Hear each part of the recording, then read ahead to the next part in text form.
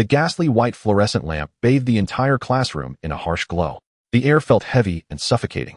In the upper right corner of the blackboard, a red countdown was scrawled, only 1 day left until the martial arts college entrance examination. Homeroom teacher Zhang Jingguo braced both hands against the lectern, veins bulging on the backs of his hands. His expression was dark, his gaze cold and razor-sharp as it swept across the students below. All 50 students sat rigid and taut back straight, even their breathing reduced to the bare minimum. "Li Ming," Zhang Jingguo suddenly called out. A boy in the front row jerked to his feet, panic flickering across his face. "Chi and blood value, 85. Your basic fist technique has only just reached the level of near mastery. You think that makes you safe?" Zhang Jingguo's voice was hard and unyielding. Li Ming's face turned ashen. He lowered his head, not daring to make a sound. "And you, Zhao Chong?" Zhang Jingguo snapped, turning to another side. "Chi and blood 92, strutting around the class like a petty tyrant every day. Once you step into the examination hall and face those elite students from the key classes whose chi and blood break past 100, you won't even be able to withstand a single punch from them." The classroom fell utterly silent, not even a whisper daring to stir. The brutal pressure of the martial arts college entrance examination weighed tangibly upon every shoulder. "There are some things I must make absolutely clear today," Zhang Jingguo declared, slapping the lectern so that chalk dust drifted down in a fine shower. "The path of martial arts hinges on talent and resources. In this class, there are a few whose aptitude is woefully poor, yet they insist on deluding themselves, dreaming of forcing their way into the martial world. If you go to the examination hall, you will only bring humiliation upon yourselves." As his words fell, all 50 heads in the class swung in unison toward the back row by the window. The motion was perfectly synchronized. A boy sat there. His posture was languid, one hand propping his cheek as he stared vacantly at the street lamp outside the window. Zhang Jingguo pointed directly at that corner without the slightest courtesy. "Lu Chen, I'm talking about you." Lu Chen turned his head, meeting the gaze of the entire class. "A full 3 years." Zhang Jingguo raised his voice. "In 3 years, your chi and blood value crawled from 0.8 to 0.9. An ordinary person who does not cultivate has a baseline chi and blood of 5 points. You can't even beat the Annie selling pancakes at the roadside stall. What are you taking to that exam?" A low murmur of discussion rippled through the classroom. Wang Ming, the athletic committee member in the front row, turned around and curled his lip. "Chi and blood at 0.9. The health monitor has to reboot just to get a reading. Once he steps into the examination hall tomorrow, someone could casually slap out a gust of palm wind and head end up with fractured bones." Class monitor Lin Shui pushed up her glasses, a faint trace of pity in her eyes. "He's pitiful too. Every night he has to go out and work odd jobs to earn his living expenses. How can he find the time to cultivate?" His chubby deskmate lowered his voice and tugged at the hem of Lu Chen's shirt. "Chinga old Zhang's like he's swallowed gunpowder today. Whatever you do, don't talk back." Lu Chen's expression remained calm. He did not refute a single word. He was a transmigrator. For 3 long years he had trained bitterly, rising earlier than the chickens and sleeping later than the dogs, yet after all his toil, his chi and blood had increased by only 0.1. Even he could not help but laugh in bitter anger at the sight of his own progress. Still, there was one advantage. No one in the entire school dared to bully him. With a chi and blood value of 0.9, a mere shove could send him sprawling on the spot, and without tens of thousands in medical fees, he would never get back up. Last month, the school tyrant from the neighboring class, Lu, who charged recklessly down the corridor and accidentally brushed against Lu Chen's shoulder. Lu Chen did not even bother to act. His thin body simply slid down along the wall to sit on the floor, face deathly pale, as he clutched his chest, gasping for breath. Lu, who 1.90 meters tall with a chi and blood value of 52 points, was so terrified his legs trembled on the spot. Lu, who bowed over and over, voice breaking into sobs as he cried, "Chinga, please don't die, I was wrong." He ended up buying Lu Chen a week's worth of cayenne blood oral solution before the matter was finally settled.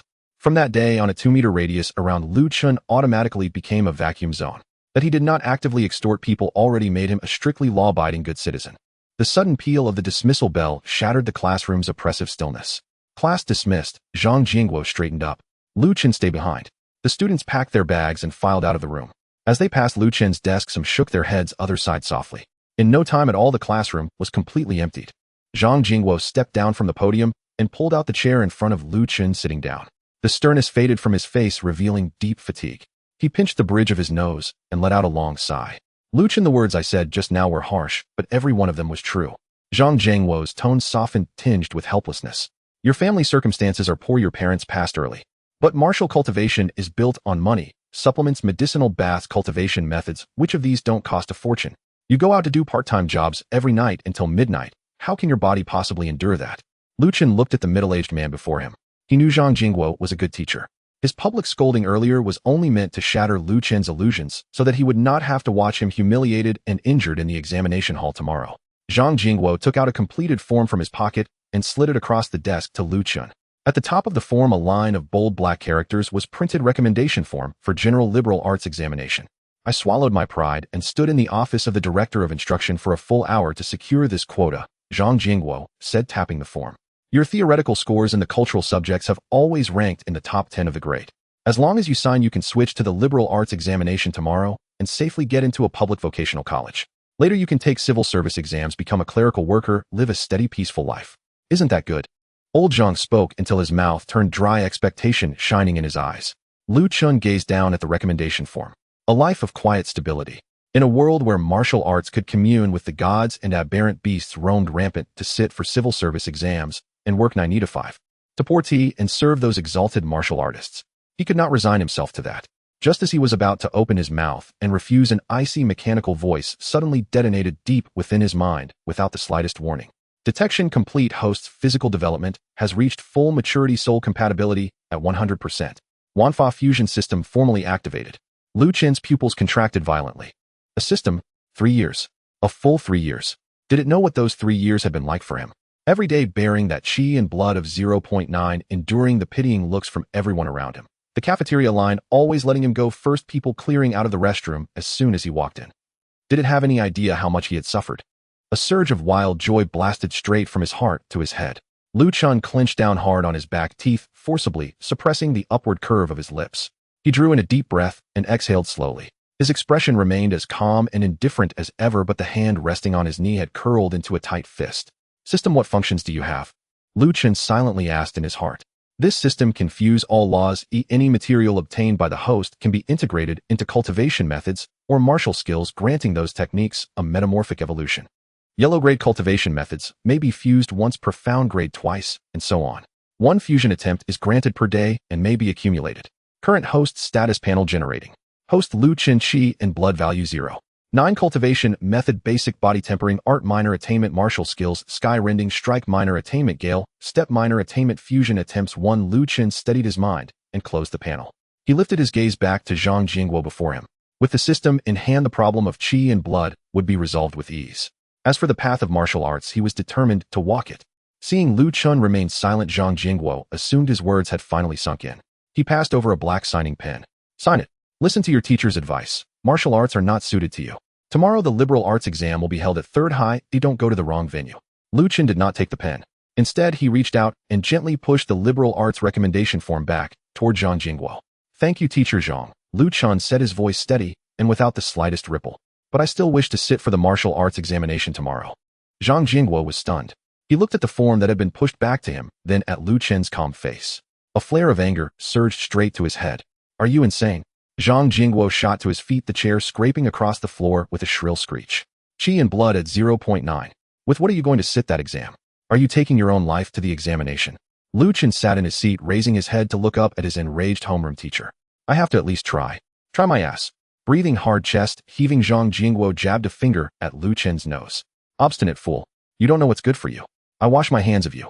Sit whatever exam you like. When you get carried out of that examination hall, don't you dare call yourself my student. Zhang Jingguo spun around and strode toward the classroom door. Bang! The classroom door slammed shut with a heavy crash. From the corridor came the sound of Zhang Jingguo's angry, weighted footsteps echoing as they receded into the distance. In the empty classroom, only Lu Chen remained. The street was sparsely populated.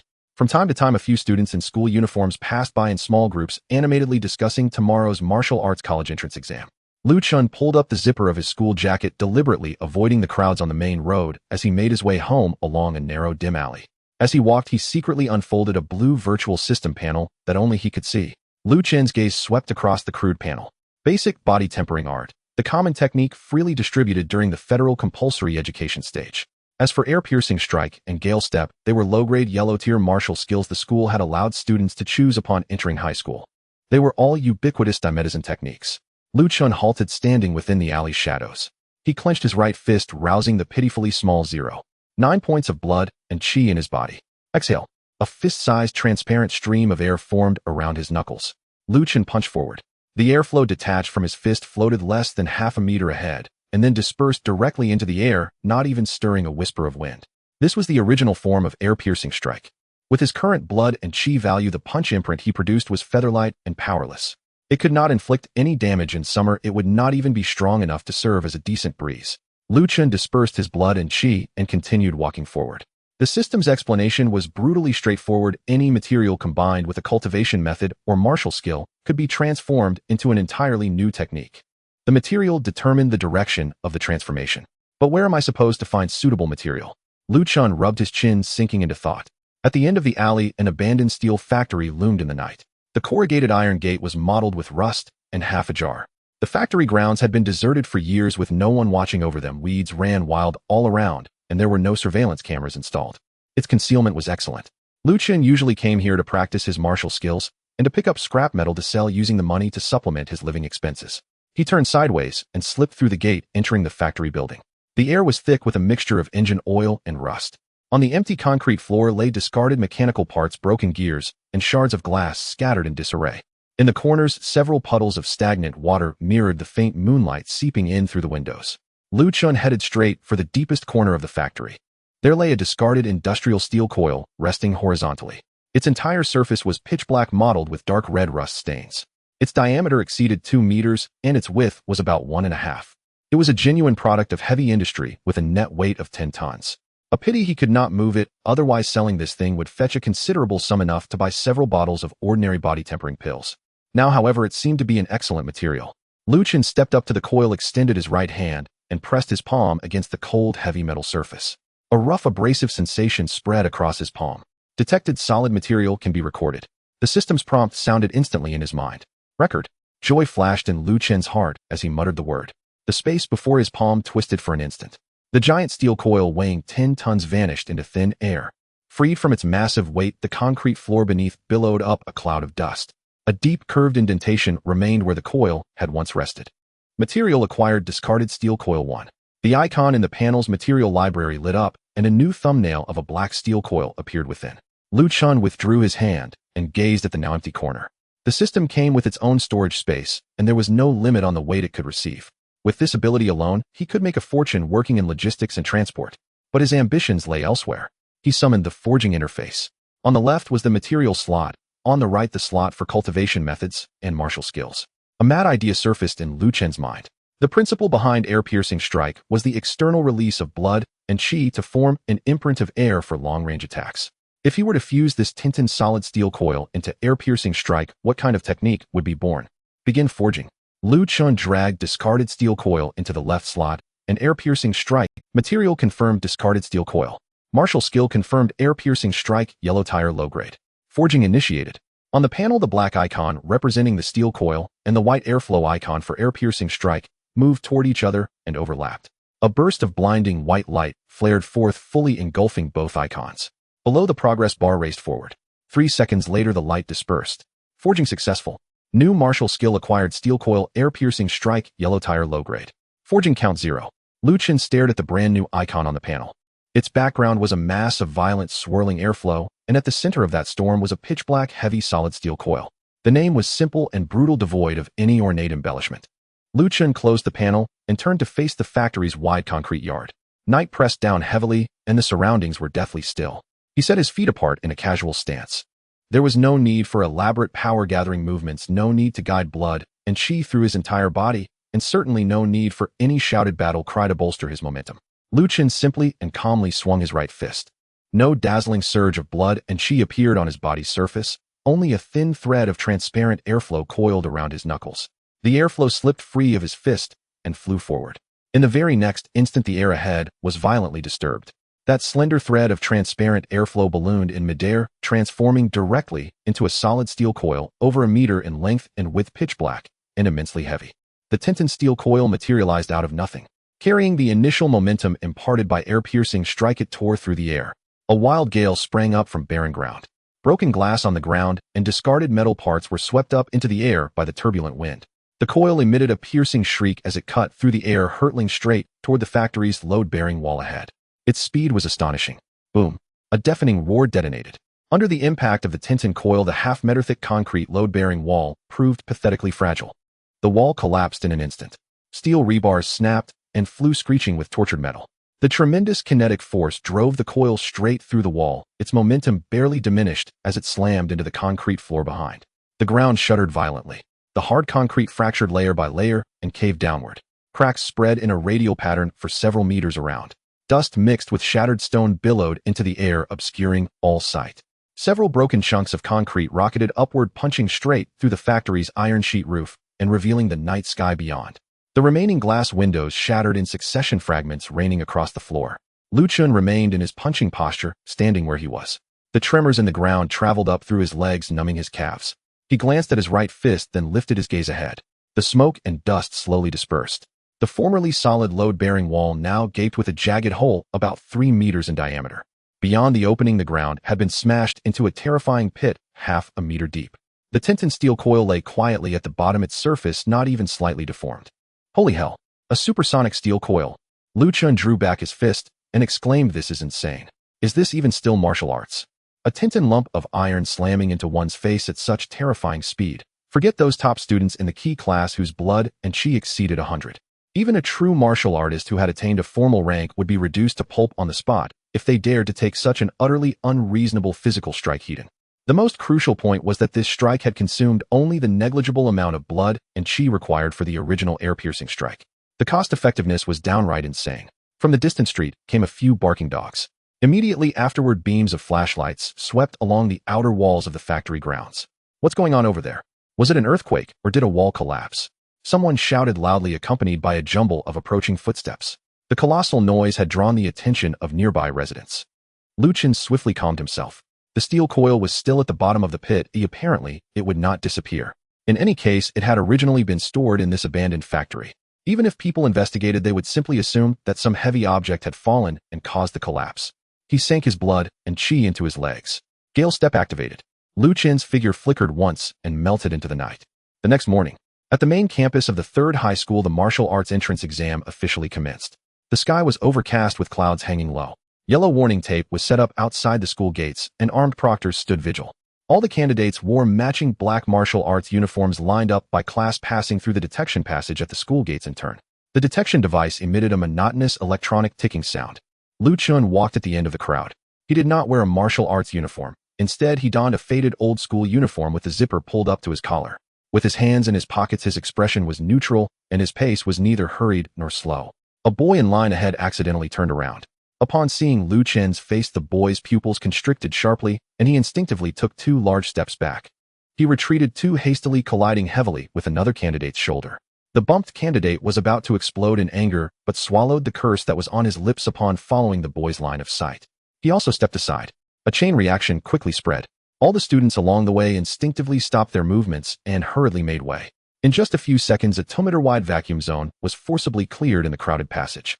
Chen walked in the middle, surrounded by vigilant and astonished gazes. Chen's reputation was known to everyone in the 3rd high school. With a blood vitality value of 0.9, he was considered a walking fragile item. No one wanted to incur tens of thousands in medical debt, or even have their exam qualifications revoked for accidentally bumping into him at such a critical moment. Low murmurs arose from the crowd. Why is he here? Is he here for the martial exam? Has he gone mad? With a blood vitality of 0.9, how dare he come? Is he not afraid of being crushed in one punch? Unfortunately, the Federation stipulates that any eligible citizen can participate in the martial exam. As long as he dares to sign the life and death waiver, he can step into the ring. Several classmates stood at the front of the line, watching Chen approach with varied expressions. Team leader Wang Meng crossed his arms, brows furrowed. This kid really dares to come. Yesterday, old Zhang was furious, yet he didn't seem to grasp a word. The chubby classmate tiptoed and craned his neck to look, his tone laced with confusion. Wait, isn't it strange? Yesterday after school, old Zhang kept him back, clearly securing a spot for him in the liberal arts entrance exam. Did he mistake the exam venue? The liberal arts exam venue is at the 2nd high school across the street. Class monitor Lin Shui turned her head, glancing at Chen's casual pace, shaking her head. On the high platform in front of the teaching building homeroom, teacher Zhang Jingguo held an electronic roll call board, swiftly scanning the crowd below. His eye sockets were deeply sunken, and his eyes were bloodshot, clearly having had a poor night's sleep. As his gaze swept over the conspicuous vacuum zone, it instantly locked onto Chen. Zhang Jingguo's expression immediately darkened. He shoved the electronic roll call board into the hands of a nearby teacher and stormed down the steps. He walked swiftly with unmistakable urgency and irritation. Move aside. Zhang Jingguo pushed through the obstructing students and directly confronted Lu Chen, blocking his path. Lu Chen stopped pulling his hands from his pockets. Teacher Zhang. Zhang Jingguo's chest heaved violently. He was no longer the gentle and patient figure he had been in the classroom. Staring intently at Lu Chen, he lowered his voice and spoke urgently. What are you doing here? Participating in the martial exam, Lu Chen replied calmly. Nonsense. Zhang Jingguo shouted in a low voice. He quickly turned his head to look around, ensuring no proctor noticed, then pulled out a folded liberal arts registration form from his pocket. The edges of the paper had become slightly wrinkled. Zhang Jingguo forcefully shoved the registration form into Lu Chen's hands, pressing down on the back of Lu Chen's hand. There are still 2 hours until the liberal arts exam starts. Take this, leave the school immediately, and take the hover bus to the second high school. It's not too late to back out now. Lu Chen glanced down at the registration form in his hands, then raised his head to look at Zhang Jingguo. A faint smile appeared at the corner of his mouth. His tone relaxed. Teacher Zhang, there's no need to worry. Zhang Jingguo's eyes widened, the veins on his forehead bulging. Lu Chen folded the registration form again, pinching it between his fingers. 3 days east of the river, 3 days west of the river. At this moment, I am no longer who I was yesterday. Zhang Jingguo was momentarily taken aback. Looking at Lu Chen's confident demeanor, he felt a surge of anger rising to his head. What nonsense are you talking about? Zhang Jingguo scolded sharply, his voice loud enough to attract the attention of several nearby classes. He pointed unceremoniously towards the martial exam waiting area. Do you think the martial exam venue is just any place? It's a true arena for combat. The weak are prey to the strong. Zhang Jingguo's spittle flew, his eyes reddening. With your blood vitality of 0.9, a single punch could turn you into a mist of blood. You won't even have the chance to concede. Lu Chen stood his ground, not rebutting. Zhang Jingguo took a deep breath, his tone carrying a hint of pleading. Lu Chen, listen to your teacher's advice. Living a plain and steady life is far better than losing your life for nothing. Your parents left early. I can't watch you jump into the fire pit. Suddenly, the loudspeaker in the square blared. There is 1 minute left until the martial exam venue is closed. All candidates, please proceed to the boundary for identity verification immediately. Zhang Jingguo's face changed drastically. He ignored the exam order and directly grabbed Lu Chen's wrist. His grip was strong, marked by calluses from years of practice, firmly holding Lu Chen's pulse point. Come with me. Zhang Jingguo pulled Lu Chen forcefully. Even if I violate regulations today, I will take you out of this school. Lu Chen did not struggle. He allowed Zhang Jingguo to drag him toward the exam boundary. Given his current physical condition, he could not forcibly break free. The two wove through the crowd. Zhang Jingguo walked briskly, breathing heavily. The exam boundary was located at the indoor gym behind the teaching building. This was the first checkpoint of the martial exam. A heavy silver-gray alloy gate stood across the center of the passage with a glaring red light shining above it. The two squeezed through the crowd just as they arrived at the boundary. Clang! A dull metallic crash sounded. The heavy alloy gate completely descended from above, fitting perfectly into the ground slot. The red light remained lit. The exam venue was officially closed. Two proctors in black combat uniforms stood expressionless on either side of the gate. They wore high-energy electromagnetic batons at their waists and displayed the insignia of the Federal Martial Arts Education Bureau on their chests. Zhang Jingguo released Lu Chen's wrist and quickly approached the proctor on the left. He rubbed his hands, forcing a smile on his face, and spoke in a lowered voice. Proctor, could you make an exception? This student registered incorrectly. He is actually a liberal arts student. He has gone to the wrong exam venue. Can you let him exit and switch to the liberal arts exam? The proctor shot a cold glance at Zhang Jingguo, his gaze bypassing him and landing on Lu Chen. The proctor raised his wrist, glancing at the time on his tactical watch. The exam time has come. The proctor's voice carried no emotion, exuding a mechanical coldness. No one is allowed to enter or exit the martial exam venue. This is a federal ironclad rule. Zhang Jingguo panicked, gripping the railing beside the alloy gate. His blood vitality is not even 1. He will die if he goes in. Proctor, you can pretend you didn't see him. I let him go. If anything happens, I will take responsibility. The proctor took a step forward, right hand resting on the grip of the electromagnetic baton at his waist. Step back, the proctor warned sharply. In the face of rules, everyone is equal. No one is allowed to interfere with the exam order. Take another step forward and you will be arrested for obstructing the martial exam. Zhang Jingguo stood frozen. His hands tightly gripped the railing, the veins on the back of his hands bulging. Looking at the cold alloy door, his eyes were filled with despair and helplessness. A hand gently rested on Zhang Jingguo's shoulder. Zhang Jingguo turned his head. Lu Chen stood behind him, raising his hand to gently pat Zhang Jingguo's hand resting on the railing. Teacher Zhang. Lu Chen's voice was steady and serious. Zhang Jingguo looked at Lu Chen, his lips moved, but no sound came out. This path is one I chose for myself. Lu Chen withdrew his hand, his gaze passing over Zhang Jingguo to the closed alloy door behind it. Trust me this once. With those words, Lu Chen turned around. He did not look back at Zhang Jingguo or acknowledge the peculiar stares from those around him proceeding directly towards the identity verification passage on the side. The machine scanned his face. Ding! Martial exam candidate Lu Chen identity verification passed. Permission granted to enter the martial exam waiting area. The side door of the passage opened and Lu Chen stepped inside. His figure was slender, yet exuded a sense of resolution and determination. The side door slowly closed behind him, completely isolating the outside noise. Zhang Jingguo stood in place. He gazed at the tightly shut side door, his shoulders slumping weakly as he let out a long sigh. His brows furrowed tightly, his mind uncontrollably conjuring images of Lu Chen being knocked down by an opponent on the arena, spitting blood and seriously injured. This child. Zhang Jingguo closed his eyes, murmuring to himself, why must he be so stubborn? The indoor sports arena has a soaring dome with bright spotlights crisscrossing over the central platform. A burly middle-aged man sits upright on the platform, clad in a dark black martial arts uniform, subtly exuding a powerful martial aura, causing the air around him to slightly distort. The chief examiner of this school-level martial arts examination is Lei Zhan. His eyes sharp as blades sweep over the densely arranged rows of examinees below. The 3,000 examinees present fall silent in an instant, their breaths slowing. Silence. Lei Zhan's voice is loud and clear, resonating throughout every corner of the arena without the need for amplification. In the martial arts entrance examination, background matters not, only strength is considered. This school-wide examination has a total score of 100 points, with the vitality test accounting for 20 points and the practical combat assessment for 80 points. At this statement, a stir arises among the rows below. Lei Zhan raises his hand to press down the noise. I know that some of you have weak vitality. However, what the Federation needs are warriors who can fight on the battlefield, not mere data specimens in a greenhouse. As long as you achieve a passing score of 60 in the practical combat tests, you will still qualify for admission to the martial arts university. Low vitality will not lead to immediate disqualification. This remark brightens the eyes of many students teetering on the edge of passing. Lu Chen stands calmly at the back of the crowd. 80 points for practical combat. This rule is simply tailor-made for him. Lei Zhan stands up, leaning his hands against the railing, his oppressive gaze surveying the entire arena. Next, I will announce the promotion rules. The top 10 examinees in this school-wide examination will advance directly to the second round of city-level martial arts assessment. The first place in the second round will earn the title of city champion, with the privilege to freely choose any top martial arts university in the Federation. Moreover, the first place will receive a 1 million martial arts scholarship allocated by the City Education Bureau, along with 3 high-grade vitality boosters and a comprehension fruit. Under such generous rewards, the breathing of all examinees becomes heavy, their eyes gleaming with fervor. Top martial arts universities, $1 million scholarships, high-grade boosters. Especially the comprehension fruit, which can enhance talent and understanding.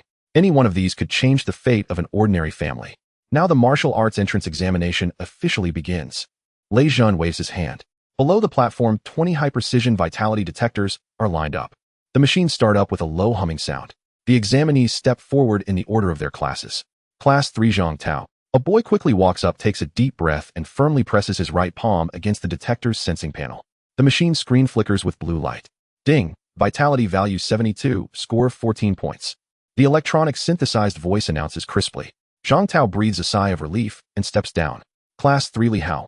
Vitality value 85, score 17 points. Class 3, Wang Meng. Vitality value 95, score 19 points. As the tests progress, most regular students maintain vitality values between 70 and 100.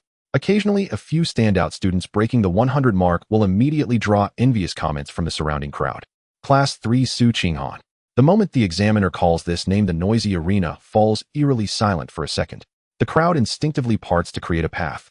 A girl steps forward, clad in a fitted black martial arts uniform that outlines her tall and graceful figure. With a high ponytail and stunning features, her demeanor radiates a chilling aura that keeps others at bay. Su Qinghan is recognized as the school beauty, a martial arts genius rarely seen in a century. She approaches the first detector, her expression calm as she raises her fair hand and gently places it on the sensing panel. Buzz! The detector suddenly bursts forth with a blinding red light, the machine vibrating under the strain. All eyes fixate on the screen. Ding! Vitality value 280. Score 20 points, full marks. The electronic announcement reverberates throughout the arena. After a brief silence, the crowd erupts into deafening gasps of astonishment. A vitality value of 280. I must be hearing things. For an ordinary senior student to break 100 is already outstanding. She actually reached 280. This vitality strength has already reached the standard of a high-level warrior, not far from becoming a martial master. It's one thing to be beautiful, but her talent is terrifying. This is a definite dimensionality reduction strike. The city champion is as good as hers, no one can compete with her. Listening to the surrounding exclamations, Su Qinghan's expression remains completely unfazed.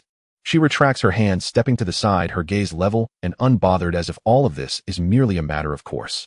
At that moment, in front of the 20th detector, the examiner calls out the next name. Class 3 Lu Chen. As soon as this name is called, all the students who were just discussing Su Qinghan turn their heads in unison. Lu Chen, dressed in an old-school uniform, walks out from the back of the crowd with his hands in his pockets. The surrounding students instinctively retreat, fearing contact with him. Does he really dare to step onto the stage? With a vitality of 0.9, the health check instrument couldn't even register him. This high-precision device might misreport. Just wait and see the joke unfold. Lu Chen ignores the gazes around him, directly walking up to the 20th detector. He extends his right hand and presses it against the sensing panel. The machine flickers with a faint white light. Ding! Vitality value 0.9. Score 0 points. The crisp electronic voice sounds particularly jarring in the empty arena. Once again, the arena falls into silence. Then laughter erupts like an explosion. Huh. It really is 0.9. Not a single point. I can't stop laughing. How does someone with a 0.9 vitality dare to take the martial arts exam? Wouldn't it be better to just stay at home? 0 points. The first student in our school's history to score 0 vitality. The mocking laughter is rampant and piercing. Standing near the first platform, Su Qinghan glances over at the sound. Her cold gaze briefly rests on Lu Chen before moving away. With a vitality of 0.9, a weakling of this level could be turned to blood mist with a single punch, unworthy of even being her opponent. On the high platform, Chief Examiner Lei Zhan furrows his brows tightly. He looks at the glaring 0.9 inch on the big screen, and his expression darkens. Nonsense. Lei Zhan turns to the deputy examiner beside him. This level of vitality is no different from that of a useless person. Did he mistakenly walk into the arts examination hall? Who let him in? The deputy examiner wipes the cold sweat from his forehead. Chief Lei, this student signed a life-and-death waiver and insisted on taking the exam. The Federation regulations state that we have no authority to refuse. Lei Zhan snorts coldly. The practical combat arena holds no mercy. Notify the medical team to keep a close watch on this student. Don't let him die in the examination hall. That would be bad luck. Facing the mockery and disdain from the entire audience, as well as the scrutiny from the high platform, Lu Chen remains unfazed. He calmly withdraws his hand from the sensing panel. He had long anticipated a score of 0 vitality, especially since he never expected to earn points in this aspect. What if he scores 0? As long as he passes the practical combat test, he can still enter the martial arts university. Lu Chen reinserts his hands into his pockets and walks steadily off the testing platform. His gaze is calm, showing no sign of disturbance, as if the surrounding mockery and laughter were merely the buzzing of a few flies. Chen Gu. His chubby desk mate squeezes through the crowd, anxiously grabbing the hem of Lu Chen's clothes. Are you really going to fight in practical combat? What if you encounter someone who fights to kill? You won't even have time to surrender. The physical committee member Wang Meng also approaches, crossing his arms with a cold smirk. Lu Chen, it's still not too late to give up now. Showing off requires an appropriate occasion, but no one will go easy on you in the arena. Lu Chen glances at them. Mind your own business. His tone is flat, devoid of anger or rebuttal. After speaking, Lu Chen directly bypasses them, heading toward the practical combat testing area on the other side of the arena. The practical combat area is divided into 10 standard arenas. The ground is laid with high-strength alloy steel plates, surrounded by an energy protective shield. Lu Chen stands in front of the electronic screen in the waiting area. The screen displays the first round of practical matchups, scrolling by. The vitality tests have all concluded, and the system will randomly draw lots for matches regardless of vitality value.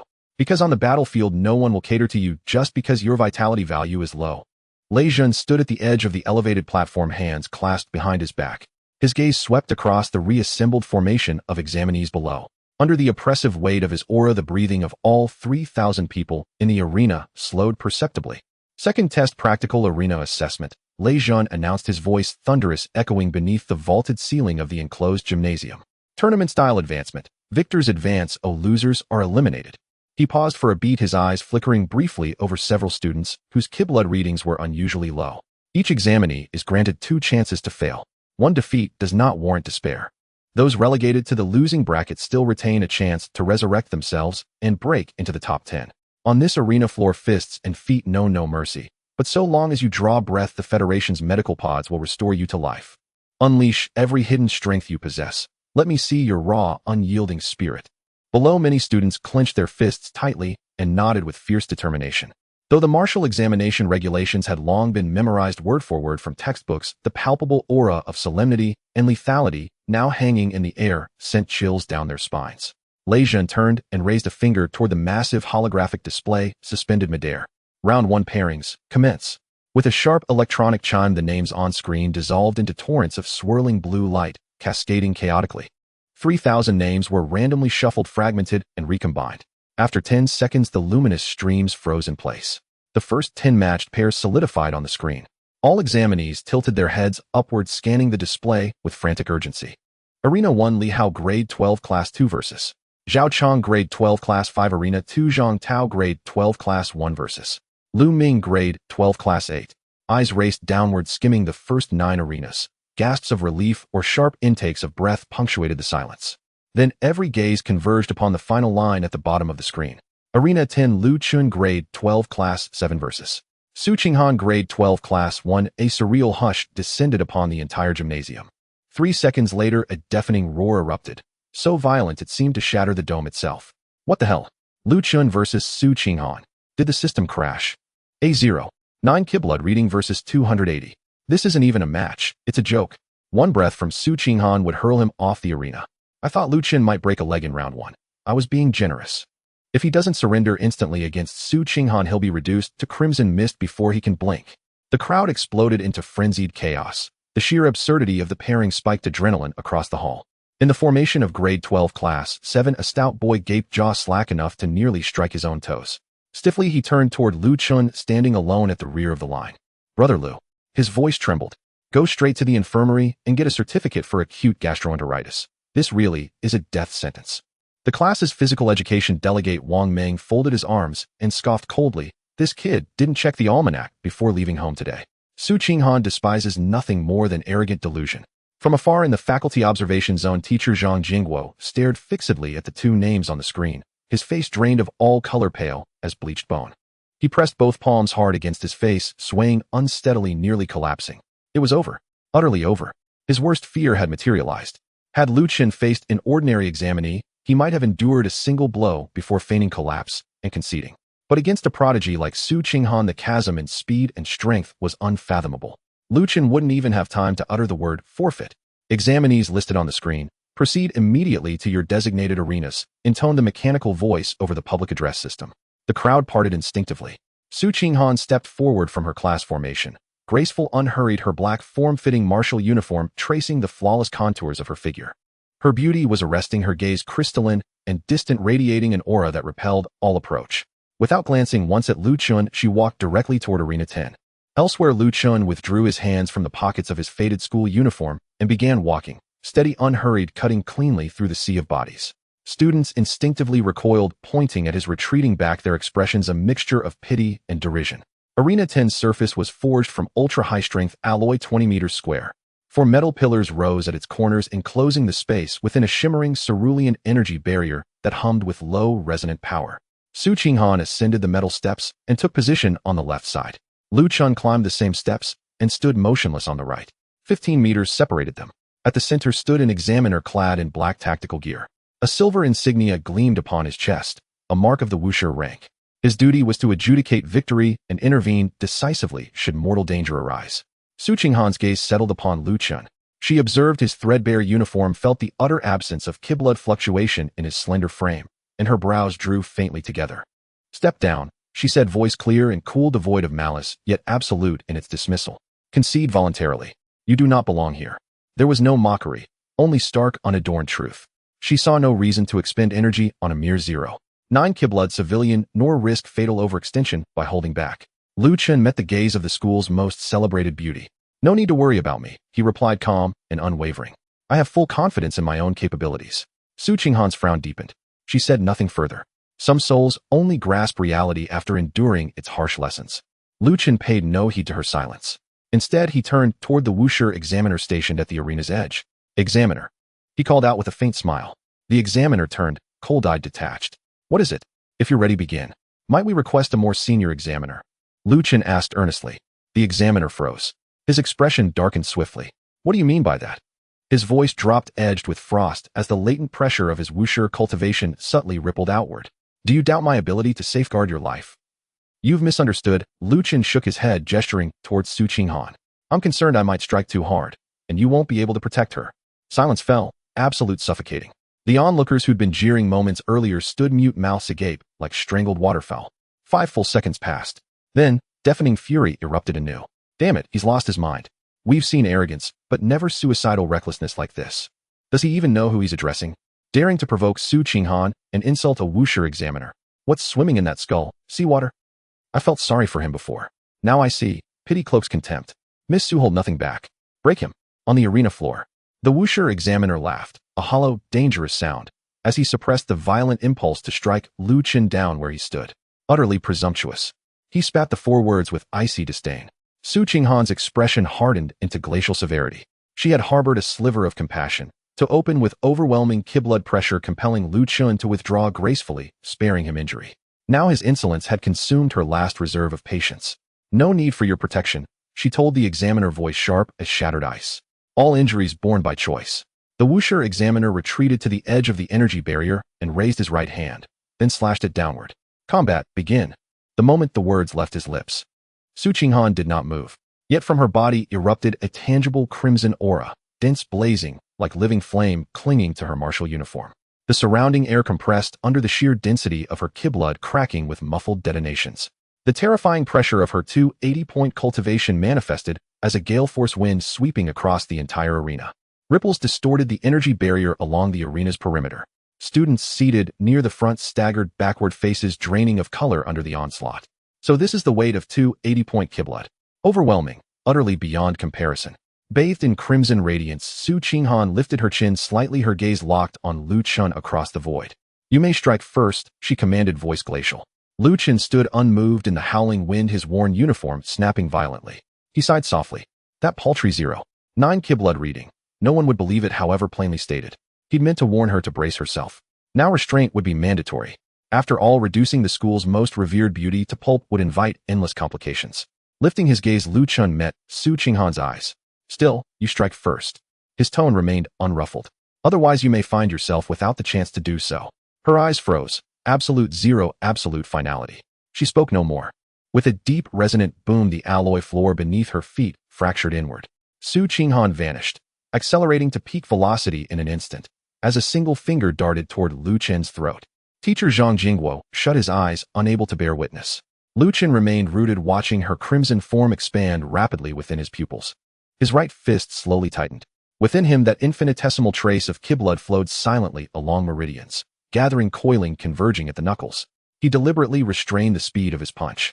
His right arm rose slowly and relaxed with no tension in his muscles. This punch appeared weak and feeble, as if a gust of wind could topple him. A burst of laughter erupted from the audience. The fat man covered his eyes in pain, unable to bear the sight of the impending disaster. Wang Ming, the physical committee member, crossed his arms and sneered repeatedly. The crowd believed that Lu Chen was frightened to the point of immobility, causing his movements to become stiff and sluggish.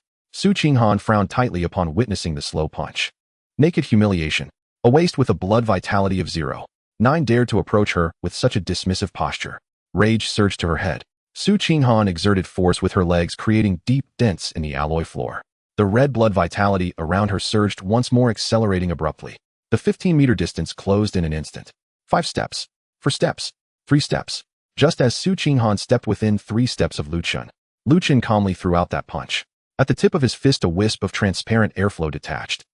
That wisp of airflow instantly transformed in midair into a solid industrial steel roll, over 1 meter wide and black as night, covered in dark red rust spots, forcefully intruding into Su Qinghan's view. The tinted steel roll carried the initial kinetic energy of breaking through the air, a powerful gust striking her face. Su Qinghan was almost face-to-face with the steel roll. The strong smell of machine oil and rust assaulted her nostrils.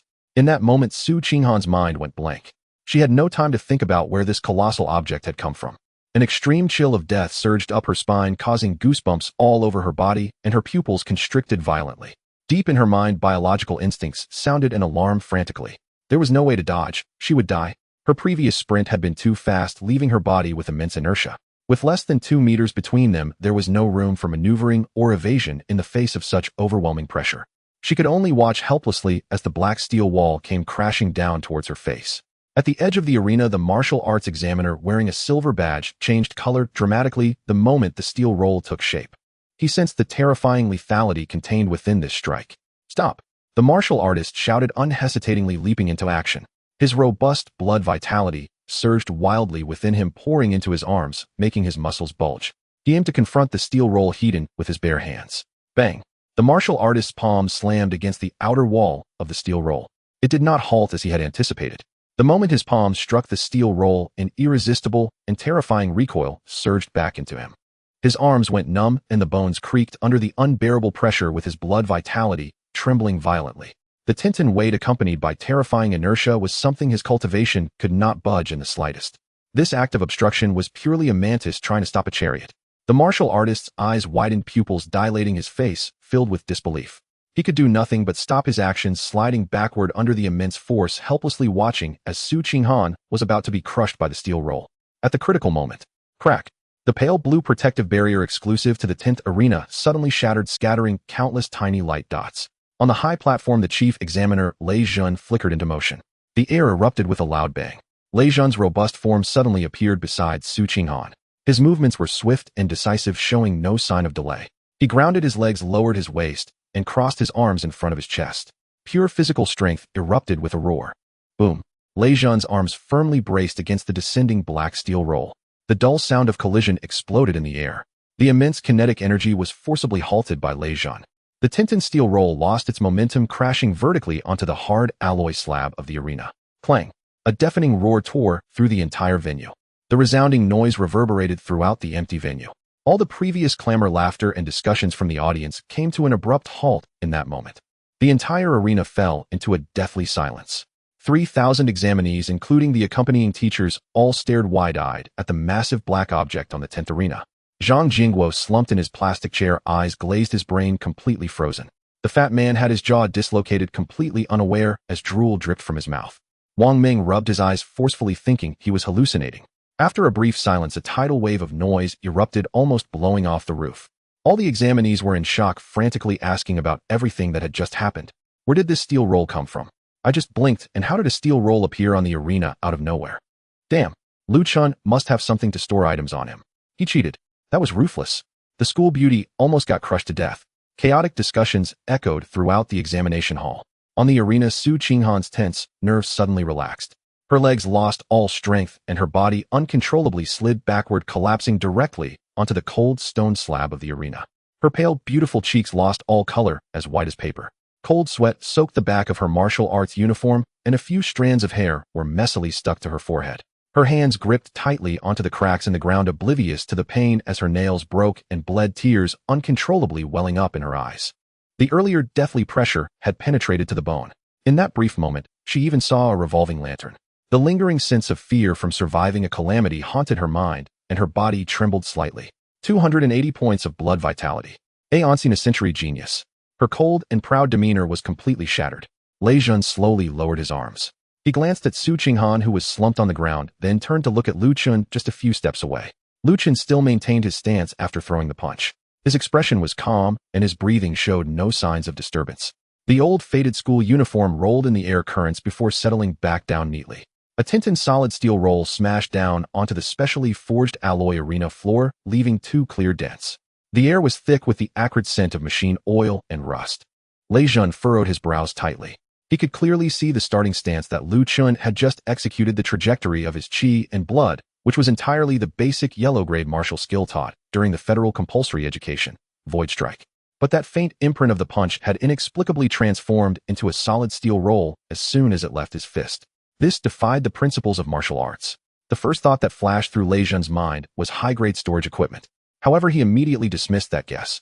As the examination venue for the unified entrance test, the detection device at the entrance was military-grade, extremely precise.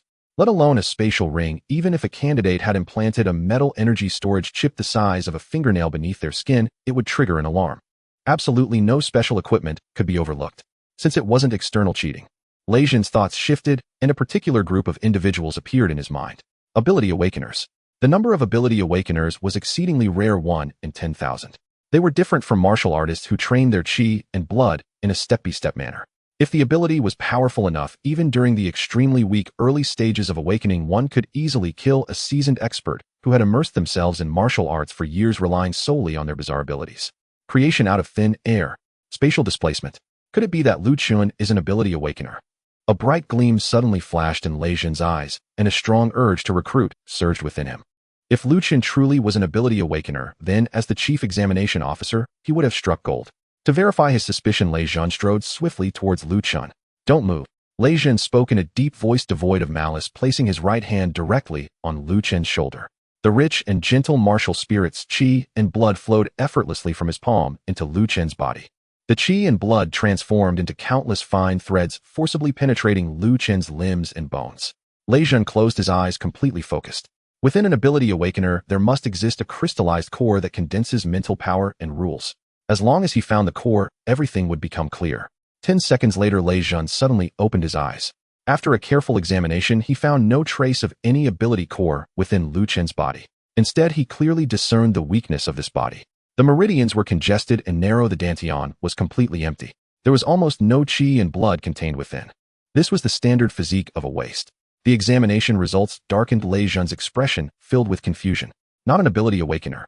Lei Zhen withdrew his hand, his gaze locked onto Lu Chun, the pressure of a martial spirit expert subtly emanating. "You're not an ability awakener?" Lei Zhen questioned directly in a serious tone. Lu Chun showed a look of confusion. "Ability awakener. Then where did this steel roll come from?" All eyes in the arena suddenly converged on Lu Chun. Lu Chun maintained a calm expression and slowly articulated the excuse he had long prepared. "A few nights ago while training, I seemed to fall into a state of epiphany. Coincidentally, there was a discarded steel roll beside me. I comprehended the structure of the roll and attempted to integrate it into my martial skill and unexpectedly succeeded." Lu Chun paused, speaking earnestly. "I named it Steel Roll Void Strike." Silence. The vast gymnasium was so quiet that one could hear a pin drop. After hearing this, Lei Zhen's brows instantly knotted into a deadlock and the corners of his eyes twitched uncontrollably. What the hell is this kid saying? Epiphany. Integrating a discarded steel roll into a martial skill.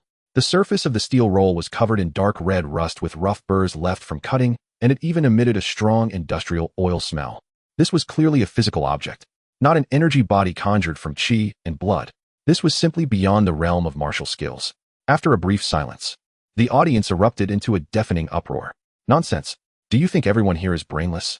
Wang Ming from the student council stood at the front of the crowd, pointing at the stage and cursing. "Why should such a cheater be allowed to remain in the competition?" More voices of doubt continuously emerged, converging into a surging tide of sound. "Cheaters should not be allowed to stay in the martial examination stage. I said, how could a waste with 0.9 qi and blood dare challenge Su Qinghan? It turns out he wanted to win through cheating. Is the examination venue's detection completely ineffective? Why should such a cheater be allowed to remain in the competition?" More voices of doubt continuously emerged, converging into a surging tide of sound. "Cheaters should not be allowed to stay in the martial examination. The examiners should directly disqualify Lu Chun, hand him over to the federal enforcement team." Most people in the crowd were convinced that Lu Chun had undoubtedly relied on some external object and was not exhibiting his true strength. In the area for the supervising teachers, Zhang Jingguo slumped in his chair, covering his face with his hands.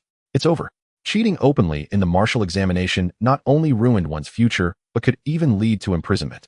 On the other side of the arena, Su Qinghan, supported by several medical personnel, barely managed to stand. Her legs still trembled uncontrollably. Her nails had broken from clutching the ground tightly earlier, with blood dripping from her fingertips, but she was completely oblivious. Listening to the condemnation from below, Su Qinghan stared intensely at Lu Chun. She was actually frightened to the point of collapsing to the ground by a waist relying on cheating devices. Just now she had even seen a revolving lantern in front of her. That sense of terror close to death had all transformed into extreme humiliation and rage at this moment. Faced with a storm of accusations, Lu Chun showed a look of helplessness. He spread his hands, his expression open and straightforward, stating, "I did not cheat. I have no storage devices on me. This is my martial skill," he repeatedly emphasized. But in the face of the enraged crowd, his hollow explanation could not quell the surging public opinion below. "Search him," someone shouted. Lei Zhen stood in place, ignoring the uproar from the audience. He slightly raised his brow, calmly reflecting. During his earlier probing, his qi and blood not only traversed Lu Chen's meridians, but also scanned Lu Chen's body surface and clothing thoroughly. The skin meridians and every pocket of that old-school uniform were all scrutinized without omission. He could be 100% certain that Lu Chen absolutely had no storage devices on him. There were no hardware conditions for cheating, but the steel roll indeed existed. Lei Jin took a deep breath. He raised his right hand palm facing down and pressed down heavily. Silence.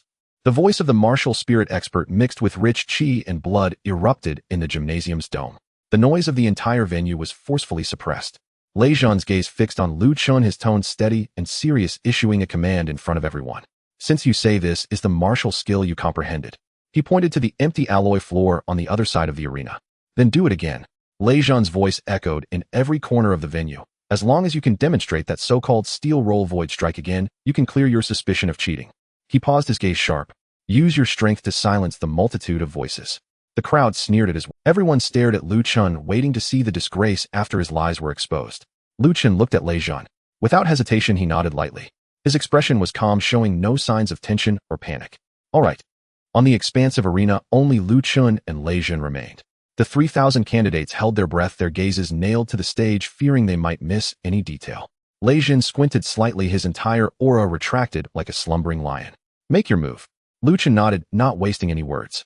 He was not planning to hold back. Even if Lei Jin was at the martial spirit realm, he might not be able to harm him without restraint. Blood surged as he threw a punch. At first, there was only a faint imprint from the punch. In the next moment, that imprint seemed to tear through space, a sudden burst of black metallic sheen erupting. A heavy pitch-black solid industrial steel roll covered in dark red rust spots materialized out of thin air. It came with a piercing howl, carrying an immense force straight toward Lei Jin's face. Damn it. This kid wasn't even using his full strength before. Lei Jin's pupils contracted sharply. This strike's speed and weight were more than double that of the previous one aimed at Su Qinghan. He rapidly calculated in his mind. A Tintin steel roll combined with this terrifying acceleration had a striking force of at least over 200 tons. The moment an ordinary warrior touched it, their bones would shatter like fragile paper. Lei Jin dared not be careless. With a fierce shout, a surge of overwhelming blood energy erupted from his body. The red blood energy coiled around his right arm like flames. Mountain cracking heavy fist. Lei Jin smashed his fist forward, brutally colliding with the incoming steel roll. Bang! The moment the two immense forces collided, the air around the arena seemed to explode. A violent gust swept through the entire area, the alloy railings at the edge of the arena groaning under the strain. Dust flew, and the deafening explosion penetrated everyone's eardrums. Under Lei Jin's feet, the specially crafted alloy ground was actually pressed down, leaving 2 deep footprints. He retreated 2 steps before barely stabilizing his stance. After retracting his fist, Lei Jin's right arm trembled slightly, the palm of his hand numb, a lingering shockwave, causing his internal blood energy to churn. He slowly lifted his head, a complex look in his eyes as he stared at Lu Chen. Blood energy at 0.9. Yet he could wield such a monstrous thing. What the hell is this kid capable of? Lu Chen looked at Lei Jin, seemingly unsatisfied. Do you want to go again? Lei Jin's mouth twitched. That's enough. He had completely confirmed. This was not a storage tool. Lei Jin took a deep breath and turned to face the entire crowd. His gaze was sharp as a blade, sweeping over the students below who were still whispering among themselves. Silence. The pressure of a martial spirit realm expert fell like a mountain. The entire arena fell instantly silent. Lei Jin's voice boomed, covering the whole gymnasium. You all saw that last strike. In my capacity as the chief examiner of the school-level martial arts entrance examination, I declare that Lu Chen did not cheat. The audience erupted in an uproar. No cheating. How is that possible? That steel roll appeared out of nowhere. That's not scientific. Unless he's an ability user. Bullshit, didn't examiner Lei check earlier? He has no ability core in him. While the crowd's doubts were suppressed, they had not vanished. Resentment, jealousy, and confusion fermented among them. Many could not accept that someone they had previously regarded as a walking fragile item suddenly displayed such power. In a corner of the crowd, the physical education committee member Wang Meng crossed his arms, his face dark. No cheating. Wang Meng sneered, his tone filled with dissatisfaction. I see it as someone with a strong background, and examiner Lei doesn't want to offend anyone. If it were a real fight, he wouldn't even be able to block a finger from me. A chubby guy nearby scoffed, muttering, 3 years as classmates, I didn't expect Lu Gu to be the one hiding the deepest. With such a background, how come I never noticed it before? Accidental intrusion into a powerful family. In the teacher's observation zone, Zhang Jingguo stared intently at the young man on the stage. He was stiff all over, cold sweat dripping down his forehead. This kid. Zhang Jingguo let out a long sigh, feeling as if all his strength had been drained, slumping back into his chair. His expression was complex and hard to describe, filled with bittersweet irony. If he has such a background, why didn't he say so earlier? What was I so worried about? On the stage, Lei Jin looked at the ignorant discussions below, his brows furrowing. He snorted coldly, his voice carrying a hint of chill. What are you questioning the sensing ability of the martial spirit realm? Lei Jin's gaze swept over the most boisterous areas, his eyes sharp as an eagle's. The martial arts college entrance examination is absolutely fair. There are no violations or loopholes. Lu Chen's ability to comprehend such martial arts skills is his own merit. If you are unwilling to accept it, you can challenge him in the upcoming arena matches. Lei Jun paused, his tone turning icy. Of course, the prerequisite is that you have the life to withstand this strike. As soon as these words were spoken, the previously boisterous students were suddenly silenced, their faces pale, lowering their heads in fear. Challenge Lu Chen. What a joke. The power of the sonic steel roll had forced even a martial spirit realm expert like Lei Jun to retreat 2 steps. If they went up, wouldn't it be suicidal? The entire arena was utterly quiet. No one dared to speak carelessly anymore. Su Qinghan stood at the edge of the arena, watching Lu Chen's back, her expression complex.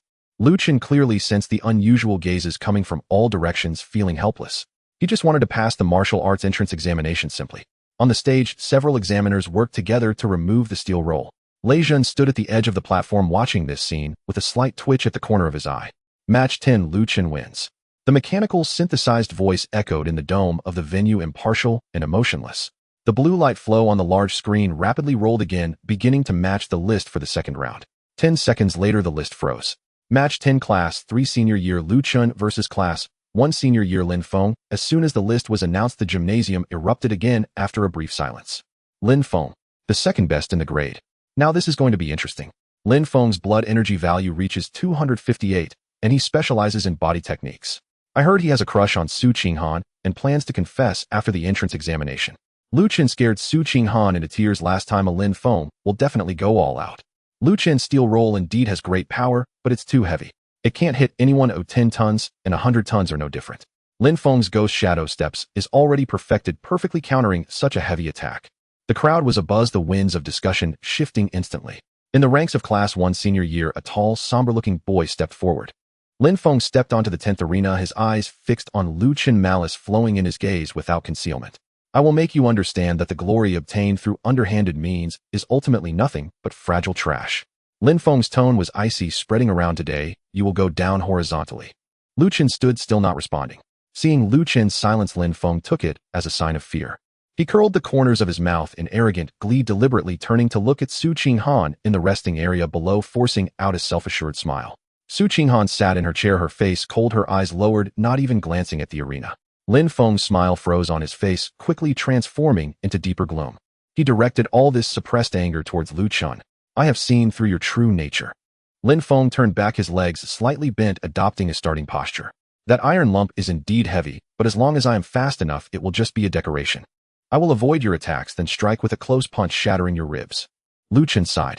Classic sycophant lines, standard villain dialogue mixed with a self-satisfied tactical analysis. Fight or not? Lu Chen pulled his hand out of his pocket. I'm in a hurry. Lin Feng's face turned ashen, veins bulging on his forehead. Looking for death. The mechanical, synthesized voice sounded, the battle begins. At that moment, the alloy ground beneath Lin Feng's feet trembled violently. Within him, 258 points of vitality erupted without reservation, all channeled into the meridians of his legs. Advanced yellow tier footwork, ghost shadow step. Lin Feng's figure instantly blurred, leaving a remnant image at the original spot. His body, utilizing the reaction force, approached Lu Chen at high speed in an extremely irregular zigzag pattern.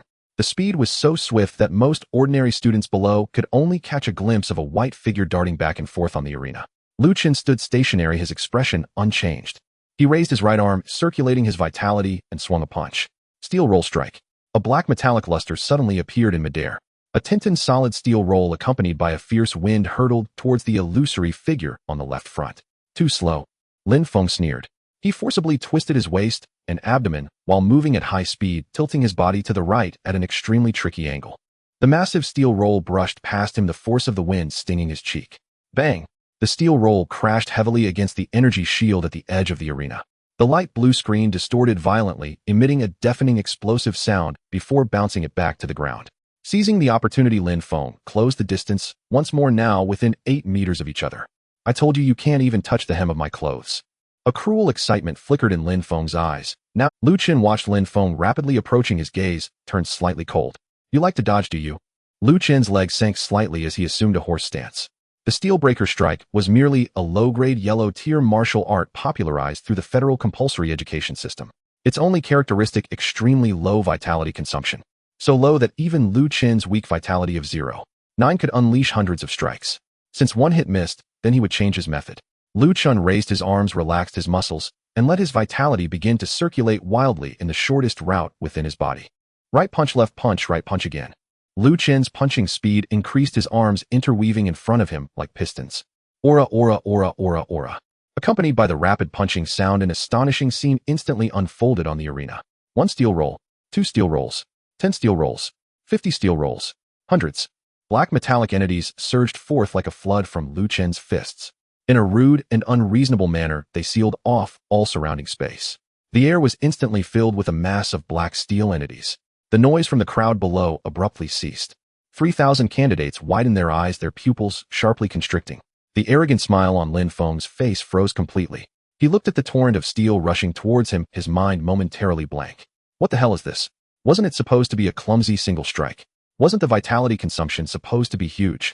Which martial art can unleash dozens of tinted solid objects in a second? Lin Feng had no time to think. The first wave of steel rolls was already crashing towards his face. He unleashed his potential, pushing the ghost shadow step to its limits. His body twisted dangerously in midair, narrowly avoiding 2 steel rolls coming straight at him. But it was useless. Lu Chen's punches showed no signs of stopping. More steel rolls followed closely. Boom, boom, boom, boom. The heavy steel rolls continuously crashed onto the alloy ground, striking against the protective screens around. The entire 10th arena trembled violently, the ground being pounded into numerous deep pits. The light blue protective shield flickered wildly, teetering on the brink of collapse. The piercing sound of metal collisions echoed incessantly, making the crowd below wince in pain. Lin Feng was fleeing frantically in the jungle of steel. From an initial 20 meters, it was compressed to 10 meters, then to 5 meters. The immense psychological pressure and physical exhaustion made Lin Feng. From an initial 20 meters, it was compressed to 10 meters, then to 5 meters. The immense psychological pressure and physical exhaustion made Lin Feng's breathing heavy, his face pale. He understood that if this continued, he would be crushed to death in this pile of scrap iron. I'll risk it. Lin Feng's eyes split open in rage as he roared. He stepped onto a steel roll that had just landed, leveraging it to leap into the air, aiming for the brief opening during Lu Chen's punches, and charged straight in. A close-range kill.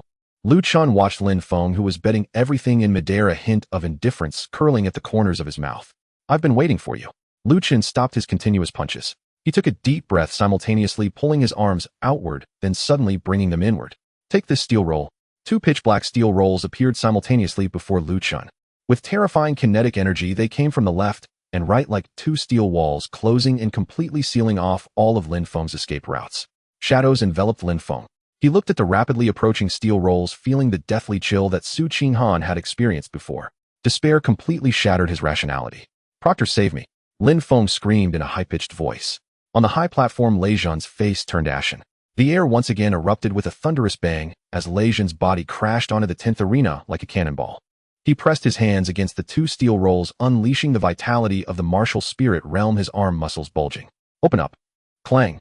The 2 steel rolls lost resistance, crashing into each other with a deafening noise. Sparks flew. The arena fell utterly silent. Lei Zhan stood in place, his chest slightly heaving. He slowly turned his head, surveying the surroundings.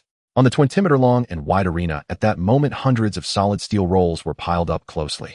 The originally smooth alloy ground was now unrecognizable, and all the energy generators of the protective shield had overloaded and burned out. The entire arena had turned into a massive scrapyard. The crowd below was dead silent. Everyone stared numbly at the scene. Lei Zhan took a deep breath, suppressing the urge to curse. He looked at Lu Chen, who was standing on the only remaining small patch of bare ground, his eyes twitching wildly. You? Lei Zhan pointed at the pile of iron clumps on the ground, his voice strained. Can you take these steel rolls back? Lu Chen looked around and shook his head. I can't take them back. These steel rolls couldn't be counted as materials to be reclaimed. He had already tried it. Lei Zhan felt blood vessels throbbing on his forehead. Can't take them back. 100 tinted steel rolls in one battle. How would the next arena match even take place? Lu Chen looked at Lei Zhan's ugly expression and tentatively spoke up. Proctor, this matter can actually be resolved. How? Lei Zhan glared at him. I know a scrapyard owner. Lu Chen pointed at the steel rolls on the ground, earnestly proposing, so much solid scrap steel can sell for quite a bit. I can contact him to come and pick it up right away. While cleaning the site, we can also generate revenue. 1% of the profit for you. What do you think? Lei Zhan was taken aback. The 3,000 candidates below were also taken aback. To openly discuss selling scrap for profit with the chief proctor on the sacred and solemn martial arts examination arena. Lei Zhan's face changed from blue to red, then from red to black. The pressure of the martial spirit realm uncontrollably spilled out. Get lost, he roared, shaking the bright lights in the venue. Seeing this, Lu Chen shrugged helplessly and turned to walk off the arena.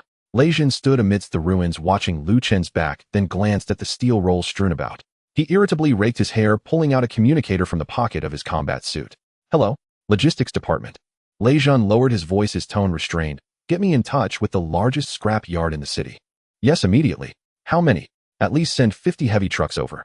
After this battle, all the candidates thoroughly recognized the terror of Lu Chen. The pile of jet black steel rolls became the Damocles sword hanging over everyone's heads. In the subsequent arena matches, the atmosphere took a drastic turn. The giant electronic screen flickered with blue light. First arena, Senior Class 7's Lu Chen vs Senior Class 2's Zhang Yuan. The list appeared instantly. Zhang Yuan stood at the foot of the stage, raising his right hand directly. Examiner, I surrender. Zhang Yuan's voice was loud and his action extremely standard. Lei Jin stood on the high platform, nodding expressionlessly. First arena, Senior Class 7's Lu Chen vs Senior Class 6's Chen Hao held his stomach, laying down on the ground. Examiner, I have acute gastroenteritis. I request to withdraw from the competition. First arena, Senior Class 7's Lu Chen vs Senior Class 9's Zhao Si didn't even step onto the arena steps, turning around and running towards the medical area. I have a leg cramp. Abstain. A continuous series of more than 10 rounds. As long as Lu Chen's name appeared on the big screen, his opponents definitely couldn't last 3 seconds. No one wanted to experience the physical transcendence of 10 tons of solid steel rolls. After all, if they couldn't win, they might end up crushed into two-dimensional beings, and even the Federal Medical Cabin couldn't save them. The morning passed by in an instant, and the martial arts examination at the 3rd Middle School came to a successful conclusion. At the same time, outside the gates of the 3rd Middle School, the giant electronic holographic projection screen in the square suddenly flickered. The final ranking list poured down like a waterfall, clearly displayed before everyone's eyes. Countless parents, passers-by, and various media reporters who stopped to watch all looked up. When everyone's gaze fell upon the top 2 lines of data on the list, the entire square instantly fell into a dead silence. Everyone froze, showing expressions of astonishment. First place, Lu Chen. Vitality test 0 points. Combat performance 80 points, full score. Total score 80 points. Second place, Su Qinghan. Vitality test 20 points, full score. Combat performance 60 points. Total score 80 points. After a brief moment of silence, the square erupted in chaos, the uproar rising to the heavens. What the hell? Is the system malfunctioning? Who is this Lu Chen? Is there such a character in the 3rd Middle School? A vitality test score of 0. This is even worse than an ordinary person. A vitality score of 0, yet a full score in combat performance. How is that possible? Did he bribe the examiner? Su Qinghan actually ranked 2nd. She is a Kwasa warrior with 280 points of vitality. Investigate. It must be thoroughly investigated. This is absolutely the biggest scandal of this year's college entrance examination. The noisy discussions and doubts rose one after another. The reporters, like sharks smelling blood, frantically pressed the shutters of their devices. In the city center, at the private residence of the Su family, in the spacious and luxurious study, sandalwood wafted through the air. Su Tianhong, the head of the Su family, sat on a rosewood chair, his gaze fixed on the holographic projection screen on the wall. The projection displayed a real-time broadcast from the large screen outside the 3rd Middle School. Click.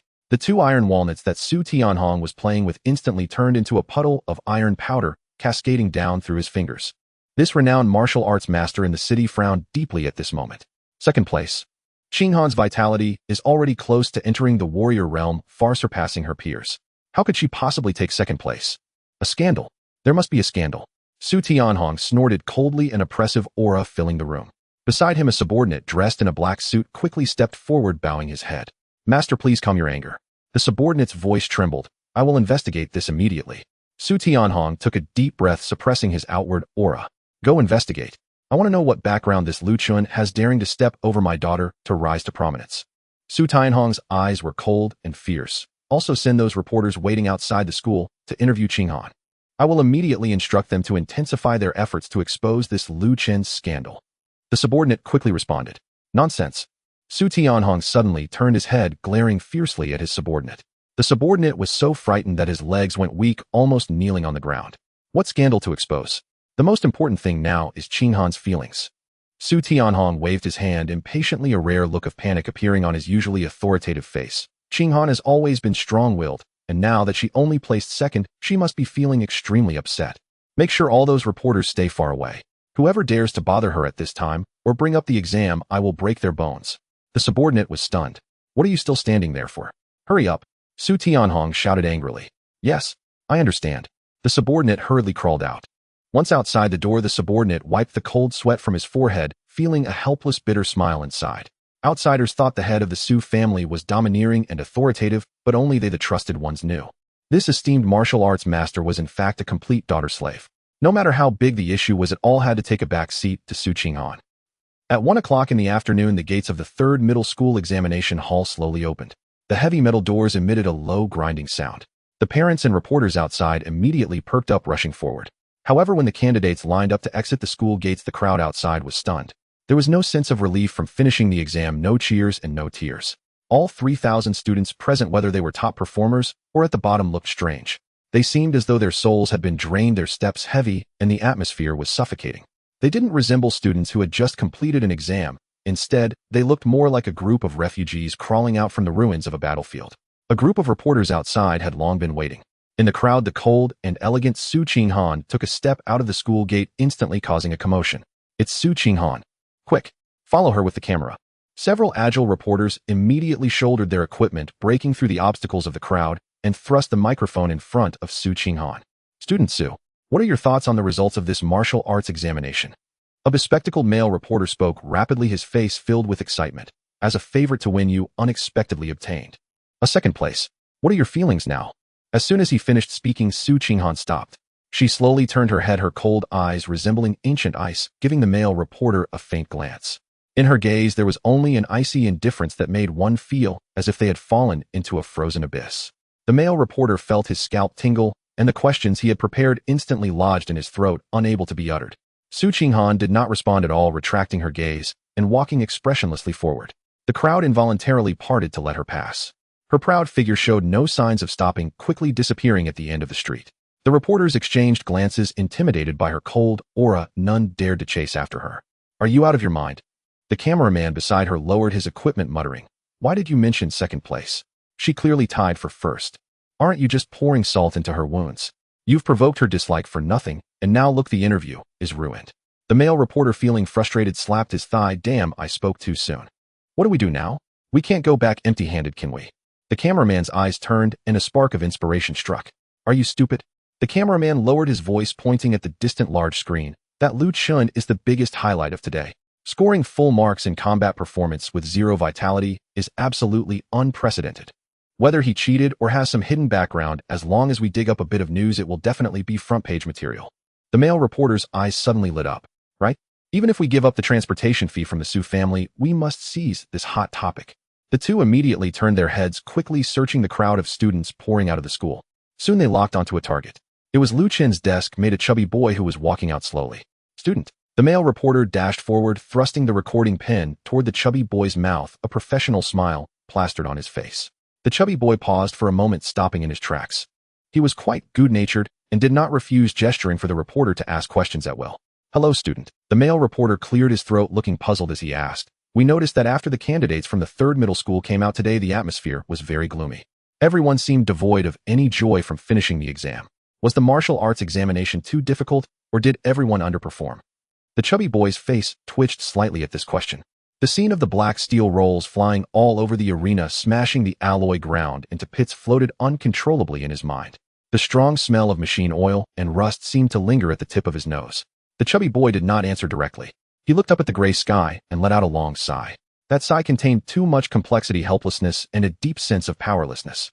The chubby boy withdrew his gaze, looking at the eagerly awaiting reporter, and uttered a phrase in a melancholic tone. "Alas, we mistakenly stumbled into the heavenly family." The male reporter and the cameraman exchanged glances. Did they mistakenly intrude upon the heavenly family? Individually, they recognized the 4 characters, but together they exuded an eerie sensation that sent chills down their spines. "Classmate, what do you mean by that?" The male reporter quickly pressed on. "Also, do you know where Lu Chen, who ranked 1st in the 3rd middle school's practical exam, is?" The stout fellow offered no further explanation, merely raising his thick short finger to point towards the wide street outside the school gate. "They're the one on the truck." The reporter followed the direction and looked. At the end of the street, a low rumbling engine sound approached from afar. Dozens of heavy trucks formed a long line, slowly leaving the gate of the 3rd middle school. The trucks were hefty and massive, their tires crushing against the asphalt, producing a dull thudding sound that commanded attention. The window of the passenger seat of the lead truck was lowered halfway. Lu Chen lounged lazily in his seat, holding an old smartphone. The screen's glow illuminated his face, revealing a relaxed expression and a smile that betrayed his suppressed excitement. At this moment, Lu Chen's heart was in turmoil. Just half an hour ago, he had specifically stopped the boss to inquire about the recycling price for solid industrial steel rolls. The boss looked at the steel rolls scattered across the ground and provided the current market price. A tin steel roll was worth around 10,000 federal dollars. Lu Chen's breath caught for a moment. Previously, he toiled early and late at a repair shop, working himself to exhaustion for a month, earning less than 2,000. Now with a mere punch, he could earn 10,000. Originally, there were only over 100 steel rolls on the platform, and a heavy truck could carry 4 rolls, barely filling 50 trucks. With the simple philosophy of since I'm here, I might as well, Lu Chen in front of the scrapyard boss and Lei Jun took a firm stance again on the open ground. As his chi surged, his arms moved like pistons. Under the dazed gaze of the boss and the twitching eye of Lei Jun, Lu Chen successfully produced dozens of steel rolls, filling the 50 trucks to the brim. At this moment, Lu Chen looked down at his phone's text message. Your account ending in 7788 has received a deposit of 200 yuan. Current balance 2000105. 5 yuan. 2 million. Lu Chen counted the zeros repeatedly, his mouth stretching into a grin that nearly reached his ears. The thrill of sudden wealth washed over him, eliminating the fatigue from days of training. With the hefty sum in hand, Lu Chen didn't rush home. Instead, he turned and entered a well-decorated high-end martial artist supermarket by the street. 10 minutes later, he emerged carrying 2 large plastic bags. The bags contained a dozen premium Huazi cigarettes. In the Federation, these specially provided cigarettes contained mild, keen-enhancing tobacco. For martial artists, smoking them was not only harmless, but could also slowly nourish their chi and refine their meridians, hence their high market price. Costing over 100,000 federal dollars, Lu Chen didn't even blink when he swiped his card. Martial arts aren't just about fighting, they involve human relationships and social interactions. Carrying the bags, Lu Chen turned toward the group of teachers still maintaining order at the school gate. He pulled out 5 packs of Huazi and stuffed them into the arms of the head teacher Zhang Jingguo.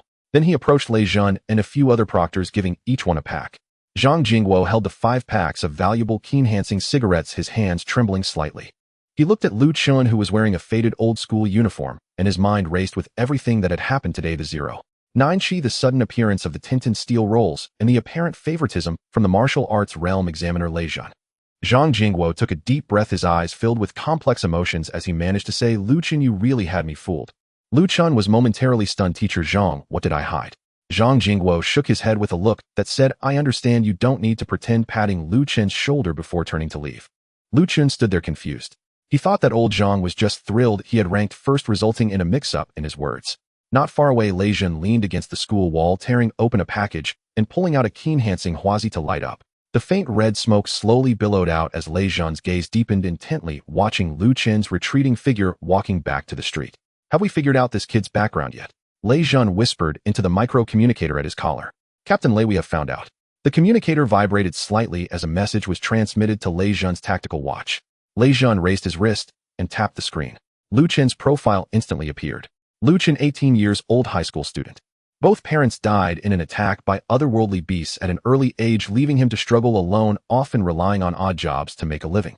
He has practiced martial arts in high school for 3 years with only a 0.1 increase in chi. No resources, no background, no talent. The information was very detailed. From his medical records to his spending history, and even his work attendance records, everything was clear. This was a typical, ordinary, impoverished student. Yet as Lei Jun looked at this information, his frown deepened. Too ordinary. This perfectly flawless background devoid of any flaws filled Lei Jun with suspicion, yet he couldn't pinpoint where the doubts lay. Lei Jun took a deep drag from his cigarette, the tip glowing erratically. Hiss. This kid is true, he muttered to himself, an extremely absurd thought emerging in his mind. Could he possibly be a high-level, otherworldly beast in disguise? Meanwhile, Lu Chen was just about to head to the bus stop when 2 reporters with cameras rushed over, one on the left and one on the right, blocking his path. Lu Chen, hello. We are reporters from the city TV station, and we would like to interview you. The male reporter spoke quickly, his face filled with excitement. Lu Chen glanced at the camera, waving his hand dismissively as he continued walking. I don't accept interviews, I'm in a hurry. The male reporter became anxious and ran a couple of steps after him, blurting out in desperation, I'll pay you. Saying this, he pulled out a $100 bill from his pocket and handed it over directly. Lu Chen's forward step suddenly froze in place. He turned his head, naturally reaching out to take the $100 and pocketing it. The impatience on his face instantly transformed into a warm smile. Comrade reporter, what do you want to ask? Lu Chen's tone was gentle. This lightning-fast change of expression left both reporters stunned, their minds blank for 2 seconds. The male reporter gulped and quickly got to the point. Lu Chen, as the first place in this practical exam of the third middle school, many are puzzled as to why your chi test was graded 0. Lu Chen's expression was frank, showing no signs of concealment, because my chi is only 0. 9, which does not meet the minimum qualifying standard set by the Federation. A 0 score is to be expected, direct and straightforward. The male reporter and the cameraman widened their eyes, disbelief written all over their faces. 0.9. The reporter raised his voice, double-checking. Classmate, you're not joking, are you? How could someone who ranked first have such a low chi of 0? 9. Lu Chen shrugged. The whole third middle school knows about this. If you don't believe me, just ask around. The reporter took a few deep breaths, forcing himself to calm down. He fixed his gaze on Lu Chen, throwing out the most critical question. Then may I ask, how did you achieve a perfect score in the practical assessment with only 0? 9 chi. Lu Chen's smile slightly faded, and his expression became serious. Here I have something important to say. The two reporters immediately perked up, and the cameraman even aimed the lens directly at Lu Chen's face, fearing they would miss any word. Lu Chen cleared his throat, gazing straight into the camera, his tone rising and falling. To achieve first place, part of it is due to my hard work and diligent training. As the saying goes, genius is not born, but is 1% inspiration combined with 99% perspiration. The reporter. Of course, I must also express my special thanks to my homeroom teacher, Mr. Zhang Jingguo. The reporter. Additionally, I also want to thank my classmates. Finally, I must thank the proctor for this exam. Lu Chen spoke passionately and sincerely. However, the reporter's expression grew increasingly odd. This kid. After saying so much, it was all just official cliches. It was as if he hadn't said anything at all. By the time the male reporter snapped back to reality, Lu Chen had already taken the opportunity of their days and slipped away. What do we do now? The male reporter stared blankly at the empty street. The cameraman lowered his equipment, sneering, forget it, we won't get anything more out of this. He was intentionally creating a smokescreen. What do you mean? The cameraman lowered his voice, his eyes glinting with the light of insight. Don't you remember what we heard from the other students? The male reporter paused and quickly caught on. A student with a powerful background who casually hands out tens of thousands of chi cigarettes yet pretends to be a poor orphan for 3 years. With a mere chi of 0. 9, he used secret spatial storage equipment in the college entrance exam arena, dropping over 100 solid steel rolls to smash his way to first place.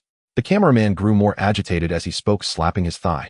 If this news doesn't break, I wouldn't know how to be. The more he covered up with nonsense, the more it indicated the depth of the waters behind him. The male reporter's eyes instantly lit up like a hungry wolf spotting fresh meat. Right? I already have a catchy title in mind. That evening, a sensational and provocative news article rapidly spread across the internet through the city's TV station news network. Shock. A celestial being appears at the third middle school, using steel rolls to crush his way to first place in the martial arts exam, suspected to have a powerful background. The news detailed the overwhelming flow of steel on the 10th platform and the abnormal favoritism of the martial arts realm examiner Lejeune. The article hinted wildly that the candidate possessed an unimaginable and terrifying background. To maintain suspense and interest, the news deliberately omitted Lu Chen's real name, stating only to be revealed in the next issue. In just 2 hours, this report skyrocketed to the top of the local trending search. The entire city's netizens and the martial arts community were in an uproar. Everyone was frantically discussing this extraordinary figure who suddenly emerged, giving him a resounding nickname, the mysterious steel roll guy. The protagonist, Lu Chen, was completely unaware of the situation. At this moment, there was only one thing on his mind: to gather high-level materials. The powerful effect of integrating the steel coils with the breaking void strike had allowed Lu Chen to fully taste the sweetness of success. In the past, he had been destitute, relying only on discarded steel coils scavenged from repair factories. Now things were different. Each punch was worth 10,000. Each punch was worth 10,000. Millions of dollars could be earned in just a few minutes. As long as the price of scrap steel did not collapse, he would never run out of money. Even if the value of the steel coils depreciated in the future, he could still exchange them for higher-level physical materials, ensuring he would never worry about financial resources. Lu Chen no longer took the bus. He hailed a taxi and headed straight to the city center. The immediate priority was to purchase suitable cultivation resources to completely improve his condition. The fatal shortcoming of 9 vitality. The largest official martial artist shop in Jiang City was located in the city center. The building was luxuriously decorated with holographic projections circulating in the air, showcasing various high-level armor and weapons. This place exclusively sold pills, weapons, secret treasures, and cultivation materials for martial artists. Lu Chen, wearing a faded old-school uniform, walked slowly into the shop. The girl at the counter had a delicate appearance and a gentle demeanor, dressed in a well-tailored shop uniform. She glanced at Lu Chen but did not show any disdain for his simple attire. Instead, she actively approached him. Lu Chen discreetly surveyed his surroundings. If the girl dared to look down on him, he would immediately take a stance, brandishing hundreds of tangible steel coils to put on a show of arrogance and slap her face with reality. Fortunately, the girl's attitude was very warm, and she did not look down on him. "Hello, classmate." The girl at the counter wore a professional smile, her voice sweet. "How can I assist you?" "I need resources suitable for my cultivation, primarily to enhance my vitality and improve my physique. The budget is capped at 200,000, and I do not need low-quality products." As soon as he finished speaking, the girl's eyes suddenly brightened and her heart skipped a beat. Generally, martial arts examination students would spend only around 100,000 at the shop. A budget of 200,000 was certainly a rare big order, and the commission would earn her quite a bit. The girl turned and walked towards the back of the counter, carefully retrieving an exquisite jade potion bottle, which emitted a faint glow. "You must be a student preparing for the martial arts examination." The girl pushed the potion bottle in front of Chen, her tone enthusiastic. "Let me recommend this purple blood body refining pill to you. This is currently the most popular high-level item in the shop, containing the essence of a second-tier mutant beast, the purple blood python, which can significantly widen the meridians and condense vitality." By the way, the girl took out a registration tablet and casually asked, "May I ask what your specific vitality?" "I need to make a record." Chen put down the potion bottle and calmly stated 0.9. The air suddenly fell silent. The girl at the counter's finger trembled, almost dropping the tablet. Her smile instantly froze, her eyes filled with disbelief as she looked at Chen. "Classmate, you must be joking, right?" Chen's expression was serious. "What would I gain from lying to you?" Confirming that Chen was not joking, the girl gasped, swiftly reclaiming the bottle of purple blood body refining pill with alarming speed. "Classmate, you absolutely cannot touch this pill." The girl spoke urgently, a thin layer of sweat forming on her forehead. "The medicinal properties of the purple blood body refining pill are extremely violent.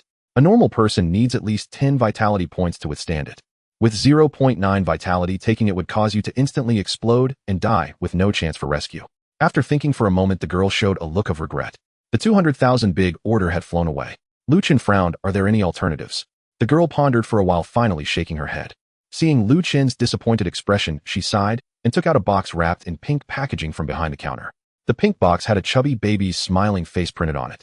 "Classmate, based on your situation, I recommend this Vitality Oral Liquid. Its medicinal properties are mild with a sweet and sour taste, and the price is very affordable, only $100 a box." Chen's face instantly darkened. Damn, he was far too familiar with this. This was something meant for nourishing the bodies of newborn babies. In the past, when he had no money, he drank hundreds of bottles of this stuff. Over the years, with no improvement to his physique, he had long since vomited it out. "Give me something else." Chen frowned slightly, directly refusing. "I need special treasures that can efficiently enhance my cultivation. As long as the medicinal properties are mild, the price is not an issue." The girl had intended to say there were no suitable items, but suddenly remembered something deep in the storage. She quickly changed her mind. "There is one thing that might suit you. It is a jade essence extracted from the depths of Glass secret realm by a martial king. Its medicinal properties are extremely mild. It beautifies and nourishes, and it can moisturize the meridians. Anyone can absorb it without difficulty, and prolonged use can even improve one's physique. But the price is very expensive. 10 milliliters of jade essence costs a full 10 million federal dollars, and there are no discounts." Upon hearing this, Chen's face finally revealed a genuine smile. "Save it for me." Chen decisively confirmed the purchase. "I'll go out for a bit and get some money." The girl watched Chen's youthful back as he turned to leave, opening her mouth to offer advice. With 0.9 vitality, his martial arts prospects were bleak. Spending 10 million on a futile struggle was truly unwise. But Chen had already exited the shop. He stood on the street and casually flagged down a taxi, heading straight for the suburban scrap collection station. An 8 million funding gap. The simplest and most straightforward solution was to continue mass-producing steel coils for cash. Half an hour later, in the empty yard of the scrap station, Chen stood in the center, unabashed. He took a stance, his arms becoming shadows as he continuously threw punches. Boom, boom, boom. Hundreds of heavy pitch-black steel coils materialized out of thin air, crashing heavily onto the muddy ground. The dust that rose filled the surroundings. In just a few minutes, dense piles of steel coils filled the entire factory yard, creating an overwhelming visual pressure. The owner of the scrap station stood nearby, completely unaware that the cigarette in his hand had burned down to the filter. He gazed at the golden cash spread across the ground with extreme envy. "My brother." The owner extinguished the cigarette, but rubbing his hands together as he approached, lowering his voice, "Are you selling the technique to conjure steel out of thin air? He'll pay handsomely. If I master this skill, I won't have to collect scrap anymore. I can become rich directly." Chen retracted his fists, calming his vitality. He looked at the owner, whose eyes were shining, and casually fabricated an excuse. "Brother, it's not that I want teach. This is a martial technique I realized while staring at discarded steel coils. I simply cannot pass it on." If you practice while surrounded by steel coils pondering day and night, perhaps you might realize it too. Upon hearing this, the owner's face lit up with wild joy. He believed it. Good, good, good. The owner nodded repeatedly, waving his hand. I want to sell these steel coils. All of them will stay in the factory. The more steel coils there are, the higher my chance of realization. Chen secretly laughed in his heart, took out his bank card, and successfully received an 8 million transfer. In the midst of their conversation, Chen's gaze swept across the corner of the factory. A brand new, eye-catching red heavy truck was quietly parked there. The truck had strong, sharp lines, a heavy metallic texture, and its large exhaust pipes and sturdy bumper exuded a wild and powerful mechanical beauty. The owner followed Chen's gaze, his face filled with pride. My brother, you have a good eye. This is my new truck, the Dajong Heavy Truck Pro Max version, which I just bought outright. It is equipped with the latest high-energy engine, boasting tremendous horsepower. The owner said grandly, if you like it, he'll give you a 2 discount, and the price will be absolutely fair. Chen looked at the heavy truck, his mind racing. During the martial arts examination against Lin Feng, he had already seen his fatal shortcoming. His movement was clumsy, severely lacking in agility. When facing a speedy opponent, he would easily become a live target. If he could integrate this heavy truck into his yellow-tier low-grade movement technique, the swift wind steps, the image was too beautiful for Chen to dare to think deeply. He'll buy it. Chen almost made the decision without thinking, nodding in agreement immediately. The owner was taken aback for a moment, then overjoyed, quickly arranging for someone to handle the paperwork. I don't have a motor vehicle driver's license. Chen bluntly informed the owner, just find a driver to drive this heavy truck directly to the alley of my house. To avoid unnecessary trouble, Chen took sufficient cash and returned to the martial artist shop in the city center. The girl at the counter was surprised to see Chen return. Chen took out his bank card and placed it on the glass counter. Swipe for 10 million. Hand over the medicine. The sound of payment success rang clear in the quiet shop. The girl respectfully handed Chen a special temperature-controlled box containing the jade essence. Her gaze towards him completely changed, with less sympathy and more eagerness. After the purchase was completed, night had completely fallen. Chen carried the temperature-controlled box and headed back to his old secluded home. The streetlight at the alley's entrance casts a dim glow, with several moths fluttering chaotically around the lampshade. Chen stands in front of a brand new red heavy-duty truck, scanning the area to confirm that the entire alley is deserted. He raises his palm and places it against the cold metallic paint of the vehicle. A mechanical synthesized voice resonates in his mind at the scheduled time. Material detected for recording. Do you wish to record? Record. The massive red steel beast before him instantly vanishes, leaving only a heavy tire mark and a few leaves swept up by the wind on the ground. Acquired material, brand new red heavy-duty truck Pro Max. Chen retracts his hand and turns to push open the rusty iron gate of his home. Inside, the furnishings are simple: a single bed, a chipped wooden desk, and a few cardboard boxes piled up in the corner. Chen sits on the edge of the bed, placing the specially made temperature-controlled box worth tens of millions on his lap. He unlocks the clasp and lifts the lid of the box. A transparent glass vial lies quietly on the shock-absorbent pad. Inside the vial, a pale golden liquid slowly flows.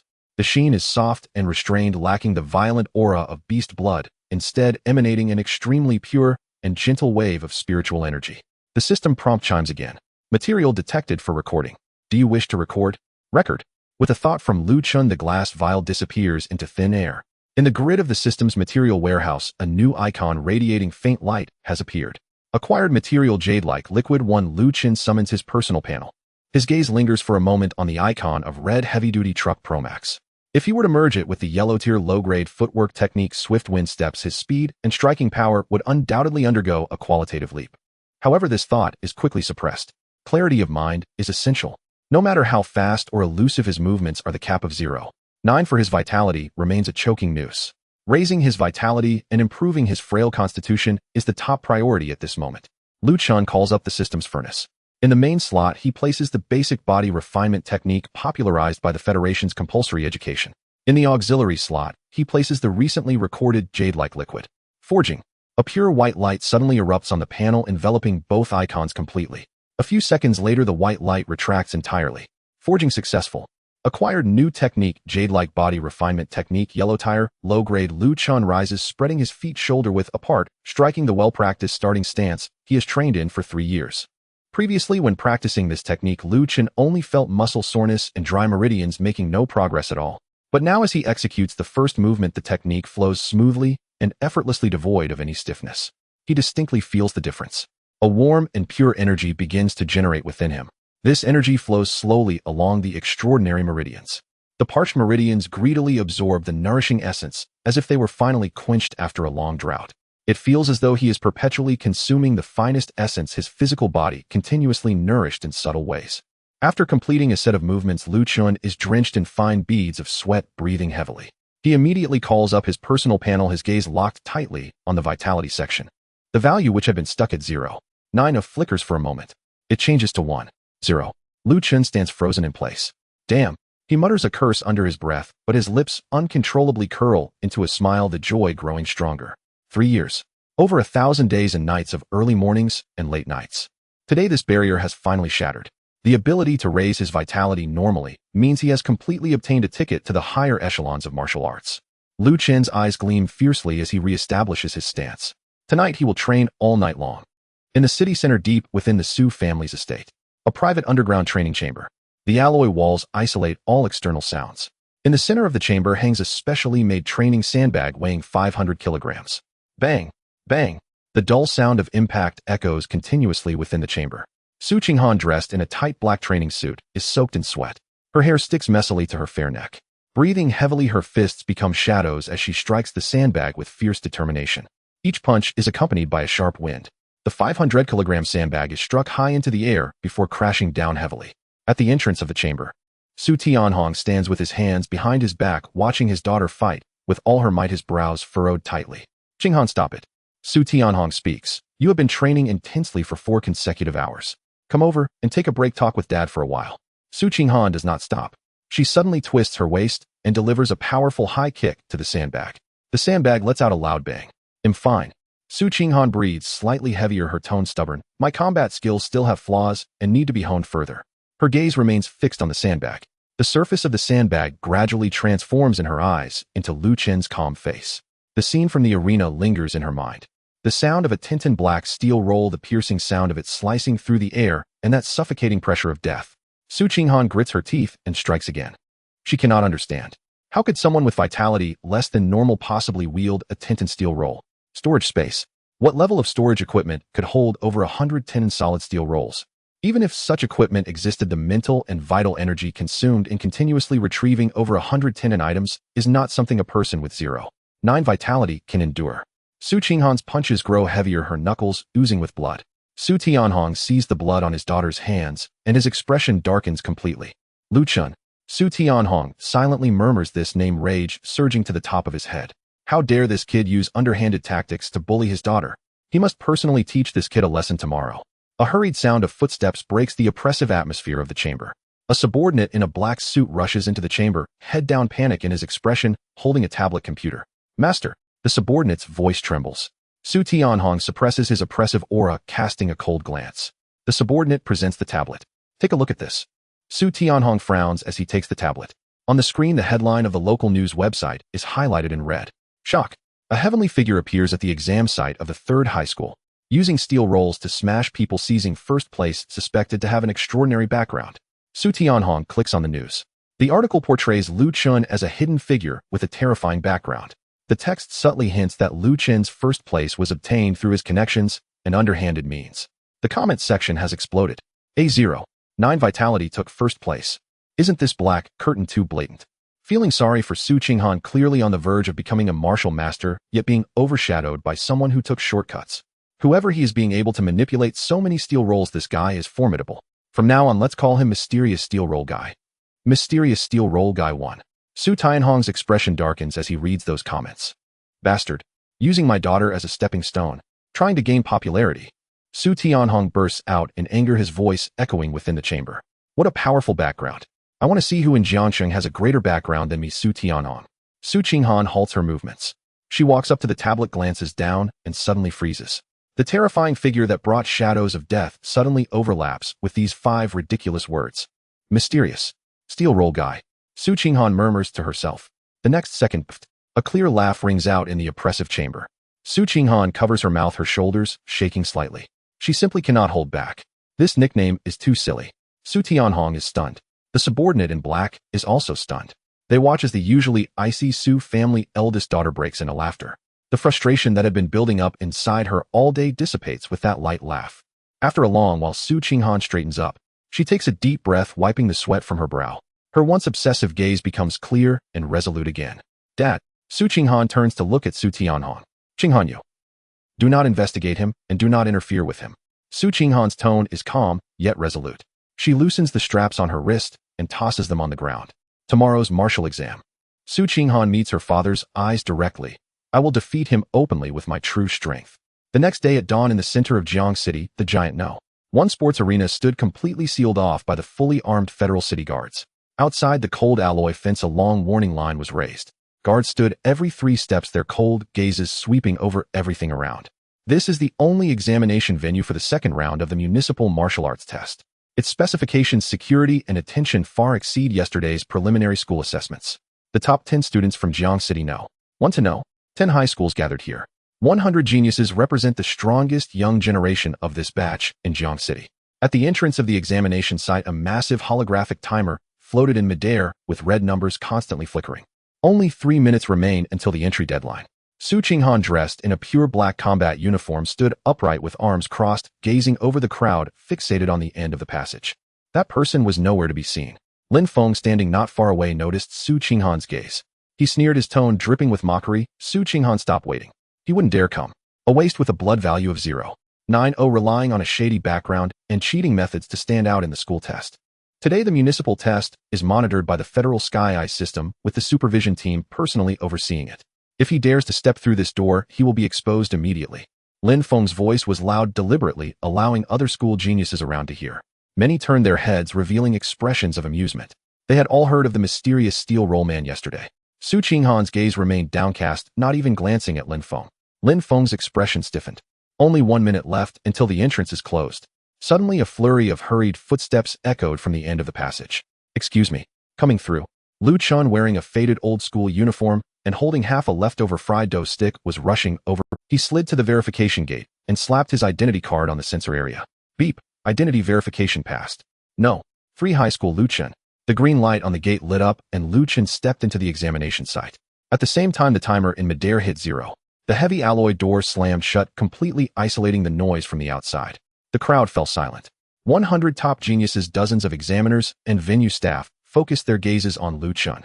On the high platform where the examiners sat, a burly man with bulging muscles leaned on the railing, looking down. His name is Chu Kuang, one of the chief examiners for this municipal test.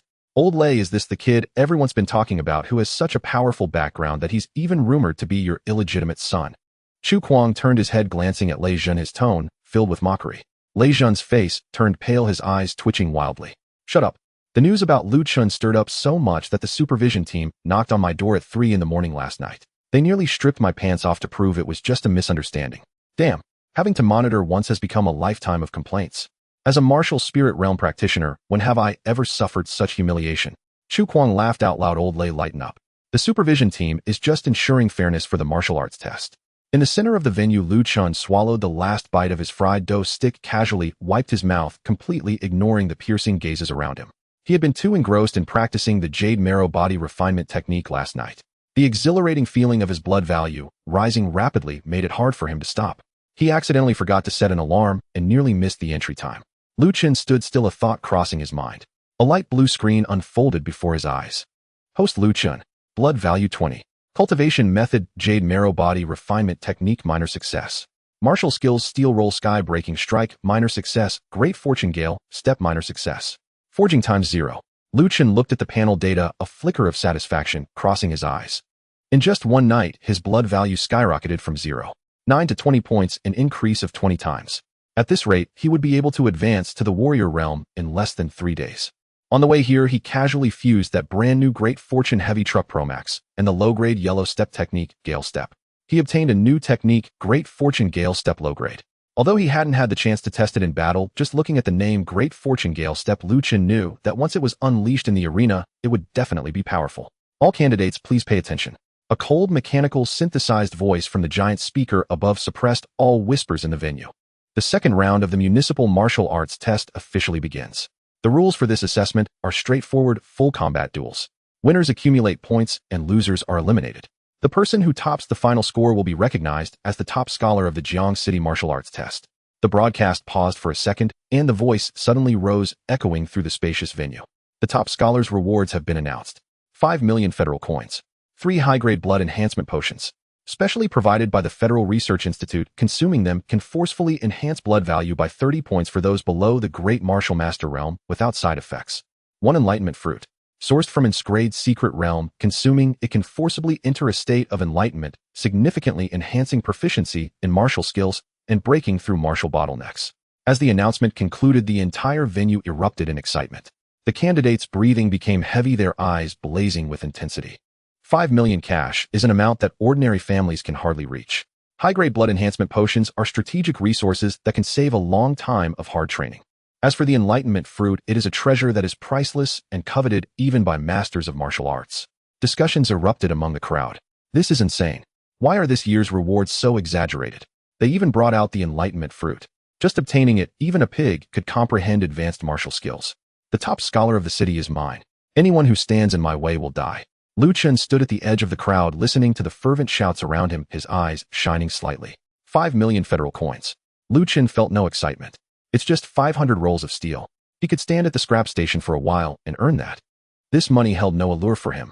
But the high-grade blood potion and the Enlightenment Fruit were indeed valuable, especially the Enlightenment Fruit. Chen was worried about how to explain his increasingly bizarre martial skills to the outside world. As long as he secured this Enlightenment Fruit and claimed he had gained insight from eating it, all the unreasonable phenomena would have a perfect excuse. Chen raised his head, scanning the group of eager geniuses ahead. It seemed that this time the title of top scholar in the city was something he must obtain. The announcement issued instructions. All candidates please proceed orderly for the blood and chi test. This test will not count towards the final score. It is only to check for any illicit use of explosive-type medications to ensure fairness in the examination. The mechanical synthesized voice echoed above the venue. 100 candidates were divided into 10 queues according to their school districts, walking towards the holographic testing apparatus above. At the high platform monitoring area, Chu Kuang leaned his arms on the alloy railing, looking down at the crowd below. Old Lei. Chu Kuang turned his head to look at the person beside him. Lei Zhan. Guess who will take home the city champion today? Watching without betting is so boring. Should we place a wager? Several nearby proctors gathered around upon hearing this. A wager? Count me in. Every year we look forward to this moment for some fun, and the rules remain the same. We cannot choose the same person. Chu Kuang grinned, leaning closer to Lei Zhan's ear. Old Lei, if you lose, you have to hand over that jar of monkey wine you brought back from the A-class secret realm last time. Lei Zhan shot him a glance. What if you lose? Me lose?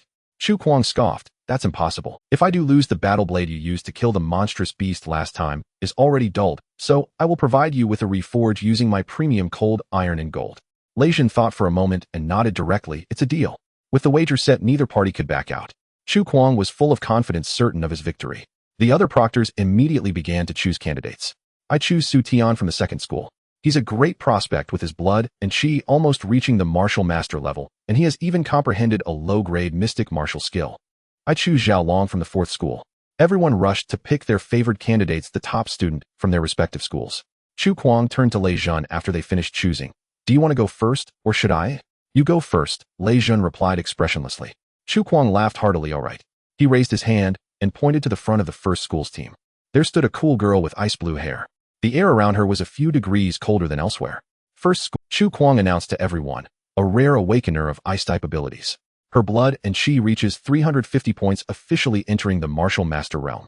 In this city's examination, she will be the overwhelming force. Upon hearing this, the faces of the surrounding proctors changed completely. Good. Old Chu, you've been waiting for us here, haven't you? 350 points. And she awakened an ability. What's there to play at? This is a huge loss. You old rascal are truly cunning. Chu Kuang laughed heartily and turned to Lei Zhan. Old Lei, will you give me your monkey wine now, or wait until I... Lei Zhan crossed his arms, his gaze shifting past Chu Kuang, locking onto the lazy figure at the back of the third school's team. Do you think you've already won? Lei Zhan retorted. Chu Kuang shook his head, following Lei Zhan's gaze, his smile turning strange. You can't possibly think that your mysterious steel roll boy can win, right? Lei Zhan did not respond. His eyes were fixed intently on the constantly changing data on the large screen.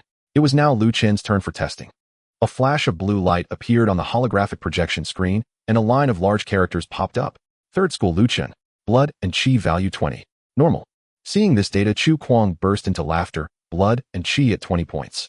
Haha, old Lei, if you said this kid is your long-lost son who got in through your connections, I would believe it.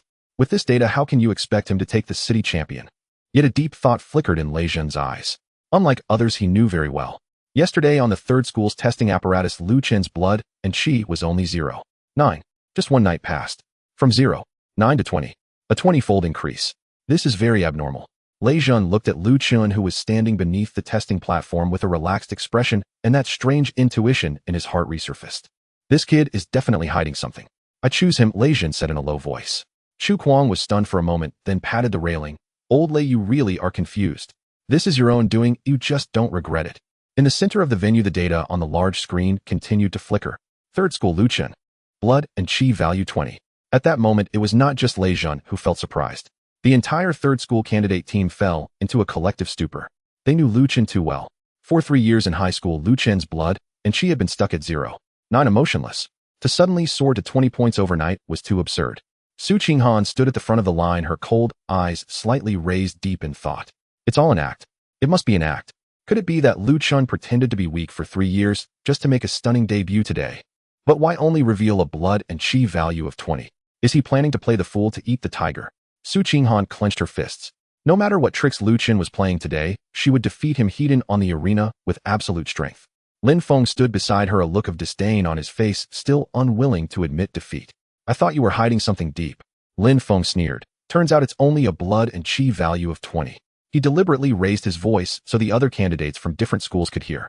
Lu Chen, even if your blood and Qi has risen to 20 points, it still doesn't change the fact that you're useless. In front of true powerhouses, your underhanded tactics are nothing worth mentioning.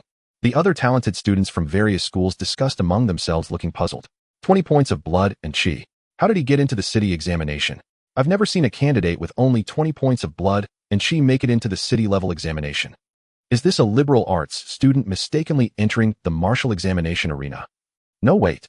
In the second school's team, a boy suddenly recalled something. Look at his name. Lu Chen. The one who scored 0 in blood and Qi, but full marks in practical combat at the third school yesterday. Could it be him? Upon this statement, the crowd immediately stirred. That's him. The mysterious steel roll boy who smashed people with solid steel rolls. Blood and Qi at 20 points to take first place. This scandal is too exaggerated. The surrounding whispers, jeers, and doubts all fell into Lu Chen's ears. Lu Chen remained calm and unperturbed, without any intention to stand up and defend himself. He estimated that even if he defended himself, others wouldn't believe him. It was better to prove himself on the arena. Whatever you have to say, bring it to the arena and tell my steel roll. All tests complete. The announcement sounded again, suppressing the noise in the venue. All candidates present were top talents selected by their schools, possessing strong pride. No one would be foolish enough to use banned explosive medications to ruin their future. The practical assessment officially begins. The first round will be randomly matched, and the list is being generated. The enormous holographic projection screen in the center of the venue lit up. The official electronic matching system was activated. A light blue stream of data rapidly rolled across the screen, randomly finalizing the first round of battle lists. All candidates held their breath, waiting for the battle results. 3 seconds later, the image froze. First arena, first school Shin Bing versus second school Gao Qi. Second arena, fourth school Zhao Long vs sixth school Wang Chang. 25th arena, third school Lu Chen versus third school Lin Feng. As the simple battle combination unfolded, the atmosphere in the area where the 3 students from the third school were located instantly became subtle. The other 3 students exhaled in unison, their tense shoulders relaxing. They secretly rejoiced that they did not draw the strange anomaly Lu Chen. Only Lin Feng stood in place, his expression suddenly darkening. He stared at the name on the screen, his back teeth grinding audibly. The image of the steel rolls rushing towards him in the arena yesterday lingered in his mind. That night, he even had a nightmare where today's first opponent was Lu Chen, waking up in fright. Damn it, didn't they say dreams are always the opposite? How did it become true for me? Lin Feng's mood was at its peak of agitation. He turned abruptly, locking eyes with Lu Chen. Lu Chen stood a few steps away, hands stuffed in the pockets of his school uniform. Looking at Lin Feng, the corners of his lips lifted slightly, revealing a faintly warm smile. This smile pierced Lin Feng's taut nerves completely. It was a provocation. Absolutely a provocation. Lin Feng's mindset instantly became unbalanced. He strode forward, standing before Lu Chen, and lowered his voice to growl. Lu Chen, stop looking at me with that gaze. Lu Chen retracted his smile, his expression calm. How did I look at you? Don't think you can intimidate me. Lin Feng's eyes widened, veins bulging on his forehead. Don't push me. Lu Chen sighed, withdrawing his hand from his pocket. This action caused Lin Feng's body to instinctively stiffen, his right foot stepping back half a pace. If you push me any further, I will. Lin Feng gritted his teeth. Lu Chen stopped moving, quietly waiting for him to finish his threat. Lin Feng suddenly turned, looking at the referee on the platform. He took a deep breath, his voice loud and clear, echoing throughout the venue. Referee, I concede this match. The entire venue fell silent. A pin drop silence. Lu Chen paused, bewildered. He looked at the referee, then back at Lin Feng. The match hadn't even officially started. Why are you conceding? Lu Chen asked in confusion. Lin Feng snorted coldly, turning his head away and refusing to look at Lu Chen. The rules of the martial arts examination were clear. Each person had 2 battle opportunities, adopting a double elimination system. Lin Feng calculated clearly in his heart. Rather than being affected by Lu Chen's presence in the subsequent rounds, it would be better to take the initiative to give up this match. Preserve strength to face the loser's bracket. He could still make it to the top 10. I am willing. Lin Feng threw down these 3 words and turned to leave without looking back. The cold, mechanical, synthesized voice echoed above the venue. Lu Chen from the 3rd school wins, advancing to the next round. The surrounding students were dumbfounded, exchanging glances. The murmurs erupted. Did I hear that right? He conceded outright. 250 points of vitality, voluntarily surrendering to someone with 20 points. This is too fake. There must be some underhanded dealings. What background does Lu Chen have that makes Lin Feng dare not even fight back? Need I ask? He must have bribed him behind the scenes. Being rich is great. You can directly buy off your opponent to advance. Such victories built on money will eventually show their true nature when they encounter tough opponents later on. Voices of doubt arose one after another. But most people just made a few casual jabs and did not delve deeper. In the eyes of these top talents from various schools, Lu Chen, with his 20 points of vitality, was ultimately just a clown relying on tricks. In the true martial arts assessment, the further it goes, the more it values hard strength. On the high platform, Chu Kuang's eyes widened as he watched the unfolding scene below, suddenly turning to look at Lei Jun. Old Lei, you're playing dirty. Chu Kuang slapped the alloy railing. Did you secretly pressure Lin Feng? Otherwise, how could he possibly concede outright? Lei Jun's expression was unreadable, but his gaze held a hint of depth. I did nothing. You did nothing. Then why did he concede? Chu Kuang scoffed. 20 points of vitality scared off someone with 250 points. Do you take me for a 3-year-old? Lei Jun did not explain. He watched Lu Chen, who was leisurely returning to the audience area, and his strange intuition grew stronger. This kid harbored secrets that even he could not see through. Lu Chen felt light and unburdened.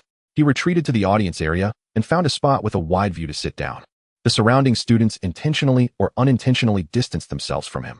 Lu Chen was unconcerned. Like an ordinary spectator, he quietly watched the remaining contestants' matches. The level of the city-level martial arts examination indeed far surpassed the preliminary assessments within the school. On each platform, vitality surged, and the explosive sounds of martial techniques clashing filled the air. Lu Chen attentively observed the fighting styles of his peers. The application of power, the evasion of movement, the grasp of battle opportunities. These were the practical experiences he currently lacked. His gaze swept across the entire venue, finally resting on the first platform. That one was the most eye-catching. A genius girl from the 1st school, Shin Bing. Her opponent was the 1st place from the 5th school, a robust boy with a vitality of 300 points. The two stood firm. The referee waved to signal the start of the match. The robust boy let out a roar, his entire vitality exploding, causing the alloy floor beneath him to dent. He charged toward Shin Bing like a frenzied wild bear, swinging heavy fists. Shin Bing stood in place, her expression cold, not even moving a step. The girl with ice blue hair raised her right hand. The temperature in the venue suddenly plummeted. Moisture in the air quickly condensed. Countless ice spikes abruptly appeared, hovering before Shin Bing. Go! Shin Bing's red lips parted slightly, uttering a single word. Dozens of sharp ice spikes tore through the air, whistling ominously as they shot towards the robust boy. The chill was bone-piercing. The robust boy's expression changed drastically, and his advance was abruptly halted. He crossed his arms in front of him. Bang! Bang! Bang! The ice spikes struck one after another, exploding into a shower of icy shards. Shin Bing flipped her palm and suddenly pressed down. The cold ice spread from beneath her feet, covering the entire platform within a breath. The robust boy's feet were firmly frozen to the ice surface, unable to move. A massive ice sword formed above Shin Bing's head, its tip pointing directly at the robust boy's throat. The move was clean and swift, decisively locking down the battle. The robust boy felt the deadly chill at his throat and was filled with fear. He had no doubt that as long as Shin Bing willed it, that ice sword would pierce through his throat. I concede. The robust boy declared loudly, his voice trembling. The referee immediately announced Shin Bing as the victor. Shin Bing retracted her hand, and the myriad ice spikes and the ice sword instantly dissipated the ice on the platform, rapidly melting. The spectators gasped in shock, unable to help but exclaim. So strong. Is this the power of an ability user? One strike to defeat a martial artist with 300 points of vitality. How can one fight back against that? The ice-type ability not only has a large attack range, but also includes slowing and control effects, simply unbeatable. Among peers, there is absolutely no one who can match her. This year's city champion must be her. The crowd discussed fervently, their eyes filled with awe. Lu Chen sat in the audience, closely watching Shin Bing as she stepped down from the platform. He stroked his chin, silently calculating in his heart. Ice-type abilities can create ice out of thin air. He should be able to win, right? Others create ice out of thin air. He creates steel rolls out of thin air. Rounding it off, he could also be considered an awakened steel roll type ability user. The hardness of ice blocks is far inferior to solid industrial steel rolls. A Tintin steel roll crashing down would shatter any ice sword or ice shield into icy shards. The advantage is mine. Lu Chen concluded, leaning back comfortably in his chair, continuing to watch the matches. The upcoming matches were uneventful. The top talents from each school showcased their formidable strength, successfully advancing. The first round of the competition has concluded, and the holographic projection above the venue flickers as the list for the second round updates rapidly. Arena 25, Sanzhong Lu Chen vs. Sanzhong Wang Tao. In the contestant waiting area, Wang Tao sees his name on the big screen, gasps, and his mouth twitches violently. He suddenly raises his right hand, and without waiting for the referee to announce the start of the match, directly says, "Referee, I concede." Sanzhong Lu Chen wins and advances to the next round. The crowd is in an uproar. 2 consecutive matches victories without a fight. Lu Chen's name gleams with blinding golden light, repeatedly appearing at the top of the advancement list, completely capturing the attention of everyone present. Even Shen, being a genius from the first school who had been meditating at the front, instinctively turns to look towards the Sanzhong area. A rare hint of curiosity flickers in his cold, ice-blue eyes. The murmurs in the arena have become deafening. "So you're not even going to put on a show?"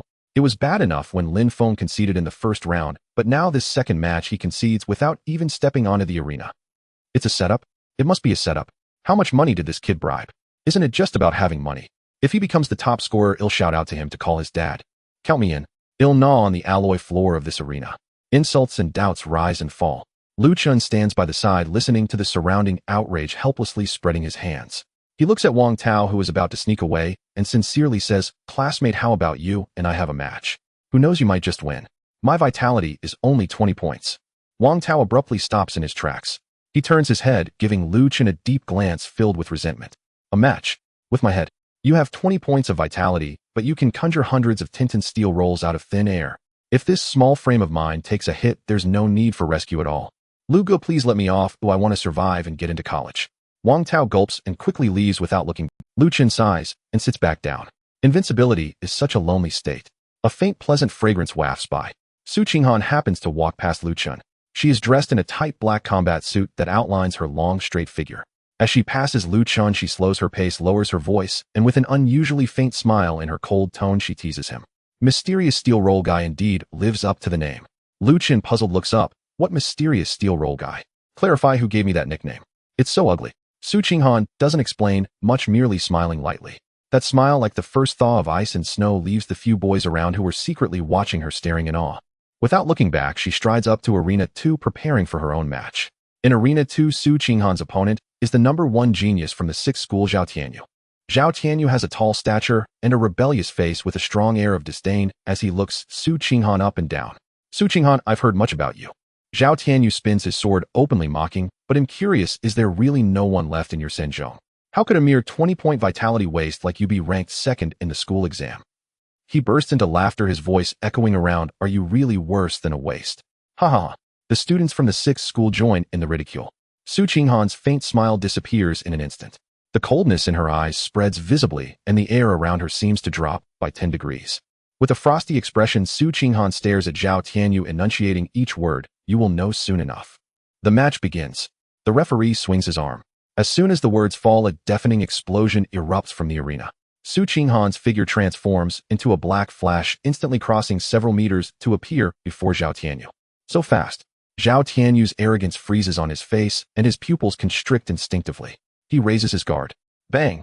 Su Qinghan delivers a powerful high kick, striking his arm like a battle axe. A tremendous impact surges into Zhao Tianyu's arm, and he lets out a scream as his palm fractures, blood splattering. Before he can retreat to create distance, Su Qinghan has already closed in. Left hook, right kick, knee strike. Su Qinghan holds nothing back, unleashing her full vitality, her moves brutally sharp and decisive. Each strike carries a tearing sound that pierces the air, pouring down on Zhao Tianyu like a tempest. Boom! The final heavy punch slams into Zhao Tianyu's chest. Zhao Tianyu, like a kite with a broken string, crashes heavily onto the arena, losing consciousness on the spot. The venue falls silent. From the referee's shout to Zhao Tianyu flying off the arena, the whole process takes less than 10 seconds.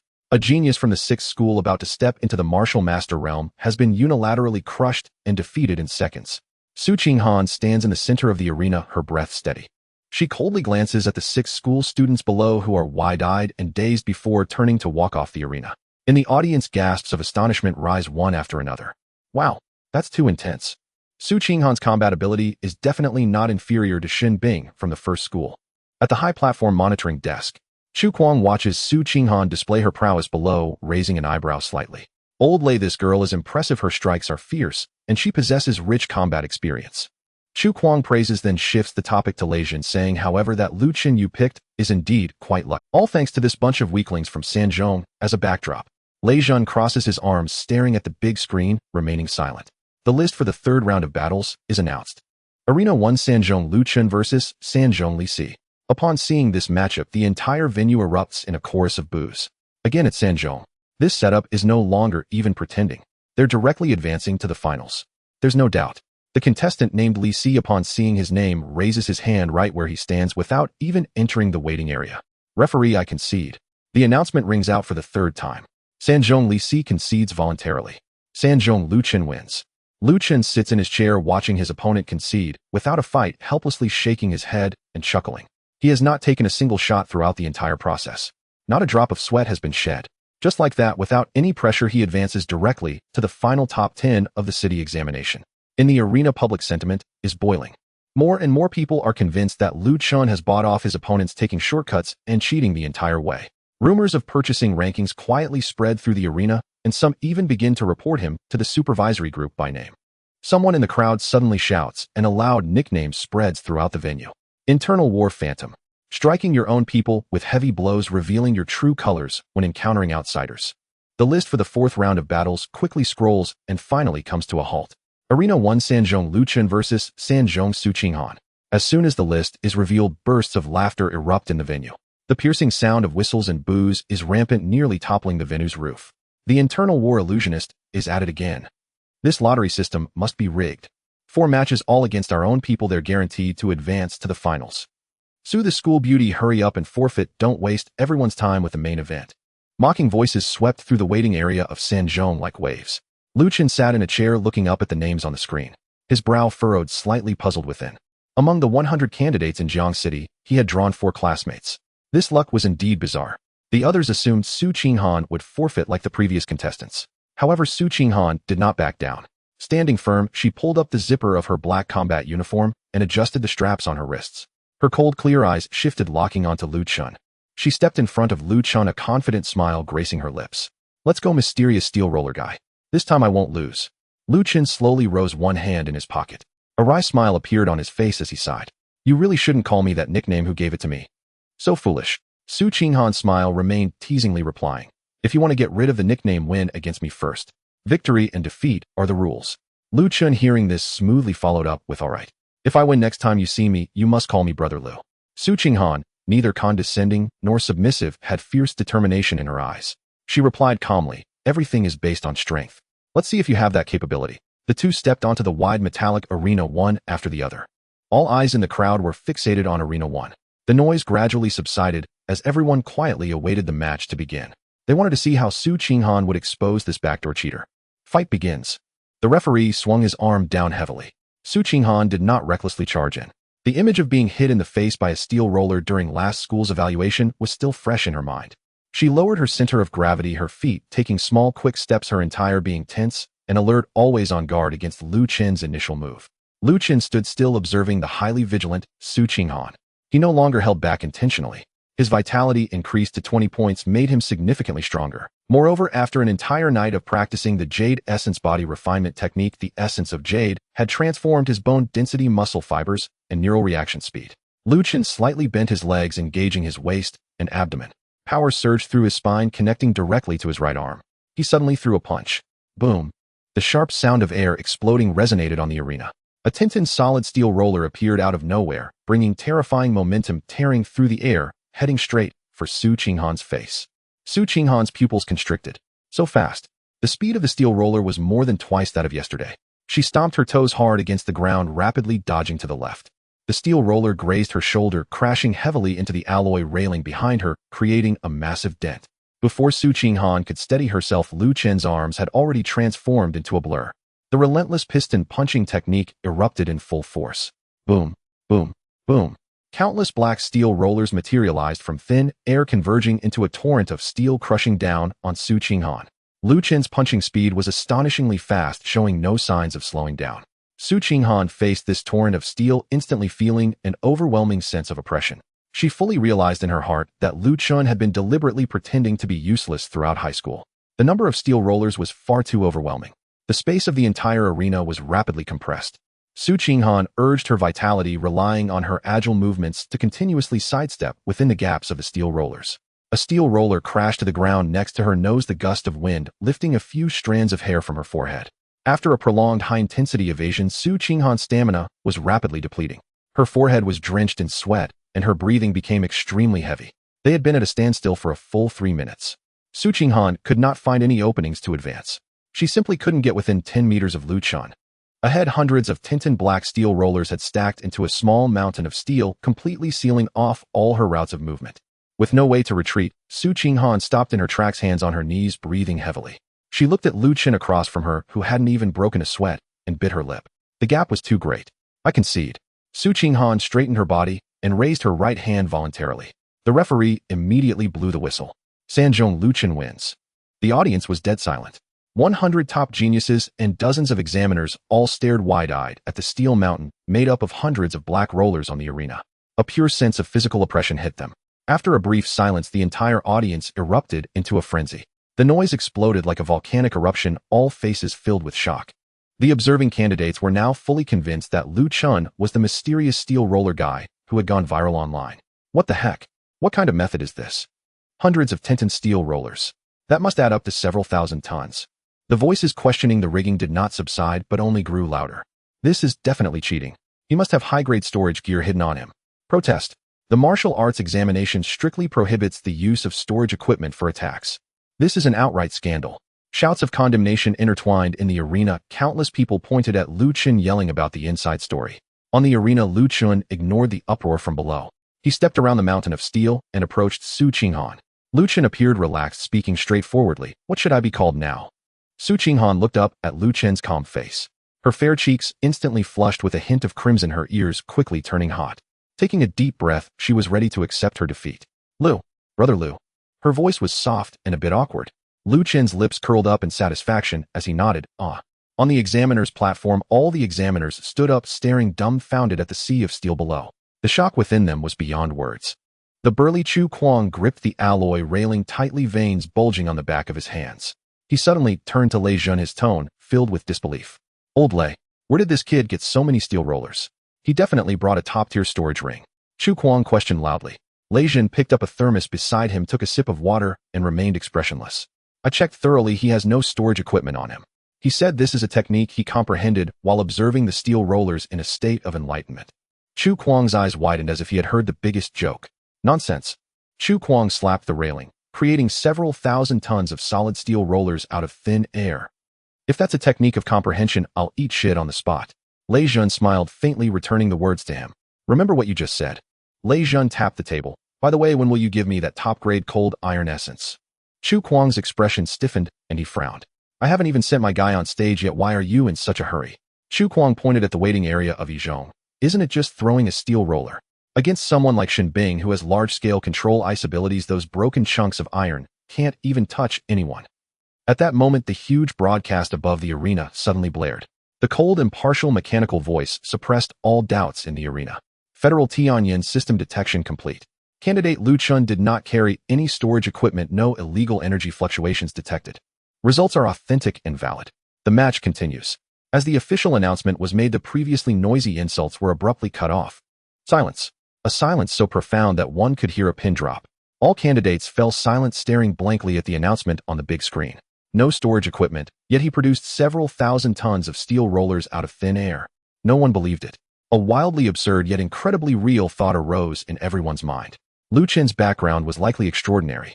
Even the Tianyin system was covering for him. They had inadvertently stumbled into the playground of a powerful heir, inadvertently intruding into the Tian family. The big screen buzzed again, scrolling rapidly. The list for the final showdown came to a halt before everyone's eyes. Arena 1 Sanzhong Lu Chen versus Yizhong Shenbing. The audience was in high spirits, their cheers echoing through the venue. Shenjie, take him out in seconds. Almost everyone was cheering for Shenbing, eagerly hoping that this ice elemental genius could decisively defeat Lu Chen and tear off his mask.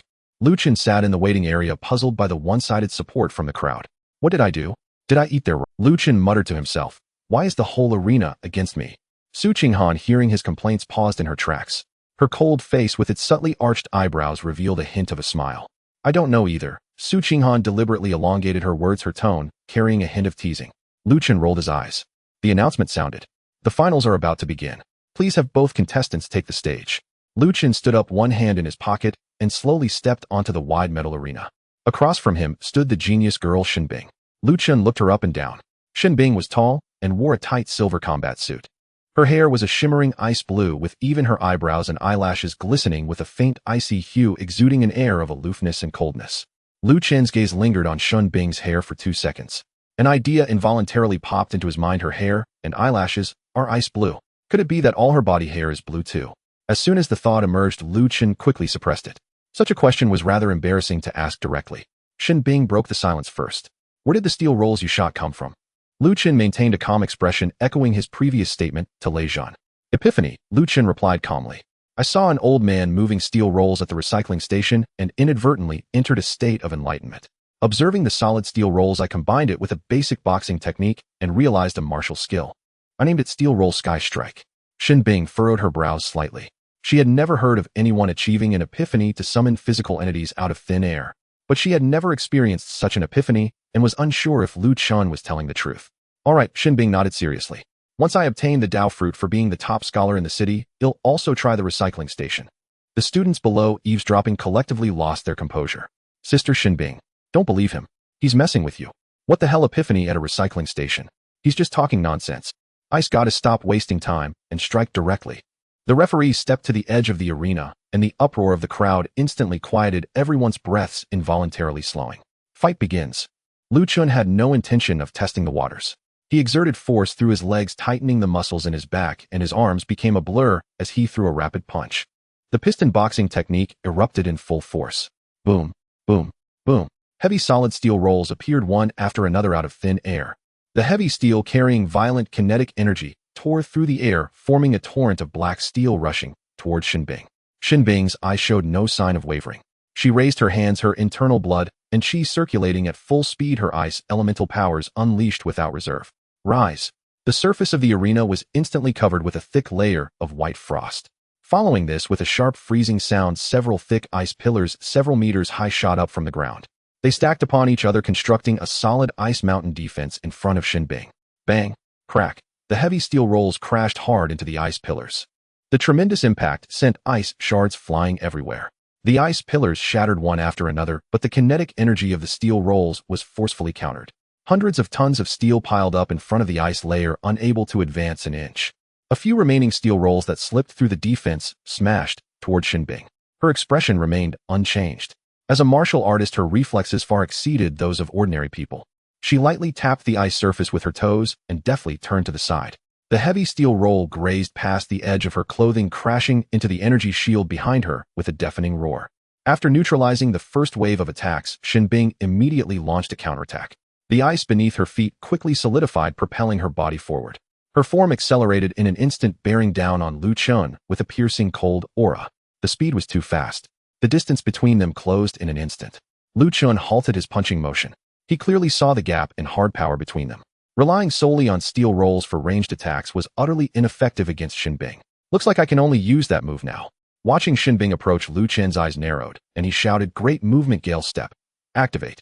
At the moment his voice fell, pure blood and chi erupted from his body. Crimson blood and chi swirled around him, completely enveloping his form.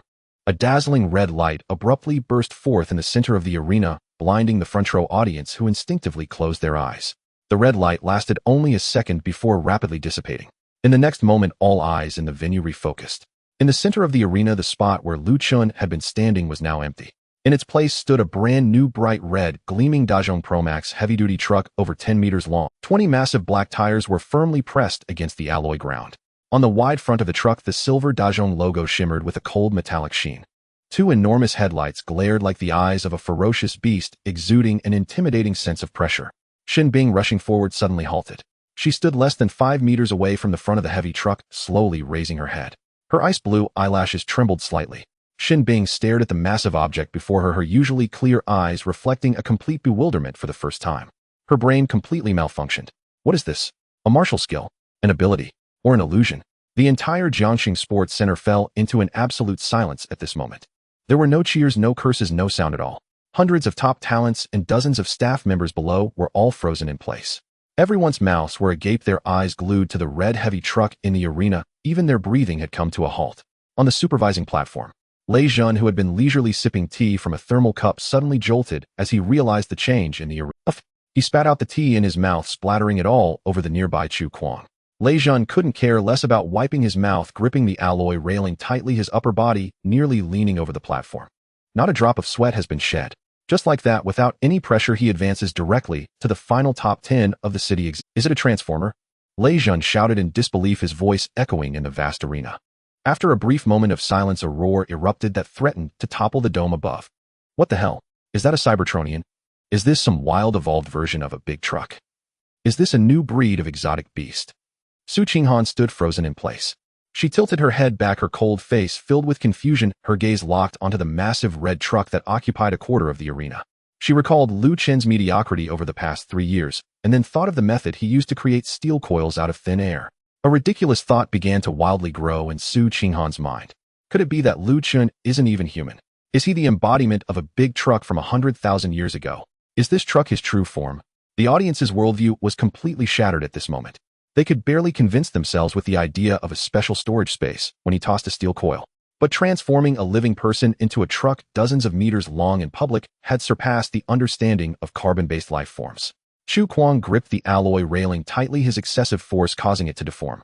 He turned to look at Lei Jun, who was still coughing violently, his eyes nearly popping out of their sockets. Old Lei, aren't you going a bit too far? You don't need to be this reckless to win. Chu Kuang shouted, his voice breaking. Lei Jun wiped his chin with a tissue, his chest heaving heavily. He stared intently at the arena, unable to utter a single word. What on earth is that thing? In the center of the arena, inside the truck, Lu Chen's consciousness was more awake than ever. He was in an extremely peculiar state. He was neither sitting in the driver's seat holding the steering wheel nor pressing the gas pedal. He was the truck. The steel frame was his skeleton, the roaring engine was his heart, and the hot oil flowing through the pipes was his blood. The 20 massive black tires were his limbs. There was no distinction between man and machine. They were one and the same. There was no sense of heaviness or sluggishness. With a slight movement of his mind, the massive vehicle responded.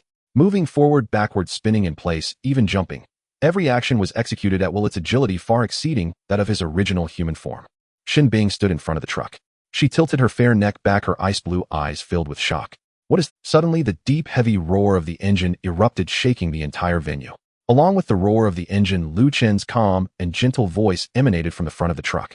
A low-grade yellow martial skill, great truck, Gale steps. Go ahead and make your move, don't hold back. Lu Chen's voice echoed again. Shin Bing took a deep breath of the cold air, forcefully suppressing her surging emotions. She lightly tapped the alloy ground with her toes, unleashing her chi and blood without reservation. Frost flowers instantly bloomed beneath Shin Bing's feet. Extreme cold swept across the entire arena at a visible speed.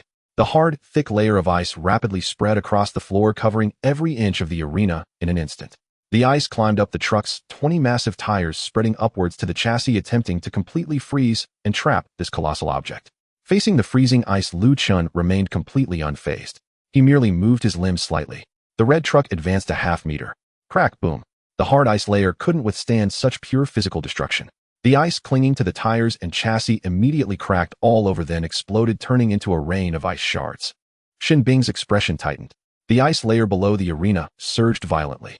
Several thick ice pillars, each over 3 meters in diameter, shot up from the ground and slammed into the truck's body. Lu Chen controlled the truck. The dozens of meters long vehicle spun in place at an illogical speed, performing a bizarre and rapid rotation. Truck destroy the parking lot.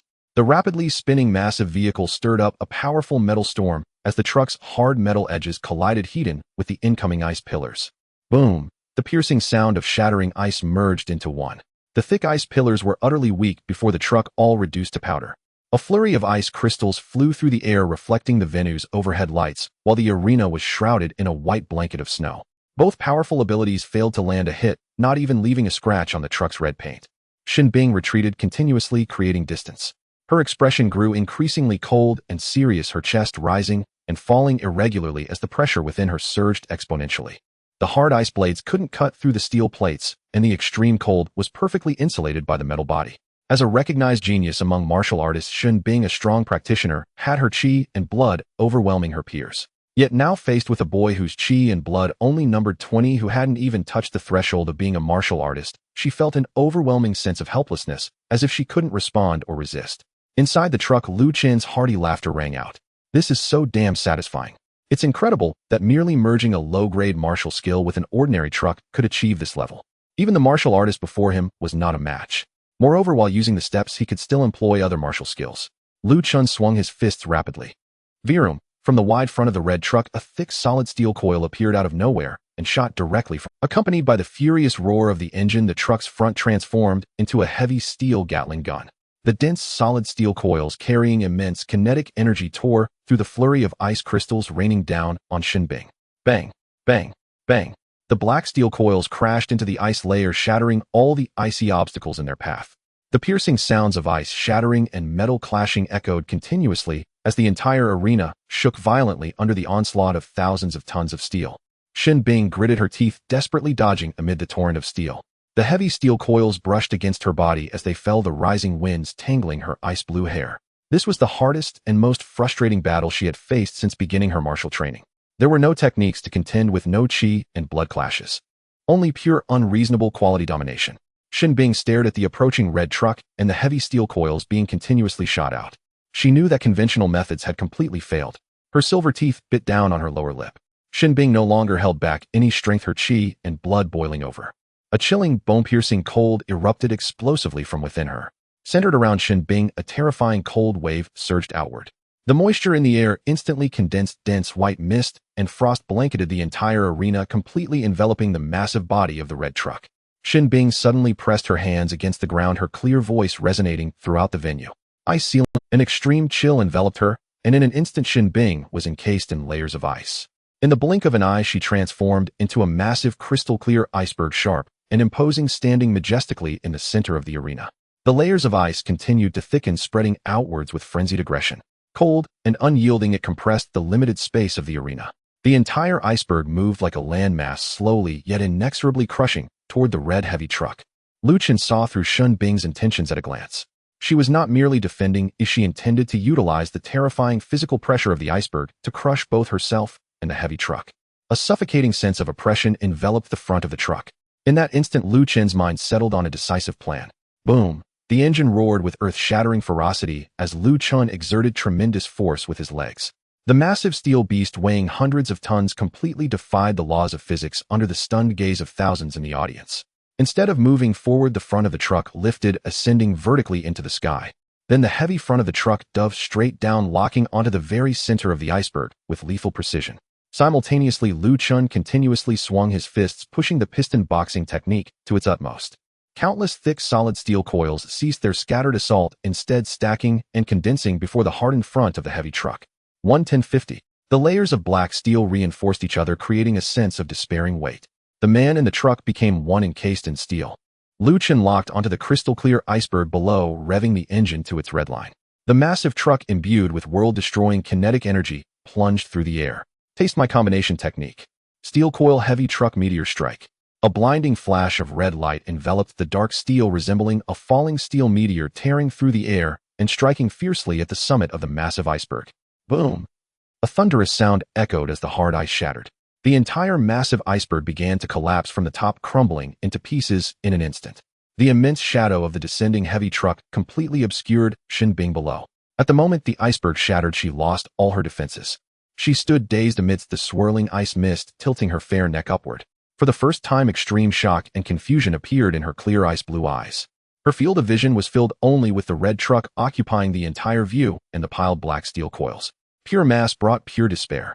Shinbing's red lips parted slightly as she instinctively murmured, "So big, so fierce," just as the heavy truck with thousands of tons of kinetic energy was about to crush down on her.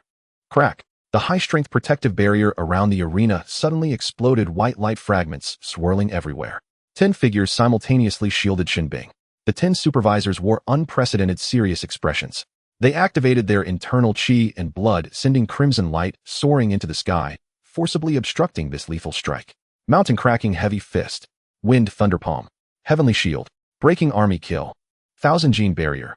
The 10 powerful forces of the martial spirit realm intertwined and clashed forcefully, resisting the descending red heavy truck.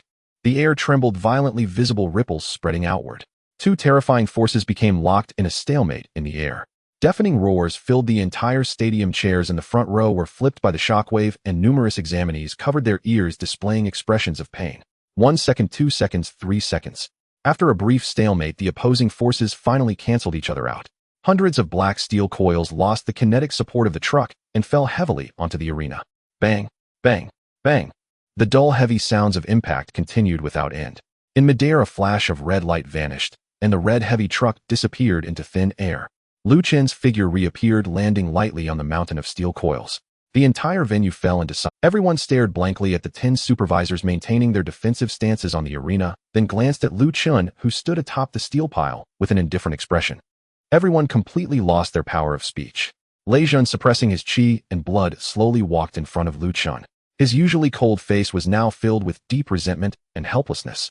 He hid his slightly trembling right hand behind his back, clenching his fist tightly in an attempt to alleviate the muscle spasms. "You brat." Lei Jun gritted his teeth, bluntly retorting, "It's just a city-level martial exam. There's no need to go this hard, right?"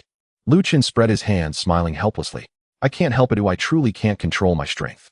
Lu Chen spoke sincerely, and with several imposing supervisors here, they certainly wouldn't just stand by and watch the examinees get hurt. I know that well. Lei Jun, upon hearing this, felt choked. He sighed helplessly, wanting to say something more. Just then a loud, rough shout exploded from the arena. "Did you cheat, you brat?" Chu Kuang strode forward, directly approaching Lu Chen, staring at him intently, as if trying to see through him. Lu Chen stood his ground, neither dodging nor flinching. He met Chu Kuang's bloodshot eyes with calmness. "I did not cheat. The martial exam pertains to my future martial path. I would never joke with my own future." Empty words. Chu Kuang did not believe such nonsense at all. He stepped closer and placed his hand directly on Lu Chen's shoulder. Thick and hot chi surged into Lu Chen's body through Chu Kuang's palm. Chu Kuang closed his eyes, controlling his chi to flow, and probe Lu Chen. Once, twice, 3 times. Time passed second by second. Chu Kuang's brow furrowed tighter, and a layer of fine sweat began to bead on his forehead. He suddenly opened his eyes, disbelief written all over his face. Nothing. There was absolutely nothing. Apart from the washed-out school uniform, Lu Chen was so clean that not even a coin could be found. Chu Kuang's chest heaved violently, as he could only resentfully withdraw his hand. "Old Chu, how is it?" another supervisor asked as he stepped forward. Chu Kuang gritted his teeth and shook his head. "This is strange. There are truly no signs of cheating." The other supervisors exchanged glances, clearly not believing this strange occurrence. They all stepped forward, surrounding Lu Chen and taking turns to conduct further inspections. After repeated inspections, the 10 experienced martial examiners ultimately arrived at a conclusion that shattered their worldview, yet was unanimously the same. Lu Chen indeed had no violations whatsoever. Lei Jun took a deep breath, stepped forward, and with a serious expression fixed his gaze on Lu Chen's eyes. "Lu Chen, honestly tell me, what was that move that turned into the heavy truck just now? Don't tell me that's also your mark." Lu Chen looked at Lei Jun and sighed. His gaze was sincere and his tone was justifiable. "It really is a martial technique. A few days ago I was walking down the road when I saw a heavy truck speeding past. At that moment a flash of inspiration struck me, and I instantly entered a state of enlightenment. I combined it with my own yellow-level foot technique, the swift wind steps, and felt the unstoppable kinetic energy and momentum of the truck. Ultimately, I comprehended this entirely new martial technique. I named it Heavy Truck Swift Wind Steps." The entire venue fell silent. Lei Jun opened his mouth but couldn't utter a word. Chu Kuang's eyes widened as if listening to a fantastical tale. Watching the old man move steel coils, he comprehends the steel coil airstrike. Watching the heavy truck speed, he comprehends the heavy truck's swift wind steps. What a miraculous enlightenment. Has this kid's comprehension mutated? Lei Jun and the others fell into a prolonged silence. Lu Chen looked at the silent crowd and took the initiative to speak. "Exam supervisors, can the results be announced?" Lei Jun, hearing this, nodded helplessly. In this match, Lu Chen from the 3rd High School wins. Jiang City's champion of this martial arts examination, Lu Chen. As the announcement fell, the entire gymnasium plunged into a deathly silence. No applause, no cheers. Thousands of candidates stood frozen in place, their minds crashing, unable to accept this final outcome. Lu Chen's lips curled slightly, completely indifferent to the crowd's reaction. He had secured a place in a top martial arts university and received the rewards of being the city champion. All his goals were achieved. After a brief moment of silence, a surge of uproar suddenly erupted, shaking the very dome of the venue. Countless candidates below had flushed faces full of unwillingness and screamed wildly. I have objections. His vitality is not even up to the standard of a martial artist. I suspect he cheated. Cheating. It must be cheating. Whose martial skills turned into a massive feat of dozens of meters. Please heaven distinguish between loyalty and treachery. We want fairness. Lei Jin stood on the platform, his expression calm. He coldly scanned the entire crowd, the pressure of his martial spirit abruptly spreading, instantly suppressing all the noise. Those who have objections to the results of the competition. Lei Jin's voice was icy. Turn left as you exit. The supervision team's door is open, ready to accept all formal reports. The entire venue fell silent. Lei Jin withdrew his gaze and flicked his fingers. A pure black exquisite metal card turned into a black line, precisely landing in Lu Chen's hand. Lei Jin looked at Lu Chen. With this card you can go to the Jiang City 10,000 Martial Association and withdraw all the rewards for being the city champion. You can go at any time. Lu Chen glanced at the black card, which had a special texture and felt icy to the touch. He casually tucked it into his pocket, nodding with an indifferent expression. Thank you. A mechanical rumble echoed above the venue. The heavy metal doors slowly slid open. Official staff lifted the lockdown. All participating candidates began to leave the venue in an orderly manner. According to federal directives, the final ranking of this martial arts examination would never be made public. Years ago, the list of human martial arts examination candidates was leaked. Countless brilliant talents were ambushed and attacked by followers of various races and powerful beings on their way to report to martial arts universities. That year, human talent was severed, suffering heavy losses. Since then, the identity of the champion has no longer. On the platform, Chu Kuang crossed his arms, staring at Lu Chen's retreating figure with a furrowed brow. Old Lei, are you just going to let him go so easily? Lei Jin glanced at Chu Kuang with a sigh. What do you want? He didn't cheat. He legitimately won the championship. Are you going to detain him for questioning? That kid is too strange. Chu Kuang muttered. If it weren't for all 10 of us coming together, we wouldn't have been able to block that last move. This kid clearly isn't an awakened one, yet his vitality is so low. Lei Jin suddenly grinned. He extended his right hand palm up in front of Chu Kuang. Stop talking nonsense, bet fairly handed over. Chu Kuang stiffened. His face showed reluctance, with the flesh on his face twitching. Gritting his teeth, Chu Kuang unwillingly pulled out a palm-sized piece of metal from his storage ring. Cold iron, refined gold, its texture icy and exuding a faint silver sheen. An excellent material for forging high-grade weapons. Chu Kuang slapped the refined gold into Lei Jin's hand, gasping in pain. Use it sparingly. If there are leftovers after forging, you must return them to me. Lei Jin grasped the cold iron, refined gold, feeling the extreme chill in his palm, a sly grin appearing at the corners of his mouth. Rest assured, Lei Jin replied calmly. I will make good use of it, ensuring not a single scrap is left. Ha ha. Several other exam supervisors gradually approached. Each one painfully handed over their pre-match bets. Lei Jin accepted them all without refusal. The smile on his face grew increasingly radiant. In this grand gamble, he was reaping a bountiful reward. Outside the gymnasium, a wide square was filled with numerous media reporters and parents of students waiting. The moment the lockdown was lifted, the crowd surged like a flood, madly rushing towards the exit. The scene was extremely crowded and chaotic. Reporters armed with cameras squeezed into the front row. They stopped every candidate coming out, eagerly asking questions. Classmate, who is the city champion? The candidates' faces were grim, with no desire to converse. The city champion is behind. The dozens of candidates who came out one after another all had ashen faces and spoke perfunctorily. Facing the cameras, they remained silent, unwilling to disclose the outrageous happenings inside the arena. Lu Chen followed the flow of people out the door. He walked quietly, yet within 3 meters around him, no candidate dared to approach. An extremely conspicuous vacuum zone moved with him. A reporter wearing black-framed glasses brightened at the sight and rushed to block Lu Chen. This classmate. The reporter held out a recorder in front of Lu Chen. You seem so calm. How was the battle inside? Do you know who the city champion is? Lu Chen stopped. He looked at the recorder, thrust in his face, helplessly spreading his hands. What do you want from me? Lu Chen gave a self-deprecating smile, pointing at his faded school uniform. My vitality is only 20 points.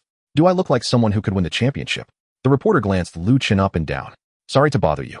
The reporter decisively turned and continued searching for talented individuals with high vitality in the crowd. Lu Chen enjoyed the peace, hands in his pockets, walking straight towards the bus station at the edge of the square. Just then, a huge commotion erupted in the crowd. Xin Bing. It's Xin Bing from the first high school. Her ice blue hair flowed with the wind. Xin Bing, dressed in a silver-white combat suit, walked out of the passage with a cold and aloof demeanor. The reporters around her instantly went wild. A martial artist and ice element awakened individual, the first talent consistently ranked at the top of the first high school. Everyone instinctively concluded that she was definitely the city champion of this Jiang City martial arts examination. A large group of reporters swarmed around Chen Bing, like sharks smelling blood, completely blocking her escape. Flashbulbs went off in a flurry. Student Chen, congratulations on becoming the city champion. How do you feel right now? How many moves did you use to defeat your opponent in the finals? Do you have any training secrets to share with the martial arts candidates in the city? Various questions bombarded her. Chen Bing halted her steps. She looked at the frenzied media with a cold expression, showing no signs of pride in her victory. You have mistaken me for someone else, Chen Bing spoke coolly, her tone steady. Instantly, the noisy group of reporters fell silent. I am not the champion.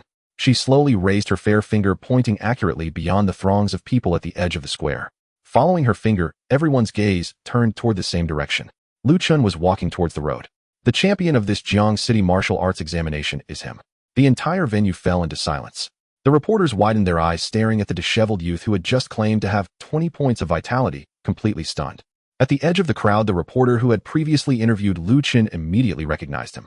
His eyes lit up, exclaiming, "The mysterious steel roller guy." These 5 words ignited the crowd like a spark in an oil pan. The mysterious steel roller guy?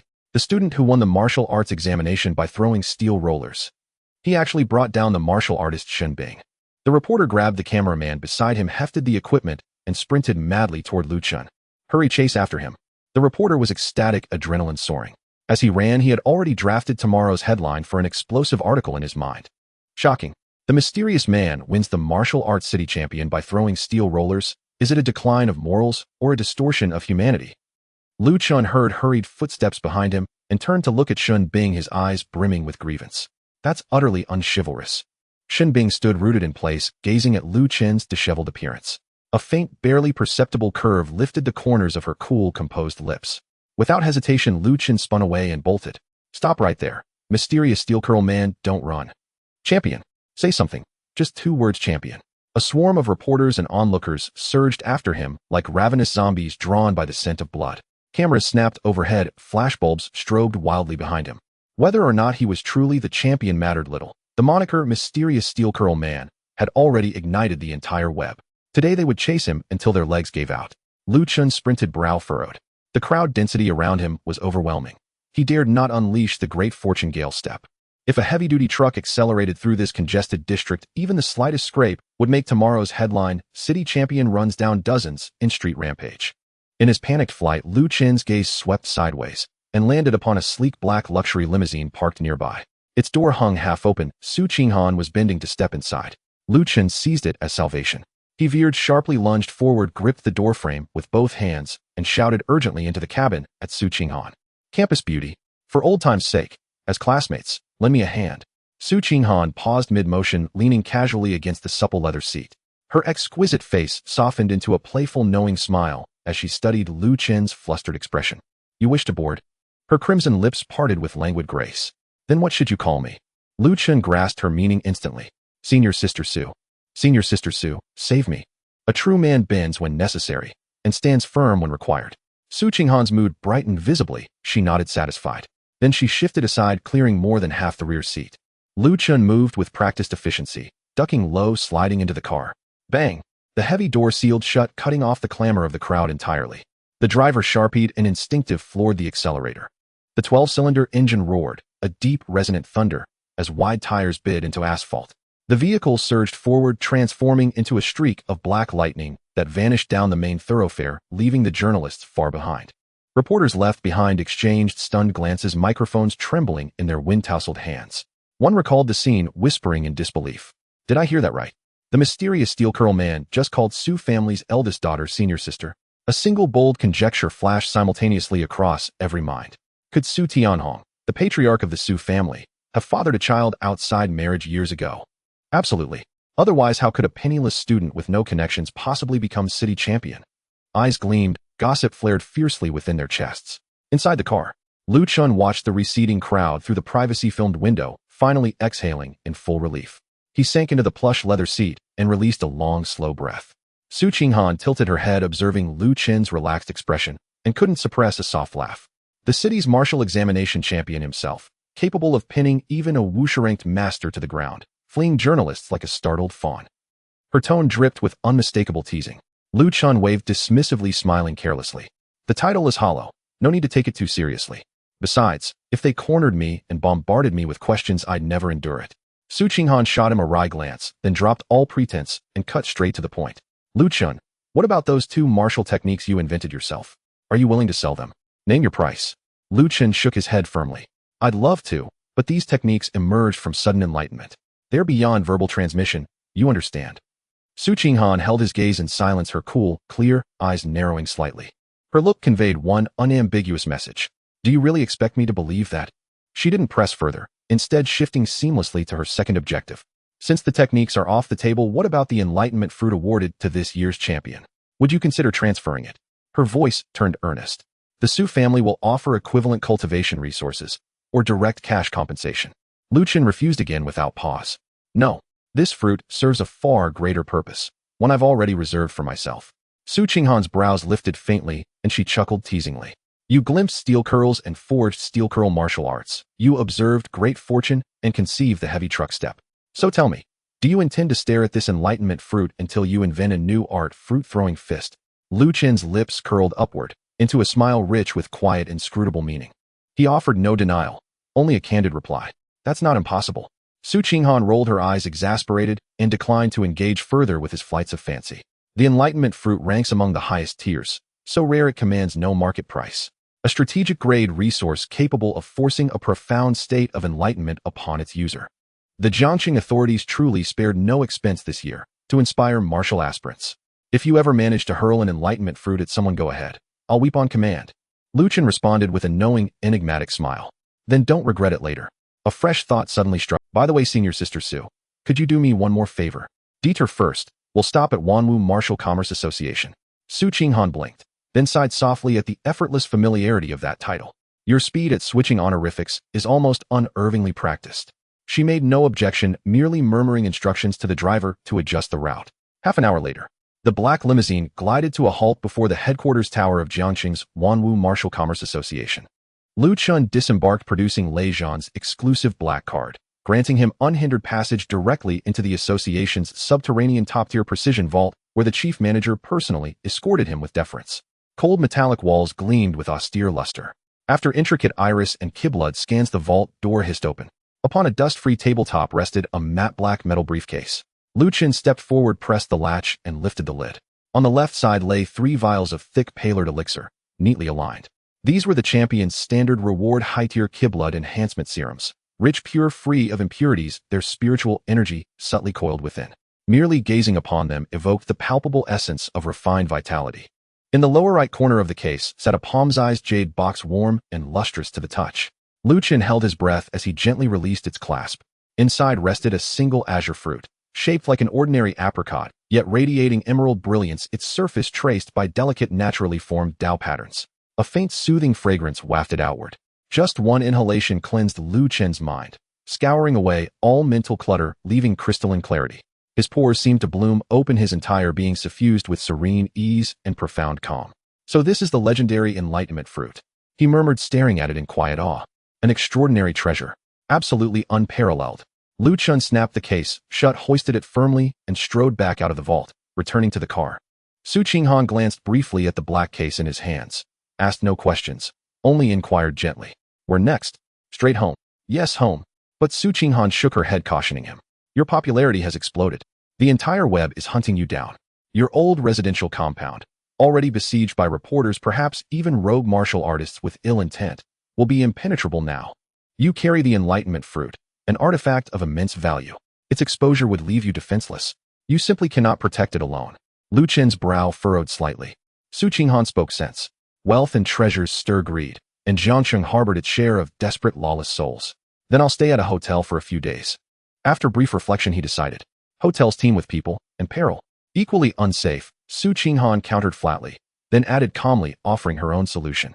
Stay at my family's estate. You'll be welcome at the Su Manor. Lu Chen stiffened instantly, his body tensing, arms locking protectively around the black case, his gaze sharpening with wary intensity as he fixed it upon Su Qinghan. Senior sister Su, I must clarify up front, I sell skills, not myself. Silence fell over the cabin. Su Qinghan stared at him for 2 seconds, then burst into laughter, genuinely amused by his comically defensive posture. She appraised him up and down, her flawless features twisting into undisguised disdain. You Plain-faced, utterly unremarkable. Your imagination runs wild. I wouldn't look at you twice. Chen exhaled, deeply patting his chest. Phew, that's a relief. You nearly startled me. Su Qinghan ignored him, turning serious once more. The Su family's security protocols rank among Jiangqing's most elite. Our manor hosts a Wujin rank guardian and operates under perpetual energy shielding. No reporter or petty criminal would dare breach it. There, you'll be safest of all. Chen ceased his resistance. This was indeed the optimal solution. As for treachery, he felt no concern. The Federation did not exist in name only. The disappearance of a city champion would trigger consequences no individual could withstand. Very well, thank you, Senior Sister Su. He accepted with a smile, cutting through complication. The car started again, gliding toward the Su family estate. Chen leaned against the window, fingertips tapping rhythmically against the metal case cradled in his lap, his mind racing, mapping out the next phase. Then a vital realization struck him. Senior Sister Su, one last detour please. We'll stop at the Martial Traders Bazaar. I need to purchase several yellow rank martial techniques. Su Qinghan frowned, turning to him. You wish to buy yellow rank techniques? In the martial world, the Enlightenment fruit, a supreme treasure, was reserved solely for comprehending earth rank or even heaven rank arts, or shattering breakthrough barriers. To expend it on yellow rank techniques, that would be sheer sacrilege. Once home, I'll gift you a mystic rank technique. Yet Chen gently shook his head, his resolve unwavering. No need for mystic rank. I require only yellow rank. His insistence deepened Su Qinghan's frown, her bewilderment complete. Chen offered no explanation, merely gazed out the window at the blurring cityscape, eyes alight with suppressed exhilaration. His reasoning remained his own. Yellow rank techniques were undeniably rudimentary, limited in power and forgeable only once. Yet they possessed one decisive advantage: minimal consumption and effortless mastery. He would learn the simplest, most fundamental yellow rank technique available, then directly fuse the enlightenment. If successful, he would effectively possess infinite enlightenment fruit, unlocking mastery of any high-tier martial art he desired. In the Su family mansion, the study on the top floor, Su Tianhong leaned back in a spacious bee-skin armchair, holding a specially made high-strength tablet. On the screen, several bold and red headlines from Jiangcheng were scrolling by. Jiangcheng's top scholar fresh out. It's the mysterious steel roller man. Shocking. The mysterious steel roller man calls Su family's young lady sister in the street. Suspected illegitimate son of the Su family. Revealing. Su Tianhong, the head of the Su family, had loved those women in his early years. Su Tianhong's forehead muscles twitched violently. Nonsense. Su Tianhong slammed his palm down on the Zeton wood desk, the anger within his chest surging wildly. Throughout his life, he had been clean and open in his emotions, and apart from Su Qinghan's mother, he had never had the slightest thought for any other woman. Now there were unscrupulous media fabricating an illegitimate son out of thin air for clicks. Bang! The blood surged within Su Tianhong, and the tablet in his hand instantly turned to powder. His expression darkened as he turned to the black-clad bodyguard standing beside the desk. Go investigate. Find this so-called mysterious steel roller man and those slandering reporters. I want to see how many mouths they have daring to pour dirty water on my Su Tianhong. The black-clad bodyguard knelt on one knee solemnly, cupping his fists as you command. Just as the bodyguard was about to rise and leave, the heavy redwood door of the study was gently pushed open. A white-haired old butler in a tailcoat walked in slowly, his expression revealing some hesitation, looking somewhat awkward. Master, the young lady has returned. Upon hearing this, the rage on Su Tianhong's face instantly dissipated, replaced by a strong expression of joy. Qinghan is back. Su Tianhong suddenly stood up, his tone light and quick. Instruct the kitchen to prepare the best feast. I want to celebrate for Qinghan. The butler stood in place, not immediately responding. He lowered his head, his expression increasingly hesitant, pausing for 3 seconds before continuing to speak. Master, the young lady is not alone this time. The butler lowered his voice. There's a boy in the car. Su Tianhong's smile instantly froze. Boom. A terrifying aura suddenly erupted from Su Tianhong, the pressure of a peak martial spirit enveloping the entire study, causing the valuable ancient paintings on the walls to flutter. A boy. Countless thoughts flashed through Su Tianhong's mind. After the college entrance examination, many students would confess he was also at that age. He remembered that after the college entrance examination, he had confessed to Su Qinghan's mother. Although he was poor and destitute, he had worked hard for decades to build the foundation he had now. But, damn it, has the times changed to directly meeting the parents now? Su Tianhong's eyes flashed with sharpness, and he snorted coldly in his heart. No matter who it is, anyone daring to covet his precious daughter must first step over his corpse. Su Tianhong took a deep breath, forcibly suppressing the surging anger within. He reached out to adjust the collar of his neatly tailored suit, his expression returning to calm. Let's go. Su Tianhong stepped towards the door. I will personally go to greet them. Meanwhile, a black elongated sports car slowly entered the internal grounds of the Su family mansion. Lu Chen sat in the back seat looking out the window, his eyes widening. The Su family mansion was vast, stretching out endlessly. The smooth white jade stone road crisscrossed, and large patches of manicured green lawns were trimmed without a hint of disorder with valuable ancient trees that emitted a faint spiritual energy planted neatly on both sides. The artificial lakes within the garden shimmered, and the rockeries had water flowing continuously. Security personnel dressed in uniform black suits could be seen everywhere along the way. They stood tall, their chi restrained, clearly all elite martial artists. In the distance, exquisite standalone villas were built beside mountains and water. The architectural style was simple yet luxurious, understated, and elegant, showcasing the deep heritage of Jiangcheng's top aristocratic family. Lu Chen's gaze swept around, his face filled with curiosity, never having seen such grandeur.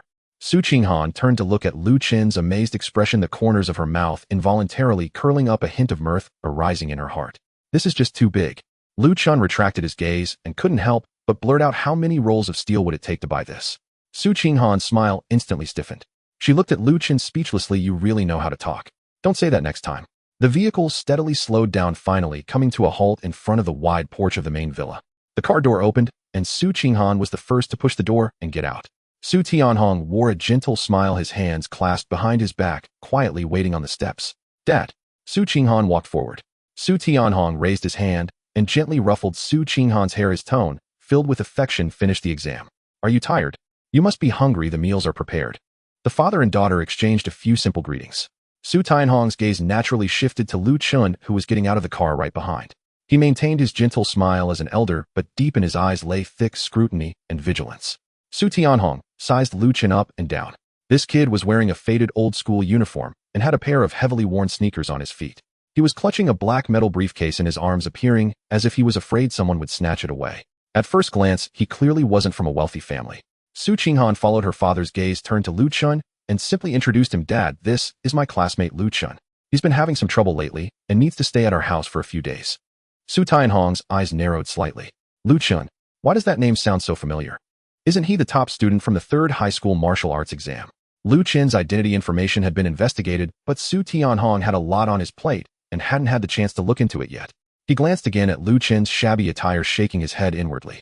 It must be a case of someone with the same name. How could the top student from the 3rd high school be so impoverished? Su Tianhong's eyes shifted slightly as he deliberately slowed his tone, softly questioning, just a normal classmate relationship. Upon hearing this, Su Qinghan rolled her eyes in annoyance. She retorted directly, Dad, do you really think my standards are that low? Hearing this, Su Tianhong's tightly furrowed brows immediately relaxed, and he smiled gently, his vigilance easing slightly. Indeed, his daughter was proud. How could she possibly take a liking to such a backgroundless poor kid? Lu Chen stood to the side, holding the black briefcase. Listening to the exchange between this father and daughter made him feel a bit uncomfortable. What does poor taste even mean? He is a man with unlimited steel rolls. Forget it, after all, he would be staying here for a few days, so he had to endure it. Lu Chen put on a polite smile and stepped forward. Hello, Uncle Su. I've heard of your great reputation, and I'm lucky to meet you in person today. You're even more handsome than in the photos. Su Tianhong cast him a faint glance. You certainly have a silver tongue. However, the hostility and scrutiny deep within Su Tianhong's eyes had indeed quietly faded a lot. As long as he wasn't here to covet his precious daughter, it was fine for him to stay for a few days. Su Tianhong said no more and gestured for the two to enter. Come on, let's go inside and eat. The food has long been prepared. Feel free, like it's your own home, no need to be formal. The group walked towards the front door. A maid dressed in a servant's outfit stepped forward with keen insight, bending down to reach for the black briefcase in Lu Chen's arms. Young master, let me help you carry the briefcase. The maid spoke respectfully. Lu Chen immediately stepped aside, smiling and shaking his head decisively, refusing. No need to trouble yourself. I prefer to carry this myself. The maid withdrew her hand, lowering her head to step back. A flash of subtle disdain quickly crossed her eyes. Tisk, a poor student is a poor student, overly sensitive and petty.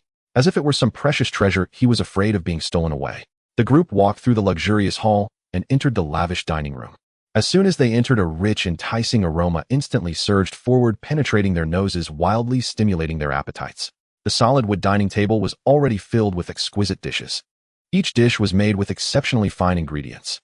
The rosy blood-striped pork tenderloin, the chill-inducing cold pool spirit fish, and various precious heavenly materials and earthly treasures cooked in different combinations. Dense spiritual energy wafted and circulated above the dishes. Lu Chen looked at the feast before him, unable to help but secretly marvel. This was not just a meal, it was simply wasting money. If an ordinary person could eat such rare dishes every day, even a pig wouldn't take long to easily break through to the martial master realm. Everyone took their seats in turn. Su Qinghan sat across from Lu Chen, watching him stare at the dishes with wide eyes. She softly explained. Although these rare ingredients are rich in qi and blood, they should not be consumed frequently by low-level martial arts. Su Qinghan picked up a piece of spirit fish meat and placed it in her own plate. If you improve too quickly, it can easily lead to unstable qi and blood within, causing a loose foundation. When attempting to break through to a higher realm later on, it can easily leave hidden dangers, rendering it not worth the gain. Therefore, supplementation must be gradual. Lu Chen nodded in understanding, giving Su Qinghan a thumbs up, sincerely exclaiming, "You noble families really know your stuff. It's like the droughts kill the crops and floods drown them. Ordinary people struggle desperately for a few bottles of qi and blood medicine, while aristocratic children worry about how to control their intake to prevent their qi and blood from rising too fast. This world is truly fantastical." Lu Chen sat in his chair, keeping the black metal briefcase close beside him, tightly pressed against his thigh. Su Tianhong sat at the head of the table, looking at the briefcase next to Lu Chen. "Lu Chen, now that you're at the Su family, you're definitely safe. Just give the briefcase to the maid, let her take it to your guest room. You don't need to hold it all the time." Lu Chen smiled lightly. "Thank you, Uncle Su. But I feel more at ease holding this thing myself." Lu Chen was secretly calculating in his heart. This briefcase contained the Tao Enlightenment fruit and high-grade qi and blood medicine. Under everyone's gaze, he couldn't directly put them into the system space as materials, otherwise he would have no way to explain. It seemed he must find time to buy a storage space equipment for easier concealment in the future. Seeing Lu Chen so stubborn, Su Tianhong felt displeased. Su Qinghan smiled beside him. "Dad, just let him hold it. After all, the briefcase contains the award for the top scholar from Jiangxing. It's very precious." Jiang City top scholar. All the servants and maids present turned their heads in unison, their gazes fixed on Lu Chen, disbelief written all over their faces. The servant who had previously looked down on Lu Chen's pupils contracted sharply, her mind going blank. She couldn't comprehend how this boy in tattered school uniform could possibly be the top scholar of the city. He was a genius who outperformed all candidates in Jiang City. After a brief moment of shock, Su Tianhong's astonishment quickly faded, replaced by an increasingly intense scrutiny. "You are the top scholar." Su Tianhong stared into Lu Chen's eyes, his voice deep. Lu Chen waved his hand with a relaxed smile, saying, "Just an empty title, just an empty title. So you were also the first at Sanzhong?" Lu Chen nodded. Su Tianhong's voice grew colder. "Then that mysterious steel roller guy is also you? And you dare say he's my illegitimate son?" Lu Chen was stunned. "I don't know who gave me that nickname," he instinctively replied, then suddenly reacted, his voice rising sharply. "What illegitimate son? Who the hell is spreading rumors about me?" Lu Chen's face was filled with confusion. This was his first time meeting Su Tianhong. Where did this illegitimate son title come from? Su Tianhong snorted coldly, pulled out a communicator from his pocket, and called up several bold, sensational news headlines, tossing them directly onto the dining table. Shocking. Mysterious steel roller calls Su family's young lady sister in public. Suspected illegitimate son of the Su family. Lu Chen saw the headline, and his mouth twitched violently. These unscrupulous media outlets would write anything outrageous for clicks. Su Tianhong suddenly stood up from it. The aura of authority emanated quietly, filling the air with pressure. A cold smile hung on Su Tianhong's lips as his sharp gaze locked onto Lu Chen. "You're quite something. I was just about to look for you, and you delivered yourself right to my door," he said. "Is it enjoyable to use underhanded methods to make my daughter a stepping stone? How about we have a little competition?"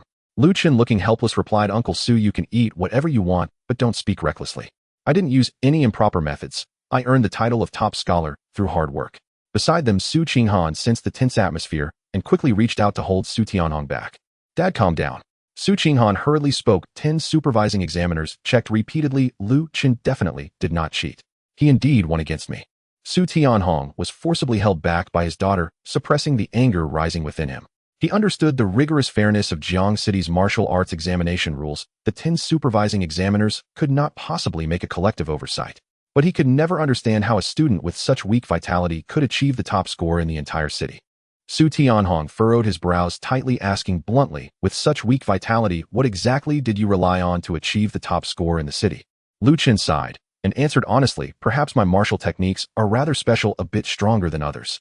Su Tianhong repeatedly said, good, his expression becoming increasingly serious. "Are you full?" Lu Chen glanced at the table full of delicacies that had yet to be touched, forcing himself to swallow. "If you're full, come out with me." Su Tianhong strode towards the dining room door. "Let me see what's so special about your Lu Chen's eyes twitched, turning helplessly to Su Qinghan. Su Qinghan sighed, lowering her voice to reassure Lu Chen, "It's fine, my dad just has a temper like that. Although he's strong, he's only at the peak of martial spirit, so there's no need to be too nervous." Lu Chen was taken aback. Wasn't being at the peak of martial spirit a reason to be nervous? You're overestimating me. Su Tianhong stopped looking back at Lu Chen's concerns and proactively promised, "Don't worry, Su Tianhong never bullies my juniors. I will suppress my vitality to match yours. Since you are the top scholar, you should be able to defeat me at the same level, right?" He continued. "If you can't win, get lost and go wherever you want. If you win, I'll give you this manor directly." Lu Chen was stunned, instinctively responding, "Uncle Su, aren't you going a bit too? Putting an entire manor as a wager isn't that inappropriate." Su Qinghan hurriedly interjected, "Dad, don't be impulsive." Su Tianhong's stubbornness completely flared up, his tone extremely firm, leaving no room for negotiation. Su Tianhong never goes back on my word. What are you afraid to accept?" Lu Chen saw the other party's resolute attitude with no way to back out. Forget it, he thought. After all, this was a friend's father. He would let him off easy and aim for a tie. "Fine, I accept." The group quickly left the dining room, traversing the long corridor to the spacious outdoor martial arts arena behind the manor. Walking on the white jadestone path, Lu Chen lowered his voice to ask Su Qinghan, "How much is your family's?" Su Qinghan glanced at him, her tone flat. "Not counting the land and formations, just the buildings and internal facilities, it's probably around 3 billion. Lu Chen's eyes lit up. 3 billion. Wow, he suddenly felt a bit tempted. What to do? The evening breeze rustled the leaves of the surrounding landscape trees. Su Tianhong stood in the center of the arena, his expression serious. He slightly spread his legs and activated his internal techniques. The powerful fluctuations of vitality rapidly diminished the previously surging aura, visibly waning. Peak of martial spirit, great martial master, martial artist. Ultimately, Su Tianhong suppressed his realm firmly below the martial artist threshold, maintaining the same vitality level as Lu Chen. This level of precise control over his vitality showcased the profound foundation of a peak martial spirit practitioner. "Come on, kid." Su Tianhong assumed a stance, his voice deep. "Let me see your so-called special martial techniques." Lu Chen stood 10 meters away, giving a slight nod. His legs bent slightly, applying force from his waist, and his right hand suddenly clenched into a fist, striking forward heavily. A thick, solid black steel roller materialized out of thin air, blocking the path between the two. With terrifying kinetic energy, it tore through the air, with a sharp blast rolling directly towards Su Tianhong's face. Standing at the sidelines, Su Qinghan crossed her arms, watching this scene, with a hint of helplessness in her cold eyes. She was all too aware of the power of this move. Pure quality oppression, showing no regard for any martial ethics. Back during the competition, she had been forced to reveal her trump cards by this very move, ultimately having to concede defeat. Now that her father had suppressed his vitality to 20 points, what could he use to block this tinted solid steel roller? Steel roller. Is this really called martial technique? Whose martial technique summons a tinted steel roller out of thin air to crush someone? In an instant, the black shadow enveloped Su Tianhong's line of sight. Su Tianhong's pupils contracted. What the hell? You kid are playing dirty. Even with his vitality firmly suppressed, Su Tianhong's battle instinct and perception as a peak martial spirit practitioner remained extremely sharp. He instantly assessed the mass and speed of this black object. But understanding it was one thing, whether his body could keep up was another. With his vitality level being precisely the same as Lu Chen's, he simply couldn't support any effective evasive action. He couldn't evade. Absolutely couldn't evade. Boom. At the brink of life and death, Su Tianhong abandoned the restraint on himself. The terrifying blood energy at the peak of martial spirit erupted without reservation, and a crimson wave surged into the sky. Su Tianhong's right arm muscles suddenly swelled, and a heavy punch struck down on the steel roll coming towards him. Bang! The tinted black steel roll was violently sent flying by the raging chi. The steel roll tumbled in the air, crashing into a distant rockery with a thunderous sound, sending debris flying everywhere. Su Tianhong's face turned ashen. "Daring to throw a steel roll at me from the storage space. You've got some guts. Today, as an elder, I must teach you what martial virtue really means." Before his voice fell, Su Tianhong exerted force under his feet. The hard ground cracked inch by inch. His figure transformed into a flash of red lightning, tearing through the air, heading straight for Lu Chen's face. Lu Chen stood frozen in place, his scalp tingling. "Damn, playing dirty. Can't win, so just flip the table, huh? Great movement, Gale step, activate." Lu Chen wasted no time, his blood energy boiling in an instant. Rumble. The roar of the engine exploded in the air above the training ground. A blinding red light shot up into the sky. A five-story, several dozen meters long red heavy-duty truck, the Promax version, suddenly appeared in the center of the field. The massive steel body exuded a suffocating sense of oppression. Su Tianhong, who was halfway through the charge, suddenly stopped in his tracks. He looked up at this steel mountain before him, his entire being frozen in place. What on earth? This kid managed to store a heavy truck in the storage space. Before Su Tianhong could regain his senses, the front of the truck flashed with dark light. Bang, bang, bang. Countless black solid steel rolls poured out like a torrential rain. The dense shadows blocked all of Su Tianhong's paths forward. Trivial tricks. Su Tianhong snorted coldly. The speed at the peak of martial spirit was fully unleashed. He dashed along the ground like a low-flying swallow. He weaved through the densely falling steel rolls, avoiding them effortlessly and evading all physical obstacles. As he got closer to the heavy truck, Chen sat in the driver's seat, watching the rapidly approaching Su Tianhong, gritting his teeth internally. The gap in their realms was too vast. He couldn't even touch the hem of the opponent's clothes. In that case, let's change tactics. Chen decisively stopped firing steel rolls. The red heavy truck halted in place, its chassis emitting a deafening mechanical roar. Immediately after, the massive vehicle began spinning wildly in place at an unbelievable speed. Vroom. The several hundred-ton steel beast turned into a blur. The vehicle, wrapped in violent air currents, stirred up a terrifying red steel storm in the center of the training ground. Su Tianhong rushed forward, staring at the red storm before him, his brow furrowed. Stop the tricks and come to a halt. Su Tianhong reached out his right hand, attempting to forcibly press down on the rapidly spinning vehicle. Clang. The moment his palm touched the vehicle, a terrifying rebound force surged through his arm. Su Tianhong's arm was violently thrown back. A slight pain pulsed in his palm. Su Tianhong's expression darkened completely. He took a deep breath, channeling his thick blood energy into his hands without reservation. His palms glowed red, resembling two blazing suns. I want to see just how tough your metal shell is. Su Tianhong shouted, bringing both hands down with brute force onto the steel storm. The clash between his hands and the heavy truck resounded. Boom! A dull extreme roar echoed.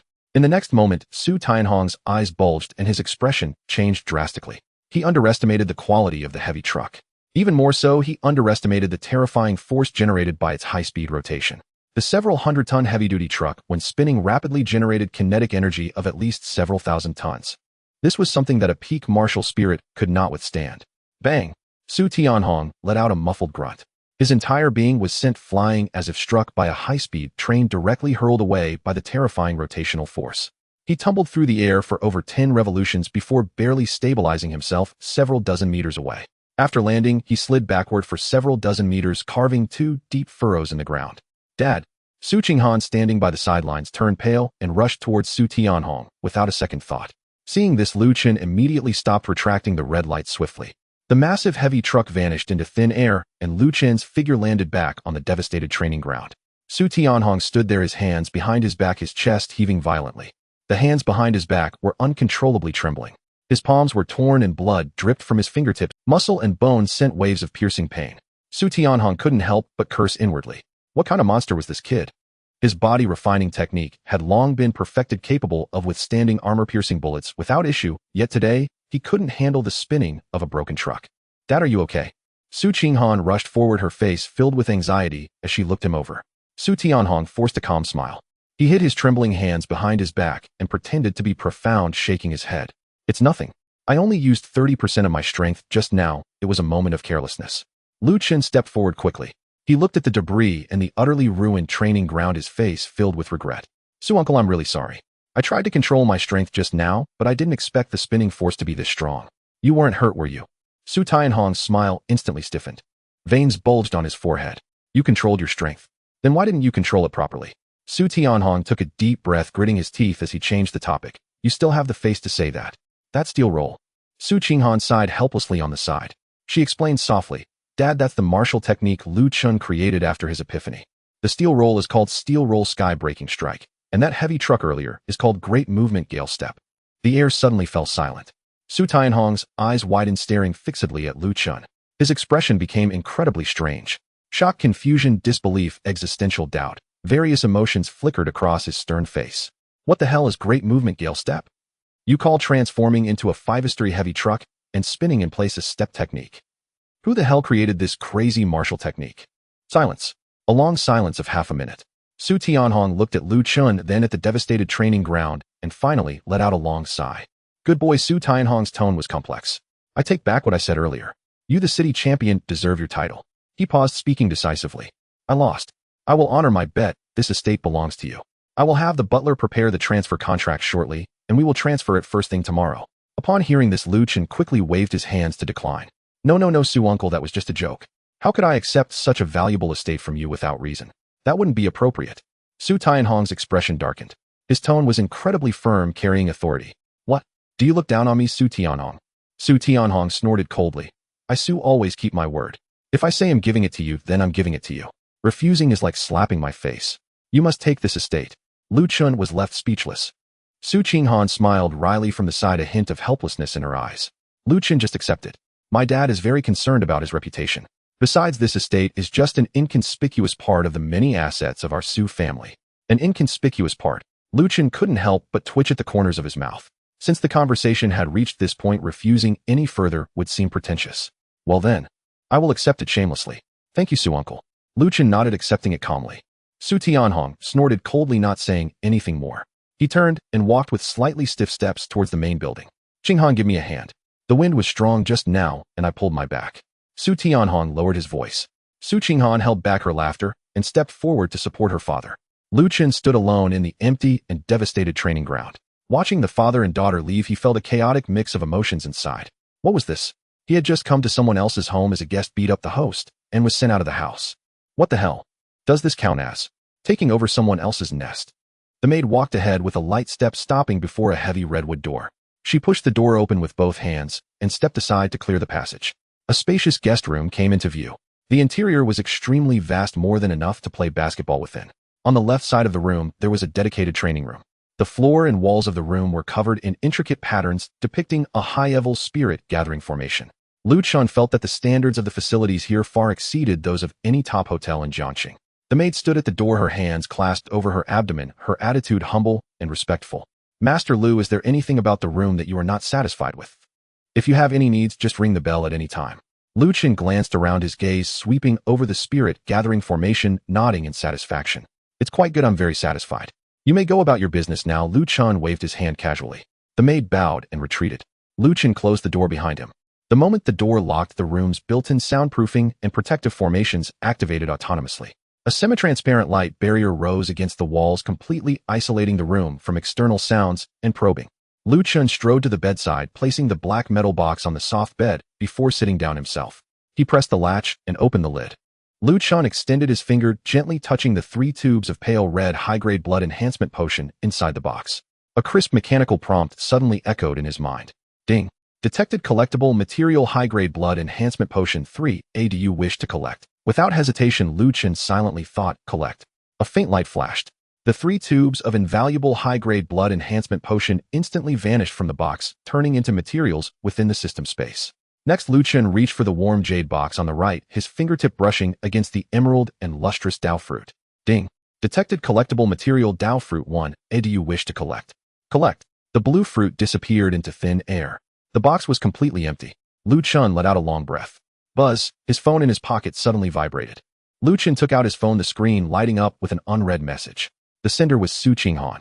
Upon opening the message, he was met with a compressed file. Below it was a text message that conveyed a warning. I've sent you the martial arts technique. If you dare waste the Dao fruit on a yellow level technique, I won't let you off easily.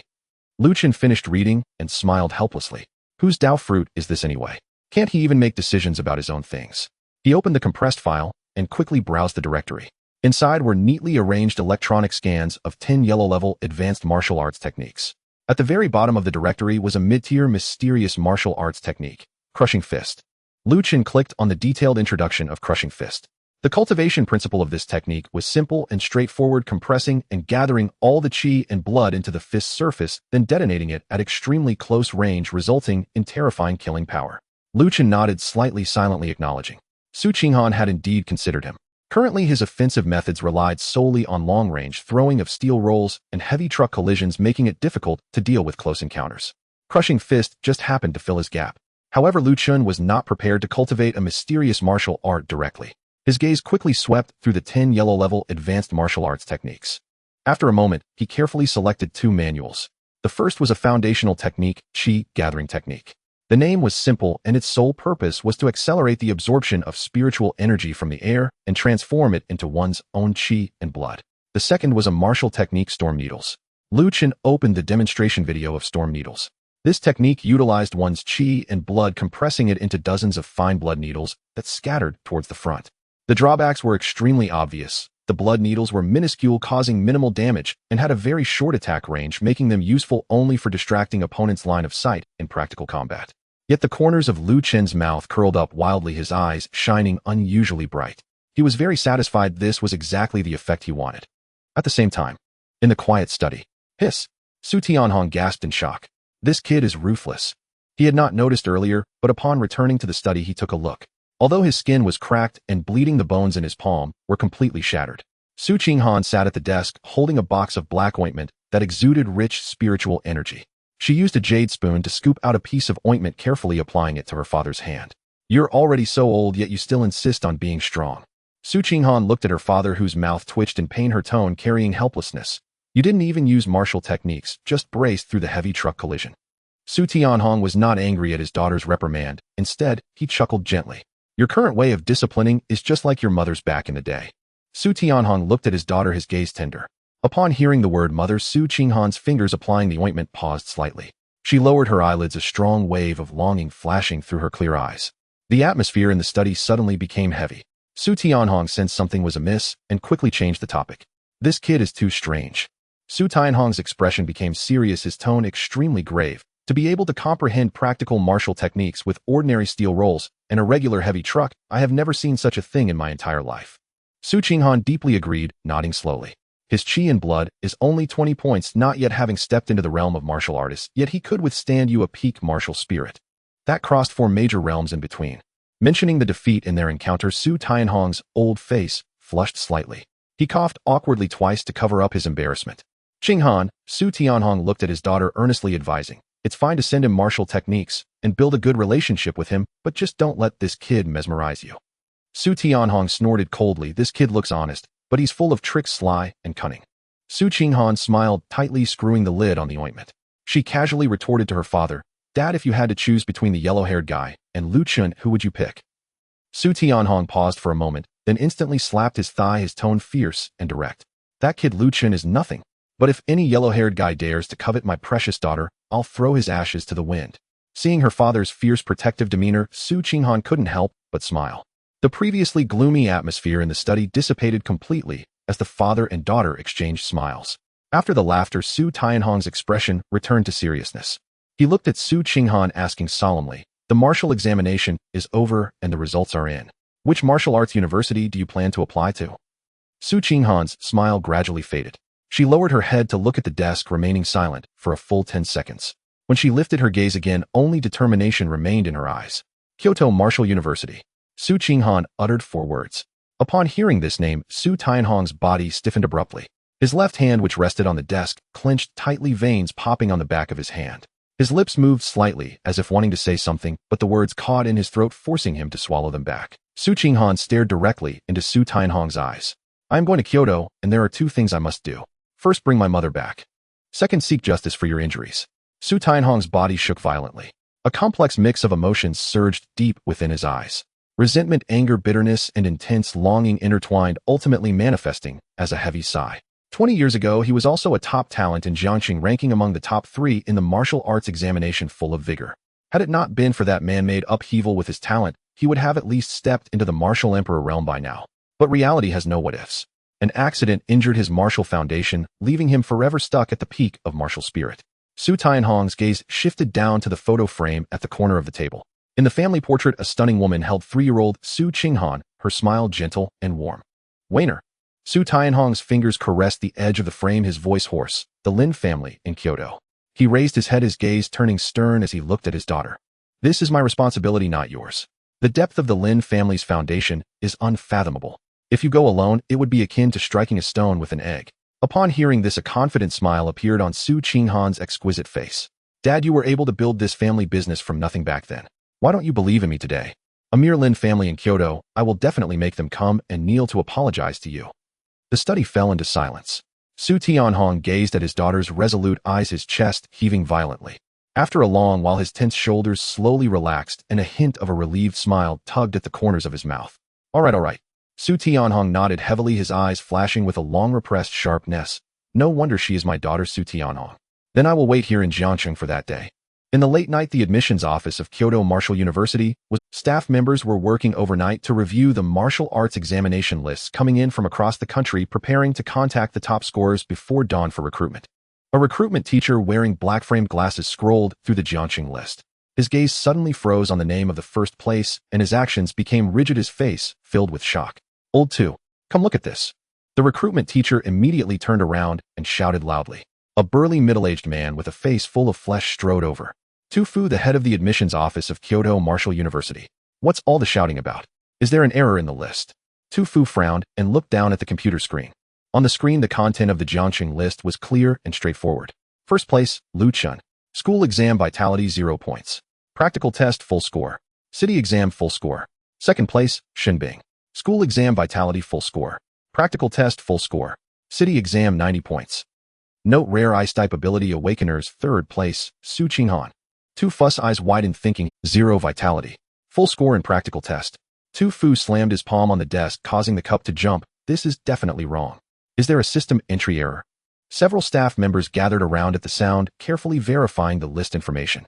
Director 2, there is a joint signature seal from the Jiangxing chief examiner and special markings confirming that the candidate did not cheat.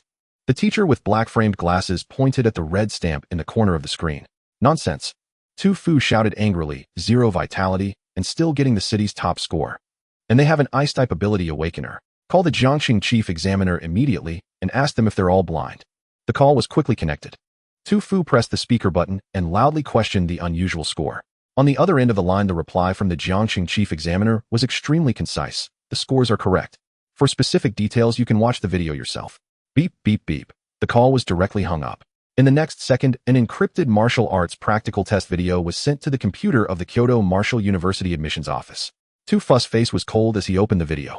In the office, over a dozen staff members gathered in front of the screen, fully focused. The video began to play. In the video, Chen faced the examiner and conjured a Tintin solid steel coil out of thin air, smashing it down violently. Then a red light erupted, and a 5-story red heavy-duty truck appeared out of nowhere and crashed fiercely into his opponent. The video ended. The office fell into silence.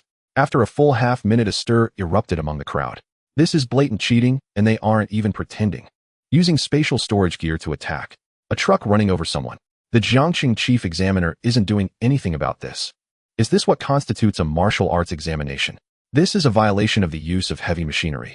Tufu's forehead veins bulged, his face dark enough to drip water. Special markings confirm there was no cheating. I'll believe that when pigs fly. Forget about recruitment calls. Let him go to another school. Our Kyoto Martial University will never accept such opportunistic scum. The teacher with black-framed glasses swallowed hard and reminded softly, Director 2, he is the city's top scorer. According to federal regulations, he has the right to choose any school. As long as he applies, we cannot refuse. Tufu sneered, his hands cracking as he clenched them.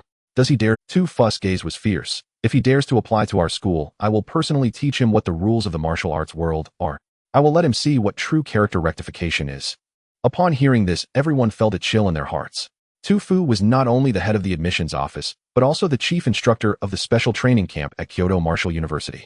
Only top geniuses could enter the special training camp, but Tufu specialized in turning geniuses into a beast. Everyone silently prayed this kid named Chen better choose another school.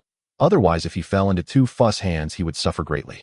Meanwhile, in the admissions offices of Longhua Martial University and Modu Martial University, a similar scene was unfolding. After watching the video, all top martial universities reached a tacit consensus: no recruitment, no contact. Chen was completely unaware of the storm brewing outside. At 1 o'clock in the morning, in the spacious training room, Chen sat cross-legged in the center of the gathering spirit array. He suddenly opened his eyes, a strong excitement flashing in his gaze. After several hours, he had finally cultivated the yellow-grade superior martial skill Storm Needle to the entry-level realm. Let's get started. Chen thought to himself and opened the system panel.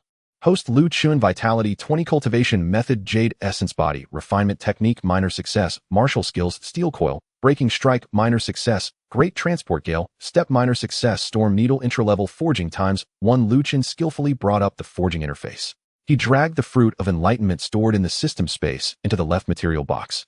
Then he dragged the Just Learned Storm Needle into the right martial skill box. Material Confirmation Fruit of Enlightenment Martial Skill Confirmation Storm Needle Yellow Grade Superior Starting Forging. A dazzling white light burst forth from the panel. As the light faded, a crisp prompt sounded in his mind. Forging successful.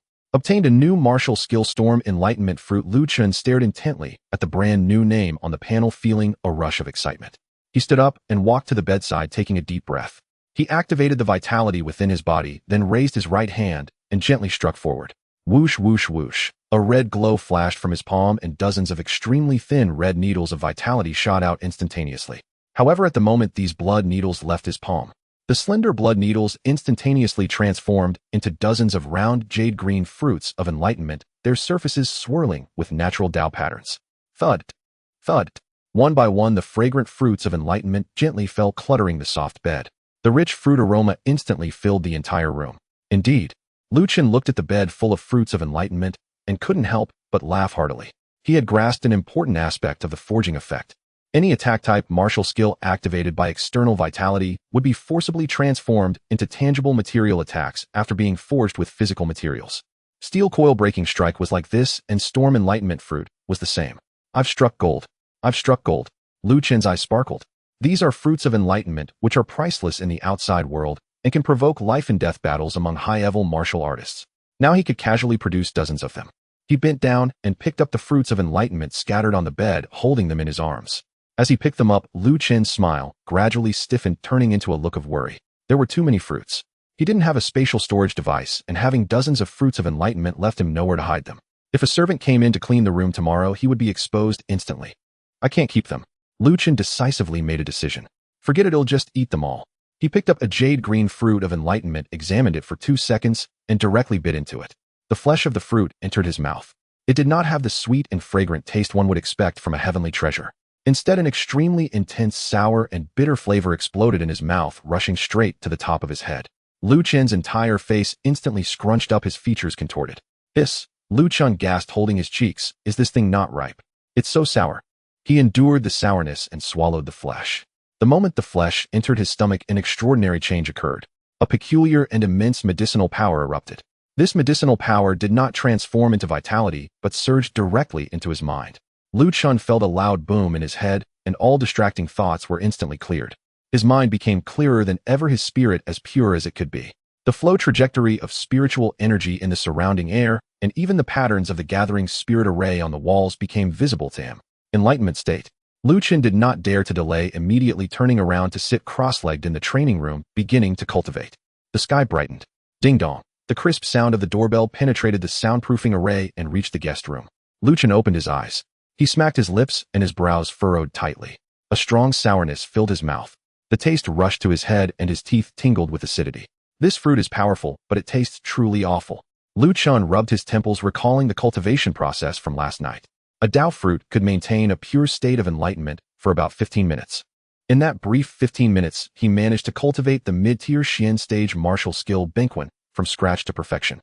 Moreover, under the enhancement of the Tao fruit, his overall cultivation speed had increased tenfold with an astonishingly terrifying efficiency.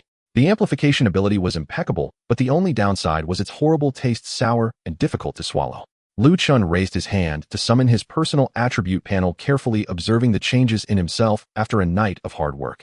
Host Chen Vitality 150 Realm Martial Artist Cultivation Method Jade Essence Body Refining Technique Perfection Martial Skills Steel Roll Skybreaking Strike Perfection Great Fortune Gale Step Perfection Storm Tao Fruit Perfection Bingquan Perfection Forging Time 0. His vitality successfully broke through the 100 mark, officially stepping into the realm of a martial artist. All of his cultivation methods and martial skills had reached perfection. After the breakthrough, Chen clearly sensed the subtle transformations occurring in his martial skills. Steel Roll Skybreaking Strike saw a significant increase in power, with the weight and flight speed of the roll doubling, reaching a terrifying weight of 20 tons. Great Fortune Gale Step transformed into a larger figure with a substantial increase in speed. The martial skill Storm Tao Fruit could yield more Tao fruits in a single strike. At this moment, Chen recognized the limitations of yellow-tier martial skills. Even if cultivated to the extreme, the enhancements would not be substantial. However, Chen did not mind. With the ability to mass-produce Tao fruits, there were no thresholds for cultivating any high-tier martial skills for him. Now the only limitation was the number of forging times. As his thoughts settled, the doorbell rang again from outside. Chen got up and walked to the door, casually pulling it open. Su Qinghan stood quietly outside. She wore a fitted white training outfit, her long hair tied up high. Su Qinghan raised her gaze to Chen, her eyes locking onto him as she froze in place. After eating Tao fruits all night, Chen was directly infused with their flavor. A faint aura surrounded him, exuding a unique, ethereal quality that made it hard to look away. Chen raised an eyebrow, leaning slightly forward with a smile at the corner of his mouth. What's wrong? Am I too handsome for you? Su Qinghan suddenly snapped back to reality, quickly stepping back half a pace, a hint of surprise flashing in her eyes. She pouted, feigning disdain. Stop being so conceited. I've never seen someone so ugly. Hurry and wash up, my dad wants you to come for breakfast. Tisk, such harsh words, Lu Chen sighed lazily. It's a pity, I wanted to give you something nice. Since you think him ugly, then never mind. Su Qinghan furrowed her brows slightly. What nice thing? Lu Chen said nothing and slowly raised his right hand, fingers spread wide. In the palm of his hand lay a glistening green dao fruit, a fragrant aroma quietly spreading, instantly filling the corridor. Su Qinghan's gaze locked onto the fresh fruit in his palm, her eyes widening. Dao fruit.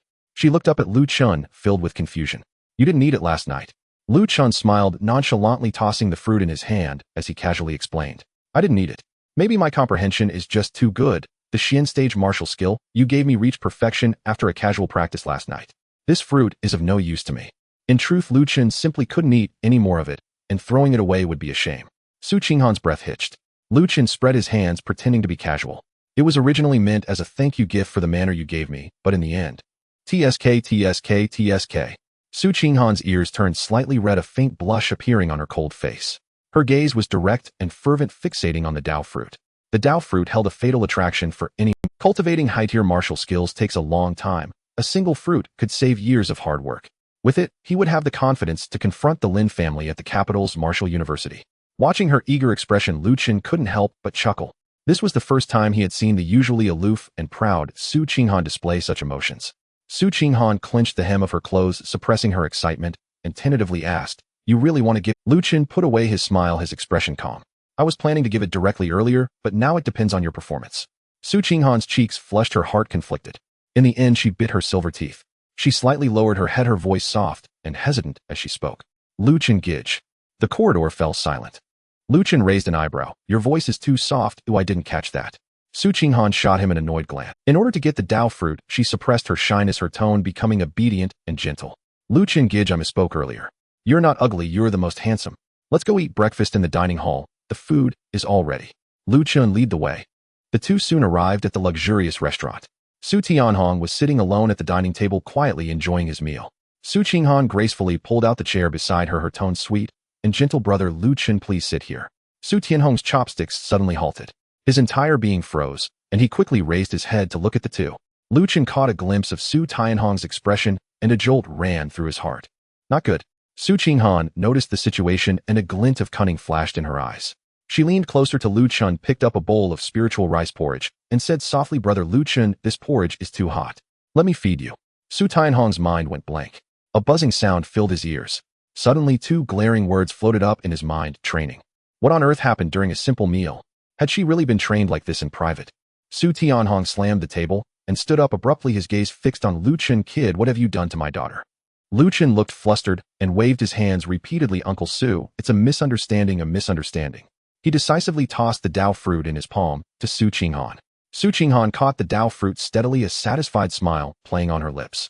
She turned to the serious-looking Su Tianhong and softly explained, Dad, it was just a joke earlier, don't take it seriously. Su Tianhong still seemed a bit dazed. His gaze fell on the fruit in his daughter's hand, which was surprisingly a perfectly intact Dao fruit. Su Tianhong furrowed his brows tightly, slowly returning to his seat in silence. For the rest of the meal, Su Tianhong's gaze never left Lu Chen. The scrutinizing stare made Lu Chen feel uneasy all over. Lu Chen hastily finished his breakfast, not daring to linger. Uncle Su, you all enjoy, I'll take a walk. Su Qinghan, seeing this, immediately put down her bowl and chopsticks. I'm full too. She turned and chased after Lu Chen. Su Tianhong called out to his daughter, his tone low and serious. Qinghan, if anything happens, tell me immediately. Some things Dad can still handle. Su Qinghan casually nodded. Okay, I understand. Su Tianhong watched his daughter's retreating figure, his thoughts in a whirl. Some things can be resolved, but not the Dao fruit. The Dao fruit is priceless and cannot be bought even with money. Seeing his precious daughter being so humble for a Dao fruit in front of Lu Chen made Su Tianhong's fists clench tightly under the table. He felt like an incompetent father. Lu Chen quickly walked out of the manor gate, letting out a long sigh. I'm about to go to martial arts university. Oh, I need to get some high-level materials for self-defense. Su Qinghan hurriedly caught up, with Lu Chen closely following his side. She turned her head to look at Lu Chen, her eyes full of curiosity. Did you comprehend a technique for using the Dao fruit as a weapon? Lu Chen did not answer directly. Instead, he smiled playfully. You said before you wanted to use a Dao fruit to make me cry. Does that still count? Su Qinghan halted in her tracks, her eyes wide with disbelief as she looked at Lu Chen. Did you really comprehend it? Lu Chen casually waved his hand, his tone indifferent. You can say that if you want. Anyway, no one would believe it if he said it. Su Qinghan's heart raced. She involuntarily pictured the scene of Lu Chen with a disdainful smile, casually throwing a handful of Dao fruits at her. "No, what am I thinking?" Su Qinghan's face turned crimson as she quickly shook her head, forcibly dismissing the image from her mind. Lu Chen looked at the following Su Qinghan and asked helplessly, "You've got the Dao fruit, why aren't you going back to cultivate? What are you following me for?" Su Qinghan instead directly asked, "Can you sell me another Dao fruit? You can name your price." Lu Chen raised an eyebrow. "You're quite greedy, aren't you?" He simply ignored Su Qinghan. The two continued forward and soon arrived at the largest comprehensive martial arts mall in Jiangxing. The mall had clearly defined levels. The first to middle floors sold basic cultivation, resources, martial weapons, and alchemical medicines.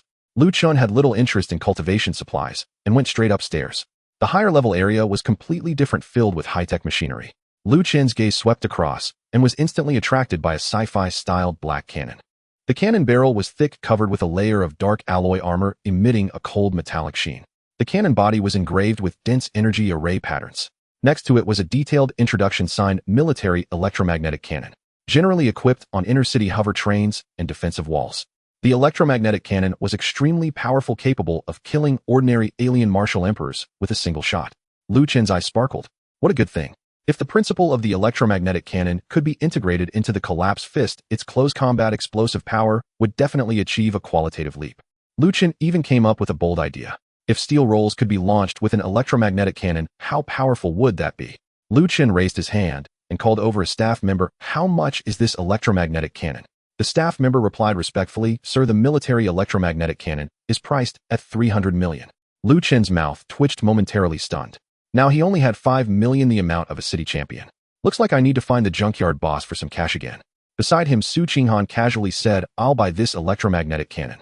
Lu Chen turned sharply to look at Su Qinghan. He could tell her intentions at a glance. Lu Chen said deliberately, "What if I can't come up with anything? Would a meat payment work?" Su Qinghan curled her lips. "Let's skip the meat payment. Consider it a gift from me to you." Lu Chen helplessly pressed his forehead. He had completely succumbed to the rich young lady in front of him. He simply conceded, "All right, after we return, I'll give you another one." Su Qinghan's face instantly lit up with joy, her eyes brimming with delight. Objective accomplished. Lu Chen felt secretly pleased. Now that someone was willing to pay, he could buy freely. Lu Chen walked to the counter and directly purchased the largest high-level storage ring in the mall. The internal space measured 100 meters in width and length with a height of 50 meters. The price was a full 1 billion. Su Qinghan didn't even blink as she handed over her black card to settle the bill. The staff member, trembling, swiped the black card. A transaction of 13 billion, the commission alone was enough for him to retire. His gaze towards Lu Chen was filled with envy. "I want to enjoy this easy life too." Lu Chen wore the storage ring, probing his spiritual power into it. With a thought, the massive military electromagnetic cannon instantly vanished from sight and safely landed in the storage space. After turning around, Lu Chen couldn't find what he wanted. "Does the store not sell aircraft?" The staff member shook his head slightly, patiently explaining, "Sir, materials capable of resisting spatial rifts are only stocked in large main cities. Jiangxing does not have them." Lu Chen felt a bit disappointed. Ever since the invasion of the alien race, the sky was riddled with invisible spatial rifts that would tear apart anything that touched them. Ordinary martial artists couldn't sense the spatial rifts. Only those who reached the martial sovereign realm could resist with their physical bodies. Lu Chen didn't give up and continued to ask, "Do you sell hover trains then?" The staff member was completely stunned. "There are no hover trains for sale in Jiangxing. Ordinary people simply cannot afford the construction and maintenance costs." Lu Chen sighed helplessly, filled with disappointment. He was about to go to martial arts university, and having something fast for self-defense was necessary. The speed of a hover train was comparable to a martial emperor reaching twice the speed of sound. Unfortunately, there were none. Suddenly, Su Qinghan leaned close to Lu Chen's ear and whispered softly, "I have a way to get a hover train." "Really?" Lu Chen's eyes brightened, gazing intensely at Su Qinghan. Su Qinghan nodded confidently. "My family owns a private hover train, which is rarely used, and has been sitting idle in the underground hangar of the manor. As long as you want it, I can make it happen and deliver it to you." "Then thank you." Lu Chen smiled, knowing this was a life-saving artifact capable of double the speed of sound, a strategic resource that money couldn't buy. However, Su Qinghan did not immediately respond, instead looking at Lu Chen with a sly smile. "I never said it would be free." Lu Chen instantly put away his smile and rolled his eyes. This woman indeed wasn't that generous. "All right, name your price." Su Qinghan extended her delicate right hand, raising 3 slender fingers. 3 pieces. She fixed her gaze on Lu Chen's eyes, tentatively stating her price. "Okay." Lu Chen agreed without hesitation. At this moment, it was Su Qinghan's turn to be taken aback. Looking at Lu Chen's nonchalant demeanor, she secretly felt annoyed. "Oh no, I should have asked for less." She bit her lip, but the words had already left her mouth, so she could only give up. The two returned to the Su family's manor together. On the way back, Su Qinghan instructed the servants in advance. By the time they arrived, the private hover train had already been delivered. In the expansive open area of the manor, a massive object entirely matte black was quietly parked. The lines of the train were sleek and sharp, resembling a black sword drawn from its sheath. The train measured several dozen meters in length, its surface covered with a layer of intricate hexagonal energy armor, exuding a strong sense of technology.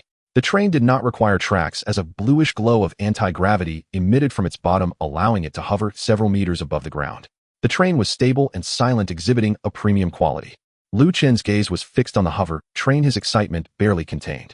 This design, this quality, was simply the ultimate romance for a man. He raised his left hand, a faint glow flickering from the storage ring on his finger. His mental energy instantly enveloped the massive train. Whoosh! The steel behemoth, several dozen meters long, vanished into thin air, safely landing in the storage space. Lu Chen smiled with satisfaction. This 10 billion ring was worth every penny. Just as the train was fully stored away, a butler in a tailcoat hurried over, standing respectfully next to Su Qinghan, and quietly reported, Miss Shen Bing from the Shen family is currently waiting in the manor's reception hall." Su Qinghan showed a puzzled expression. "Shen Bing, what is she here for?" Although the Su and Shen families were both top families in Jiang City, their relationship had always been lukewarm with no deep ties. Shen Bing's sudden visit was quite unusual. She instinctively turned her head to glance at Lu Chen beside her. Lu Chen shrugged. "What are you looking at me for? I'm not familiar with her." The two walked side by side towards the reception hall. In the spacious reception hall, Shen Bing sat upright on a genuine leather sofa. She wore a light blue casual outfit, exuding a cold elegance like an aloof ice mountain snow lotus. Upon hearing footsteps, Shen Bing lifted her head. Upon seeing the two enter, her gaze swept past Su Qinghan, precisely locking onto Lu Chen. On Shen Bing's eternally icy face, a rare, faint smile appeared. "Your back?"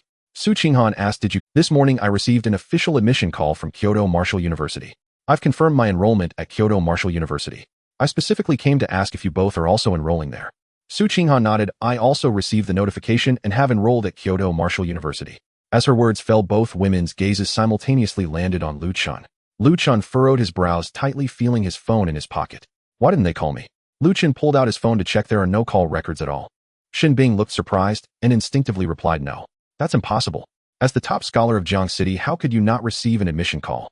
Historically, the top scholars of the city have always been highly sought after by major martial universities, and the admissions office typically inundates calls as soon as the results are announced." Lu Chen pondered for a moment, decisively asking Shen Bing for the admissions office's phone number for Kyoto Martial University. "I'll call and ask myself." Lu Chen dialed the number, conveniently hitting the speakerphone button. Beep, beep. The phone rang twice before. "Hello, Kyoto Martial University admissions office." A middle-aged man's impatient voice came from the other end. It was Tu Fu. Lu Chen cleared his throat, speaking calmly. "Hello, I am Lu Chen, the top scholar of Jiang City." Beep. Just as he finished stating his name, the other end of the line hung up abruptly.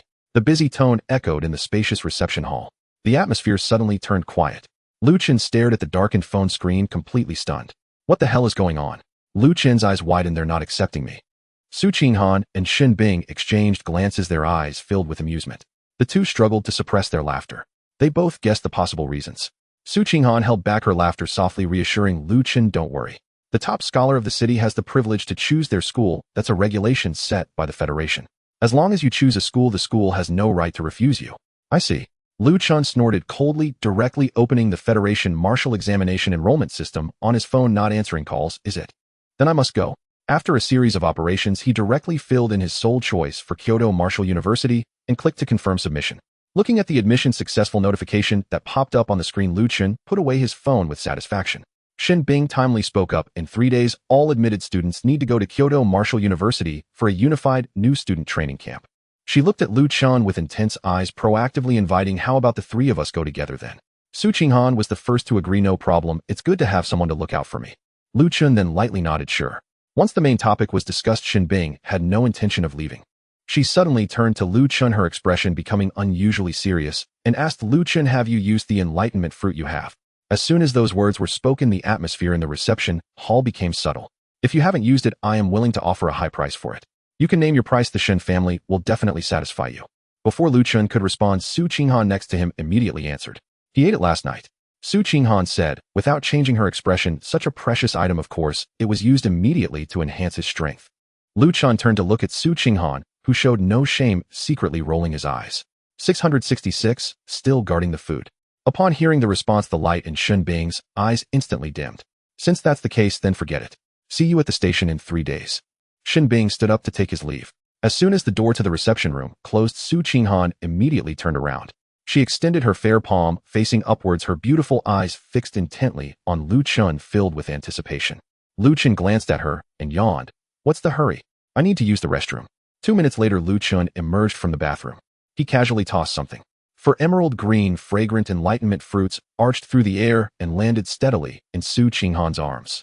Su Qinghan hurriedly caught them. Looking at the 4 fruits in her arms, her breathing quickened and a rare flush appeared on her cool cheeks. With these 4 enlightenment fruits, she could forcibly elevate a local-level martial art to the perfected realm in a short time. Just 4 measly fruits. Look at how happy you are. Lu Chun curled his lip, his tone disdainful. Su Qinghan carefully stowed the fruits into her storage ring and shot him a glare. What do you know? This is something that money can't buy. Only someone like you would not take it seriously. Lu Chen's lips curled into a teasing smirk as he leaned forward. Do you want more? Su Qinghan abruptly looked up, her eyes sparkling. What are the conditions? Lu Chen's gaze roamed over Su Qinghan's curvaceous figure, his expression playful. Su Qinghan's heart raced, and she instinctively took a half step back, her hands guarding her chest, her gaze evasive, as she stammered, You wish. Aside from that, everything else is negotiable. What are you thinking? Lu Chen rolled his eyes. I just want to acquire some martial arts techniques. 10 books of mysterious level techniques for 1 enlightenment fruit, and 1 book of local level techniques for 1 fruit. How about that? Su Qinghan lightly bit her silver teeth. That bastard was definitely toying with her on purpose. Deal? It's a promise. Su Qinghan shot him a glare, then quickly turned and left her steps, slightly flustered. Lu Chun watched her hurried retreat, chuckling softly. The once aloof and stunning flower of the 3rd high school appeared shy and flustered before him, a contrast that was indeed quite interesting. Gathering his thoughts, Lu Chun turned and walked back to his guest room, preparing to enter seclusion to cultivate and continue honing his strength. Time flew by. 3 days passed quietly. At the Jiang City suspended train station, a throng of people gathered, the talented students from various high schools converging here, ready to set off for the capital. Lu Chun, Su Qinghan, and Shen Bing had agreed to meet here. On the outskirts of the crowd, Lu Chun walked over slowly, dressed in a simple all-black casual outfit that fit perfectly, looking clean and sharp. But this was not the key to attracting attention. Over the past 3 days, Lu Chun had nearly gone mad, consuming almost 300 enlightenment fruits. He now felt that even his meals were flavored like enlightenment fruits. Yet the effect was also terrifying. At this moment, a faint aura of clear energy enveloped him. His ethereal aura became increasingly pronounced, and his already handsome features became warm and exquisite under the cleansing of the enlightenment fruits, radiating an extraordinary presence.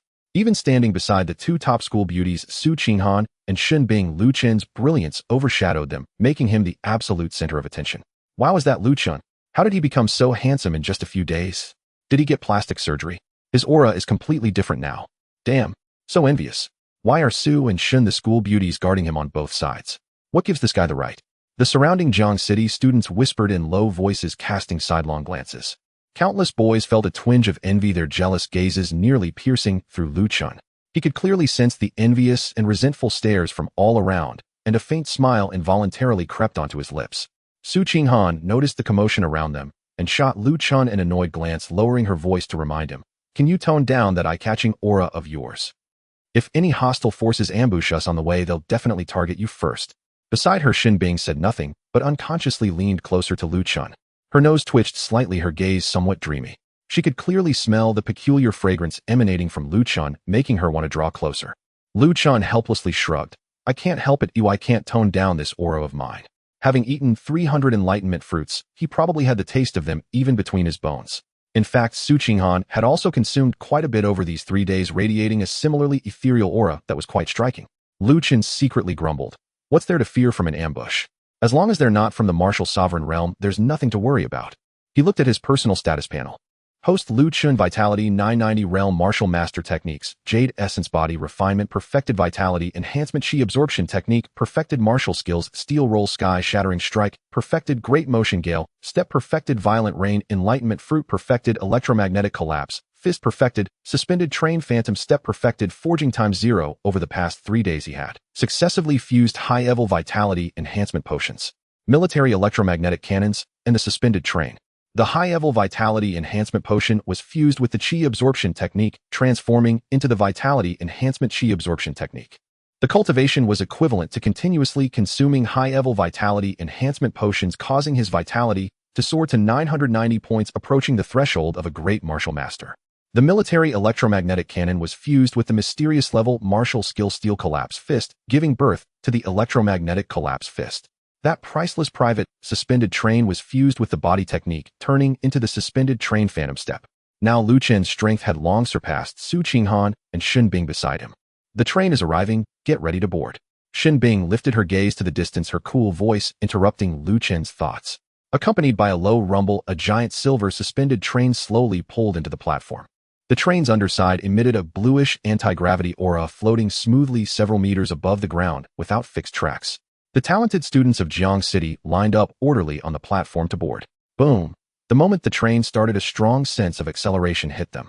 The anti-gravity engine erupted with ultimate power, and the speed soared to twice the speed of sound in just a few seconds, transforming into a silver flash that tore through the air, swiftly departing Jiang City. Lu Chen sat by the window watching the rapidly retreating scenery outside, filled with curiosity. This was his first time leaving Jiang City. Inside the carriage, many students excitedly whispered to each other. Most of them were also leaving their hometown city for the first time, their eyes filled with a sense of novelty about the outside world. I heard that this trip to the capital is personally led by Vice City Lord Lin Xiaodian. Vice City Lord Lin. That's a top powerhouse of the martial sovereign realm. With him here we are absolutely safe. Lu Chen listened to the discussions around him, his expression calm. The presence of a martial sovereign leading the team indicated that the authorities placed great importance on this group of talents, while also indirectly confirming that the wilderness outside the city was definitely not safe. Lu Chen turned his head, his gaze peering through the specially made glass, looking outside. After leaving the energy protection barrier of Jiang City, the scenery before him changed instantly. There were no lush trees, no bustling buildings. What met his eyes was a vast expanse of desolate wasteland, yellow and broken. The ground was cracked, displaying a bizarre dark red color, as if soaked in blood. In the distance stood several ruined steel ruins, faintly visible in the wind and sand, devoid of life. Ever since the arrival of the alien race, they had extensively altered the ecological environment, leaving large swathes of land as barren wasteland. The regions suitable for human survival had been compressed into bases surrounded by tall walls. So this is what lies outside the city. Lu Chen gazed out the window, his eyes narrowing slightly. Inside the high-speed hovering train, the cockpit was quiet and solemn. A middle-aged man with a weathered face and graying hair leaned against his seat. He had his eyes closed, hands resting on his knees, breathing long and steady. This man was Lin Xiaoyan, the Vice City Lord of Jiangqing. He was a powerful protector of this journey, possessing the cultivation of a martial sect. In the adjacent carriage, just a door away, the atmosphere was lively. Chu Kuang, Lei Zhan, and a group of others gathered together. Chu Kuang frowned, tapping his fingers on the table. Something feels off this year. In previous years, when going to Kyoto Martial University, there were only a few martial emperors sent to escort us. This year, it's actually Vice City Lord Lin personally escorting us. Don't overthink it. Vice City Lord Lin must have his own considerations. With a martial sect leading, it's much safer. Lei Zhan leaned forward, lowering his voice. I do know a bit of inside information that might be related to the recent movements of the foreign tribes outside the city. The surrounding people instantly became interested, leaning in closer. Elaborate, Chu Kuang urged. Lei Zhan slowly said, a few days ago the Dawn Squad brought back some intelligence. The activities of the Black Scale tribe outside the city have become rather frequent. They have been continuously sending their kin to Blue Star. The squad members saw firsthand that there were significantly more people from the Black Scale tribe. Upon hearing this information, everyone present showed signs of anger. Chu Kuang slammed his fist on the table, cursing under his breath. These trash sending so many people, they must be plotting something. Someone next to him clenched his fists, knuckles cracking. It's a pity that we currently lack strength, otherwise we could directly send them back to their homes. Lei Zhan straightened up. Don't worry, there will be a day for that. The crowd was stirred with excitement, exchanging determined smiles. The sounds of laughter and cheer had not yet dissipated. Beep, beep, beep. The red alarm inside the train suddenly blared. The piercing sound resonated throughout the entire carriage. The red emergency lights flashed frantically. A cold mechanical voice echoed through the carriage. Warning.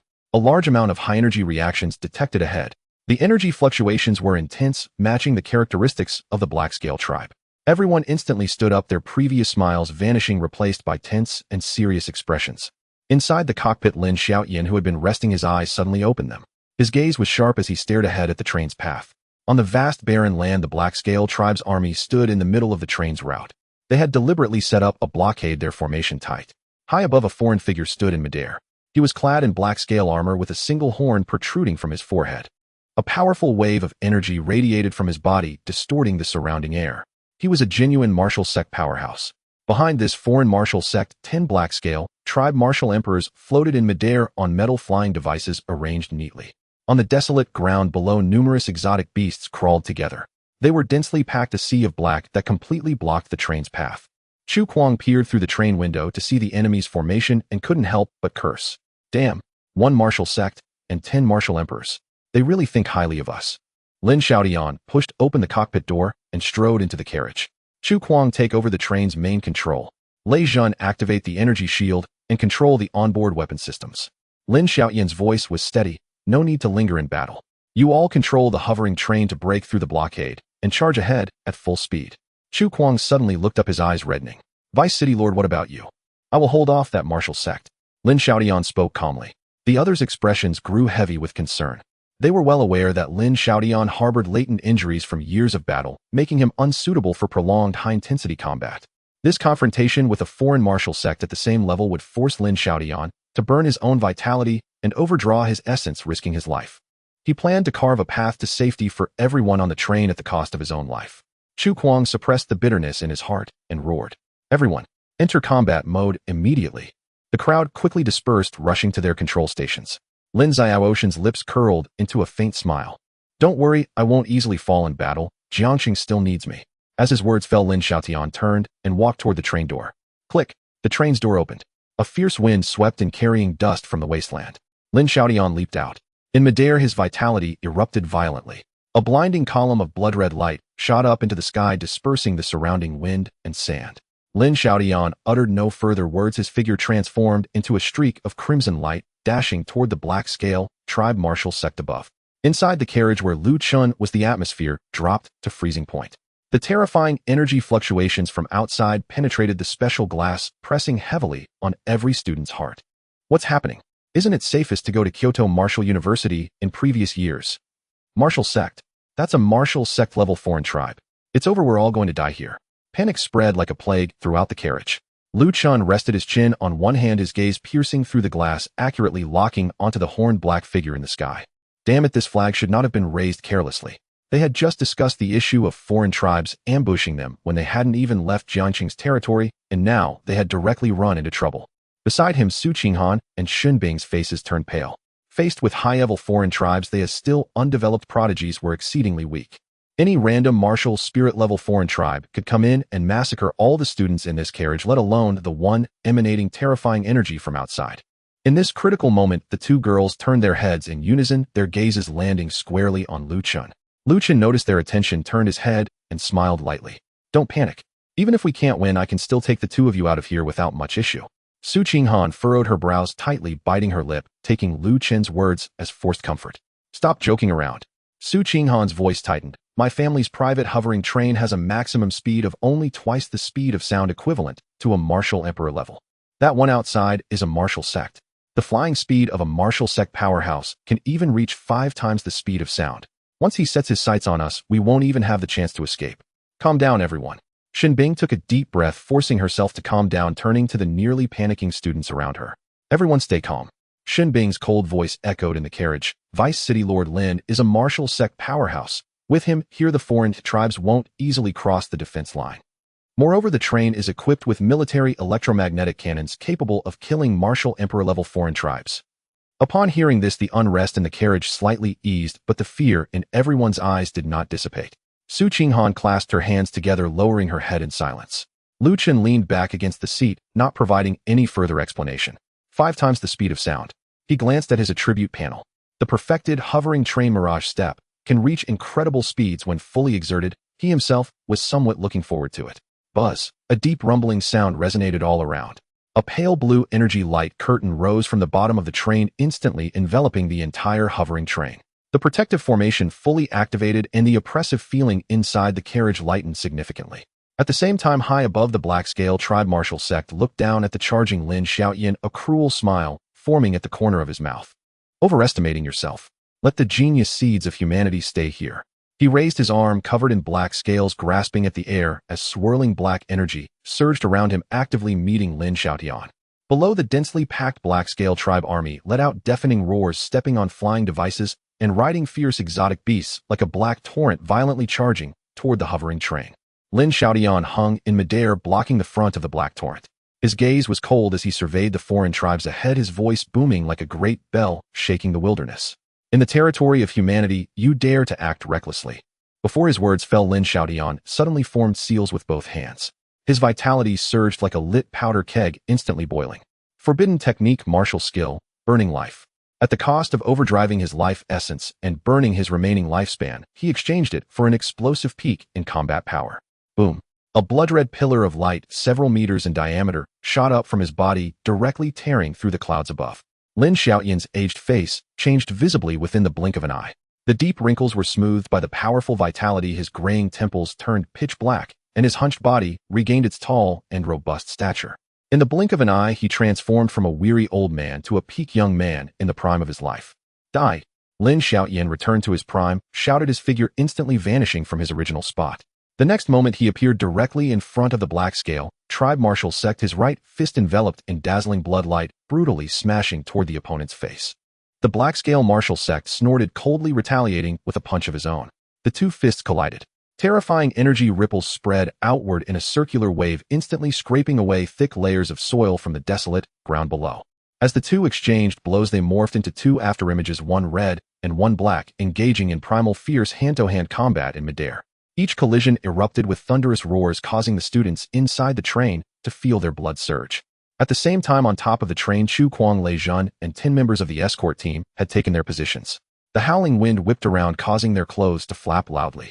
Chu Kuang's eyes were bloodshot as he stared intensely at the foreign army surging like a tsunami ahead. He slammed both hands onto the control panel. "You scum, die!" Chu Kuang gritted his teeth and roared. 10 military electromagnetic cannons hidden beneath the armor of the train instantly rose up, their massive barrels glowing with blinding blue light from the myriad charging runes. Ziz. The air was filled with a strong scent of ozone. Boom, boom, boom. 10 thick pillars of ghostly blue light tore through the air, carrying the aura of destruction, and instantly crashed into the formation of the foreign army. Under the overwhelming power of the military electromagnetic cannons, the hundreds of exotic beasts and several Black-Scale tribe members at the very front had no time to react, instantly vaporized by the heat and kinetic energy. The originally dense charging formation was instantly cleared, creating 10 wide vacuum zones. Good. The students in the carriage couldn't help but erupt into cheers at this sight. Lei Zhun's face was fierce as his hands flew rapidly over the virtual keyboard, adjusting the cannon's angle. Keep charging. Don't stop. Lu Chen gazed out the window at the sky. Blood-red and black figures collided constantly, leaving only afterimages in their wake. Each impact created vast ripples in the heavens, the dark red wasteland being lifted several meters by the shockwaves. Lu Chen rested his chin on one hand, his gaze piercing through the car window as he observed the fierce battle above. Lin Xiaotian, in a peak state paid for with his lifespan, was indeed formidable, but the black-scaled martial artist opposite him was clearly just stalling. Not engaging directly, merely buying time. Once the side effects of the forbidden technique kick in, Lin Xiaotian won't last long. Lu Chen withdrew his gaze and turned to look at Su Qinghan. With Uncle Su's wealth, couldn't he arrange for you a few martial emperor bodyguards? Su Qinghan sighed, shaking her head in resignation. There aren't many martial emperors in Jiangsheng to begin with, and with the recent frequent movements of foreign races outside the city, most of the martial emperors must remain to defend the city. My dad wanted to arrange it, but there simply aren't enough personnel. At this moment, Shen Bing interjected. My family actually sent 2 martial emperor relatives to accompany us, and one of them has already gone ahead to scout the enemy situation. Lu Chen followed her gaze to the adjacent seat. A burly middle-aged man sat there, his face stern. Upon sensing Lu Chen's scrutiny, he slightly nodded. Another martial emperor from the Shen family. Lu Chen nodded in response, his mind settling into a more secure state. With a martial emperor stationed in the carriage, these students were relatively safe for the time being. He stood up. You two stay here, I'm going to check up front. Su Qinghan suddenly raised her head and pulled at Lu Chen's sleeve. Are you crazy? She frowned, her tone urgent. You're only at the martial apprentice level. What are you doing on the front lines? Are you trying to make things worse? Lu Chen looked down at the sleeve she held tightly, chuckling softly. Who knows, I might be able to help. Su Qinghan pressed her lips together, her eyes betraying her anxiety. After a moment's hesitation, she released her grip and stood up resolutely. Then I'll go with you. Shen Bing also stood up, her tone leaving no room for doubt. I will go too. She turned to her relative, bowing respectfully. Uncle, please look after the students in the carriage. The middle-aged man glanced at the 3 of them, his gaze lingering on Lu Chen for half a second before he spoke in a deep voice. Be careful. The moment the 3 stood and left their seats, the entire carriage fell silent for a beat. All the students' eyes turned toward them in unison. Someone opened their mouth as if to say something, but ultimately no words escaped. They could only watch the three figures disappear at the carriage's connection point, their expressions a mix of reverence and concern. As they passed through two carriages, the air changed. A mix of burnt and bloody scents filled their nostrils, a pungent, chaotic aroma. The low-frequency humming grew closer. Every few seconds, a violent tremor resonated through the ground beneath their feet, a result of the electromagnetic cannon firing. The three climbed atop the train. A fierce wind battered against them. Atop the train was a semi-open combat platform. Dozens of military electromagnetic cannons rose from the armored seams, their blue lights flickering, alternating and charging. Lei Jun and the others were spread out at various cannon positions, their hands tirelessly manipulating the firing systems. The scene outside was horrifying. An endless tide of alien beasts and black-scaled soldiers surged forward, seemingly unending. Each round of electromagnetic fire could tear open a gap, but the alien forces almost instantly filled the void, continuing their charge. Lei Jun's peripheral vision caught sight of three extra figures at the platform's edge, his expression darkening instantly. "What are you three doing up here? Go back." Chen remained unmoved, his gaze sweeping across the battlefield. "I'm just here to see if I can help." "Help with what?" Lei Jun didn't turn around. "You three don't even have martial spirit levels.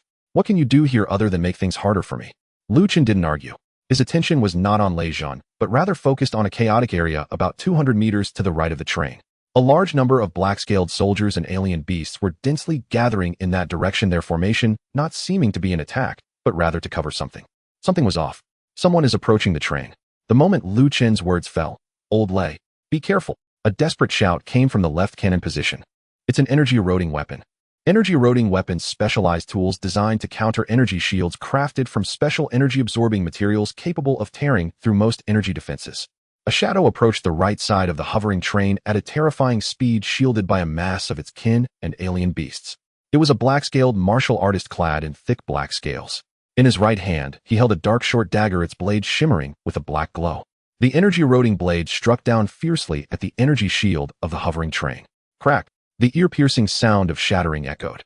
The pale blue energy shield tore open like silk cut by a sharp blade, a 2-meter-wide gap suddenly ripping apart.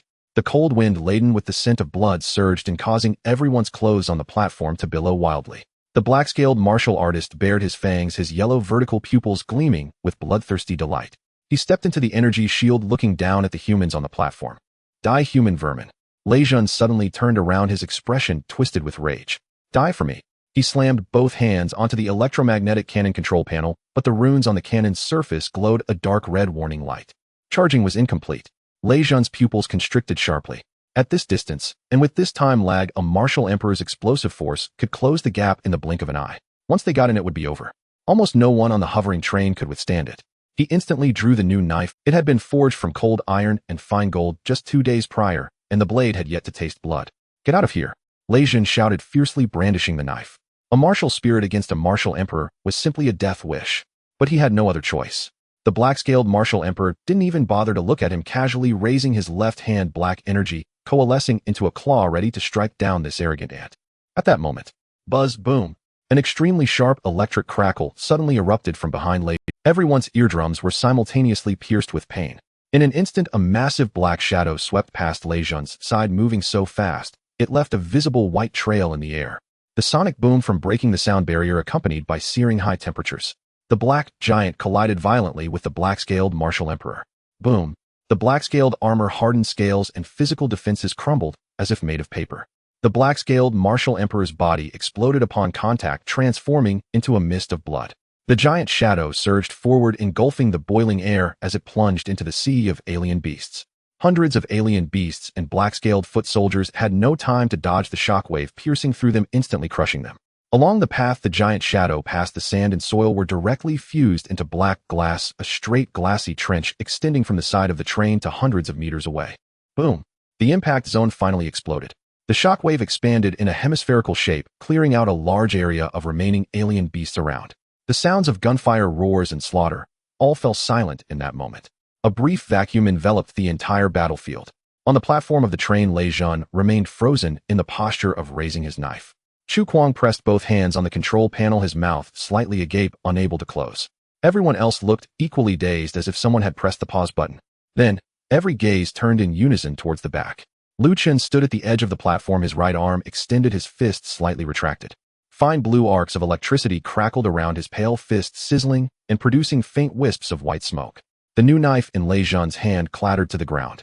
He stared wide-eyed, his voice sharp. What the hell? What did you just do, eh? Lu Chen lowered his head and glanced at his right fist. Blue arcs of electricity danced along the gaps between his fingers, and a scorching sensation radiated from deep within his joints. He clenched his fist, a smile unconsciously forming at the corner of his mouth. That was far more ferocious than I expected. Just now he had thrown only 2 punches. The first punch, steel roll breaking strike.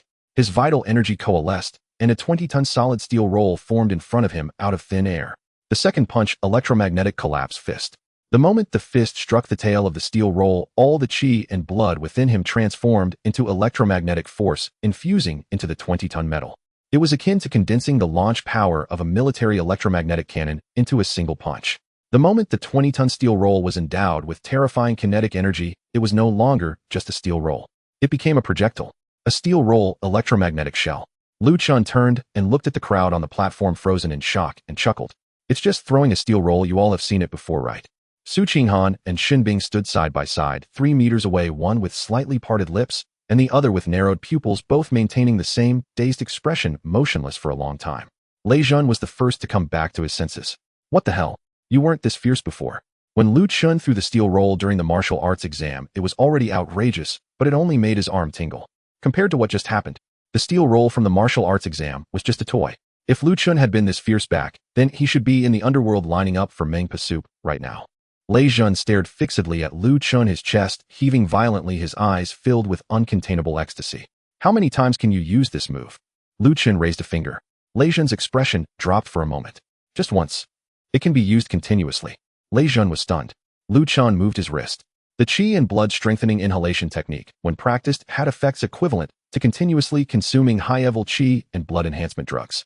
Although the improvement for his current realm was not significant, it had an extremely perverse side effect, completely restoring his current qi and blood in an instant. Electromagnetic collapse fist was a profound level martial skill, consuming significantly more than steel roll breaking strike. But as long as the inhalation technique continued to operate, his recovery speed of qi and blood far exceeded the consumption rate. In other words, he currently had a buff equivalent to having unlimited ammunition. Lei Zhan's brain quickly processed this for half a second, instantly grasping the meaning of this sentence. His eyes widened in disbelief, his whole body began to tremble, not from fear, but from excitement, to the point of losing control. Then what are we waiting for? Lei Zhan suddenly turned around and shouted in front of him, "Fire at will. Smash these trash to pieces." He turned to look at Lu Chen again, his face flushed, his voice nearly cracking. "Once we get through this tribulation, I'll acknowledge you as my father." Lu Chen laughed heartily. "I don't have a son as big as you." As the laughter died down, he had already walked to an empty spot at the edge of the platform, spreading his feet apart. He steadied his stance. With his left hand, he threw a punch.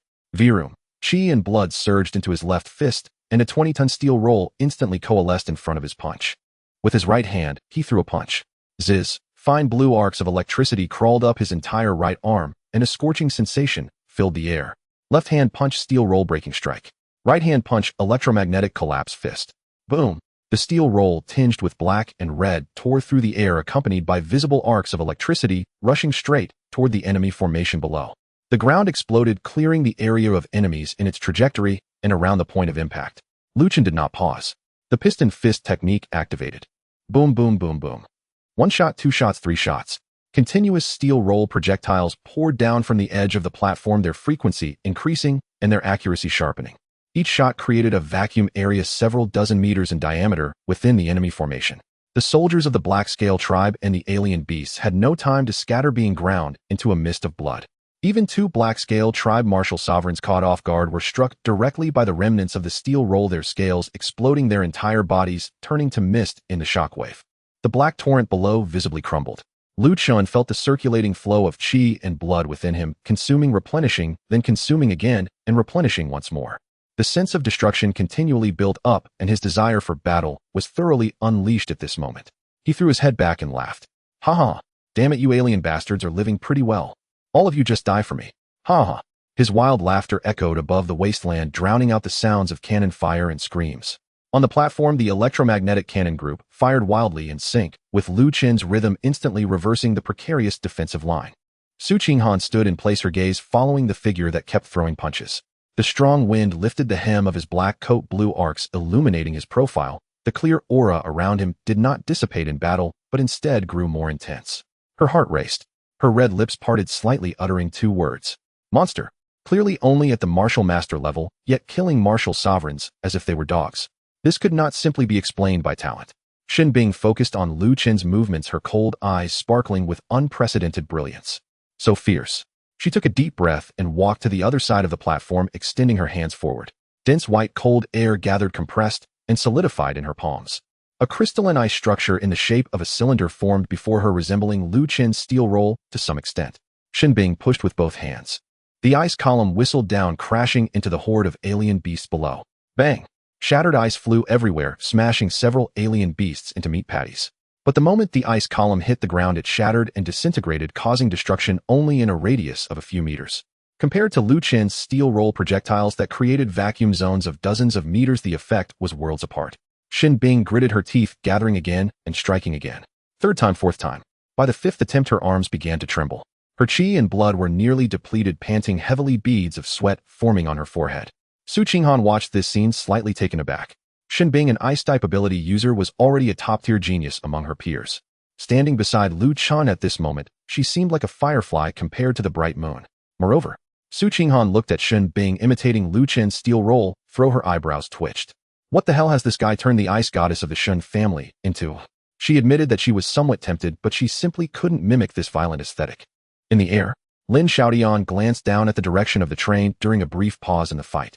Seeing the figure that kept throwing punches, wreaking havoc among the alien formation, an extreme sense of joy appeared on his aged face. Truly my race's top seed. The Black Scale Tribe's martial sovereign across from him also noticed the chaos below. His vertical pupils locked onto Lu Chen, his spiritual force sweeping over, martial master level. Merely a martial master level, yet possessing the destructive power to crush martial sovereigns. A deep chill rose within the Black Scale martial sovereign's heart.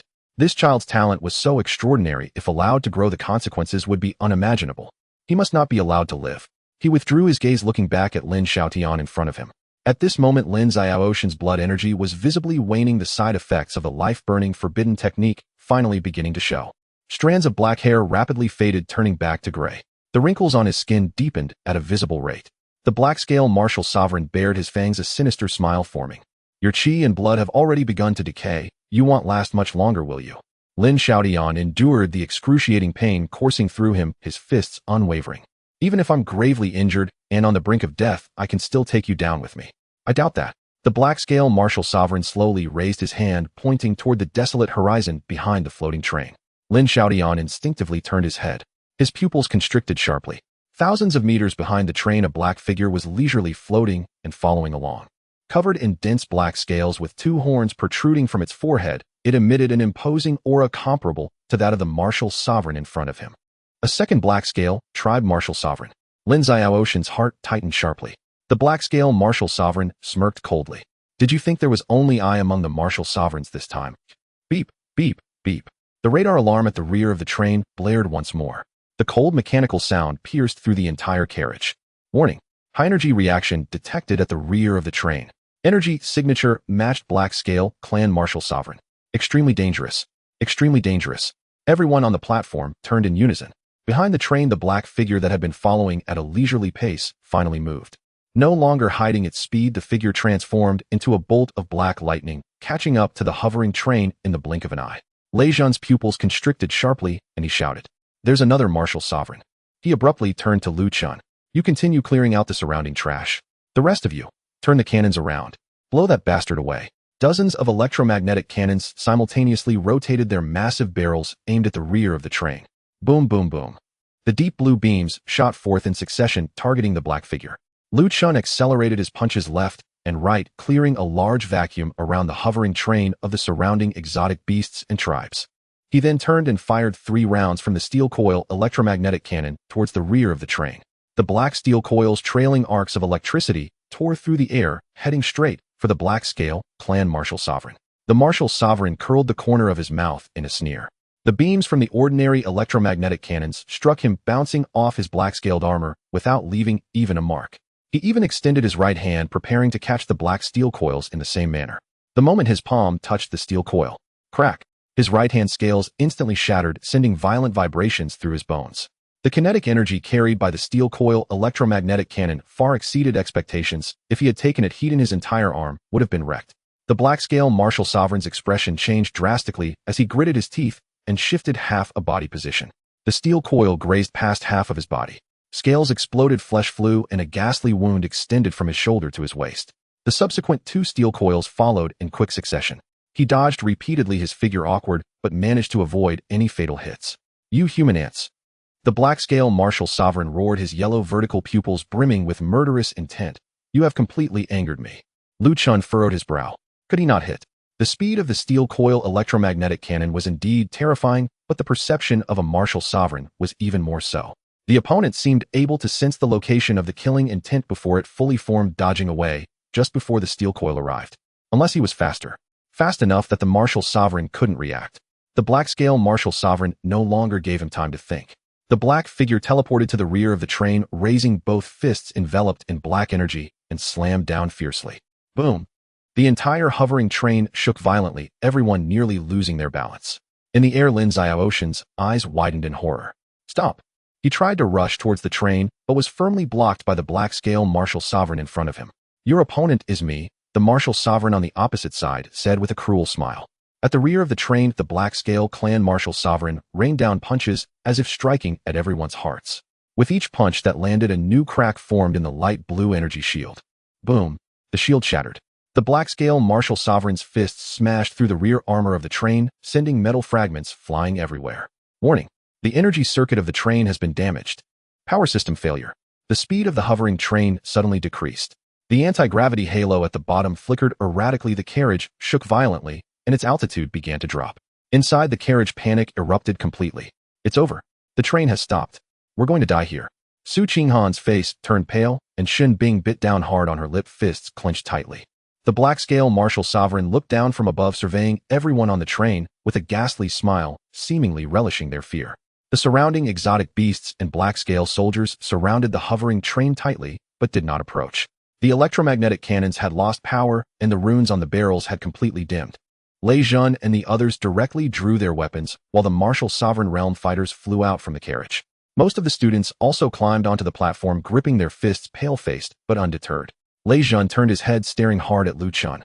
"Kid," his voice was low and fast, "there's a sunbreaker bomb in the lower level of this train. Once detonated, all living beings within a kilometer radius will be obliterated. Even a martial sovereign will be severely injured." Chen's pupils shrank slightly. Lei Jun continued, "I know you have the ability to lead people to escape. Take whoever you can and rush northeast with all your might. The next main city is 300 kilometers away." He took a deep breath and grinned. "Oh, and there's one more thing I need to ask of you. When you reach the capital, tell my instructor, I'm not a coward." Having said that, Lei Jun did not give Chen time to respond. "Brothers, follow me." He brandished his blade and leaped, charging straight at the black-scale clan martial sovereign with his martial spirit realm cultivation. Chu Kuang followed closely behind. The 2 martial sovereigns of the Shen family turned into beams of light, flanking from the sides. Martial spirits against martial sovereigns. Martial sovereigns against martial sovereigns. Purely a death wish. But not a single person hesitated. Chen stood in place, watching the figures charging forward. The Sunbreaker bomb. Complete annihilation within a kilometer radius. But did Lei Jun consider the flaws in this plan? These students were at best martial master realm. How could they carve a bloody path through the horde of exotic beasts, escape the kilometer explosion radius, and evade the martial sovereign's pursuit? After a moment of hesitation, Chen raised his head, his gaze locking onto the black-scale clan martial sovereign in the sky. "Lei Jun, are you not a coward? Is your dad a coward?" Chen stomped down hard, the metallic platform beneath him caving in. Hovering train phantom step, activate. Electromagnetic burst fist, activate. A massive black dragon materialized in midair, shimmering with dense blue arcs sweeping past Lei Jun and the others, creating a gust of wind that sent everyone flying. Unable to open his eyes, all he could hear was Chen's somewhat heavy voice. "Damn it. Say goodbye to the massive collision. Die for me." The black-scale martial sovereign was stunned for a mere 0.01 seconds. But it was precisely in that 0.01 seconds. He sensed the crisis of death. Not a threat, not a premonition, but death itself, coming straight at him at 30 times the speed of sound. A massive object entirely black and covered in blue arcs rapidly enlarged in his vision. That thing, it was at least 5 times larger than a normal hovering train, enveloped in the blue light of the electromagnetic field. The air along its path was directly ionized into plasma, leaving behind a brilliant blue-white tail. The sound of breaking the sound barrier could not keep up with its speed. Before the black-scale martial sovereign's pupils could fully constrict, the massive object had arrived. Bang! The martial sovereign's body was directly embedded in the front end of the massive object. The black scales shattered upon contact, flesh and blood turning as thin as a cicada's wing at 30 Mach. He had no time to struggle, no time to retaliate, not even enough time to let out a complete scream. The hoarse roar was completely swallowed by the sonic boom. The black giant engulfing the black-scale martial sovereign instantly disappeared from everyone's sight, crashing into a mountain several thousand meters away. Boom! The entire mountain split in two.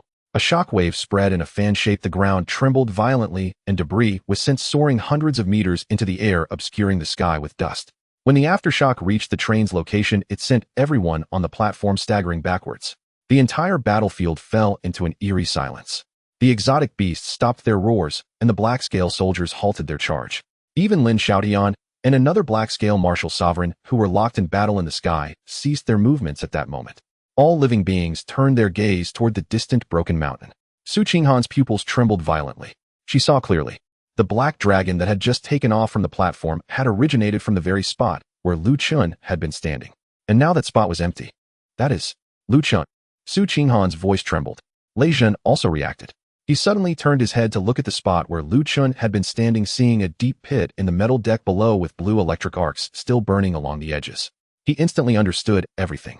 Lu Chun had somehow crashed a martial artist of the martial sovereign realm into the mountain. Lei Zhen's hands began to shake, not out of fear nor excitement.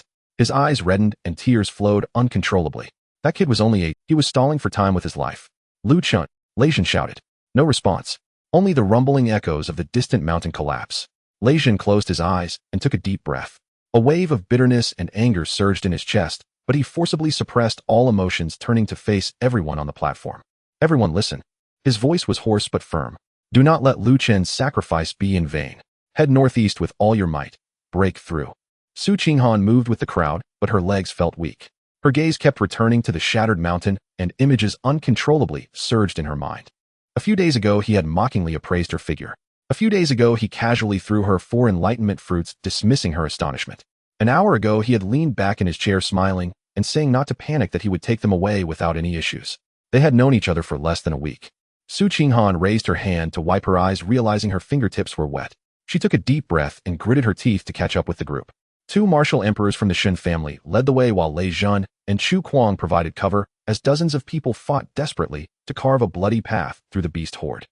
In the distance, deep within the broken mountains, in a pit over 1,000 meters in diameter, rubble filled the entire bottom. In the midst of the rubble, a massive black floating train lay quietly. The black floating train suddenly stirred. Hiss! Damn it, that hurt. Lu Chen struggled to rise from the wreckage, shaking his head as a ringing filled his ears. But it was worth it. Lu Chen glanced down at the bottom of the pit. The martial sovereign of the black scale tribe was reduced to a puddle of mixed blood and scale fragments lying on the ground, resembling a mosquito smashed by a palm. 30 Mach. Even a martial sovereign couldn't withstand that. However, Lu Chen moved his neck, his expression somewhat peculiar. The speed was too fast. A martial master simply couldn't control the direction. He had just used the floating train phantom step. It was a fusion of the floating train and the high-tier technique phantom step. He had originally intended to use it for survival and escape, but did not expect its power to be this great. When unleashed, he transformed into the floating train, and the perfected technique made it 5 times larger than before. Originally at 2 Mach, the speed had surged to 3 Mach, equivalent to 3 times the speed of sound. At the same time, Lu Chen fully activated the electromagnetic burst fist, covering the entire floating train in electromagnetic force. The speed skyrocketed to a terrifying 30 Mach. It was 6 times that of an ordinary martial sovereign.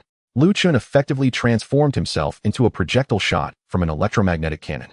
An ordinary martial sovereign simply couldn't withstand it. The cost was the complete inability to control precisely, depending solely on a straight-line charge. In other words, I am invincible below the martial sovereign level now. Lu Chen soared from the pit, suspended in midair. His gaze turned towards the distance. In the high sky, Lin Xiaotian and another martial sovereign of the Black Scale tribe were still in confrontation. But Lin Xiaoshan's condition was visibly deteriorating. His hair was completely white, his face gaunt, and his blood fluctuations were weak, like a candle flickering in the wind. The backlash of the life-burning forbidden technique had reached its limit. Looking further down, Lei Zhen and Su Qinghan were fighting desperately to break through amidst the beast horde. It's time to end this.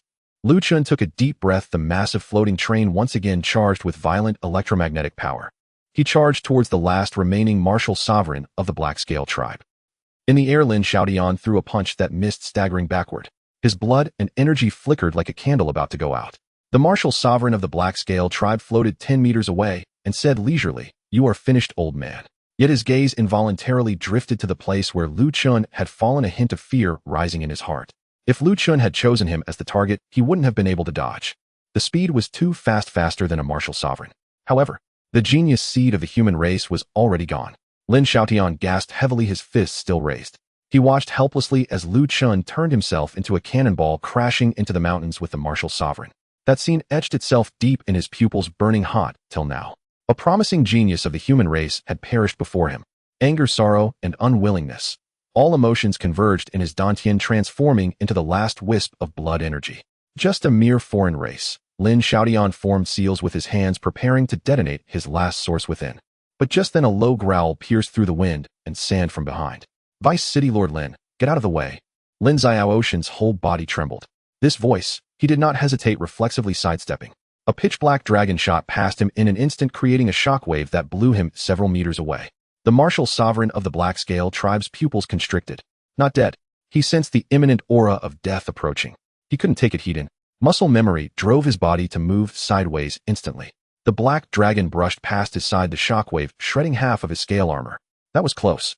The Black Scale martial sovereign was drenched in cold sweat, and before he could feel relieved, the black dragon came to a sudden stop hundreds of meters away. The screech of metal grinding against air pierced his eardrums. Then illogically it turned around in place. Lu Chen's voice came from within the dragon, trembling with excitement. "Stand still if you have guts." The Black Scale martial sovereign thought, damn. Only a fool would stand still. He desperately moved aside as the black dragon brushed past him again. The third time. The fourth time. With each impact, Lu Chun corrected his angle. His control was still rough, but the absolute speed of 30 Mach compensated for all precision deficiencies. "I can make countless mistakes," Lu Chen's voice echoed in the wasteland above. "But you can only make one mistake."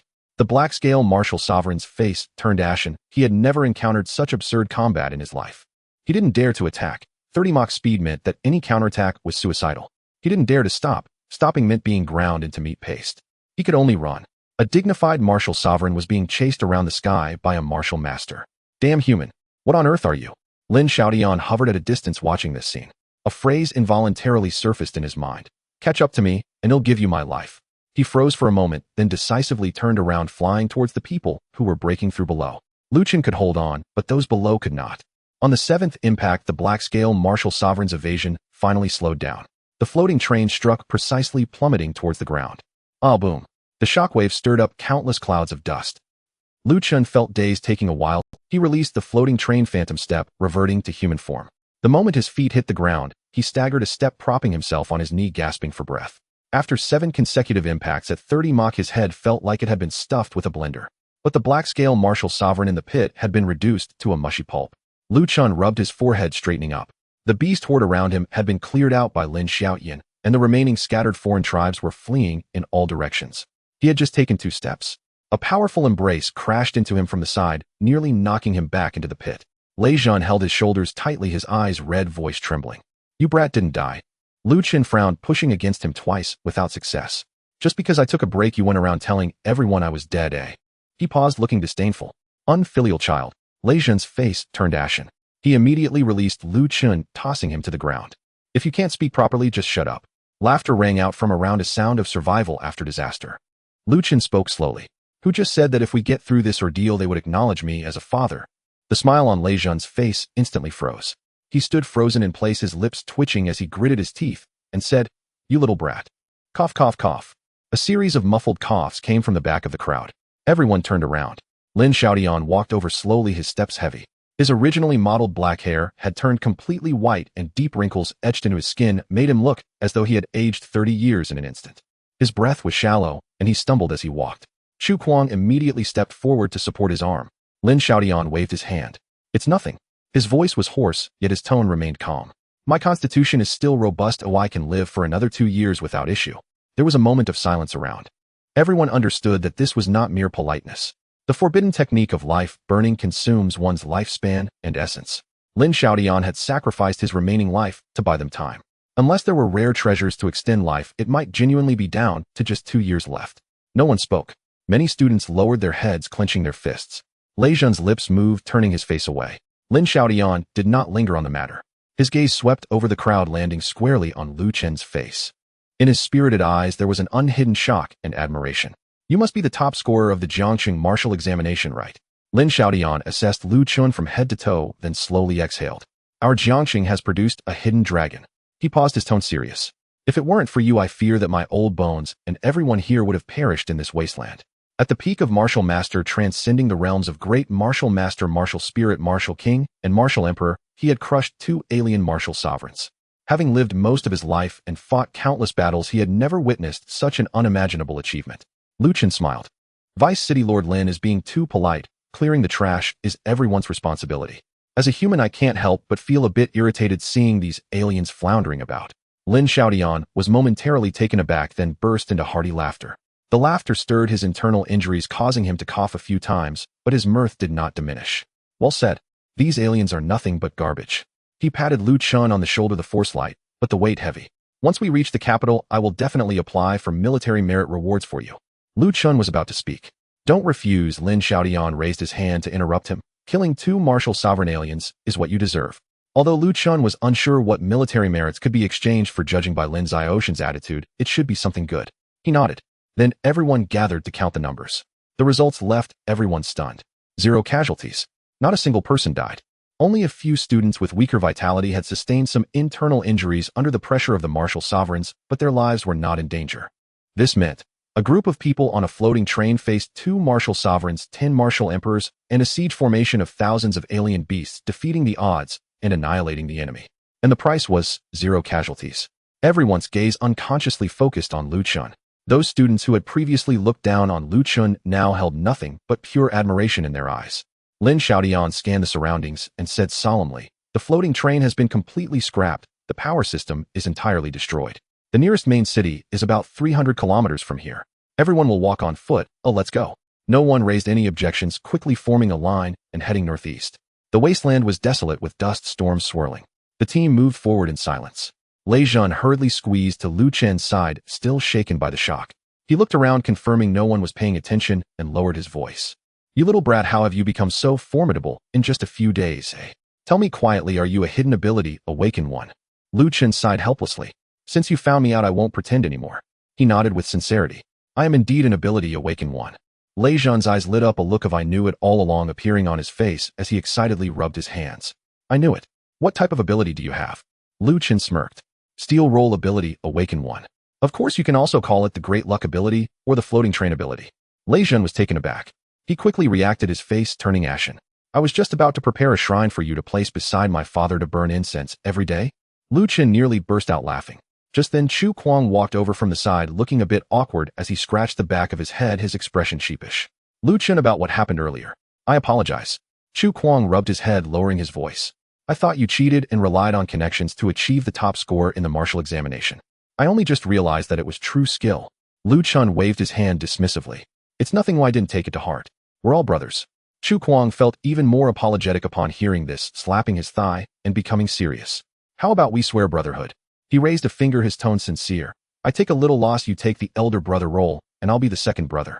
Lu Chen was taken aback. How did we get to this point? Before he could respond, Lei Jun jumped in. What do you take me for? Chu Kuang said seriously. Don't worry, we each mind our own business from now on. I call you brother, you call me uncle.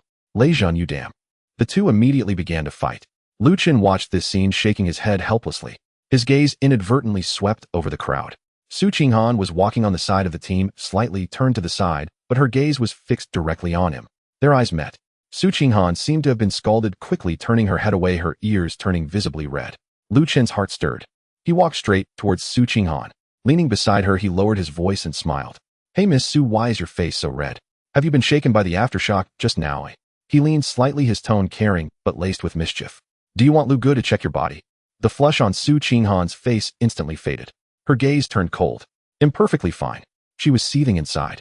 Just now she thought this person was dead and mourned for a long time.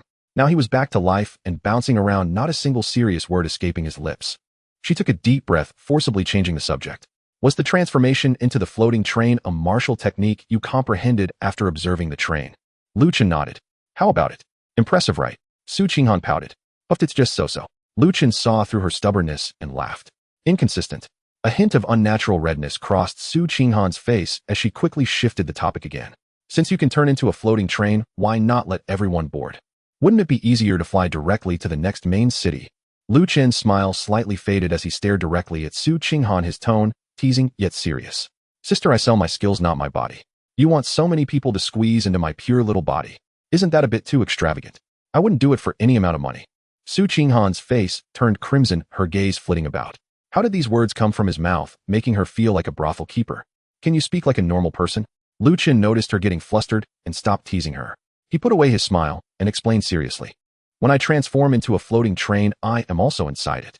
If someone enters and tries to sabotage it, I won't have time to react, and a misstep could lead to serious injury.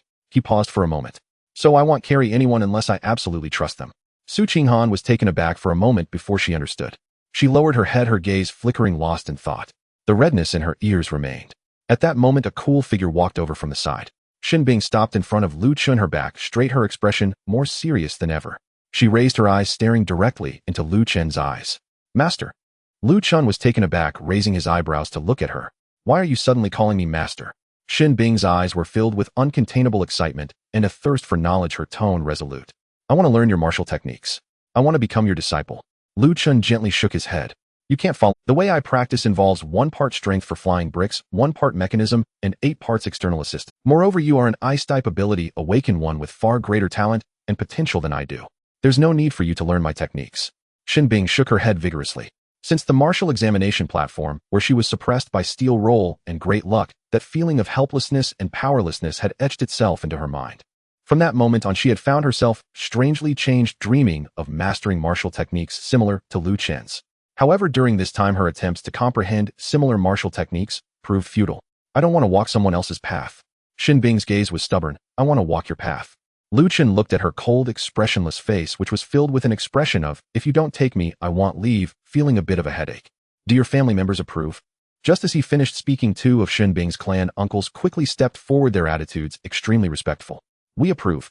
This time Chen saved little Bing's life, which is a tremendous favor to the Shin family.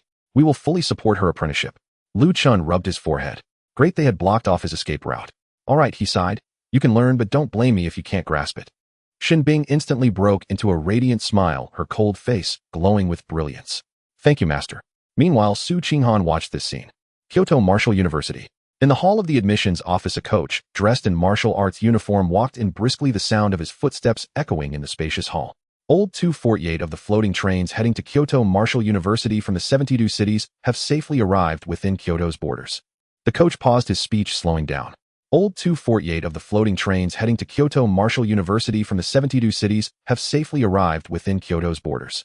The coach paused his speech, slowing, his voice lowered slightly. There are another 12. Completely missing without a trace. A list was handed to the person in front of him. Tu Fu took the report. He was tall and robust, his martial arts uniform stretched tightly against his physique, standing there like a moving city wall.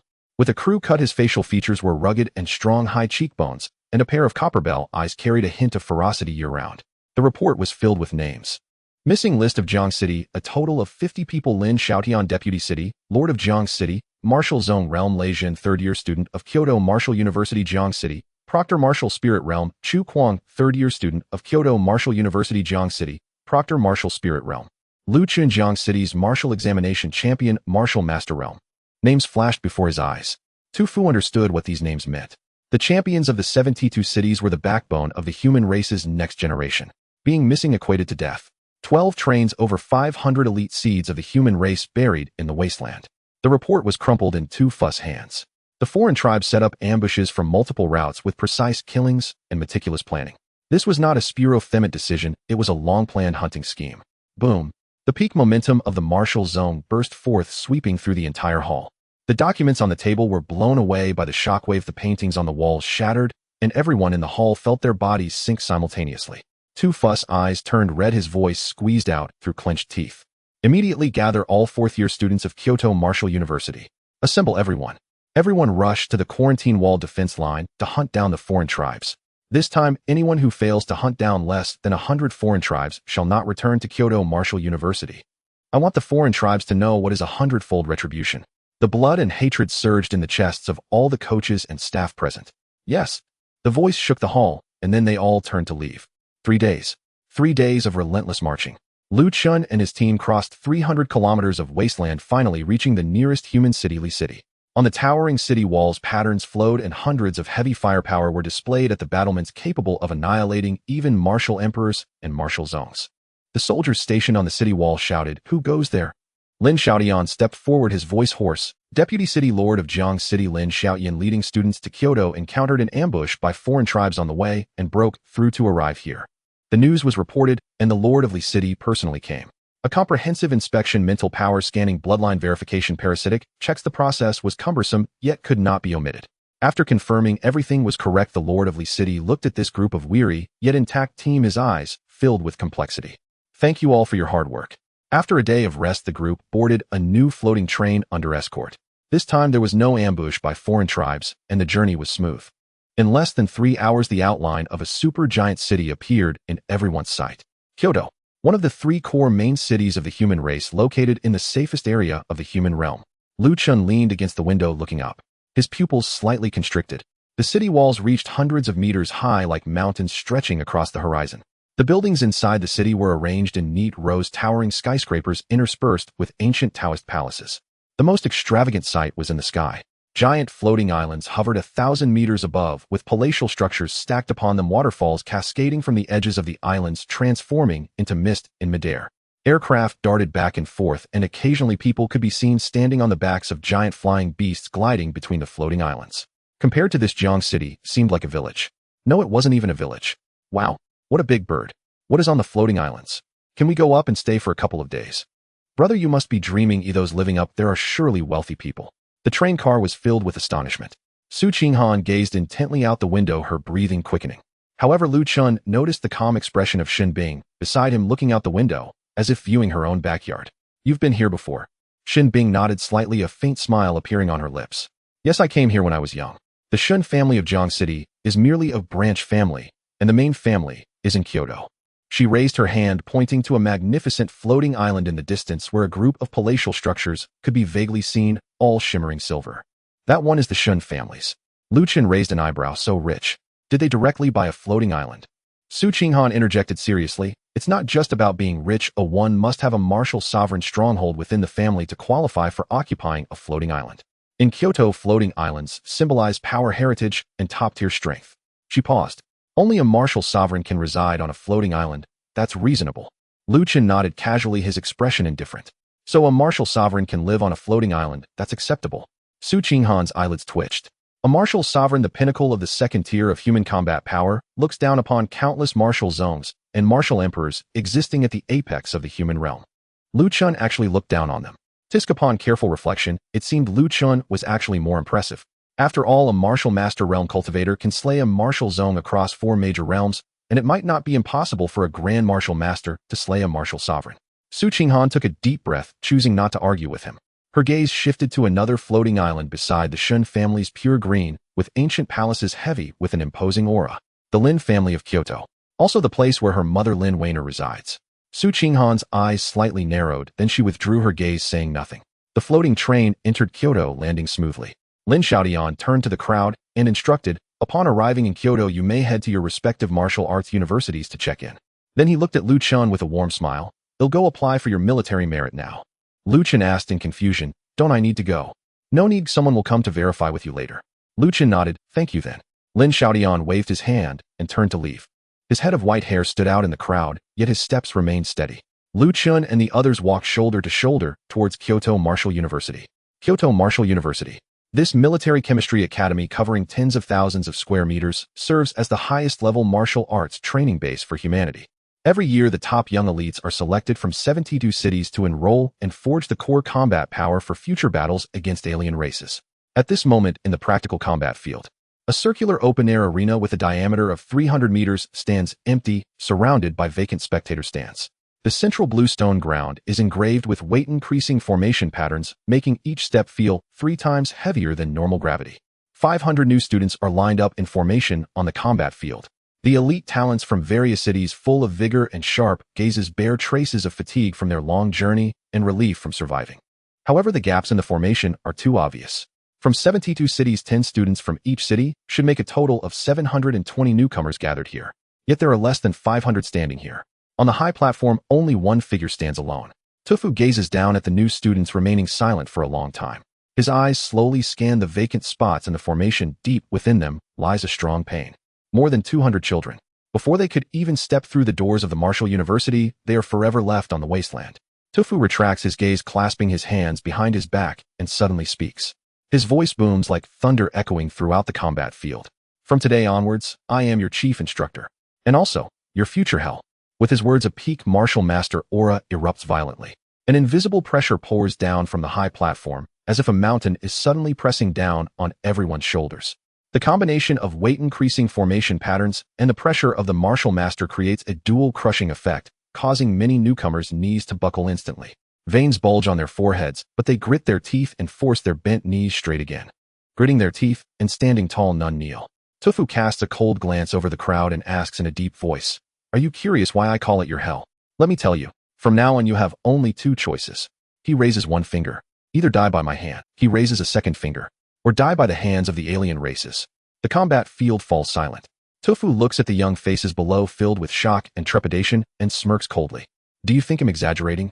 He raises his hand and takes out a pitch-black scroll from his chest, abruptly on the black surface. A line of cold white characters is strikingly visible. Non-combat casualty list. The names are densely packed, extending from the top of the scroll to the bottom. Every name on this list once stood on this combat field, just like you. Tufu's voice grows somber. They graduated, went to the battlefield, and died. Some died due to insufficient strength, some due to misjudgment, and some due to teammates holding them back. But ultimately, it's all because they didn't train hard enough while at the Martial University. He puts the scroll away and places his hands behind his back again. The new students in the audience feel a chill in their hearts, fully understanding that what Tufu said is true. Therefore, my rules take effect from now on. Tufu enunciates each word clearly. Those who cheat or play tricks will die. Those who dare to disobey orders will die. Those who flee in battle will die. He pauses for a moment, and his tone suddenly shifts. Of course, there are also special treatments here. Tufu raises his chin, a playful arc forming at the corner of his mouth. If you want me to serve you tea, massage your back, wash your feet, or even warm your bed, that's fine. The condition is simple: defeat me. If you win against me, you graduate directly without any restrictions. You can skip class if you want, sleep if you want. If I see you, I'll walk around you without even daring to breathe. The audience falls into complete silence. Peak Martial Master. A martial master fighting a peak martial master is simply seeking death. A young man in the front row twitches the corner of his mouth and whispers to the person next to him, "Is this person insane? What's the difference between this and saying if you can kill me, you'll submit to you?" A burly young man with a square face beside him speaks softly. "Lin Chen, say less." Lin Chen, a direct descendant genius of the Lin family in Kyoto, a peak martial master who touched the threshold of martial spirit at just 18. The stout youth beside him is Zhao Kun from the Zhao family, also possessing considerable strength. Next to them are Wang Hao from the Wang family, Sun Su from the Sun family. A group of geniuses from Kyoto's top aristocratic families are scattered in the front row, each with an arrogant expression and full confidence. Those who can stand here are all carefully selected seeds from their respective cities, either backed by top families or possessing talents far exceeding ordinary people. Each one is an exceptional existence among their peers. Tufu takes a good look at these faces. There is pride, blood, and sharpness. Not bad. Now answer me. Tufu speaks in a deep voice, suddenly raising his tone. Do you want to die by my hand or die by the hands of the alien races? The crowd is taken aback. Must we die? The first to roar is Lin Shun in the front row. I don't want to die. Zhao Kun follows closely. I don't want to die. The wave of voices quickly spreads from the front row to the back. In just 1 second, 500 people shout in unison, I don't want to die. The sound shakes the combat field. A glimmer of satisfaction flashes in Tufu's eyes, then quickly disappears. If you don't want to die, then practice hard. Immediately start the new student ranking battle. He raises his hand, and the formation patterns around the combat field light up with dozens of huge screens rising from the ground, displaying the basic information of each new student. The rules are simple. Unknown, defeating one earns 1 point. The final top scorer can choose any ground-level martial art or technique from the Martial University's Scripture Pavilion. Tufu pauses for a moment. Ground level. That's a full rank higher than mystic-level martial arts. Out there, a single ground-level martial technique is enough to make many families fight over it. The breaths of the new students in the audience noticeably quicken. Tufu looks at the flames igniting in their eyes with satisfaction and adds the final sentence. The last place on the leaderboard, 30 military strikes. I will personally administer them. Many people shrink their necks. A peak martial master personally administering military strikes, will they not be turned into mush? Did you all understand? If you understand then, Tufu's words are cut off. A figure swiftly walks in from the side door of the combat field and directly ascends the high platform.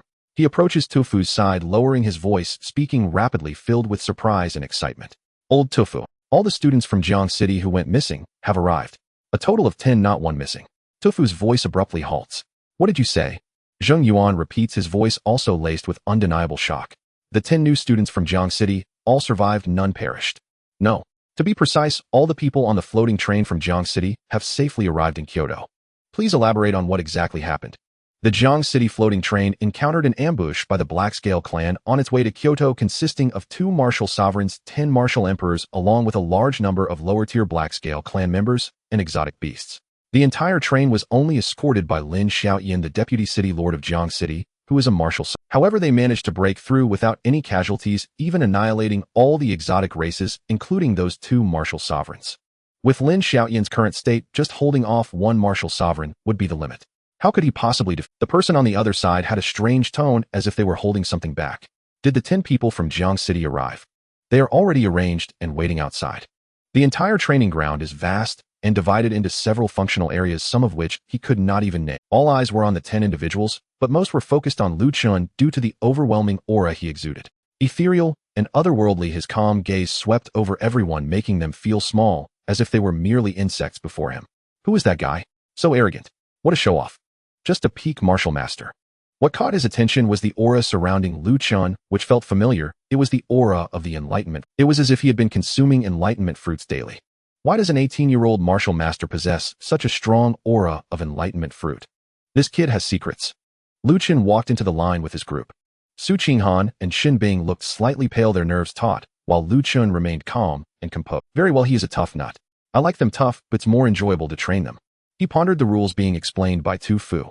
However, after thinking it over, Lu Chen shook his head.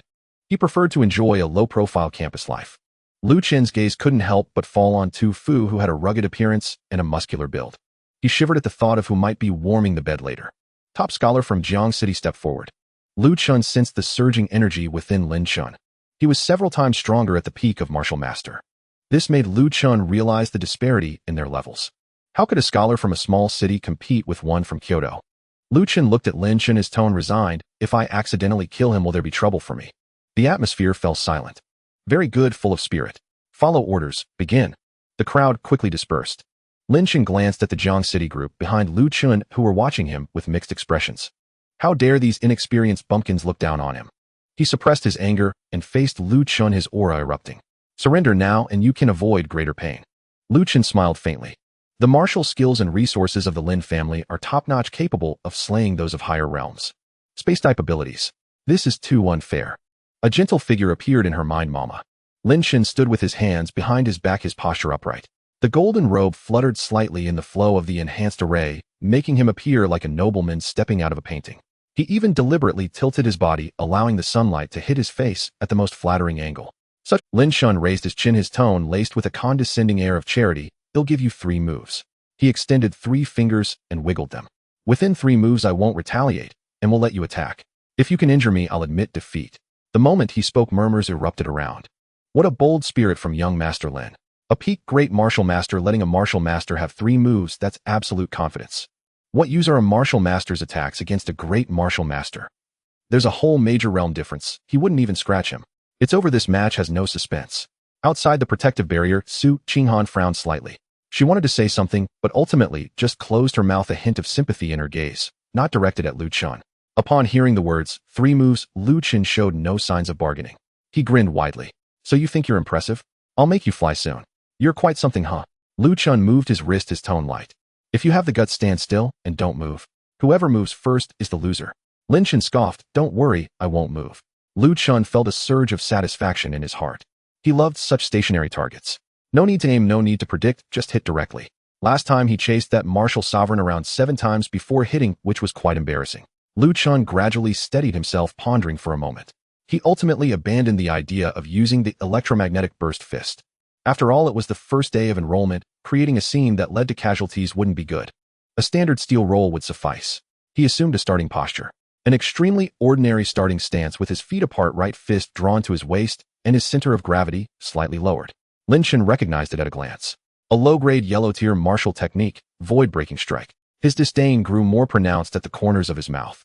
Truly a person from a small city, what threat can a garbage martial skill like this pose? His voice abruptly cut off. At the moment Chen unleashed his punch, a heavy pitch-black steel roll shot forth from his fist.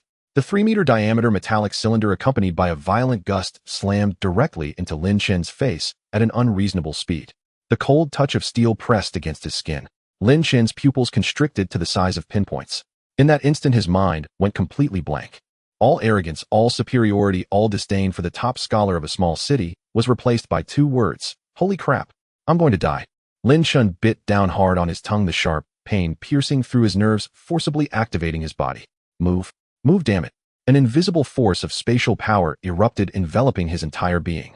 In the final fraction of a second before the steel roll completely crushed his face, his figure vanished into thin air, appearing 10 meters away.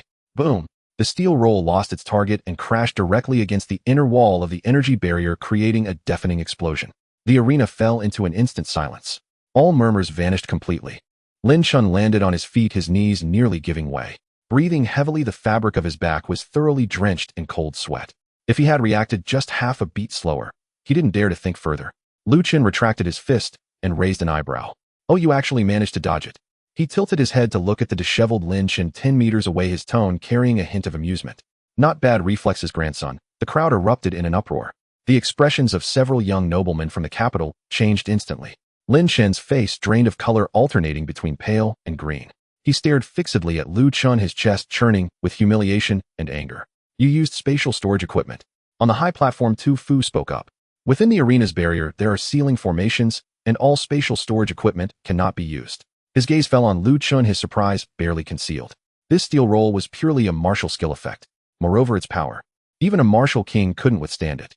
Chen replied calmly. If you can't handle it, don't blame the road for being uneven. This is a martial skill I've legitimately trained in. As his words fell, the students from other cities erupted. Is this really a martial skill? Absurd. Which martial skill throws a steel roll? I want to learn it too. What should I do? I'm waiting online, it's urgent. You want to learn it? Just look at that steel roll, it's thicker than you are. Only the group from Jiang City remained composed, each with a smile, quietly watching Chen's humiliation. This expression, this feeling, all resonated perfectly. Chen's face shifted from green to white, his jaw clenched tightly, yet he couldn't utter a single word. Chen's voice rang out again, unhurried. By the way, you said to let me have 3 moves. It's only 1 move now, so there are still 2 left, right? Chen's eyelids twitched. His temples throbbed, his heart tightened. But with hundreds of eyes upon him, he gritted his teeth and nodded resolutely. Right? There are still 2 moves. The moment the words left his mouth, Chen regretted it. Damn it, I should have just let him have 1 move for the sake of formality. But he quickly suppressed his panic, forcing himself to stabilize his mind. Just now he had underestimated his opponent and was completely unprepared. From now on, as long as he focused, predicted in advance, and used spatial abilities to dodge, he wouldn't get hit again. Just as Chen was encouraging himself, Chen spoke up. By the way, I forgot to mention to you. Chen raised his right fist and casually shook his wrist. That last strike wasn't my full strength. Chen's pupils contracted. I won't bully you. Chen smiled, returning Chen's earlier words verbatim. Let you see my true strength, so you have some psychological preparation. Chen's brows furrowed tightly. Empty bravado. A martial skill with the power of that last strike was already the limit. How much stronger could it get? Chen raised his fist. The same starting posture, the same stance. But the next second, steel roll, void-breaking strike, an electromagnetic burst fist, erupted simultaneously from his fist. This was a little technique he comprehended on his way to the capital. 2 perfected martial skills released simultaneously within 1 punch. The heavy black steel roll, accompanied by countless blue electric arcs, soared into the sky, the thunderous sound reverberating throughout the arena. The massive dark object swept past him in an instant, carrying with it a gust of wind and heat. Yet in Chen's eyes he could only catch a fleeting shadow. Boom! The deafening explosion erupted. A terrifying shockwave instantly engulfed the entire arena, the air pushing outward like a solid wall. The immense thrust was unstoppable, forcibly sending Chen flying several dozen meters. He staggered, but barely steadied himself, his face blank. Chen stiffly turned his head to look behind him. A massive steel roll wrapped in lingering heat and residual electric arcs lay quietly embedded in the ground at the corner of the arena. But what truly made his pupils explode with shock was the transparent energy barrier behind him. A clearly visible crack spread from the point of impact, outward, resembling a spider web. On the high platform, Tu Fu suddenly stood up. His eyes widened like copper bells, fixated on that crack. This energy barrier is supposed to withstand the full force of a peak martial sovereign. This meant that the power of Lu Chen's casual punch had already reached the level of a martial sovereign. Tu Fu took a deep breath, then slowly exhaled. He looked down at Lu Chen, who wore a smile. One thought lingered in his mind: is this even human? The web-like cracks on the inner surface of the energy shield were slowly mending, completing the repair in almost a breath's time. Lu Chen retracted his fist, shook his wrist, and turned to look at Lin Chen. Lin Chen was still maintaining the posture he had after being sent flying by the shockwave, with the cuffs of his golden robe torn into strips and his hair somewhat disheveled. The image of the noble young master had vanished completely. His eyes were fixed behind him, pupils scattered. Lu Chen spoke indifferently. Come back to your senses. Lin Chen's body shivered. That strike just now counts as the second move. Lu Chen raised a finger. There's only one move left. If you can withstand it, we're done. Lin Chen's throat bobbed violently. His lips moved, but his voice was intermittent. You really want to kill me? Just say it. His brain overloaded at that moment. He had narrowly dodged the first strike, relying on his spatial abilities to save his life. The second strike hadn't aimed at him, but the shockwave was enough to send him flying, and the shield had cracked. The third strike. More to come. Lin Chen's mentality was teetering on the brink of collapse. Surrender. He must surrender. If he took another hit, he would really die. No way. He gritted his teeth fiercely. He was the pride of the Lin family, the top scholar of the capital, and an awakened spatial ability user. How many resources had the entire Lin family invested in him? How much expectation was there in the eyes of those elders at the clan meeting? If he lost to a martial artist from a small city in front of 500 people surrendering so decisively, how would he hold his head high in the capital afterward? Lin Chen took a deep breath, forcibly suppressing the surging blood and energy within him. Bearing the glory of the Lin family, I cannot lose. He straightened his body, clenched his fists, and his gaze exuded the last bit of sharpness. Come on. His voice was hoarse, but he showed no sign of retreat. I'll take it. Outside the ring, the expressions of several young disciples from the capital changed instantly. Zhao Kuan stepped forward and shouted at the shield, Lin Chen, don't force it. Surrender quickly. Wang Hao followed closely. Are you crazy? That punch just now even cracked the shield. What are you going to use to take it? Sun Tzu was anxiously stomping his feet. Leave some room for survival. Surrendering isn't shameful. Lin Chen ignored them. He fixed his gaze on Lu Chen, his anxiety making him unable to help but swallow hard.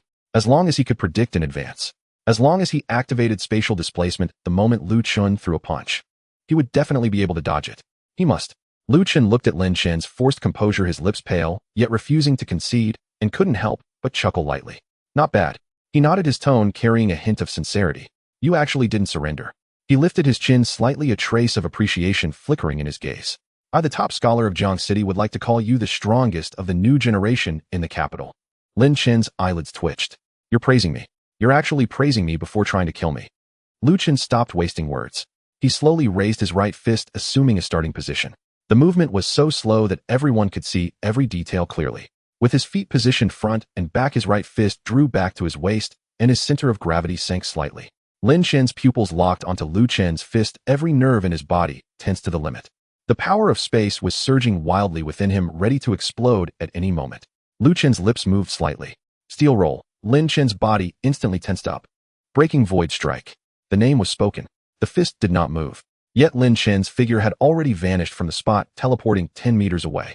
He knelt on one knee, the residual waves of spatial power still rippling around him as he gasped for breath. The entire arena fell into silence. Lu Chen maintained the posture before throwing the punch, his right fist still at his waist, unmoving. He turned his head to look at Lin Chen, who had teleported, his tone laced with mockery. Hey, I haven't even made my move yet. What are you dodging for? A light-hearted remark. Yet to Lin Chen's ears it felt heavier than the earlier punch that had cracked the shield. Lin Chen froze in place. His mind went blank. He dodged. Lu Chen had only recited the name of the move. And he dodged. In front of 500 people he was toyed with by Lu Chen. An extreme sense of shame surged from his tailbone to the crown of his head, colliding with the surging blood and energy within him. Ah, you bastard. A roar got stuck in his throat, only half of it escaping. The blood surged violently, suddenly rising, turning his face the color of a pig's liver. Lin Chen's eyes rolled back, and his body fell straight backward. Bang! The back of his head hit the ground hard, striking the stone surface inscribed with weight-increasing formations. He was knocked out. Lu Chen smacked his lips. Tisk, with that mentality, you still call yourself the top scholar of the capital. The energy shield slowly dissipated. 2 instructors rushed into the arena, lifting the unconscious Lin Chen and carrying him out. Only when Lin Chen was completely taken away did the entire audience seem to hit the play button. A buzzing sound erupted. Lin Chen lost. Scared to the point of fainting. The dignified top scholar of the capital fainting on the spot from the shock of a peak martial artist from a small city. Would anyone believe this if it got out? The key is that the last move wasn't even executed.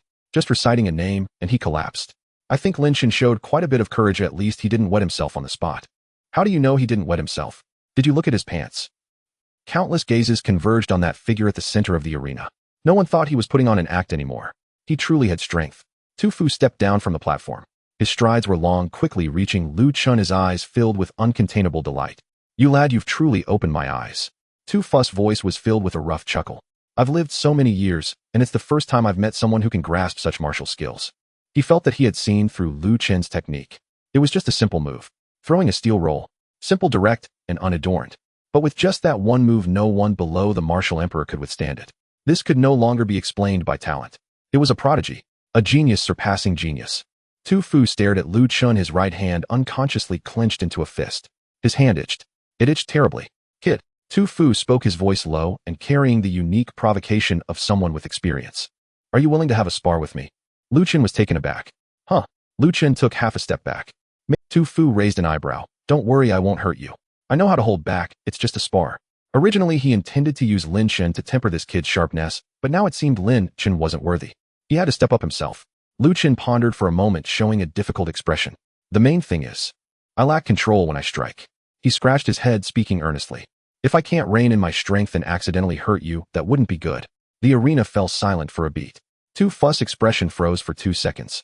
Then his copper bell-like eyes widened. You can hurt me, eh? His voice rose by 8 degrees. You're getting cocky just from throwing a steel roll. Tu Fu patted his chest, producing a dull thud. If you can hurt me, I'll call you Dad from now on. Stop being so wishy-washy. Come on. Why is there always someone wanting to be my son wherever I go? He's not a father-type ability user. Chen sighed helplessly. You said it. Tu Fu strode directly toward Chen, stopping face-to-face with him. An energy barrier rose once more from the ground, enclosing both men within its shimmering dome. Hundreds of freshmen erupted into chaos. What the hell? Has the chief instructor personally stepped into the ring? Is he insane? A martial artist versus a peak-level martial sovereign. Martial artist, great martial artist, martial spirit, martial king, martial emperor, martial sovereign. That's 5 full cultivation realms apart. That steel coil attack was indeed formidable, but only against a great martial artist. What does a peak-level martial sovereign even mean? A single palm strike could shatter mountains. I'm done. I can't even watch anymore. Tu Fu stood with his hands clasped behind his back, posture relaxed, yet a flicker of anticipation gleamed in his eyes. Go ahead, attack. Chen tensed to move. Suddenly, a crisp, synchronized rhythm of footsteps echoed from the side entrance of the martial training ground. 6 figures entered in swift succession. The one leading them was lean and wiry, yet radiated extraordinary vigor and spirit. A silver insignia emblazoned on the chest of their standard martial uniforms read, Battle Merit Review Bureau. Tu Fu glanced sideways, his brow faintly furrowing. Battle Merit Review Bureau. There were no soldiers awaiting merit assignment here. What business did they have barging in? The leader Su Hong swept his gaze across the arena and immediately fixed it upon the 2 figures enclosed within the barrier. His eyes lingered briefly on Chen, and an involuntary subtle smile tugged at the corner of his lips. Old Tu, you're busy, I see. Tu Fu asked, what brings your bureau here? Nothing urgent, just some minor administrative formalities. You carry on and we'll talk after you're done. Su Hong folded his hands into his sleeves, smiling with practiced warmth. With that, his gaze slid once more, discreetly, deliberately, over Chen before he led his entourage to the edge of the arena and stood motionless, watching in silence. Tu Fu cast him a brief, indifferent glance. No further thought given. Personnel from the Battle Merit Review Bureau were notoriously bureaucratic and slow-moving. Waiting was simply part of the process. He turned back toward Chen inside the barrier. Continue. Chen didn't hesitate. Since Tu Fu had chosen to accept the challenge, he would show no restraint. His right fist drew back to his waist as his chi and blood surged violently.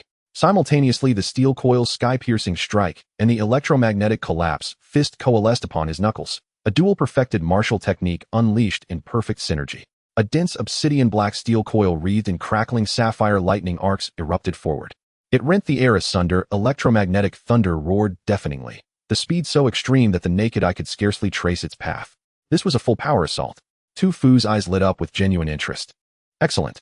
With his right hand, he pressed his 5 fingers tightly together, forming a razor-edged blade.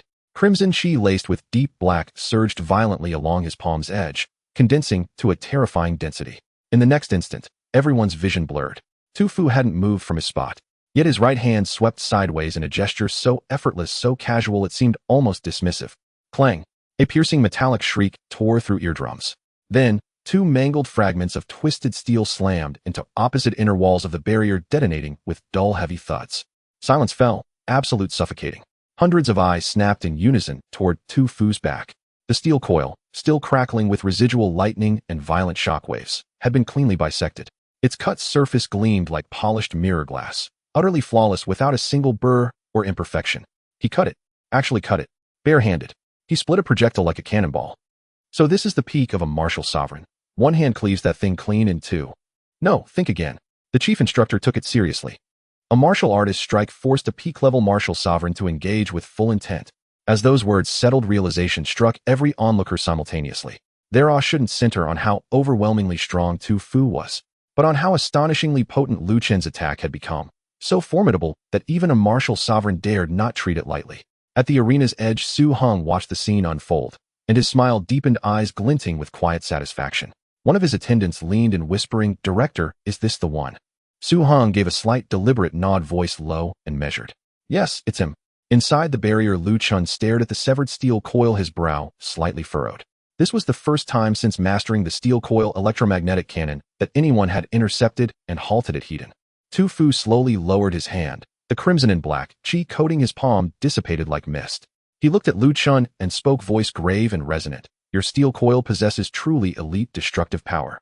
The compounded impact force, speed layered upon mass, is something even most martial sovereigns would refuse to withstand directly. But that doesn't mean it's uncrackable." Tu Fu raised one finger. "First, a competent martial sovereign possesses perception far beyond ordinary limits, capable of discerning trajectory the moment your fist leaves its guard, allowing evasion before impact." He raised a second. "Second, precision over area. Strike the point, not the surface." Lu Chen's gaze locked onto Tu Fu's right hand, and comprehension dawned instantly. Tu Fu watched the shift in Lu Chen's expression, then nodded approvingly. "You grasp things quickly." He lifted his right hand for inspection. "Your steel coil is forged from common iron. Its hardness is inherently limited. Against a finely honed weapon, or a martial cultivator whose chi and blood are condensed to absolute perfection, one decisive strike will sever it cleanly." He paused. "To overcome this weakness, there are three paths. Replace the material with something more resilient. Increase launch velocity. Or coat the coil's surface with denser, more refined chi and blood, adding a protective layer." Lu Chen listened intently, then bowed his head solemnly. "I am deeply enlightened." He truly hadn't considered this before. Every opponent he'd faced either failed to intercept or couldn't evade. Today marked the first time someone had shattered his technique outright. Clearly, the steel coil's structural integrity had fallen behind the caliber of adversaries he now encountered. It demanded iteration, upgrading, refining, evolving. Observing Lu Chen's thoughtful silence, Tu Fu's eyes softened with quiet approval. Quick-witted, perceptive, exceptional aptitude. This raw, uncut gem truly warranted his personal guidance. Yet in the next breath, Tu Fu's lips curled upward, not in kindness, but with a chilling blend of cruelty and eager anticipation. "Enough reflection. Let's continue." Lu Chen blinked, startled back to awareness. "Moi." Tu Fu rolled his neck, the joints snapping sharply. "You didn't think it would end so easily, did you, eh?" A cold knot tightened in Lu Chen's chest. "I've already lost to you. What more is there to do?" Tu Fu's tone remained unervingly calm. "As chief instructor, it's my duty to teach you something real." Slowly he raised his right fist, the chi and blood swirling visibly across his skin, glowing with searing crimson light. "For instance, how to minimize injury while enduring a beating from a martial sovereign." Lu Chen's expression twisted, incredulous. Was that even human speech? To reduce injury while being beaten by a martial sovereign, as a mere martial artist. One punch would atomize him into crimson mist. Would mastery grant him the luxury of retaining one extra shard of flesh? "Chief instructor, this is purely bullying the weak with strength." Lu Chen spoke with a tone of helplessness. Tu Fu, upon hearing this, not only was not angry, but instead gave him a thumbs up. "Well said, no wonder you're the top scholar of Jiang City." He moved his shoulders, the joints cracking. "Don't worry, I will be—" This statement came from the mouth of a middle-aged, muscular man with a face full of stubble, causing the goosebumps on Lu Chen's back to instantly rise. He took a deep breath, his gaze calming down. "Since you insist on fighting, I won't hold back either." Tu Fu was slightly taken aback, then his expression revealed anticipation. "Oh, you have a trump card." He placed one hand behind his back, his posture relaxed. "All right, I want to see if your trump card can harm me, a peak martial sovereign." Lu Chen did not respond. He slowly exhaled a breath of turbid air, his mind racing. He originally didn't want to reveal his strength so early. But now that he was forced to this extent, if he did not take it seriously, Tu Fu would likely not let it go. The floating train phantom step transforms into a floating train after taking form, with a hard material and a built-in energy shield completely capable of withstanding attacks at the martial sovereign level. Once the speed of the electromagnetic bursting fist is added, its power surpasses that of steel. The only shortcoming is that it's almost impossible to control. Speaking of control, Lu Chen's mind flashed with Lin Chen's spatial ability. If he could integrate spatial abilities, wouldn't he be able to go wherever he wanted? He just didn't know if Lin Chen's spatial ability crystal was for sale. While Lu Chen's thoughts were still drifting, Tu Fu had already attacked. With a sudden stomp of his foot, the bluestone ground exploded with spiderweb-like cracks, and his figure rushed through the air, instantly reaching Lu Chen's front. A punch infused with thick blood and chi was aimed directly at his face. The speed was not fast, clearly holding back. Kid dared to be distracted in a fight. Lu Chen's face darkened. Don't hit my face. Floating train phantom step. Activate. Boom. A deep rumble erupted from within Lu Chen's body, sweeping across the arena. A torrent of blood and chi surged forth instantaneously from his body, rapidly condensing and taking shape in the air. A massive floating train appeared out of thin air in the center of the training ground. Completely black, the streamlined body glinted with a cold metallic light. The surface of the train was covered by a layer of light blue energy shield, glowing and shimmering. Tu Fu's fist landed solidly on the shield. The blood and chi erupted, but the energy shield remained unshaken. Tu Fu's punch was firmly blocked. He took half a step back, his copper bell-like eyes fixed intently on the black giant before him. A floating train. His voice carried genuine astonishment for the first time. This technique is quite interesting. On the sidelines, Su Heng's eyes suddenly lit up. He turned his head to the accompanying personnel and whispered, "Get the recording device, start recording. Record everything, don't miss any details." The accompanying personnel quickly pulled out a device and aimed it at the battlefield inside the shield. Inside the shield, the black floating train slowly adjusted its orientation, its massive body sweeping out directly towards Tu Fu. Tu Fu deftly dodged and retreated calmly. This speed can't hit anyone. He tilted his head, watching the clumsy train body sweep past him, shaking his head. With such a large size, you're just a living target now. It seems your battle IQ still needs training. Lu Chen's calm voice came from within the floating train. In the next moment, a tremendous force of electromagnetic energy erupted from the core of the train body. Blue arcs of electricity shot out from every metal seam, wrapping around the entire train, crackling with sound. Electromagnetic bursting fist. Activate. Tu Fu's expression changed drastically as he sensed the impending danger. No. His body reacted faster than his brain, and he instantly retreated. At the moment he left his original position, boom. The black train, accompanied by a storm of electric arcs, swept past where he had just been standing. The violent shockwave plowed a deep trench several dozen meters long into the bluestone ground. Immediately after, the train body crashed against the inner wall of the energy shield. Crack! The energy shield shattered, instantly scattering into countless glowing particles. These particles floated down, covering half of the training ground. The arena fell into silence. Tu Fu stood several dozen meters away, his chest heaving violently. He glanced down at his right arm, the cuff shredded by the shockwave, revealing a faint red mark on his forearm. That previous strike had left a residual wave as it passed. If it had hit him directly, his pupils constricted. In midair, the black floating train hovered above the training ground. The front of the train pointed downwards, aimed at Tu Fu on the ground. Lu Chen's voice came from within the train, tinged with amusement. "Chief Instructor, don't dodge.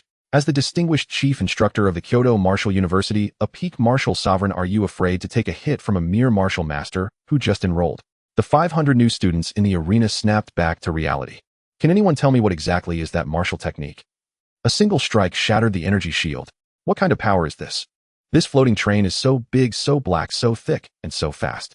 Whispers spread like a tide. Tu Fu heard it clearly. He knew Lu Chen was using provocation. But a peak martial sovereign being chased around by a martial master peak in front of 500 new students. If this gets out, would he still have any face left? Tu Fu's gaze became sharp. Everyone stepped back. His voice thundered like a storm, causing the nearest rows of new students to stagger backward. He looked up at the black train in midair and shouted, "Today, I will truly see how impressive you can be." Lu Chen's laughter floated down from above. "The chief instructor is imposing." Tu Fu snorted coldly, no longer wasting words. With both hands clasped together, blood and chi erupted from his body, enveloping him completely. Earth-grade, top-tier body refining technique, Azura blood armor. Activate. Black and red blood and chi coalesced, forming a thick armor that fully covered his body, leaving only his eyes exposed. Earth-grade, top-tier body refining technique, diamond body. Activate. Golden patterns emerged from the seams of the armor, spreading and entwining along his limbs and torso, reinforcing the entire blood armor. Earth-grade, top-tier martial technique, immovable as a mountain. Activate. Tu Fu's legs sank into the shattered bluestone ground. The weight-increasing formation beneath his feet sank half a foot, but instead became his anchor. His entire being stood motionless, emanating an oppressive aura that was almost tangible. Tu Fu stood there like an indomitable war god. He looked up at the floating train in midair and said in a deep voice, "Come on." In midair, Chen observed Tu Fu's stance, his smile fading. 3 layers of Earth-grade top-tier techniques and martial skills stacked together. He was serious now. He no longer wasted words. All his blood and chi surged into the train body, fully activating the electromagnetic bursting fist. The blue arcs of electricity surged threefold, wrapping around the entire train, illuminating the black body, as if it were a falling blue meteor. With the front of the train aimed downwards, locking onto the target, Chen simply uttered 2 words. "Take it." Seeing such a shocking scene, everyone felt a chill run down their spines and retreated in haste. Jiang Cheng and his group had already moved to the farthest corner the moment Chen revealed the hovering train. Su Qinghan fixated on the center of the training ground, her fingers tightening. Shen Bing's eyes sparkled with intensity as she clenched her fists, muttering, "Crash, crash, crash." A few new students from other cities, convinced of their own strength, gritted their teeth and stood at the front, their eyes wide open. Finally, Chen moved. In midair, the black hovering train vanished in an instant. It was so fast that their vision couldn't keep up, only catching a glimpse of a blue afterimage that quickly faded away. In the next moment, boom! The deafening roar erupted. The ground trembled violently, and the shockwave radiated outward from the point of impact, like a tsunami sweeping in all directions. The new students at the front were directly hurled into the air by the blast, spitting out a mouthful of blood and fainting instantly. The ground of the entire training ground was covered with numerous cracks, and dust rose into the sky, blocking out the sun. It wasn't just the training ground. The entire Kyoto Martial University heard the sound. In the teaching area, an old professor who was grading papers suddenly looked up, his teacup rolling off the table. This fluctuation, a collision at the peak level of martial sect. In the training field, several instructors who were leading the training simultaneously halted their actions and turned their gazes towards the direction of the training ground. What happened? Let's go take a look. Dozens of figures shot into the air, speeding toward the training ground. In the medical area, Chen lay on the hospital bed, jolted awake by the enormous sound. He sat up abruptly, cold sweat trickling down his forehead, turning his head to stare intently in the direction of the training ground. The terrifying fluctuation crashed through the walls, causing his internal organs to shake. This power. A name surfaced in his mind. Chen. In the next second, he shook his head frantically. Impossible. Absolutely impossible. How could a mere martial master? Before he could finish, the image of the steel coil enveloped in electric arcs, and the face, carrying a faint smile, flashed in his mind. No matter how much he shook his head, he couldn't dispel it. At the training ground, Su Hung stood rooted in place, his heart racing. He instinctively took a couple of steps back to steady himself. He wasn't sure if he could withstand such power. Old Tu wouldn't be killed outright, would he? The new students looked horrified, but everyone's gaze was fixed on the center of the smoke and dust. Moments later, as the smoke cleared, visibility gradually improved. The once flat and solid center of the training ground had transformed into a bottomless pit. The edges of the pit extended outwards with dozens of cracks, as if it had been struck by a meteorite. The weight-increasing formation had shattered completely, losing its luster. Everyone held their breath. The chief instructor can't be dead, right? Don't say such things. The peak of martial sect isn't that fragile. It shouldn't be that fragile, right? Just as someone was about to approach and check, a figure shot directly out of the deep pit. Tu Fu landed steadily, carrying Chen on his shoulder. He swept a glance at the crowd, speaking rapidly. "This kid is badly injured. Oh, I need to take him for treatment first." Before he finished speaking, he had already soared into the air, disappearing from everyone's sight in an instant. A moment of silence followed. "The chief instructor is fine. I told you the peak of martial sect can definitely withstand it. Weren't you just saying he was dead? So Chen got hurt instead." Well, it makes sense. A martial master crashing into a peak martial sect would definitely be unable to withstand it himself. A buzz of speculation filled the air. Su Hung stood still, gazing in the direction where Tu Fu had vanished. Injured. He had seen clearly just now. At the moment Tu Fu carried Chen away, Chen's face was flushed and showed no signs of injury. Instead, it seemed a trace of red had flashed at the corner of Tu Fu's mouth. Su Hung's lips slowly curved into a smile. "Old Tu, your reputation is quite precious." At Tu Fu's residence, the door swung open and slammed shut. Ugh! A mouthful of boiling hot blood sprayed out, splattering onto the ground, a bright crimson. Tu Fu bent over, one hand braced against the wall, while the other wiped the bloodstains from the corner of his mouth. After catching his breath, he turned to look at Chen, whom he had placed on the chair. "Kid, stop pretending." Chen slowly opened his eyes, a hint of a smile appearing at the corners of his mouth. "Chief instructor, how's the injury?" Tu Fu snorted coldly, straightening up, forcing a nonchalant demeanor. "A mere hit from a martial master couldn't even scratch me. If it happened 100 more times, I'd take it just the same." Chen glanced at the pool of fresh blood on the ground. Was that strawberry juice he just spat out? He didn't expose it. His last strike appeared to be a full-speed dive, but in reality it hadn't hit Tu Fu directly, or instead it struck the ground in front of him. So Tu Fu was only injured internally by the shockwave at close range. This move tested his own limits while giving the chief instructor enough face. A perfect conclusion. Tu Fu took a deep breath and remained silent for a long time. He certainly felt that Lu Chen had intentionally avoided a direct collision. Otherwise, he would be suffering more than just internal injuries. He would have been severely wounded or even on the verge of death. Damn, with 3 layers of protection, he still couldn't withstand it. Another 100 times, and he would be the filling for dumplings. He gazed at Lu Chen deeply. You brat really a monster. He paused. From today onwards, you can graduate directly. Lu Chen blinked and replied, no way, I just enrolled. I haven't experienced campus life yet. Can I stay for a few more days? What I mean is from now on you can do whatever you want at Kyoto Martial University and no one will bother you. Just don't come around to annoy me. Lu Chen beamed widely. All right then, thank you, chief instructor. Tu Fu ignored him further, taking out several healing pills from his storage space and swallowing them.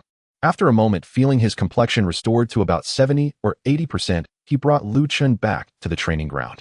By now the training ground was packed with people, not only new students, but also a large number of faculty and senior students who had come upon hearing the news. In front of the giant pit, 3 circles of people gathered, each displaying an array of expressions. As soon as Tu Fu landed, a martial sect teacher approached him. Old Tu, what on earth happened? Tu Fu maintained a stoic expression, saying, nothing, just the usual special training for new students. That teacher pointed at the gigantic pit behind him, which could fit half a building, and raised his voice by 8 degrees. You call this special training for new students? Are you really going to use such heavy hands?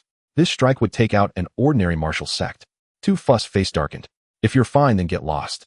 What you said, can't I even show a little concern? The teacher at the martial sect level chuckled, awkwardly glancing at Tu Fu's darkened face, and wisely turned to leave.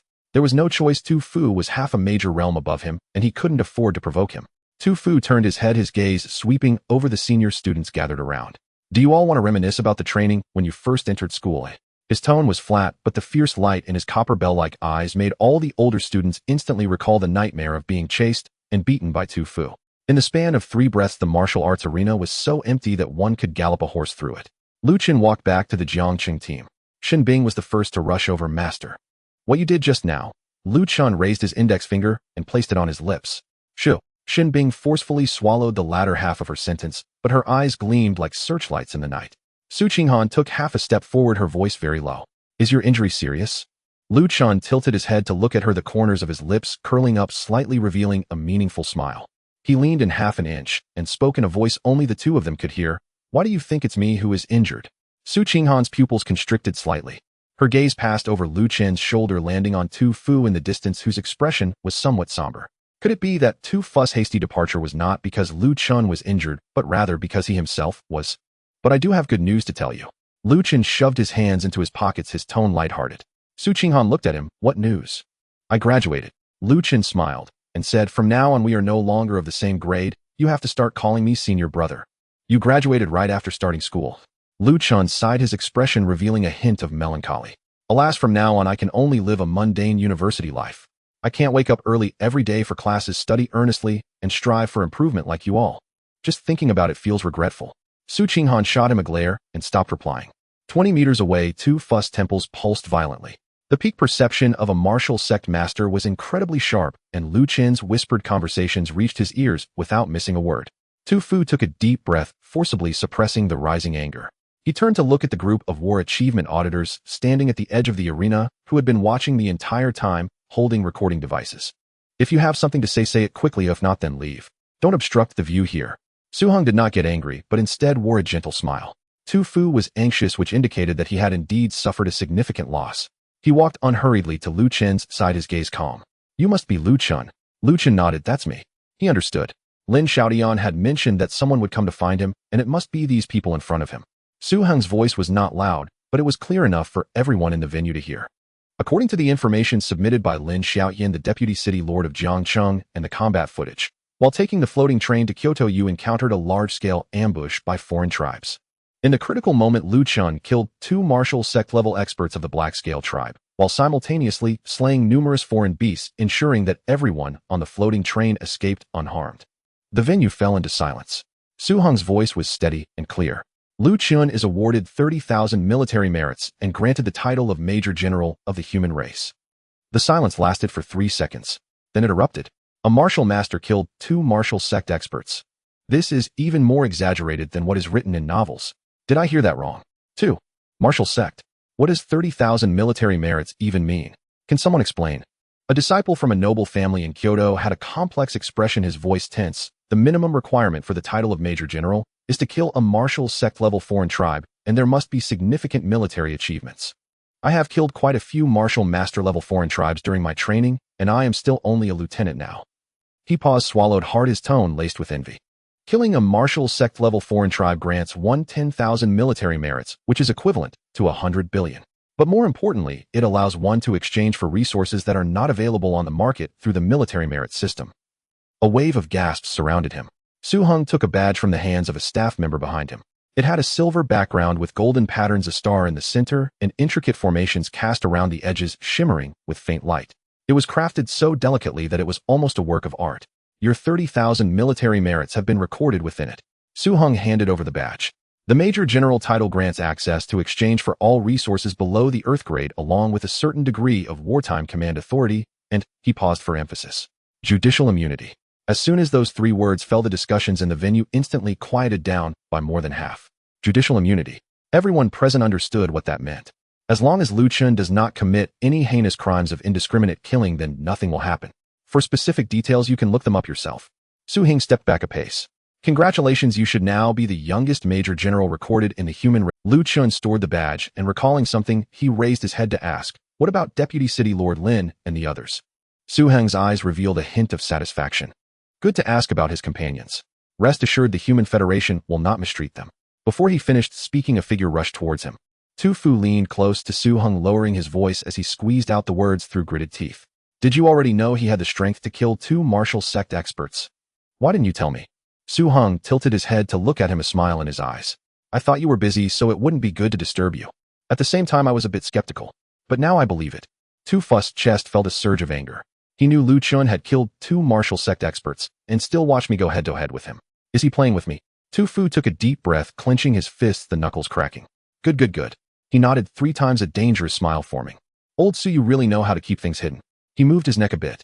Since I didn't get to enjoy myself just now as your senior, do you want to show these juniors a thing or two? Su-heng's smile instantly froze. He took 2 steps back, raising his hands. Old Su, I suddenly remembered I have an urgent matter to attend to. They'll treat you to dinner another day, I'm off. After saying that, he turned and left, his pace quickening. The 6 accompanying staff members exchanged glances for half a second and immediately followed, running even faster than they had come. Tu Fu stood in place, watching Su-hung and his group disappear through the side door, the pent-up frustration in his chest, having nowhere to go. He turned his gaze to Lu Chen. Lu Chen was currently fiddling with the Major General badge, a smile on his lips, saying something to Su Qinghan beside him. On the day of enrollment, he defeated the chief instructor, graduated on the spot, and was awarded the title of Major General. Tisk can't manage it, simply cannot manage it. Then let it be. Tu Fu stood in the center of the training ground, surveying his surroundings. Everyone disperse. His voice was not loud, but no one dared to linger. The new students surged towards the exits like a receding tide, their footsteps hurried, yet chaotic. Within a minute, the vast training ground was empty. Tu Fu rubbed his brow. The dull pain in his chest persisted. The medicinal pill only subdued the surface, and the internal injuries would take several days to heal. He shook his head, about to step away. Instructor Tu, wait a moment. A figure quickly emerged from the management room at the side of the training ground. Tu Fu paused in his steps and turned to look. The newcomer was Zhou Wei, the management teacher of the training ground. In his 40s, with the cultivation of a martial king, he was usually responsible for maintaining the facilities and coordinating the equipment. At this moment, he wore a rather awkward smile, holding a list in his hand. What's the matter? Zhou Wei raised his hand and pointed to the center of the training ground. Tu Fu followed his finger. The massive pit, large enough to fit half a building, lay quietly at the center of the field. Cracks radiated from the edge of the pit for dozens of meters, and the weight-enhancing formations were shattered like a puzzle dropped on the ground. Tu Fu's eyelids twitched. That. Zhou Wei cleared his throat, trying to keep his tone businesslike. Could you please settle the cost for repairing the ground? Tu Fu fell silent for 2 seconds. Didn't the school buy insurance? Zhou Wei's smile turned even more bitter. The insurance covers natural wear and accidental damage. Deliberately caused severe damage is not covered. He shook the list in his hand. This pit is clearly Tu Fu's mouth twitched. Intentional. Yes, it was indeed intentional. He had activated the shield, initiated the match, and called out, come on. He even layered 3 levels of defense. How much? Zhou Wei unfolded the list, his fingertips gliding down the entries. The destruction includes the precise gravity formation, the martial sovereign level energy, shield generator, thickened special alloy floor panels, and the core of the underground vein stabilization formation. He paused for a moment and glanced at Tu Fu. The total comes to 150,350,000,000. Tu Fu's expression froze. I'll give you a discount. Zhou Wei's tone was gentle. 150,300,000,000 will suffice. Only the sound of the wind remained in the air. Tu Fu's body went rigid, wanting to shout. Did I destroy this? You should find whoever did it. That kid had just received 30,000 military merits, which equated to 300 billion. Even half would be more than enough. But the words lingered at his lips before he swallowed them back. Earlier, in front of 500 people, he had explicitly stated, a mere martial master's strike couldn't even touch my hair. If he now forced Lu Chen to pay for the repairs, it would be equivalent to publicly admitting that he had been struck to the point of needing repairs by a martial master. The rumor would hurt more than the internal injuries. Tu Fu clenched his teeth, speaking each word slowly. I will pay. Being beaten, injured, coughing blood, and still having to pay 150 billion. Is there no sense of justice left? Tu Fu closed his eyes, took 3 deep breaths, and barely suppressed. After a while, I must go out and kill a few foreign martial sovereigns to regain my strength. Kyoto Martial University, Main Avenue. Lu Chen walked leisurely towards the cafeteria. Su Qinghan was on his left and Xin Bing on his right, 2 stunning figures, one cold and the other lively, enveloping him in between. The 3 walked side by side, attracting countless glances along the way. A few daring new students attempted to approach and speak, but as soon as they stepped forward, they were met with Su Qinghan's icy gaze. Their footsteps were instantly nailed to the ground. Forget it, it's not worth it, a life is more important. However, Xin Bing's attention was entirely elsewhere. Her eyes sparkled as she leaned towards Lu Chen, her voice barely containing her excitement. Master, how did you practice that floating train move just now? When will you teach me? Lu Chen's pace did not falter, his tone casual. That move is still too early for you. Martial arts training emphasizes gradual progression. You need to lay a solid foundation first. He paused briefly and added, what looks simple to you actually took me 2.5 years to master completely. Xin Bing's eyes visibly dimmed. Oh. She lowered her head, resembling a robot that had lost power. Lu Chen glanced at her, feeling helpless. Here was a perfectly capable ice ability awakener with talent to spare, yet she was fixated on learning from him. But then he thought perhaps there was a path to take. The human technological system had always been led by civilian researchers, while martial artists seldom ventured into it. However, many elements of Lu Chen's knowledge could be applied to martial arts. The essence of ice abilities is low-temperature energy manipulation. If some technological principles were integrated, it might just allow Xin Bing to carve out an unprecedented path for herself. Just as this thought emerged, a calm voice from Su Qinghan interrupted. Xin Bing, you won't be able to learn his techniques. It's best not to waste your time. Lu Chen turned to look at her. How do you know I can't teach her? Su Qinghan raised an eyebrow, her gaze filled with skepticism. For words written all over her face, I don't believe you. It's fine to fool others, but don't deceive yourself too. Lu Chen was not angry, instead he smiled. What if I can teach her, even giving her the ability to fight beyond her level A? Su Qinghan's steps hesitated. She turned to look at Lu Chen, a hint of wavering appeared in her heart. Could he really teach others? But this martial technique looked absolutely impossible for a person to learn. It resembled something like an alien creature, like Autobots. Lu Chen caught the momentary hesitation in her eyes and smirked. What's wrong, scared? Su Qinghan's expression instantly turned cold. Scared? She turned to stare at Lu Chen, her tone resolute. I've never been afraid of anything in my life. Then let's make a bet. Lu Chen raised a finger. If I win, you agree to one condition. Su Qinghan didn't. Fine. She raised her hand, fingers spread wide. If you lose, I want this number. Lu Chen raised an eyebrow. 5 comprehension fruits, right? No problem.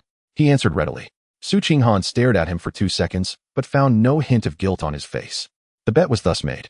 Xin Bing remained silent, throughout, watching the back and forth between the two with a strange feeling. Am I also part of your play? The 3 continued towards the cafeteria. Lu Chen suddenly remembered something, raising his hand to shake the Major General badge held in his palm. The silver base with golden patterns reflected tiny lights in the sunlight. By the way, there were so many things just now that I almost forgot. He turned his head to Su Qinghan, his tone carrying a hint of playfulness. I've leveled up again. I am a Major General now. How will you address me now? Su Qinghan's expression froze. She turned her head, directing her gaze towards the green belt by the roadside, trying to pretend she hadn't heard. Lu Chen remained unhurried, raising a finger. 1. The 2 words were light and airy. Su Qinghan's steps halted. She stood with her back to Lu Chen for 3 seconds. Then she slowly turned around, her ears already tinged with a faint red. Her lips trembled twice, her voice as soft as a mosquito's buzz. Major General Lu Chen. Lu Chen nodded in satisfaction. Yes, not bad. But to be honest, I still prefer your previous wild and unruly demeanor. The Kyoto Martial University dining hall, located at the end of the main road. A 3-story standalone building entirely constructed from a special gray-white alloy. The exterior walls are embedded with radiant arrays that continuously draw and gather spiritual energy from within a 100-meter radius. Approaching closer, a rich aroma of meat and the refreshing scent of spiritual herbs rushes to meet him. A 0.5% high plaque stands at the entrance with gilded lettering. Faculty members and those with the rank of Major General or above can enjoy complimentary high-end meals. Chen paused for a moment. He glanced down at the silver-gold patterned badge in his hand, then looked up at the plaque. A smile slowly crept across his lips. This is the taste of privilege. Today it's my treat. Chen turned to Su Qinghan and Xin Bing, waving his hand. Don't hold back, eat as you please. Su Qinghan. Well, if it's free, why not eat it? The first floor hall is spacious and bright, with long tables neatly arranged serving basic meals. Rice noodles and ordinary beast meat stir-fry, with prices comparable to fast food restaurants outside. Many new students are deeply focused on their meals, glancing up to follow Chen and the others as they enter. Chen scanned the room, not stopping, and walked straight to the stairs. Upon reaching the second floor, the air suddenly felt different. The concentration of spiritual energy is at least 3 times that of the first floor, mixed with a unique roasted beast meat aroma. With every breath, his blood and chi stirred slightly. The density of the spiritual arrays on the walls is higher, with a faint blue light flowing along the patterns, enveloping the entire floor in a gentle glow of spiritual light.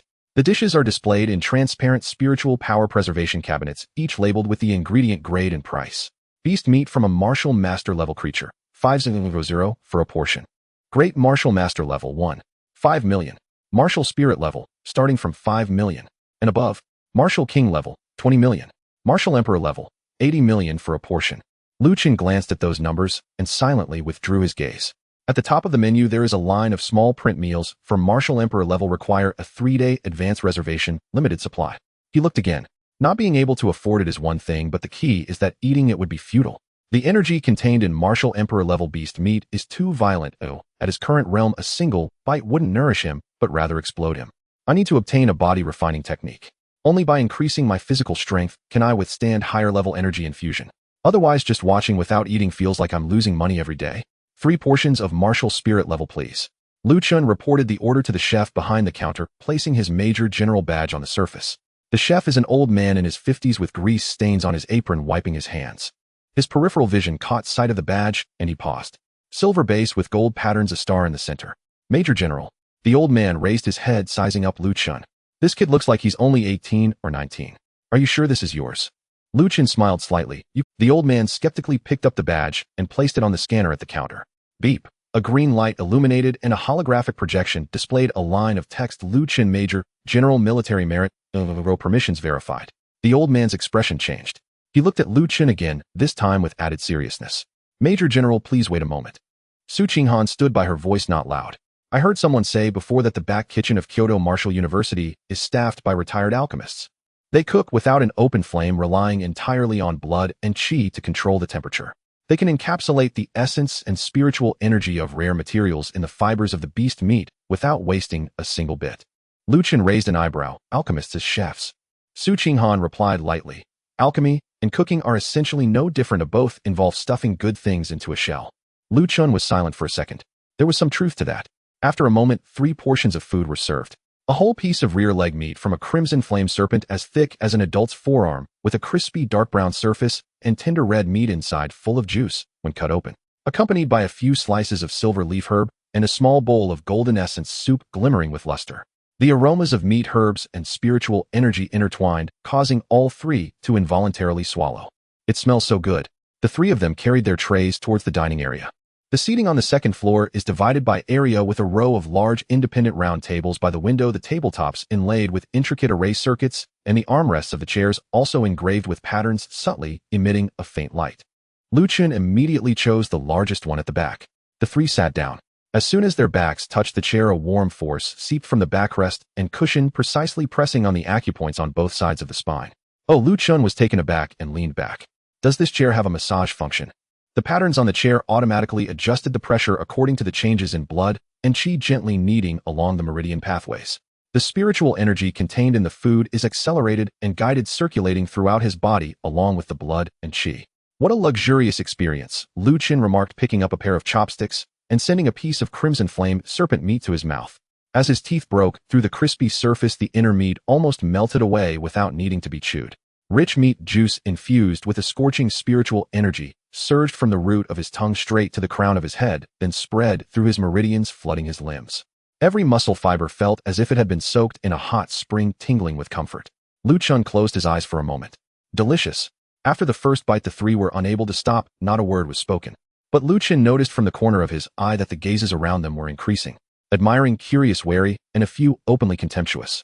At a few tables near the doors, several upperclassmen in senior uniforms were eating while whispering to each other, frequently glancing over. That table is reserved for martial sect faculty and top seniors, and 3 new students are sitting there. They don't understand their place right after enrolling. It's best to finish eating and leave quickly, if they attract attention. Just as the words fell, a sound of footsteps echoed at the entrance of the dining hall. They were calm, yet carried an air of indifference. It's Lin Hong. Someone gasped quietly. The one next to him is Shun Yu. Lu Chen did not look up and continued eating. The atmosphere in the room visibly changed. Several upperclassmen who had already picked up their trays inexplicably sat back down. The show was about to begin, and anyone who left would be foolish. The leading young man is tall with an innate arrogance in his brows and eyes. Lin Hong. He is from the direct line of the Lin family in Kyoto, the elder brother of Lin Shun, recognized as the strongest among second-year students at the peak of the martial spirit realm. Beside him is a grinning young man, hands in his pockets, walking with swagger, exuding a vibe that invites a beating. Shin Yu.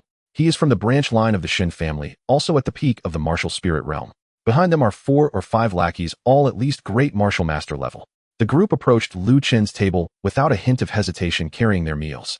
Lin Hong's gaze swept over the 3 at the table, his brow furrowed. His lackeys immediately stepped forward, placing their trays on the adjacent table, their tone unceremonious. New students, huh? Better stand up if you know what's good for you. This seat isn't for you to occupy, did you hear? Lu Chen picked up a slice of silver leaf herb, dipped it in golden essence soup, and placed it in his mouth. He did not look up, did not respond, not even sparing them a glance. Su Qinghan and Xin Bing exchanged glances, continuing to eat. The expressions of the lackeys darkened in an instant. Didn't you hear me tell you to get lost? One of them reached out, directly grabbing for the plate in front of Lu Chen, intending to sweep both the plate and the meat away. Wait a moment. Lin Hong suddenly spoke. The lackey's hand froze in midair, obediently retracting back to his side. Lin Hong stepped forward, his gaze passing over Lu Chen and landing on Su Qinghan. He stared at Su Qinghan for 2 seconds, an unusual flicker passing through his eyes. What's your name? Su Qinghan ignored him. Lin Wan, who are you to her? The sound of chopsticks clashing against the porcelain bowl suddenly stopped. Su Qinghan's movements froze, her fingers tightening, knuckles turning pale. She slowly raised her head, her gaze icy to the bone. Lin Hong's lips curled. I'm asking you a question. Answer me. As the words fell, an oppressive force from the peak of the martial spirit realm descended without warning. The bowls and plates on the table trembled gently, the surface of the golden essence soup rippling. Su Qinghan withstood the pressure, each word deliberate. Su Qinghan. Lin Hong smiled, a smile filled with an indefinable disdain. Su Qinghan, so you are that Wei's daughter. No wonder you look so much like her. In an instant, the blood and qi around Su Qinghan leaked out of control, her pupils swirling with a killing intent that almost materialized. Lin Hong did not retreat. Instead, he tilted his head slightly. Want to make a move? A mere ant at the martial master realm. Su Qinghan suddenly stood up. One hand crossed in front of her. Lu Chen, not knowing when he had put down his chopsticks, pulled out a napkin and leisurely wiped the oil from the corner. Logically speaking, a student of your level isn't qualified to speak to me. The entire place fell silent. A brief, deathly silence fell. Then stifled laughter rippled through the crowd. Is this freshman mentally impaired? Anyone who didn't know him might mistake him for some high-ranking authority figure. Does anyone recognize him? Which city is he from? Never seen him before. He's certainly not from any established circle in the capital. Most likely a provincial bumpkin fresh off the bus. Not even worthy of speaking to him. That's hilarious. He actually thinks he's someone special. Shin Yu, standing beside Lin Hong, twisted his head and flashed a wide mocking grin. Senior Lin looks like he holds you in contempt. Ha ha ha. At the dining table, Lin Hong's expression darkened, his gaze locked onto Lu Chen like that of a man already staring at a corpse. You should consider yourself fortunate. His voice was low, but each word dripped with undisguised lethality. Were it not for the Academy's strict prohibition against upperclassmen assaulting underclassmen, you'd already be a shapeless pulp on the floor. The Academy's regulations include that clause. Lu Chen arched a brow, a flicker of genuine regret flashing across his eyes. Well then, I suppose I truly can't lay hands on you so freely after all. He'd originally intended to correct this fool's character, permanently. But then he recalled Tu Fu had just granted him graduation privileges. Technically, he was now a senior. Striking down a sophomore would be beneath him. Yet, Lu Chen lifted his gaze, locking eyes with Lin Hong. What's your current military rank? Before Lin Hong could reply, one of his lackeys sneered aloud, brimming with condescension. Senior Lin is widely acknowledged as the top prodigy among sophomores. He's slain dozens of alien cultivators at the martial spirit realm and has long held the rank of lieutenant colonel. He appraised Lu Chen up and down, tone dripping with patronizing disdain. Such distinction, you a mere freshman have probably never even heard of it. And it's not just Senior Lin. Every senior seated here holds at least the rank of captain. Around the table, the upperclassmen straightened their spines, their gazes descending upon Lu Chen with lofty, derisive amusement. Lu Chen listened and laughed. Ha ha ha. Good. I'd feared something extraordinary, but apparently this is all you've got. As his laughter faded, Lu Chen raised his right hand. There, resting serenely in his palm, lay a badge silver base embossed with golden filigree. A single radiant star centered within intricate circuit-like runes that shimmered with a soft shifting luster beneath the ceiling lights.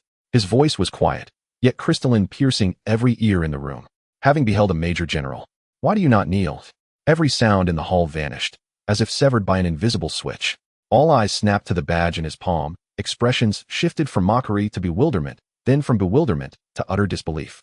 Silence held for 2 breaths, then the cafeteria erupted. No way, Major General. Impossible. How could a freshman hold that rank? Must be his father's or grandfather's badge, borrowed for show. Or, there's another possibility, he earned it by slaying an alien cultivator at the martial sovereign realm. Ha ha ha, don't be absurd. A martial artist killing a martial sovereign. If he truly pulled that off, I'll let you do anything to me tonight. Lin Heng's tightly knotted brows finally relaxed. Of course, a mere martial artist couldn't possibly be a major general. His lackey regained his composure, laughter growing louder, more brazen. Kid, bringing out your dad's badge to bluff. Don't you fear a beating when you get home? Lu Chen ignored them entirely. He tilted his head toward the serving counter, where the elderly canteen attendant leaned on his arms, watching the spectacle with rapt, almost gleeful fascination. Lu Chen tossed the badge toward him. Gramps, do me a favor. Announce it loud. The old man caught it, effortlessly glanced at the Starin circuit insignia, and raised an eyebrow. Without a word, he turned and pressed the badge against the verification terminal beside the counter. Beep. A green light glowed. Instantly, the synthesized voice of the holographic broadcast boomed across the entire floor, reverberating sharply off the walls. No syllable lost, no echo unamplified. Jingdu Martial Academy, freshman year, Lu Chen, military rank Major General.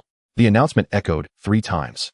The entire cafeteria froze, spellbound, motionless. The upperclassman who joked about eating the table sat slack-jawed, forgetting to close his mouth. Several lackeys stood frozen mid-law, eyes bulging, pupils dilated with shock. Lin Heng's face went rigid. Major General. Authentic. Verified. The system never erred, meaning this freshman, barely 18 or 19, was a bona fide Major General. But Lu Chen's cultivation level clearly did not match that required to slay a martial sovereign. Then, could his background eclipse even the Lin families? Lu Chen wasted no time waiting for their realization. A faint, knowing smile curled his lips as he flexed his wrist, crackling arcs of sapphire lightning coiling around his fingertips with a soft electric hiss. His gaze swept over Lin Heng, and his lackey's voice disarmingly casual. Who claimed this was a family elder's badge? Their faces blanched. Instinctively, they staggered half a step backward. Too late. Lu Chen flicked his wrist. A streak of blue light blurred past, so swift no one present could trace its path. Slap, slap, slap. 3 sharp, resonant slaps rang out in rapid succession. Those lackeys flew backward like puppets with severed strings, their teeth and blood spraying in crimson arcs through the air before they crashed onto the floor, unconscious on impact. Lin Heng, too, was struck, across the side of his face, with terrifying force. He staggered twice, his skull roaring with white noise, his right cheek swelled, instantly burning with searing agony. It happened too fast. He hadn't even seen what struck him. Clutching his face, Lin Heng reeled back into awareness, his glare locking onto Lu Chen, who calmly wiped his fingers with a tissue. How dare you strike me? Lu Chen crumpled the tissue and tossed it lightly onto Lin Heng's chest. It tumbled silently down his shirt front. So what if I did? Humiliation and fury flooded Lin Heng's chest in one violent surge. His chi roared through his meridians, his body, heat surging violently upward. The air warped, shimmering with faint azure flames. Lu Chen narrowed his eyes slightly. Oh, so he's a fire affinity awakened. What now?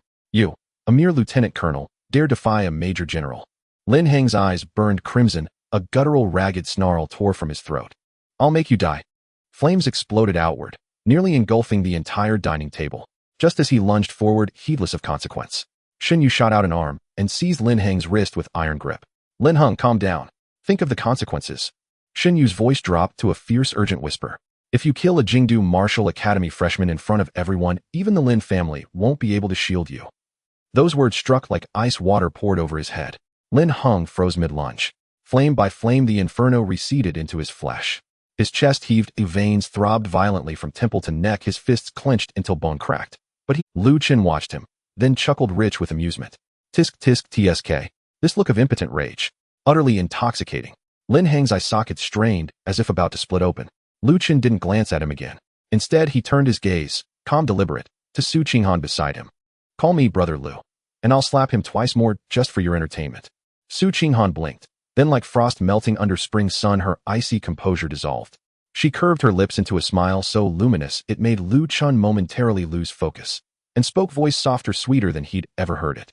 Brother Lu, Brother Lu, Brother Lu. Lu Chen's grin deepened. He turned back to Lin Heng, whose face had gone from ashen to livid black, and sighed, feigning reluctant resignation. Well, I suppose there's no helping it. You'll just have to endure a little discomfort. Lu Chen raised his hand, fingers slightly splayed, poised to strike. Lin Heng's body acted faster than his mind. With a push off the ground, he retreated several meters in an instant, leaving 2 white marks on the floor from his shoes. Only after retreating did he realize what he had done. At the peak of the martial spirit realm in front of a packed restaurant, he was frightened off by a martial master. Lu Chen retracted his hand and sneered. With such little courage you dare to come and steal a table? He tilted his head. Little trash. The onlooking seniors collectively froze. A piece of meat just about to be eaten fell onto the table with a thud, completely unnoticed. The strongest of the sophomore class. Peak of the martial spirit realm. The Lin family's direct line. Chased and beaten by a freshman, not even daring to fight back. If this scene were captured and posted on the campus forum, it would generate heat for an entire year. The extreme frustration completely shattered Lin Heng's last shred of rationality. A distorted roar escaped from deep within his throat. Oh, kill, kill, kill. I want. If he just walked away like this, he would never be able to hold his head high at Kyoto Martial University again. The Lin family's reputation would also be dragged into the mud. Seeing the situation go awry, Shen Yu quickly whispered a few words into Lin Heng's ear. Lin Heng's chest heaved violently for a few seconds as he fixed his gaze on Lu Chen, forcing the words out between clenched teeth. Come with me to settle this on the arena. His voice suddenly rose. If you dare not go, then stay at Kyoto Martial University for the rest of your life. As long as you dare to step out of the school gate, I will make it so that the 3 of you will find it impossible to live or die. The last 8 words struck the ground, raising the temperature of the entire floor. The smile on Lu Chen's face faded. The thing he hated most in this life was being threatened. The language of threats is called annihilation. What is the arena for settling accounts? Shen Yu instinctively responded. It's a place to resolve student grievances within the school. The only rule, no killing. Aside from that, anything goes. Lu Chen listened, revealing a regretful expression. No killing. What a pity. Half of the discussions in the room were abruptly cut off by this statement. A few bold seniors exchanged glances, a chill running down their spines.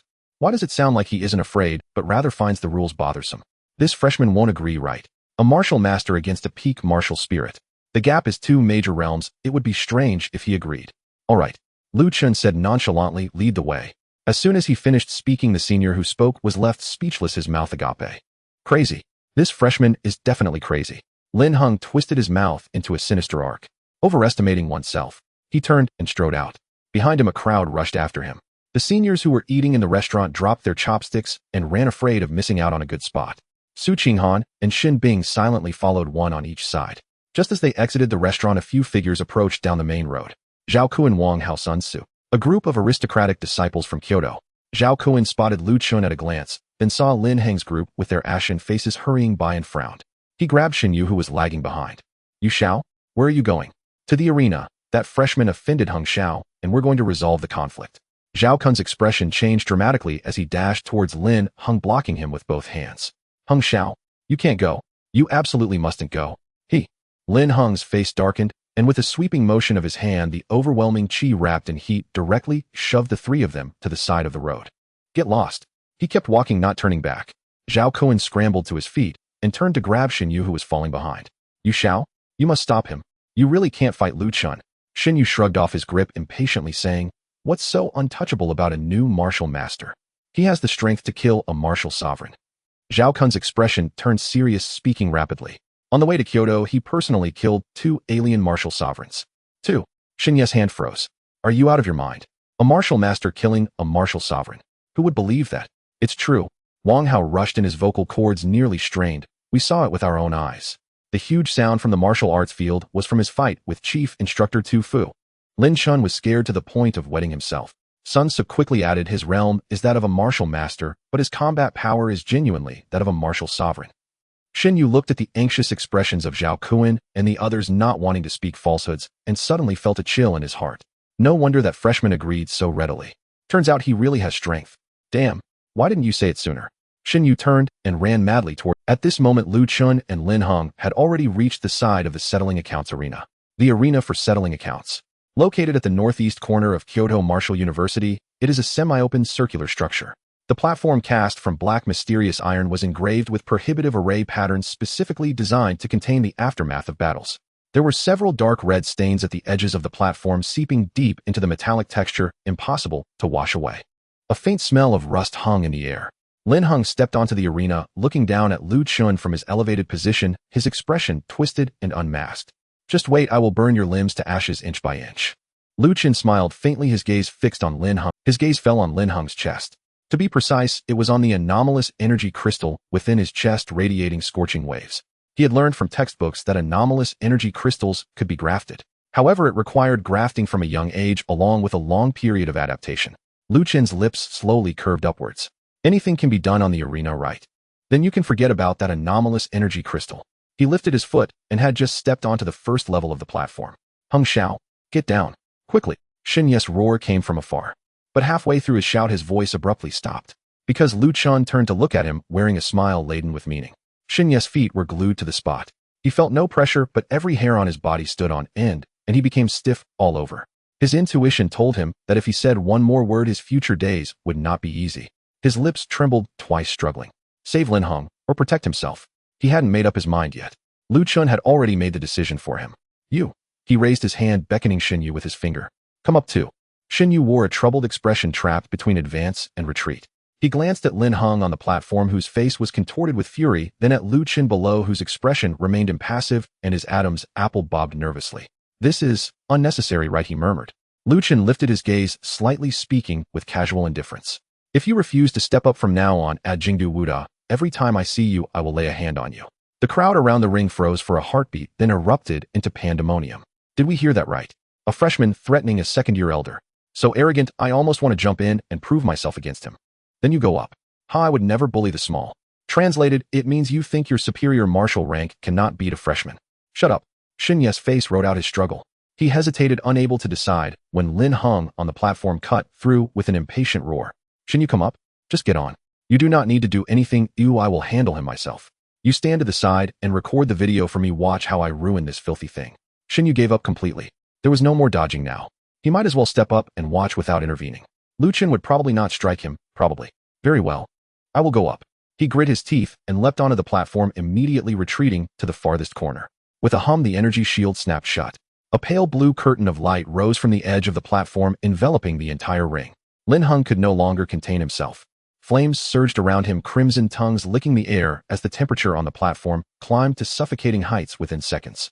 At the pinnacle of his martial spirit, his aura burst forth. The air itself popped and crackled as it burned. Die for me. Lin Heng shot forward like a blast, a trailing tail of fire stretching tens of meters behind him. At the same time, vast waves of flame rolled toward Lu Chun, the sight filled with blinding scarlet. Everyone assumed Lu Chun would be consumed by the inferno the next moment. But then, boom. A deafening explosion tore through the air, a shockwave sweeping the arena and ripping the torrent of flames apart. The energy shield trembled violently as ripples spread outward. The audience's pupils constricted, breathing halted as all eyes fixed on the center of the ring. Holy! The crowd outside the shield went mad. Is this something a Wuxia realm could produce? One punch. Just one punch. The peak of martial spirit. Shin Yu felt his whole body jolt, his pupils shrinking to pinpricks as his mind went blank. Zhao Kuan had not lied to him. He had not lied. This freshman was truly a monster. On the platform, Lin Heng finally registered what had happened. In that instant, he had seen only a massive black shadow streak past his right side with a gust of force. He instinctively turned his head toward his right shoulder. The shoulder was empty, still smoldering. The next moment, agony crashed over him like a tidal wave. Ah, my arm. A piercing scream split the ring, the sound so shrill it warped. Lu Chun withdrew his fist and walked toward Lin Heng with unhurried steps. Weren't you going to burn me just now? Now all you can do is squeal. Adrenaline briefly dampened the pain. Lin Heng's eyes were bloodshot, his face contorted almost grotesquely as his flames raged like a madman. I will kill you. I will certainly slay you. He gathered flame in his left hand, forming a spear of fire, and lunged to stab at Lu Chun. Lu Chun did not even look. He threw a casual punch. A blue-white arc of electricity riding terrifying kinetic force grazed Lin Heng's left flank. Boom. Another enormous impact. This time, everyone saw clearly. The instant Lin Heng's left arm met the coil-type electromagnetic cannon, it disintegrated into a mist of blood. A red shower sprinkled across the ring. Lin Heng lost his balance and crashed heavily to the ground. Both arms were severed and two blackened smoking hollows gaped at his shoulders. The fury in his eyes ebbed away like a retreating tide, replaced by pure terror. He kicked backward, crawling away like a worm with its spine broken. "Do not come near me, you monster." Lu Chen looked down at him from above. "I was right all along. You are nothing. If you had the nerve to resist to the end, I might have thought more of you." With that, Lu Chen stepped forward and planted his foot firmly on Lin Heng's thigh, pinning him to the ground. Then his right hand formed a blade, blood and qi clinging to his fingertips. His current qi and blood were not fully condensed, but with sufficient speed, even an ordinary stick could be sliced through flesh. Lin Heng's pupils shrank to slits as he screamed, his voice breaking. "What are you going to do? Let go of me." Lu Chen's mouth curved slightly. "You guess." "No." A flash of light. The handblade slashed through. Lin Heng's legs were severed at their roots. Lu Chen frowned with a hint of disdain. In the moment of carelessness, Lin Heng's manhood was also mostly cut away. Hands are useless now. Lin Heng's body convulsed, his eyes rolled back as he collapsed into unconsciousness. A deathly silence fell over the arena. Hundreds outside the shield stared unmoving at the ring, not a sound escaped them. Lu Chen lifted his eyes and looked toward the corner where Shinyu crouched. Shinyu trembled all over. "Brother, Lu Gu, I was wrong." He thudded to his knees, the color drained from his face. "Don't hit me if you've already hit him." "I did not move at all." Lu Chen walked toward him with measured steps, his voice frosty. "You did not act, but your mouth certainly added to the commotion." Shinyu, drenched in sweat, glanced frantically toward Shin Bing outside the shield. "Xiao Bing, it's me. Brother Yu. We used to play together when we were little. Please say something for me." Lu Chen turned his head to Shin Bing. Shin Bing stood beside Su Qinghan, expression calm, eyes devoid of, "I do not know him. It is none of my concern." Those 6 words fell like an iron edict. Shin Ye's last straw snapped. He raised his hand and slapped his own face hard and repeatedly, each blow cruel, swelling both cheeks instantly. "I was wrong, Lu Gu. I truly know I am wrong." Lu Chen watched for 2 seconds, frowning slightly. "Enough." Shinyu stopped at once, his face red and swollen, looking up beseechingly. "Lu Gu, so you are not going to hit me now?" Lu Chen gave no answer. "Do you have a short blade?" "One small and sharp." Shinyu hesitated. He dared not delay. Clumsily, he fumbled a delicate short blade from his waist and offered it with both hands. The scabbard was jet black, inlaid with fine silver filigree. "Yes, Lu Gu. This blade is of the finest material. I have kept it as a collectible." Lu Chen took the knife, drew it out half an inch, examining the edge. "Sharp enough, sufficient." He turned and walked back toward Lin Heng. A sharp unease rose in Shen Ye's chest. "Lu Gu, what are you going to do?" Lu Chen did not look back. "You will know soon enough." The arena held its breath. Silence enveloped everyone. Lu Chen crouched and steadied Lin Heng's body with one hand. The tip of the short blade hovered just below the left chest. The blade sliced open skin and flesh with precise economy, no flourish. He guided his qi and blood through the wound, probing along the meridians within. After a moment, a glint appeared in his eyes. "Found it." With a gentle hook of his fingertip and blood key, he extracted a crystalline object whole from the depths of flesh. It was a blazing scarlet scorching crystal, a fire-type ability crystal. The instant the crystal left the body, the last trace of color drained from Lin Heng's face. He looked as if his soul had been pulled out. Lu Chen cradled the crystal in his palm and regarded it with satisfaction. In the corner of the ring, Shen Yu watched in stunned silence, his mind utterly frozen. He finally understood why Lu Chen had asked for the blade. It was over. Only one thought remained in his whole being. The ability crystal was dug out by Lu Chen and had nothing to do with him. But the knife was handed by his own hands. If the Lin family pursued this. Shin Yu went black at the edges of his vision and nearly fainted on the spot. Shin Ye's throat rolled, his heart racing as if it would leap out of his throat. "Lu Gu, why don't you just return the ability crystal to him?" His voice was dry and hoarse, like sandpaper scraping against his throat. "Lin Heng is a direct descendant of the Lin family. If you take his ability crystal, the Lin family will definitely not let this slide." "You."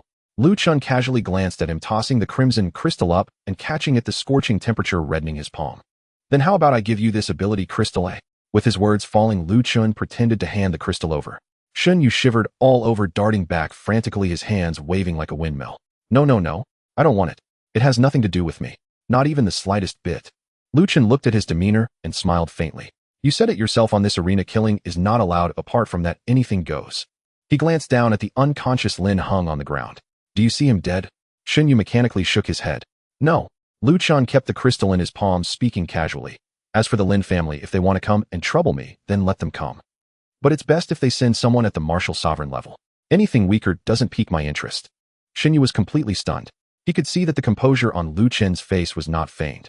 It was not a blustering facade, but rather exuded a sense of expectation. Facing the Lin family, who had a martial sovereign expert, Chen was actually looking forward to their arrival. Xinyu opened his mouth, finding himself at a loss for words to describe the person before him. Chen said no more, turning to walk off the arena. Su Qinghan and Xin Bing immediately approached, one on the left and one on the right following behind him. The surrounding crowd parted automatically, creating a path, their gazes following the trio's backs, and no one dared to obstruct their way. It wasn't until Lu Chen disappeared around the corner of the main road that the entire arena area seemed to hit the play button. Are the new students this fierce now? Will I still be able to show off in front of the new students in the future? So ruthless, directly taking someone's ability crystal at the slightest disagreement. Having offended the Lin family, I feel he won't live long. A tree standing out in the forest will be blown down by the wind. Just then several figures hurriedly approached the arena. Young master, what exactly happened just now? Zhao Kuan and the others' gazes bypassed Xinyu, landing on the arena. Arms gone, legs severed at the roots, a ghastly wound on his chest, bleeding profusely. Zhao Kuan and the others instantly froze in place, their pupils constricting. Quick, get Hung Xiao to the infirmary. Zhao Kuan was the first to react, rushing onto the arena. Wang Hao and Sun so quickly followed, hastily lifting Lin Hong. The large arena descended into chaos, with only Shun Yu standing still in place, a look of distress on his face. Damn it. I'm just a collateral descendant of the Shun family. Who did I offend? He glanced at his hands. The knife was taken too. Shin Yu took a deep breath, quickly calming down. This matter was beyond what he could handle. He needed to rush back to the Shin family and relay the news. Without wasting a second, he turned and dashed out of Kyoto Martial University. The news of Lin Hung being incapacitated by a new student spread throughout Kyoto Martial University. It stemmed from Lu Chen's major, general-level golden badge, his exaggerated method of throwing steel rolls at people, and the even more ruthless werewolf methods he employed against Lin Hung. Lu Chen gained a new nickname, Golden Steel Wolf. On the main road, the setting sun elongated the shadows of the three individuals. Su Qinghan couldn't help but turn her head, watching Lu Chen, who was toying with the crimson crystal. How do you plan to handle this ability crystal? Will you implant it yourself or sell it? She paused briefly. If it's implantation, the timing is too late. The grafting of ability crystals needs to start from a young age. At your age, the adaptation period alone would take decades. Lu Chen chuckled upon hearing this. Implant. Sell. Your path is getting narrower. With external help already formidable, why borrow from others? Furthermore, he wasn't lacking in money now. Su Qinghan furrowed her brows, her gaze shifting a few times before suddenly leaning close to Lu Chen's ear, lowering her voice. You aren't thinking of comprehending a martial technique that uses ability crystals as weapons, right? As she spoke, she slightly shook her head. Ability crystals are essentially just keys to connect mental energy to the elements of the world. They themselves possess no lethality. At this point, Su Qinghan's face flushed slightly, yet her eyes couldn't hide their curiosity and excitement. If you were to use ability crystals as weapons, the opponent might even get more excited instead. Hearing this, Lu Chen turned to look at the closely leaning Su Qinghan, his expression peculiar. You seem quite excited right now. You wouldn't want me to use. What nonsense are you talking? Su Qinghan suddenly took a half step back, her ears burning red, her gaze rapidly shifting to the roadside trees, refusing to look at him again. Lu Chen shook his head, chuckling softly. The three parted in front of the dormitory building. Su Qinghan walked away quickly, not looking back. Xin Bing, however, politely bowed. Good night, master. Get some rest early. The dormitory conditions at Kyoto Martial University were quite good. Each person had their own independent apartment, complete with a bedroom, bathroom, and training room. The walls were embedded with spirit-gathering formations, and the concentration of spiritual energy was 4 to 5 times that of the outside world. Lu Chen locked the door, scanned the room, and nodded in satisfaction. Living alone was best, as it saved a lot of unnecessary trouble. He sat on the bed, took out the Major General badge, and scanned it over the communicator on his wrist. The screen lit up, and a brand new page popped up. Military Merit Mall. Major General privileges unlocked. The product list was densely packed and categorized. Martial arts techniques, pills, weapons, materials, intelligence. Each item was marked with its corresponding military merit price. Incapacitating Lin Hung meant he had offended the Lin family severely. It was clear that the Lin family would definitely send someone to trouble him. What was known now was that the strongest visible member of the Lin family should be at the martial sovereign level. He needed to boost his combat power to a level capable of dealing with martial sovereign experts. Once he had the attack power of a martial sovereign along with the defense of a martial sovereign, he would be equivalent to a martial sovereign powerhouse. Lu Chen did not delve into martial arts techniques. To him, even if he mastered them, the enhancement would be minimal. After all, the realm was paramount. High-quality materials were the top priority. He clicked directly on the combat weapons section, skipping past the previous weapons and flipping straight to the back. Explosive types. Military-grade energy grenades, armor-piercing talismans, energy explosive talismans. Their power ranged from Martial Master level to Great Martial Master level, with prices varying from dozens to hundreds of military merits. Too weak, useless. He continued scrolling. A name caught his eye. Rending Sun Bomb description: core explosion radius of 1 kilometer, explosive power that can severely injure experts at the Martial Sovereign level. Price 5,000 military merits each. Lu Chun raised an eyebrow. No wonder Lin Xiaodian immediately retrieved the damaged floating train wreckage. It was because the Rending Sun Bomb cost 5,000 military merits each, which was indeed expensive. However, he was not looking for this level. He continued to slide down, skipping a large section and directly reaching the bottom of the combat weapons category. His gaze locked onto a name. Star-shattering bomb description: core explosion radius of 5 kilometers, extremely high burst power capable of severely injuring mid-stage Martial Sovereign level experts. Note: Martial Sovereign level experts have extremely keen perceptions and speed, requiring close-range detonation to hit. Otherwise, they can easily evade and escape the attack range. Price 20,000 military merits each, limited to 1 purchase per person. Lu Chen's lips began to curl up. A core range that could severely injure mid-stage Martial Sovereign level experts. This power was sufficient. As for the note about needing to detonate at very close range, Lu Chen couldn't help but chuckle. Currently, he was fully activating the floating train Phantom Step, combined with the instant acceleration of the electromagnetic burst fist. At his peak speed, even some Martial Sovereigns would not be his match. Close-range detonation. That was his forte. It's just a bit expensive. 20,000 military merits, 2/3 of his fortune gone. Lu Chen winced at the cost, but decisively clicked add to cart. With his attack power solved, it was time to focus on defense. He switched to the armor equipment section and scanned through. Martial Master level chest armor, 8,000 military merits. Martial Master level full body light armor, 12,000. Martial Sovereign level heart shield, 35,000. Lu Chen glanced at his balance and quietly exited the armor page. It wasn't just that he couldn't afford them, it was that the cost-performance ratio of these ready-made armors was too low. A piece of Martial Master level chest armor only protected the chest. One punch would require repairs. It was not worth it. He clicked into the materials category. Ores, beast bones, spiritual plants, alloys. A wide variety. Lu Chen directly entered keywords in the search bar: defense Martial Sovereign. Over 30 results were filtered out.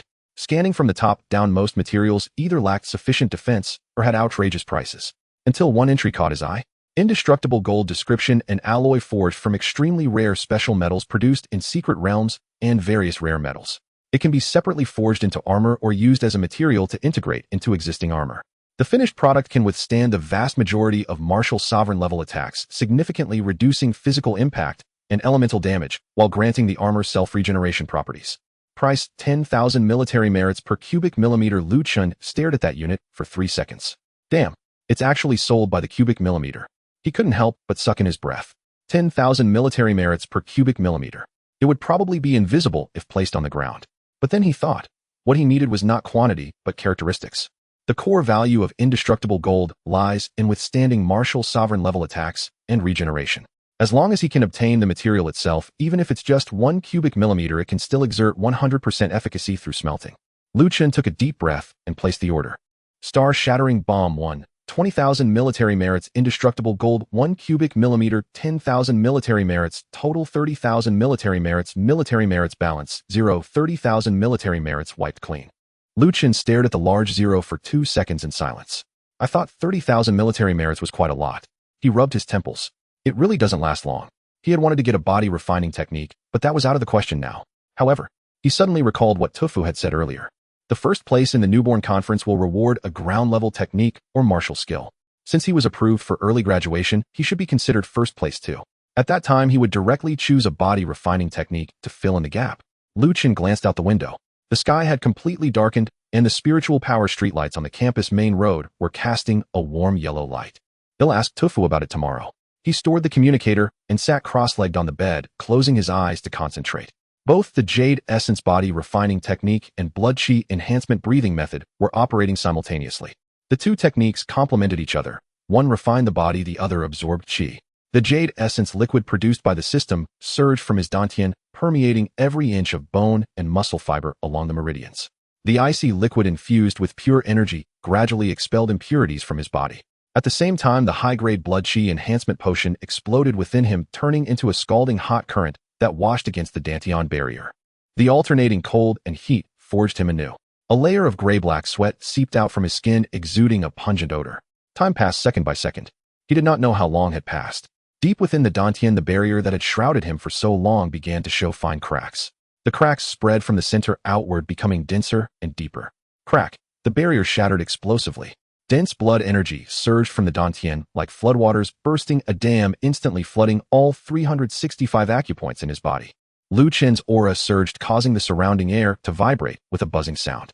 Great martial master level. He opened his eyes and clenched his fists. His total chi and blood nearly doubled, and the width of his meridians expanded significantly. All functions of his body improved comprehensively, surpassing the previous peak of the martial master level by several tiers. Before he could savor the changes in detail, a crisp notification sound suddenly erupted in his mind. Ding. Host strength has met the standard unlocking conditions fulfilled. New feature unlocked. Decomposition. Lu Chen was taken aback. The light screen in front of him refreshed, and a line of new text appeared. Decomposition feature introduction can unconditionally decompose already smelted materials and martial arts techniques back to their original state, restoring them to their initial form. Unlimited times no consumption. Lu Chen read this section twice. The curve of his mouth gradually expanded. His greatest concern had been that once materials were smelted into techniques, it would be irreversible. What if he encountered better materials in the future or needed to readjust the combination scheme? Everything previously used would have been wasted. But now, the decomposition feature unconditional restoration unlimited times. What does this mean? It means that every piece of material in his hands can be reused. Today smelt it into a fist technique to enhance attack, tomorrow take it out to strengthen speed in a movement technique, and the day after integrate it into defense. One piece of material, infinite combinations. The operational space was maximized. Lu Chen leaned back against the headboard, holding the fire-type ability crystal as it was stored in the system space. Star-shattering bomb, indestructible gold fire-type ability crystal. He murmured, his tone laced with barely concealed delight. If the Lin family sends a martial sovereign over, I'll just blow you up right in your face. Ha ha. The Lin family's floating island. The entire estate hangs above the sea of clouds, cascading layers of white mist from the island's edge, isolating the myriad lights of the capital city in another world. When looking up from the ground, one can only see a mass of clouds that never dissipate. Above the clouds lies the unique sky of the Lin family. The medical room is located in the core area of the floating island with a constant temperature and sterile environment. The harsh white light reflects off every alloy wall, creating a cold glow. In the center of the room stands a medical pod filled with numerous tubes. Through the transparent section of the pod, Lin Heng can be seen submerged in a light golden liquid. At the severed ends of his arms and the roots of his legs, tender granulations are slowly writhing and reshaping under the catalyst of the liquid. Lin Heng's face is as pale as paper, his tightly closed eyelids twitching occasionally, as if facing something terrifying. Standing 2 meters in front of the medical pod is a middle-aged man with a stern expression. He is not particularly tall, but his presence makes the air in the entire medical room feel heavy. Lin Shojua, the current head of the Lin family at the peak of the martial sect. He gazed at the medical pod for a full 3 minutes without uttering a word. His gaze finally settled on the scar on Lin Heng's chest, the mark of a healed knife wound lingering there for a long time. The ability crystal had been forcibly extracted. This was not just a blow to Lin Heng alone, it was as if the Lin family's face had been ground into the dirt. Lin Shizuo's gaze slowly shifted downward, landing on another person kneeling on the ground. Lin Chen, his other son, a freshman who entered school alongside Lu Chen, now looking even paler than Lin Heng in the medical pod. What did you just say? Lin Shojua spoke in a low voice. You fainted from being scared by a fellow freshman. Lin Chen's whole body trembled, his scalp tingling as he hurriedly shook his head. Father, no. It wasn't fear. Waste.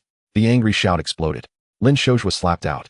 He didn't turn around, but simply waved his hand, the palm wind carrying a trace of peak martial sex blood energy, striking precisely. Bang!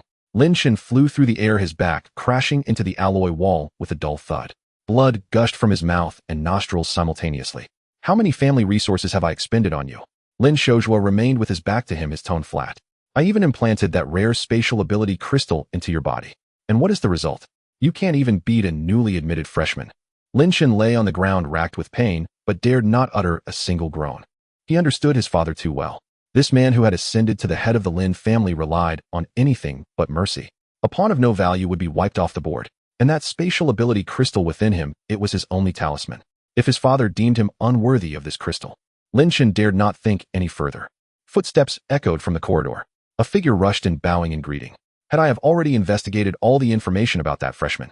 The newcomer presented an electronic file with both hands. Lin Shojua took it and began to scan the first line. Name Lu Chen. Identity freshman at Kyoto Martial University. Cultivation martial master realm. Military rank major. Main achievements alone, he killed 2 martial sect members during a floating train journey. Scanning to the last line, Lin Shizuo's finger paused. Are you sure there are no mistakes? He looked up, his gaze filled with shock and suspicion. A martial master killed 2 martial sect members. The subordinate bowed in reply. I have verified it multiple times. The information is absolutely correct. The military rank is directly certified by the War Achievement Review Office, and the evidence is archived in the core database of the War Achievement Review Office, which I cannot access. Lin Shozhua fell silent. The medical room was quiet save for the humming sound of the circulating liquid. A name flashed through his mind. Gu Kanglin, the strongest living human, the Kanglin martial saint. He suppressed the alien frontlines with his own strength, his reputation echoing far and wide. Yet even Gu Kanglin at a young age had only a record of slaying strong opponents across 2 major realms. A freshman, a martial master killing a martial sect. A leap across 5 major realms. If this person grows up. The chill in Lin Shizuo's eyes completely vanished. Mobilize 10 martial sect experts from the family and procure a death pill.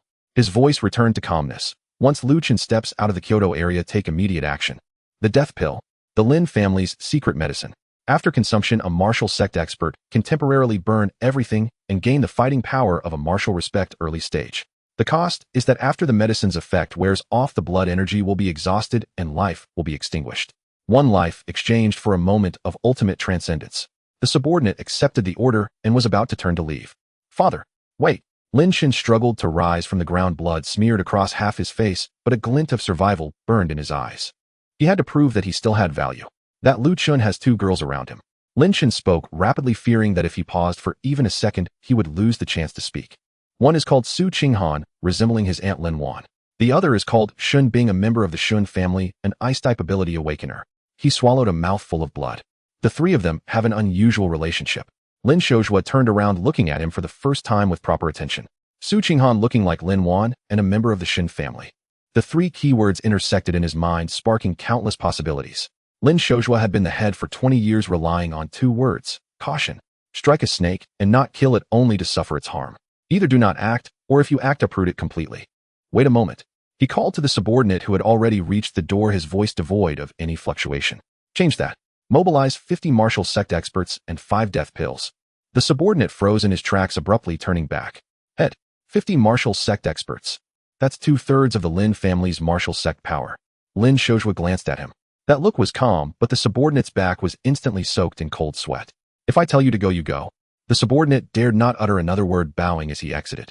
Lin Chen, still kneeling on the ground, was completely stunned. 50 martial sect experts, 5 death pills. That equated to 5 temporary martial respects. Such a lineup in front of any medium-sized family would possess the power to annihilate a clan. And all of this just to kill a newly admitted freshman. Lin Chen suddenly realized he had underestimated the person named Lu Chen. No, it should be said that his father had never underestimated any enemy. He was always this cautious. The next day, the sky was just beginning to brighten. Kyoto Martial University, the boys' dormitory. Lu Chen slowly opened his eyes. A whole night of cultivation left him invigorated, his blood energy, full, feeling as if he had been given a new body. The realm of martial master had stabilized, and the flow of blood energy was smooth, significantly stronger than before his breakthrough. However, the rate of blood energy growth is clearly slowing down. The effects of the high-grade blood energy enhancement potion plummeted after reaching the martial master realm, primarily serving only to restore basic blood energy. To continue to elevate rapidly, he must find higher-grade materials. Lu Chen got out of bed and stretched.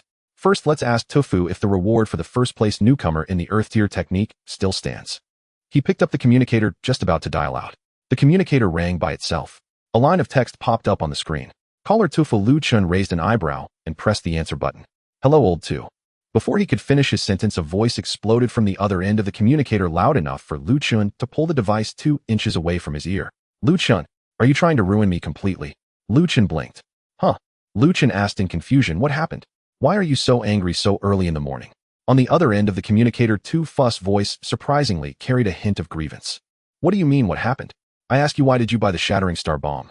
Are you trying to blow up the Kyoto Martial? Is that all? I thought it was something serious. I thought my military merits were enough, so I bought it for fun. What's bought it for fun? You must be kidding. Tu Fu's voice rose, nearly breaking. Do you even know what this thing, a shattering star bomb, can easily send half of Kyoto Martial University into the sky? Haven't you read the school regulations? This morning the military inspection directly called me several times. Are you naturally rebellious? You just entered school and already ruined a genius in the second year, dug up someone's ability crystal, and then immediately bought city-destroying weapons. Aren't you afraid of getting the school destroyed? Tu Fu bombarded Lu Chun with a series of complaints. Lu Chun dug at his ears, tossed the communicator onto his bedside, washed his face, and went to the restroom. Only after returning did Tu Fu calm down. Come to the school gate immediately. After saying that, he hung up. Lu Chun smiled helplessly. Old Tu's temper was like raising a troublesome son. He pushed open the door and left the dormitory. The morning air at Kyoto Martial University was slightly cool, with a few early rising students scattered along the main road. Moments later, Lu Chun arrived at the school gate. He spotted Tu Fu at a glance. Tu Fu crossed his arms, his face written with the words, "You better wait for me." Behind him stood two men in military uniforms, their presence heavy. Both were at the martial ancestor realm. Upon seeing Lu Chun, all three pairs of eyes focused on him. The two military inspectors scrutinized Lu Chun up and down, and one of them spoke first, his tone cheerful, like someone who had been through it all. "Ha ha ha. So you are the junior who ordered the shattering star bomb. Good lord, I've seen many freshmen over the years, but I've never seen anyone as badass as you. Honestly, we also thought about blowing up the school back in the day, but unfortunately, we didn't have the guts or the... I didn't expect that today a junior would help us fulfill that dream, ha." Upon hearing this, Tu Fu's mouth twitched, suppressing the urge to curse. Lu Chun chuckled as well. "You two seniors are joking. I just bought it for fun, not to blow up the school." The two exchanged a knowing glance, revealing a shared understanding. "Don't worry, we understand." Then the two each took out a box from their storage rings. One was a roughly 0.5% high alloy box with sharp angles and a surface marked with the black seal of the military. The other was a palm-sized, exquisite leather case that looked unremarkable. "Here for verification and acceptance." Lu Chun took out a Major General's badge and scanned it over the box. Ding! Verification successful. The seal patterns on both boxes dimmed simultaneously and the locks popped open. Lu Chun first looked at the large alloy box. As the lid lifted, it revealed a deep gray, cushioning material inside. In the center's groove lay an oval-shaped pellet roughly the thickness of an adult's thigh. The shell was matte black, covered in fine luminous patterns resembling some sort of living circuitry. Its design was simple, yet exuded an aura of violent aesthetics. "This is the shattering star bomb." One of the inspectors introduced, his tone becoming more serious. "It's designed to be user-friendly with instant explosion mode, no delay, and won't misfire. And it can be bound to the user's blood. Once bound, only you can control the detonation." Lu Chun nodded. "It really is quite user-friendly. This blood-binding method is somewhat like the sword controlling magical artifacts in cultivation novels." He casually asked, "Can I ride it to fly?" As soon as he finished speaking, Tu Fu's face twitched. The two inspectors were momentarily stunned, their mouths agape as they exchanged glances, unsure how to respond. After 2 seconds of silence, one of them dryly said, "If you really want to ride it, it's not impossible. As long as it explodes, not only you will fly, we will accompany you too." Lu Chun laughed heartily. "Just kidding, don't be nervous." Tu Fu took a deep breath beside him. Knowing Lu Chun for less than 2 days, he felt his lifespan had already been cut short by 5 years. Lu Chun then picked up the exquisite little leather case beside him. The moment he held it, his arms suddenly felt heavy. His entire body nearly pitched forward. A hint of surprise flashed in Lu Chun's eyes. "Wow, this is heavy. This small box only palm-sized weighed at least a ton." Opening the leather case, there was a very small groove in the center inside, which lay a fine golden fragment, as thin as a hair. 1 cubic millimeter of indestructible gold. Just this one fragment weighed a ton. Lu Chun stared at the almost invisible metallic thread, his mind racing. 1 cubic millimeter equals 1 ton. If this thing were made into the same volume as a steel coil. He calculated roughly and arrived at an astonishing number. 12 billion tons. Lu Chun's mouth slowly curled up. If he were to merge indestructible gold with steel coils into a martial skill, adjusting it repeatedly with the decomposition function, what he would throw out in the future wouldn't be steel coils, but a small asteroid impact. Tu Fu looked at Lu Chun, grinning foolishly at a metal fragment, utterly confused. "I really don't understand what you're thinking. Why buy these useless things instead of ready-made armor and weapons?" Lu Chun closed the leather case, a mysterious smile on his face. "You don't understand, I have great use for it." His gaze returned to the shattering star bomb. "Can I take this thing with me?" Tu Fu rubbed his forehead and waved his hand. Take it, take it." After learning the news, he immediately informed the vice principal. The old man simply chuckled on the communicator and said, "Geniuses cannot be treated with common sense," and approved it. Tu Fu almost threw the communicator in anger. When the shattering star bomb actually blows up, let's see if that old man can still laugh it off. Lu Chun stored the 2 items in his storage ring and turned to leave. Suddenly remembering something, he turned back and said, "By the way, old Tu, didn't you say that the top freshman can choose a ground-level skill or martial technique?" Tu Fu paused. He looked at Lu Chun, silent for 2 seconds. Then he flipped out a golden card from his pocket. The card spun twice in the air before Lu Chun caught it steadily. "Go to the library and pick whatever you like. After saying that, two fuss energy surged beneath him, and he soared into the air, flying away without looking back. His demeanor was as if staying for one more second would cause him to suffer internal injuries from Lu Chen's annoyance. The two inspectors exchanged glances, smiled at Lu Chen, and then turned to leave. Before leaving, one of them turned back to Lu Chen and lowered his voice. "Junior, I have something to remind you. The Lin family mobilized a large number of personnel overnight last night. The military is still tracking their specific movements, but the scale is considerable." He paused. "You are fine in the school, but in the short term, don't leave Kyoto." After saying that, the two disappeared around the corner one after the other. Lu Chen stood in place, playing with the golden token in his hand, the corners of his mouth slightly raised. The Lin family's reaction was even quicker than he had anticipated. But it didn't matter. The shattering star bomb and indestructible gold were already in hand. Lu Chen held the gold card loosely in his fingers and strolled leisurely toward the campus's Scripture Pavilion. Located in the northeast corner of the Jingdu Martial Arts University campus, the Scripture Pavilion stood 7 stories tall, its upturned eaves and azure-redoled white-walled facade exuding ancient grandeur. It was in essence a colossal library, though whether one could scratch an itch freely within remained an open question. Dawn had barely broken, the pavilion's gates were still shut, yet a long queue already snaked before its entrance. Every person in line was a senior student, orderly and composed. Lu Chen stepped to the tail of the queue and tapped the shoulder of the last student ahead. "Hey brother, is this where we queue to select cultivation techniques?" The senior, engrossed in scrolling through his communicator, frowned without lifting his head and snapped back. "Who are you calling brother? Who even?" His voice choked off abruptly, as if seized by an invisible hand the moment his gaze fell upon Lu Chen's face. His arrogance evaporated instantly. Lu Chen arched a brow. "What's wrong?" The senior's stiffened spine rigid, then recoiled half a step, flashing a smile so deferential it bordered on obsequiousness, hastily stepping aside to clear a path. "Nothing, Brother Lu. You may call me your younger brother. I'd be honored. I've kept your spot ready since I heard you'd be coming. Please go ahead." Lu Chen glanced at him and smiled. "Quite courteous, aren't you? You're the first senior I've met at Jingdu Martial Arts University who actually knows how to behave." The senior chuckled awkwardly. Of course. Yet his unspoken thought rang far clearer. After all, the one who'd lacked such courtesy yesterday now lay crippled, his limbs shattered, his ability crystalline-sized. Their exchange, though hushed, stirred those ahead. A third-year senior near the rear scowled, his morning calm utterly shattered by the disturbance. "Could you two keep it down back there? This is civilized queuing, not some rowdy marketplace." He turned with the condescending air of an elder brother correcting a junior. Then he saw Lu Chen. His irritation, fractured like glass, replaced instantly by a smile, trembling with sheer visceral relief. "Oh, Brother Lu, it's you. My apologies. You're just so dazzling. I nearly failed to recognize you." With that, he whirled around and bellowed toward the front of the line. "Make way. Clear a path for Brother Lu." The entire queue erupted into motion, every head swiveling in unison. Upon recognizing Lu Chen, each person froze for a heartbeat, then without hesitation parted left and right, eyes wide with wary reverence. A narrow, straight corridor cleaved itself from the crowd's midst, an arresting spectacle. In the middle of the throng, third-year senior Wei Junjie watched, brows knotted tight enough to crush a fly. Who is this freshman, and what gives him such airs? His voice brimmed with resentment. Even if he's scion of a Jingdu noble house, he can't flout discipline here at the Martial Arts University. Today I'll teach him exactly what respect. A hand clamped hard onto his arm, his companion's face had paled. "Hey, calm down."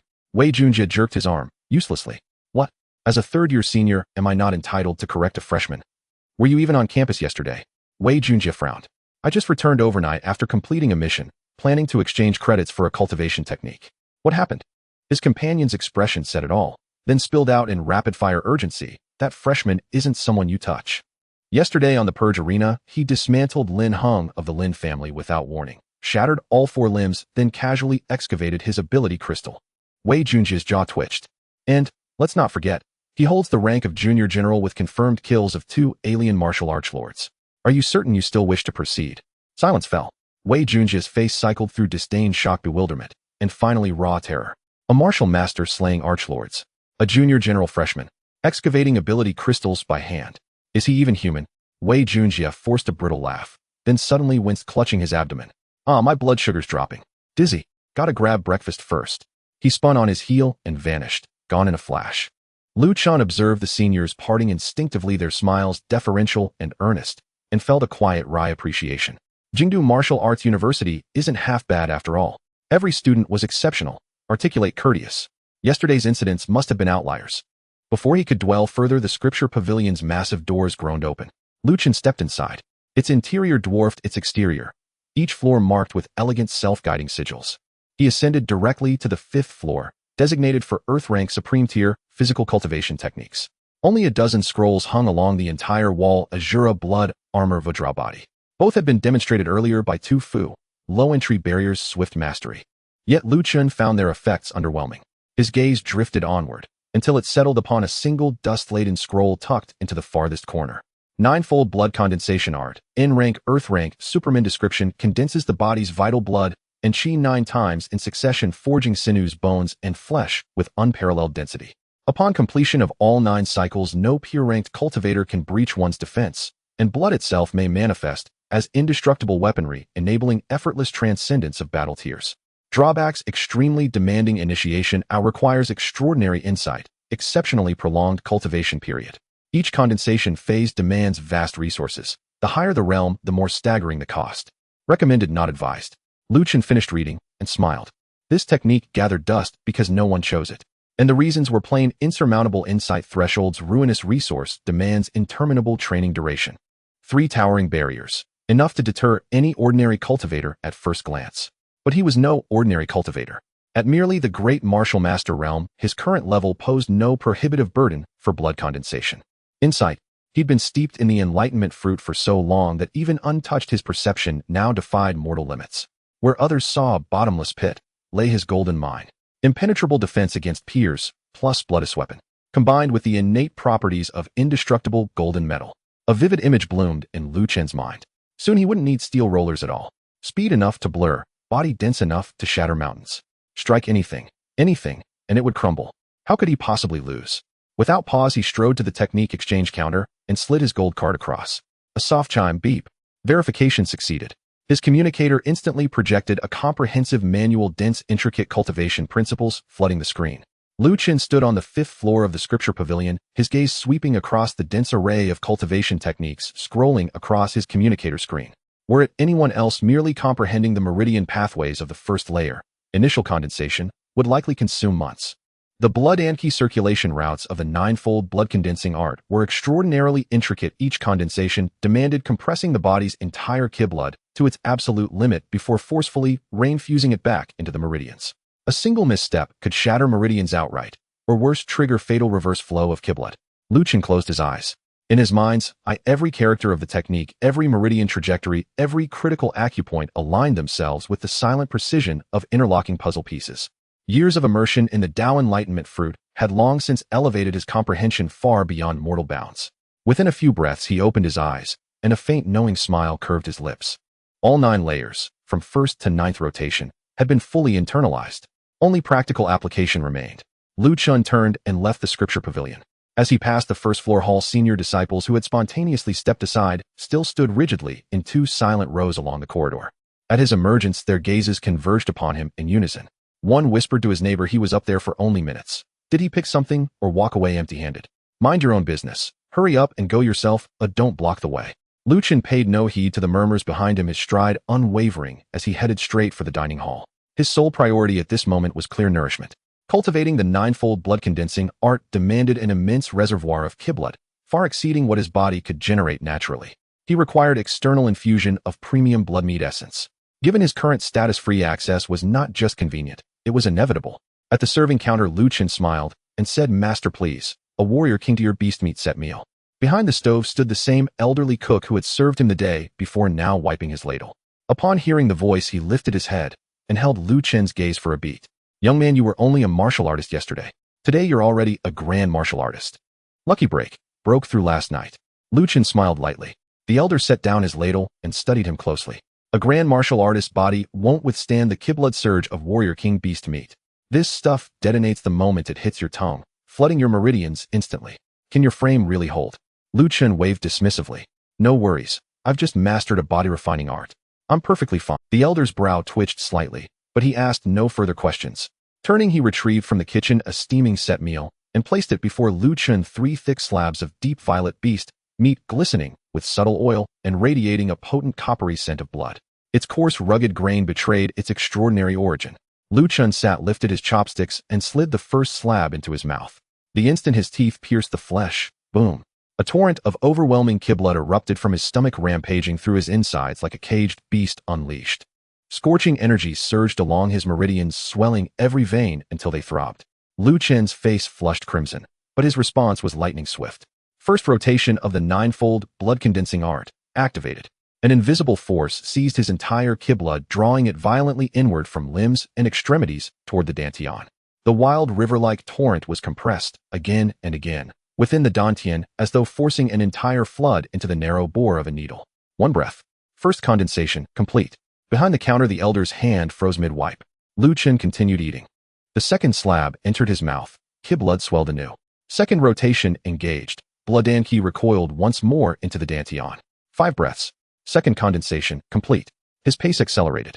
His movements grew fiercer, almost frantic, chopsticks blurring as the third slab vanished into his mouth. Third condensation complete. Midway through the fourth, the plate stood utterly bare. Ki blood supply set. Lu Chen rose and returned to the counter. Elder, another set, please. The elder did not move. His eyes locked onto Lu Chen. His expression transformed entirely, from casual indifference to sharp, penetrating scrutiny. Ninefold blood-condensing art. He could not possibly mistake it. For in all human history, only one cultivator had ever brought this art to full perfection. Kanglan Martial Saint, Gu Kanglan. When Gu Kanglan cultivated this art, he stood at the martial sovereign realm, and even then he consumed vast resources over a full month to complete all 9 condensations. Yet this young grand martial artist before him, 3 condensations in under half an incense stick. Given sufficient resources, was he truly planning to achieve full mastery within a single day? The elder remained silent for several seconds. He did not reach for the pot. Instead, he withdrew from his spatial ring a delicate white porcelain vial and placed it gently upon the counter. Lu Chen glanced at the vial and arched a brow. Elder, may I ask? This is a sovereign rank body-refining pill refined by my own hand. His tone had shifted utterly, devoid now of mundane warmth, resonant with quiet authority. A single pill contains ki blood essence equivalent to the entire flesh and blood of a martial emperor. This vial should suffice for your remaining 5 condensations. He paused. It is yours, freely given. Lu Chen blinked. Well now, elder, quite generous, aren't you? Stop calling me elder. You're making me sound ancient. The old man's voice softened, weary of explanation. My name is Mo Changsheng. Now go cultivate. No more dawdling. Lu Chen accepted the vial with a light bow and a grin. Many thanks, brother Mo. Enough talk. Without delay, Lu Chen unscrewed the stopper. Upside down, a blood-red pill, no larger than his thumbnail, rolled softly into his palm. Its surface shimmered with faint golden traceries, emanating gentle warmth and an exotic, profound fragrance. Upon contact with his tongue, it dissolved instantly, releasing a ki blood explosion tenfold more terrifying than Warrior King beast meat. Yet unlike the beast meat's brute force assault, this ki blood flowed with disciplined grace, like a tamed deluge channeled deliberately along his meridians into the dantian. Lu Chen's eyes fell shut. He poured every ounce of will into the ninefold blood-condensing art. 4th condensation, perfected instantly. 5th condensation, complete. 6th condensation, complete. 7th, 8th. With each cycle, the ki blood within his dantian compressed further, denser, darker, more concentrated. Its hue deepened from crimson to burgundy to maroon to near absolute black, so dense it defied belief. 9th and final condensation, accomplished. Hum. A silent shockwave pulsed outward from Lu Chen's core. In the dining hall, several students, dining quietly, lifted their heads simultaneously, their bowls and chopsticks trembling atop the tables. Lu Chen snapped his eyes open. Thick, visible ki blood roared forth from his body, a palpable, swirling maelstrom. After 9 cycles of compression and refinement, his ki blood had undergone total metamorphosis. Its color had shifted from scarlet to pure, fathomless black, its texture dense and metallic like liquid obsidian. Condense. A single word spoken aloud. In an instant, the black ki blood contracted, adhered, and molded itself, forming a seamless pitch-black armor that enshrouded his entire form. Its surface bore no ornamentation, gleaming with a dull, abyssal luster, as if solidified void. It was impervious to attacks from cultivators of equal realm. Behind the window, Mo Changsheng held a spoon suspended in midair, unmoving. He stared intently at the young man clad in a heavy black armor, his pupils contracting violently. What the hell? This young man. He has succeeded. He's really done it. From the moment he took the first bite of beast meat to the completion of the 9 refinements, it took no longer than a single meal. This is the 9 turns blood refinement technique. It is widely recognized as the most difficult, resource-consuming, and time-consuming martial art among Earth-level body refinement techniques. In the entire history of humanity, spanning thousands of years, only one person has perfected this technique, the martial saint of Kanglan, Gu Kanglan. That strongest human had spent a full month at the martial sect level utilizing vast resources to complete the 9 refinements. Yet this kid before him at the great martial master level accomplished it in just one meal. Mo Changxing stood behind the stove for a full 10 seconds, unable to utter a single word. He had lived for over 100 years and considered himself well acquainted with all sorts of geniuses. But this was beyond mere genius. What do you call this? This is like heaven directly stuffing food into one's mouth. Meanwhile, Lu Chun looked at the refreshed panel before him. Host Lu Chun. Vitality 2900. Realm Great Martial Master. Techniques: Jade Marrow Body Refinement Technique Perfect. Chi Blood Enhancement Technique Perfect. 9 turns Blood Refinement Technique Perfect. Martial Skills: Steel Roll Breaking Strike Perfect. Great Fortune Gale Step Perfect. Storm Enlightenment Fruit Perfect. Electromagnetic Burst Fist Perfect. Floating Train Phantom Step Perfect. Forging times 10. With the 9 refinements compressed, his realm had steadily pushed to the peak of Great Martial Master. He was just a step away from the martial spirit realm. Lu Chun clenched his fist, feeling the almost overflowing vitality within him. To advance rapidly in Realm 1 indeed needed a resilient body. However, upon further thought, he realized that he had consumed 9 out of 10 royal-grade body refining pills. 9 pills equated to swallowing the entire life essence of 9 martial emperors, and he had only advanced from early Great Martial Master to the peak. Considering this, the speed of improvement wasn't that fast after all, but it's sufficient. He retracted his vitality armor, turning his palm over to feel the thick steel-like flow of vitality circulating within. Attacks from the martial spirit realm cannot harm him. No, even attacks from the martial king realm might not be able to injure him. The density of his vitality after the 9 refinements was already beyond what one would expect at this realm. I can forge now. A glint of excitement flashed in Lu Chen's eyes as he turned to wave at Mo Changsheng by the window. Mo, go see you next time. As the words fell before Mo Changsheng could respond, Lu Chun had already turned and walked briskly out of the cafeteria towards the dormitory. Mo Changsheng stood in place watching that figure until it disappeared at the cafeteria door, slowly regaining his senses. He casually tossed the spoon aside and threw his apron onto the counter, retrieving a special communicator from his storage ring and dialing a number. The president of Kyoto Martial University, Zhou Xian. Instant connection. Before the other side could speak, Mo Changsheng's voice erupted. Old Zhou, do you know what I just saw? The voice from the communicator came through mingled with the sound of clashes, indicating that he was clearly in a battle. I'm currently fighting with a few alien warriors at the martial honor level, so make it quick. Mo Changsheng took a deep breath, suppressing his voice as he said, just now a freshman at the great martial master level right under my nose perfected the 9 turns blood refinement technique during a single meal. There was silence on the other end for 2 seconds, the roars of aliens clearly audible. Perfected? That thing is something a human can practice. Zhou Xian's tone changed. Are you dreaming? Mo Changsheng was so angry that his beard was puffed up, shouting back with full strength. I may be old, but you don't believe me. Come back and see for yourself. Zhou Xian fell silent for a moment. The next second, a roar came through the communicator. All right, we'll be right back. Followed by a thunderous explosion and the screams of aliens. Martial Honor's grandson, come and dive. The call ended. Mo Changsheng gazed in the direction Lu Chun had left, a rare glimmer of eagerness appearing in his eyes. This child has the bearing of a martial emperor. Meanwhile, on the other side, Lu Chun had returned to his dormitory and locked the door. He sat cross-legged on the bed, bringing up his personal panel, his gaze landing on the forging function. Without any hesitation. Material confirmation, indestructible gold. Technique confirmation 9 turns blood refinement technique. Starting forging. A blinding white light erupted from the center of the panel, illuminating the entire dormitory as bright as day. The light persisted for 3 breaths before suddenly contracting. Forging successful. Acquired technique indestructible 9 turns blood refinement technique. Lu Chen's eyes widened in surprise, and with a thought, he activated it. Dark blood energy surged from his palm, rapidly stretching, compressing, and shaping in the air. A long, slender blade formed in his hand. Lu Chen looked down, raising an eyebrow. The color of the blade had changed. The originally pure black was replaced with a profound dark golden hue. The texture was thick and solid, with a faint metallic sheen flowing across the surface, exuding an air of nobility. Yet Lu Chen felt that its weight was almost no different from an ordinary weapon. Suddenly, Lu Chen noticed a detail. The air around the blade was distorting. It was extremely faint, but it was indeed there. It was a gravitational field that naturally occurs only when material density reaches a critical point. In an instant, Lu Chen understood. After forging the indestructible gold, the density of his vitality after the 9 refinements had completely surpassed that of the indestructible gold itself. Indestructible gold could originally withstand attacks from the martial honor realm, and his vitality density was even higher than that of indestructible gold. This means a full force strike from the martial honor realm would leave no mark on him. Lu Chen slightly restrained his aura and slowly dismantled the dark golden vitality long blade, retracting it back into his body. He extended his hand looking at his palm and silently calculated. This blade was not large, but its mass was approximately 300,000 tons.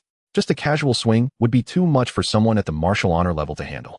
He glanced at the dormitory wall, which looked quite sturdy, but it was clear it wouldn't withstand such force. Chen, fortunately, I didn't act impulsively to try it out. I need to be more careful in the future. Next, there's the star-shattering bomb. Chen stared at the shattered star bullets in his storage ring, his fingers rhythmically tapping against the edge of the bed. The power is great, no doubt about it. But there's only one. Once used, it will be gone. Moreover, even if it were to be reforged, Chen disliked the feeling of having only one bullet at a time. It felt like the stone wasn't fully extracted. What he wanted was a continuous stream of vast expanse, flowers blooming everywhere. Ideally, it should be used liberally, an inexhaustible supply. Decompose. Chen called up the panel locking onto the Storm Insight fruit. Confirming decomposition of martial art. Storm Insight fruit decomposition successful. Materials obtained. Insight fruit martial art storm needle. The framework of the Storm Insight fruit was dismantled, and the core materials returned to the material inventory. Without a pause, he proceeded to the next step. Confirming material shattered star bullet. Confirming martial art storm needle, starting forging. A burst of white light erupted. After 3 breaths, the light converged. Forging successful. Obtained martial art storm shattered star bullet. Chen slowly leaned back against the headboard, a smile creeping to his lips. With a single hand, dozens of shattered star bullets, everyone gets a share. A saturating bombardment, nothing would grow within 100 miles. If he were to slam this onto the battlefield, he forcefully suppressed the urge to test it in the dormitory. If he truly did, the news would be on tomorrow in Kyoto's military university. A first-year student levels half a campus with one strike. The principal is on his way back. Chen took a deep breath, suppressing his excitement, and turned his gaze to another item in the material library. A fire-type ability crystal, excavated from Lin Heng's chest. Chen's mind raced. The Insight fruit could endow martial arts with special attributes, while the ability crystal could grant one supernatural powers. If these two could be fused into a long-range vitality martial art. He rummaged through his storage ring, pulling out the stack of mysterious martial art scrolls that Su Qinghan had given him, flipping through them one by one. Close-range ones were unsuitable. Escape techniques were unnecessary. Supportive ones were of no use. He stopped at the third-to-last scroll. Sky-splitting blood bullet. Grade upper Xian stage. Description: condenses vitality in the palm, compresses it into a bullet to be shot out. Long-range, high precision, suitable for medium to long-distance strikes. Chen opened the martial art and scanned through it. After 3 breaths, the cultivation was complete. To him, Xian stage martial arts were not much different from reading kindergarten textbooks. The panel lit up again. Confirming material insight fruit, confirming material fire-type ability crystal, confirming martial art, sky-splitting blood bullet, starting forging. This time the white light lasted for 5 breaths longer than before. The light suddenly retracted. Forging successful. Obtained martial art insight fire-type crystal bullet. Chen directly tried out the result. Vitality condensed in the palm, forming a bullet. It wasn't the original blue, but a fiery red with faint flames dancing on its surface that felt warm in his hand, like a freshly made sugar-coated chestnut. Chen contemplated for a moment before tossing it into his mouth. The moment he bit through it, a tangy and spicy flavor exploded on his tongue. Wow, it's sour and spicy, and surprisingly delicious. The taste resembled a sour mango coated in chili powder, peculiar, yet intoxicating. In the next moment, a fiery warmth surged from his throat into his limbs. It wasn't the pain of burning, but a dryness that steamed outward from his bones. It felt as if a spark had ignited within him, quietly burning. Chen raised his right hand. With a thought whoosh, a fist-sized flame erupted from his palm. The orange-red flames licked the air, and the temperature of the metal table visibly rose. He now possessed fire-type abilities. Chen sensed within himself, finding no ability crystal had formed. The flames were not driven by a crystal, but were directly rewritten by the insight fruit, granting him a natural ability to control fire. The excitement lasted for about 3 seconds. Then it faded away. If he casually condensed a dark golden vitality long knife and slashed it out, 30,000 tons of mass would be enough to kill a martial master on the spot. Fire-type abilities. Setting a fire. Roasting a sweet potato. A standard useless skill. Tasty to eat, but regrettable to discard. If it were space-type abilities, he would have been quite interested. But Chen thought again, unable to suppress a smile. He didn't like it, but surely someone would want it. Chen's gaze landed on the last royal-grade body-refining pill. The bottle given by Mo Changsheng contained 10 pills, 9 of which were used in the 9 turns blood-refining technique, leaving only this one. In fact, he had purposely saved this one. Confirming material royal-grade body-refining pill, confirming martial art qi gathering technique, starting forging.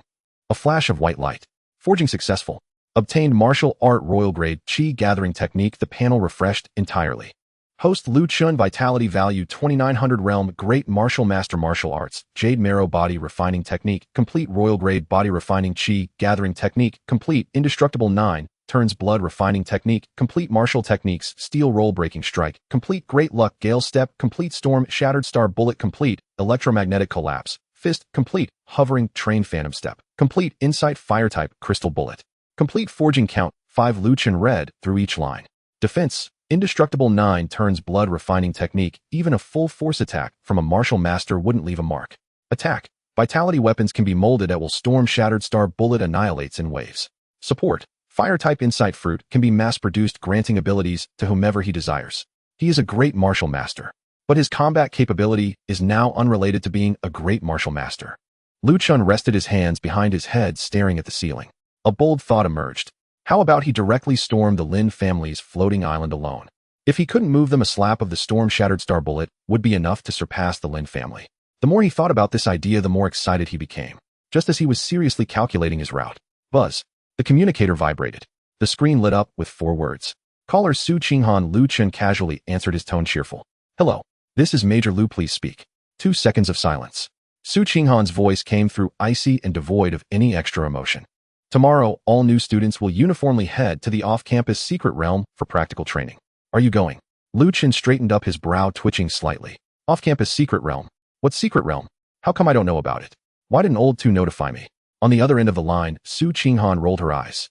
Why wasn't she notified? Didn't she have an inkling? But she said nothing, merely waiting. 3 seconds later, Lu, I'm going. Of course I'm going.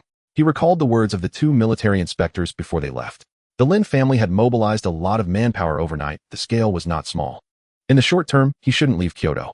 The off-campus secret realm meant leaving the protective circle of Kyoto. Just right. If he doesn't go out, how would those from the Lin family find him? Su Qinghan's voice rang out again. Tomorrow at 9 in the morning, meet at the main gate. Instructor 2 will lead the team. Received. See you tomorrow.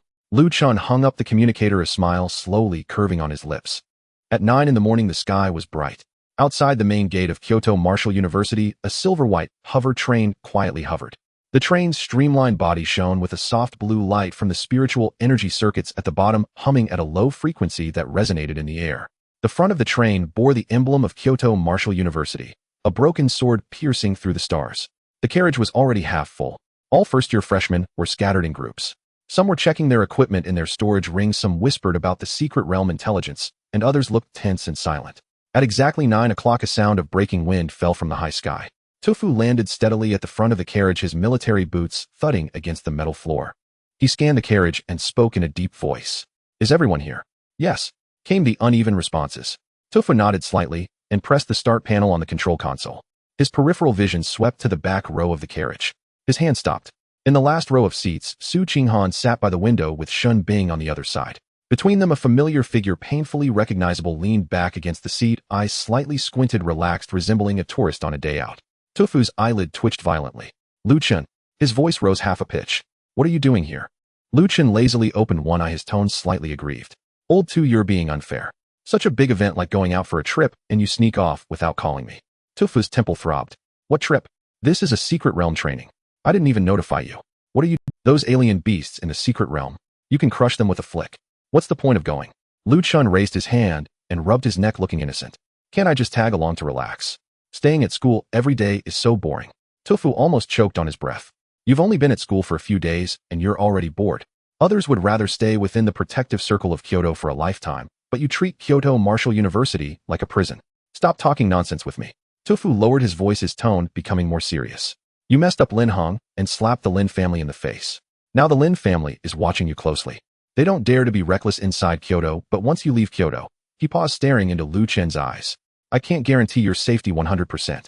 The whispers of the other freshmen in the carriage instantly disappeared. Everyone's ears perked up. The Lin family. Everyone knew the weight of these 2 words at Kyoto Martial University. Lu Chen, however, remained unfazed, even smiling. Old two, how do you know I didn't intentionally go out to give them an opportunity? With that one sentence, the carriage fell silent. Tofu's pupils dilated sharply. In his mind, the image of the shattered star bomb in Lu Chen's storage ring suddenly flashed. You don't mean to take the shattered star bomb and perish together with the Lin family, do you? Tofu's voice cracked. You. Lu Chen chuckled helplessly, raising his hand to gesture. Relax, I'm not that stupid. My life is precious. You're overthinking it. Tofu stared at him for 5 seconds, knowing this guy was resolute. There was no way to persuade him. He gritted his teeth and lowered his head to take out his communicator, his fingers swiftly typing a message to send. In less than a breath, a reply popped up. If he wants to go, let him go. Old Mo will take care of him. Tofu stared at the words Old Mo, his tense expression softened, but his eyes were replaced with intense shock. Old Mo Changxing, one of the top alchemists of the human race.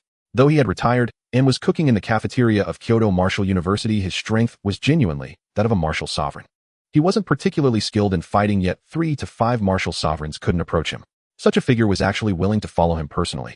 What kind of backing does this kid have? However, with Mo Changsheng as a safeguard, Tofu finally felt at ease. He put away his communicator and cast a neutral glance at Lu Chun. Fine, if you want to go, then go. Let's depart. Virum. The hover train ascended smoothly, the spiritual energy circuits operating at full power, and the silver-white body sliced through the morning light, speeding toward the outskirts of Kyoto. In the back row, Su Qinghan turned her head to look at Lu Chun, who appeared content, as if he were on vacation, and her brows furrowed. Are you really going out? Her voice was low, only audible to the 2 people beside her. With your current strength, you can only handle martial sovereigns at most. What will you do if the Lin family sends a martial sovereign? The moment she said that, she felt a pang of regret. If she had known she would say such a thing, she shouldn't have made that call yesterday. Lu Chun turned his head and smiled at her. Handle martial sovereigns. That's a thing of the past. He extended a finger and tapped it in the air. Now I can easily deal with martial sovereigns with just one hand. Su Qinghan's lips twitched, not responding. On the other side, Shin Bing's eyes instantly lit up, and she jumped up from her seat, leaning toward Lu Chun. Master, have you developed a new technique again? Lu Chun nodded. You understand me. When will you teach me? Wait a minute.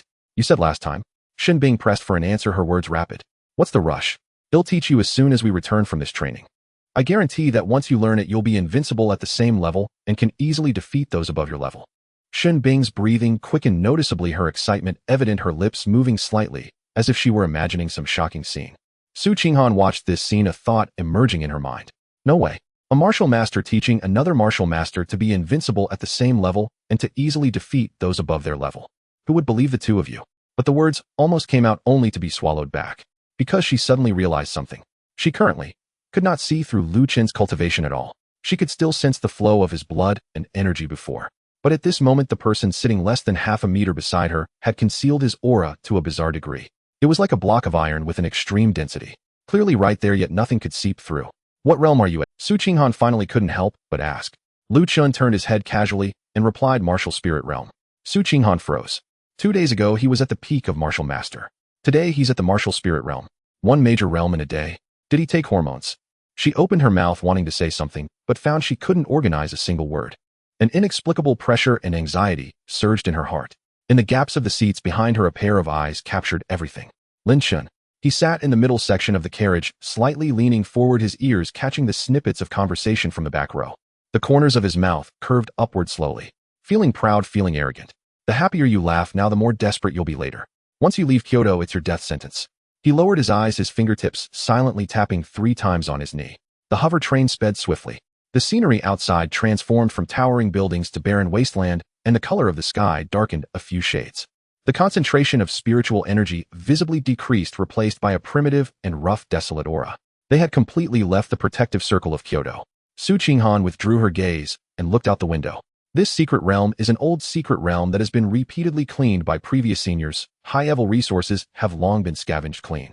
Inside, alien beasts will be periodically released for practical training, with the highest realm being only Martial Spirit Realm. Lu Chen casually nodded. The difficulty is just right for your strength. Your realm isn't also. Su Qinghan muttered under her breath, stopping abruptly. Forget it, no need to say it. Comparing realms with this person was purely asking for trouble. Just as the atmosphere in the carriage gradually relaxed. Beep, beep, beep. A sharp alarm suddenly pierced the tranquility. Warning, warning. A large number of high-energy reactions detected ahead of the train. Tu-Fu's expression changed drastically. He stepped forward to the control panel, slamming his palm onto the emergency brake, while his gaze was fixed on the radar screen ahead, where countless red dots were densely packed. More than 40. The lowest energy response was at the martial sect level. This is not a horde of strange beasts. Strange beasts do not distribute in this formation. These are humans. 20 kilometers outside the capital's protective perimeter, in the heart of the barren wasteland, a group of martial sect-level warriors was blocking the train's flight path. It was obvious whose handiwork this was. He suddenly turned his head, scanning the middle section of the carriage where Lin Chun was sitting, bowing his head, staring at his knees, a barely concealed smile on his lips. Tu-Fu's fists clenched tightly. The atmosphere in the carriage froze instantly. The chatter of the newcomers was muted as if someone had pressed the mute button, replaced by the sound of gasps. Some people's faces turned pale, while others began rummaging through their storage rings for protective gear. Everyone sit tight. No moving around. Tu Fu's voice was heavy as he suppressed the chaos, the pressure of a martial sect instantly calming all the newcomers. At that moment, a light sound of a chair back popping up came from the back row. Lu Chen stood up and walked straight toward the train exit. What are you doing? Tu Fu exploded when he saw him stand. Lu Chen did not look back. They are here for me. After taking a couple of steps, he slightly turned his head, his gaze landing on Lin Chen. Isn't that right? Lin Chen's body stiffened suddenly. He instinctively wanted to deny it, his lips moved, but no words came out. His pupils flickered for a moment before he lowered his head tightly. Yet inside he was in turmoil. Fool, how could you walk out voluntarily? Heaven has a path you refuse to take, and hell has no door you dare to enter.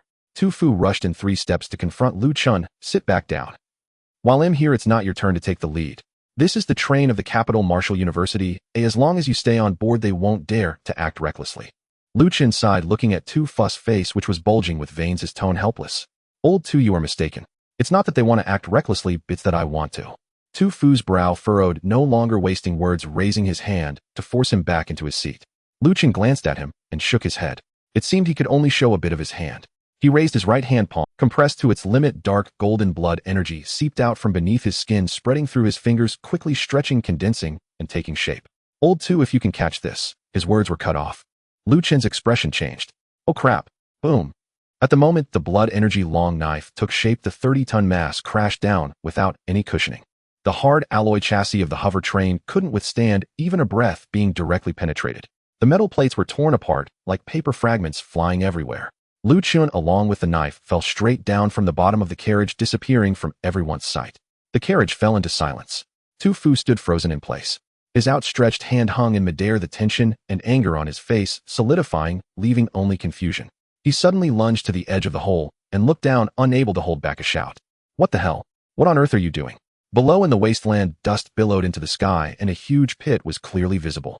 Tu Fu braced himself against the edge of the hole, his toes pushing off as he prepared to jump down. But glancing back at the crowd behind him, he gritted his teeth and retracted his foot. The safety of all the newcomers rested on his shoulders. He couldn't leave. Moreover, old Mo was here. With Mo Changsheng around, Lu Chen wouldn't get into trouble. Boom. The ground exploded and rubble flew. Lu Chen landed on one knee, nearly buried in the dirt. Cracks spread from the bottom of the pit in all directions like a spider web, covering the entire wasteland. He stood up straight and casually drew the dark golden blood energy long knife back into his body. He wasn't injured, but his clothes were covered in dust and his hair was disheveled. Damn it. I wanted to show off, but ended up making a huge mess instead. Lu Chen dusted off his sleeves and lifted his head. A shadow loomed over him. Above him, dozens of shadowy figures in black robes hovered in the air, forming a surrounding circle centered around him. Each person was wrapped in a pitch black cloak, their faces hidden beneath hoods revealing only pairs of lifeless eyes. Lu Chen glanced around and smiled. People from the Lin family. No one responded from the air. Lu Chen raised an eyebrow, his tone laced with sarcasm. Are there 50 martial sects or 50 martial lords among you? Don't bring a bunch of useless henchmen, it's a waste of my time. Still no response. Only a cold voice fell from the highest point. And it quickly. The 50 black shadows moved simultaneously. Blood energy erupted and killing moves were charged, crashing toward Lu Chen from all directions. Who dares to make a move? An elderly yet powerful shout erupted from behind Lu Chen. The sound wave visibly spread outward, causing the 3 black-robed figures at the forefront to pause. Lu Chen turned back. Mo Changsheng had somehow landed behind him. The pressure of a martial lord was released without reservation, making the air feel heavier. Lu Chen grinned. Brother Mo, why aren't you in the cafeteria serving food? What are you doing here? Mo Changsheng shot him a glare. What else could I do? I came specifically to clean up your mess. Can't you behave? Why not stay in school and you have to come out and stir up trouble? Despite the complaints, Mo Changsheng was already firmly standing in front of Lu Chen. He looked up at the air, his tone suddenly turning cold. People from the Lin family, consider the consequences carefully. This kid is not someone you can touch. The leading black-robed figure tilted his head, seemingly receiving a secret message. In the next moment, a cold order was issued. Kill them all. Before the words had even finished, he raised his hand and took out a pitch-black pill from his pocket, directly swallowing it. Boom. A violent aura erupted from within him. His mighty blood energy surged into the sky, and his cultivation skyrocketed like a flood breaking through a dam. The shackles of peak martial sect were brutally torn apart, the aura soaring abruptly, forcefully stepping into the early stages of martial lord. The other 14 people instantly scattered, observing from a distance. Mo Changsheng's tone was disdainful. eating a pill that burns potential preparing for a grand transformation. But just a mere martial lord is still not my. His words were abruptly cut off, and Mo Changsheng's expression changed drastically. The faux martial lord waved his hand. 10 pitch-black round star fragments shot out from his storage ring, slowly rotating around him. Each emitted a destructive aura that made one's scalp tingle. Mo Changsheng exploded with profanity. Oh crap. Star fragments. What the hell, this isn't fair? Bullying an old man like me. Mo Changsheng grabbed Lu Chen's arm. Kid, run. But in the next second he froze. Mo Changsheng was completely stunned, looking down at his hand gripping Lu Chen's arm, veins bulging, his voice faltering. What did you eat to grow so heavy, eh? Lu Chen's dark golden blood energy had transformed into a suit of dark golden heavy armor, perfectly covering his entire body. Lu Chen smiled and shook off Mo Changsheng's hand, patting his shoulder. Brother Mo, fall back for now. Leave this to me. Mo Changsheng was both anxious and angry. What nonsense are you talking about? Don't say that, faux martial lord. Even if just 10 star fragments explode, you won't even leave a corpse. The cremation process will be saved. Lu Chen turned to look at Mo Changsheng, his eyes filled with confidence. Trust me, it's merely a trivial star fragment bomb. It won't harm me. Mo Changsheng stared blankly into those eyes. This confidence bordering on arrogance he had seen in someone before. Gritting his teeth, Mo Changsheng said in a deep voice, "All right, just don't die here." With those words, his figure vanished in a flash. Lu Chen turned to face the sky, watching the black-robed man whose aura had surged to the early martial sovereign stage, and couldn't help but sigh. Honestly, had I known you would prepare star fragment bombs, I wouldn't have needed to buy any. The black-robed man's eyes were crimson, his face twisted in a fierce snarl, killing intent boiling over. From the moment you offended the Lin family, you should have known this day would come. As the words fell, his figure instantly disappeared, reappearing above Lu Chen in the next second, striking down with a palm. Boom. Lu Chen did not dodge, taking the blow heat in. The dark golden blood armor exploded in the palm's impact, and Lu Chen's body was forcefully driven halfway into the ground. Dust flew, and the ground cracked and spread. Lu Chen softly uttered, "Is this the full power strike of the martial sovereign realm? Truly, too weak." The black-robed man's pupils constricted. Clearly at the martial spirit level, yet he had taken that palm without suffering any harm. In that moment, a thought flashed through the black-robed man's mind. This boy is terrifying. His defensive power had surpassed the early martial sovereign stage. Madness instantly swallowed his reason. The black-robed man's pupils flashed with a resolute light as he roared, "Explode." At once 10 star fragment bombs detonated simultaneously, merging into a single deafening explosion. Boom. A blinding light burst forth akin to a sun falling onto the wasteland. The violent shockwave obliterated everything within a 5-kilometer radius in an instant. In the distance, Mo Changsheng's pupils shrank. The power of 10 star fragment bombs detonating at once was something even he couldn't guarantee surviving. He instinctively wanted to rush in, but the tempest bearing down on him forced him back. Damn it, what is this kid showing off for? Mo Changsheng's eyes turned crimson, and the aura of the martial sovereign realm boiled around him as he gritted his teeth and growled, "Lin family. If anything happens to Lu Chen, your entire Lin family shall accompany him to the grave." On the other side, the 14 black-robed figures fixed their gaze on the center of the explosion. "Should we retreat now?" "Not yet. We need to confirm he's completely dead before leaving. This child's combat power is too monstrous. We must eradicate him completely without leaving any potential threats." Moments later, the fiery clouds began to dissipate. Mo Changsheng seized the moment when the energy storm weakened and rushed in. Upon reaching the explosion's core, he was stunned.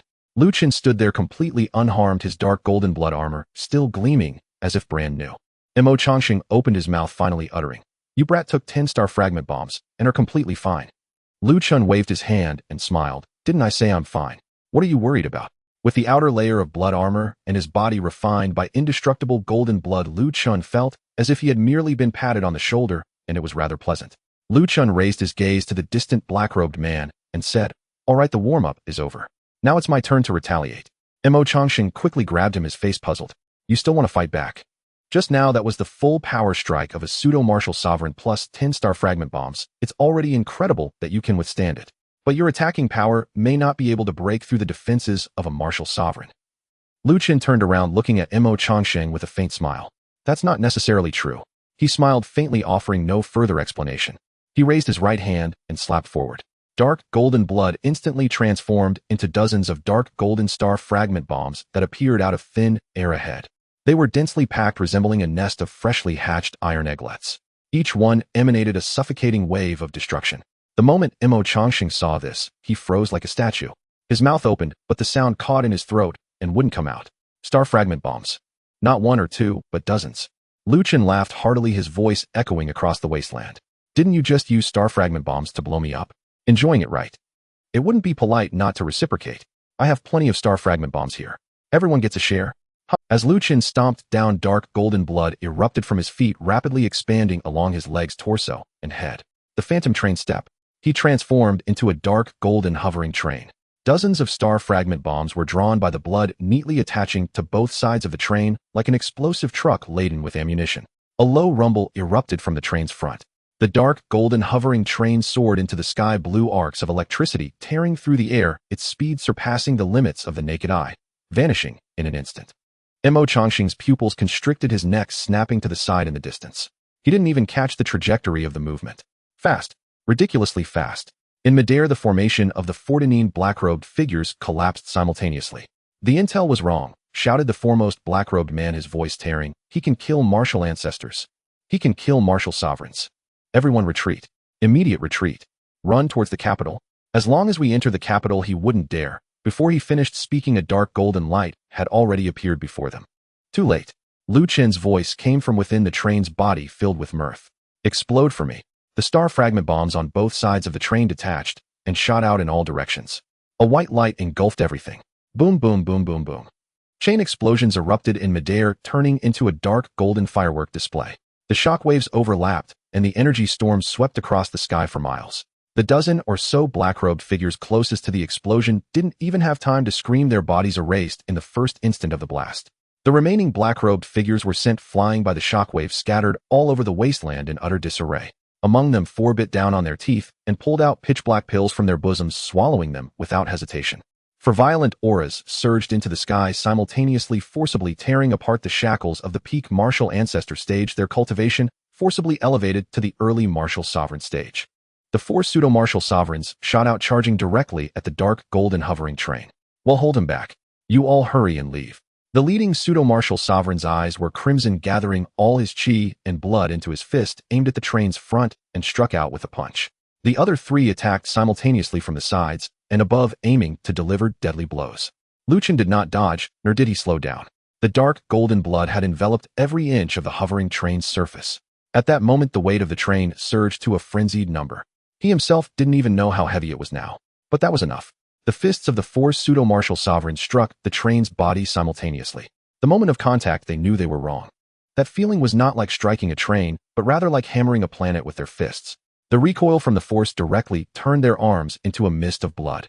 Following that, their shoulders, chests, and entire bodies exploded into a mist of blood. The dark, golden, hovering train surged through the shattered blood mist, its speed unchanged. Lu Chen's laughter rang out from within the train, echoing across the entire wasteland. Weak, truly too weak. Is this what a martial sovereign is? In the distance, Mo Changxing stood rooted to the spot, looking up at the dark, golden light sweeping across the sky, his entire body shivering. Mo Changxing instinctively took a step back, muttering to himself, "This kid is so crazy. He wouldn't blow me up too, would he?" Mo Changxing gazed at the distant scene and took out an ancient-looking encrypted communicator from his storage ring, tapping it lightly with his fingertip. Soon the communication connected. "Old Mo, why are you suddenly looking for me?" A slightly weary male voice came from the other side. Mo Changxing skipped the pleasantries. "Did the dragon essence and tiger might pill I refined for you last time work well?" It worked well. As long as it works. This time help me with something. Get the Lin family's communication." There was a long silence on the other end of the communicator. After quite a while, a hesitant voice finally came through. "This is a bit difficult. The Lin family has been rooted in the capital for many years and is one of the top 10 noble families." Mo Changxing frowned, his tone suddenly turning cold. "I didn't ask to hear all that. Just tell me if it can be done." There was silence again on the other end. Mo Changxing adopted a coercive tone. "You wouldn't want others to know about the ailment you suffered from during your battles back in the day, right? That you can only rely on medicine to deal with your wife." The other party immediately panicked. "I'll help. Just don't say any more." Mo Changxing muttered, "If you had done this earlier, it would have been fine. You just lack proper training." The communication ended. Dozens of deafening booms echoed across the vast wilderness. A few breaths later, Lu Chen returned to Mo Changxing's side, transforming into human form. Mo Changxing asked, "Have you finished everything?" Lu Chen nodded and chuckled lightly. "All killed, not a single one left." Without any hesitation, he turned to leave. No time to waste, it's time to go back to the capital and wipe out the Lin family. Mo Changxing's eyelids twitched, and he hurriedly stopped him. "Hey, don't rush. Now is not the right time." Lu Chen frowned slightly, a hint of confusion flashing in his eyes. "Not the right time. Does the Lin family have a martial saint? He pondered silently. If there really was a martial saint stationed there, then his current combat power might indeed be insufficient. Although he could crush a martial sovereign, he had no means to deal with a martial saint. Mo Changsheng waved his hand. Martial saints aren't cabbages, there aren't that many. What I mean by the timing isn't right, is that the Lin family's people haven't all gathered yet. Gathered? Many from the Lin family and their elite forces are spread across various defense lines or holding different positions. If you go to wipe out the Lin family now, those outside will surely sense it and flee in all directions, even seeking refuge with foreign tribes. At that time it will be difficult to eradicate them completely. Lu Chen understood upon hearing this, and a smile flickered in his eyes. I see. But I didn't expect you, brother Mo, to be a fellow practitioner as well. Mo Changsheng's lips curled slightly. I've understood the importance of eradicating roots 100 years before you did. Moreover, many from the Lin family deserve to die.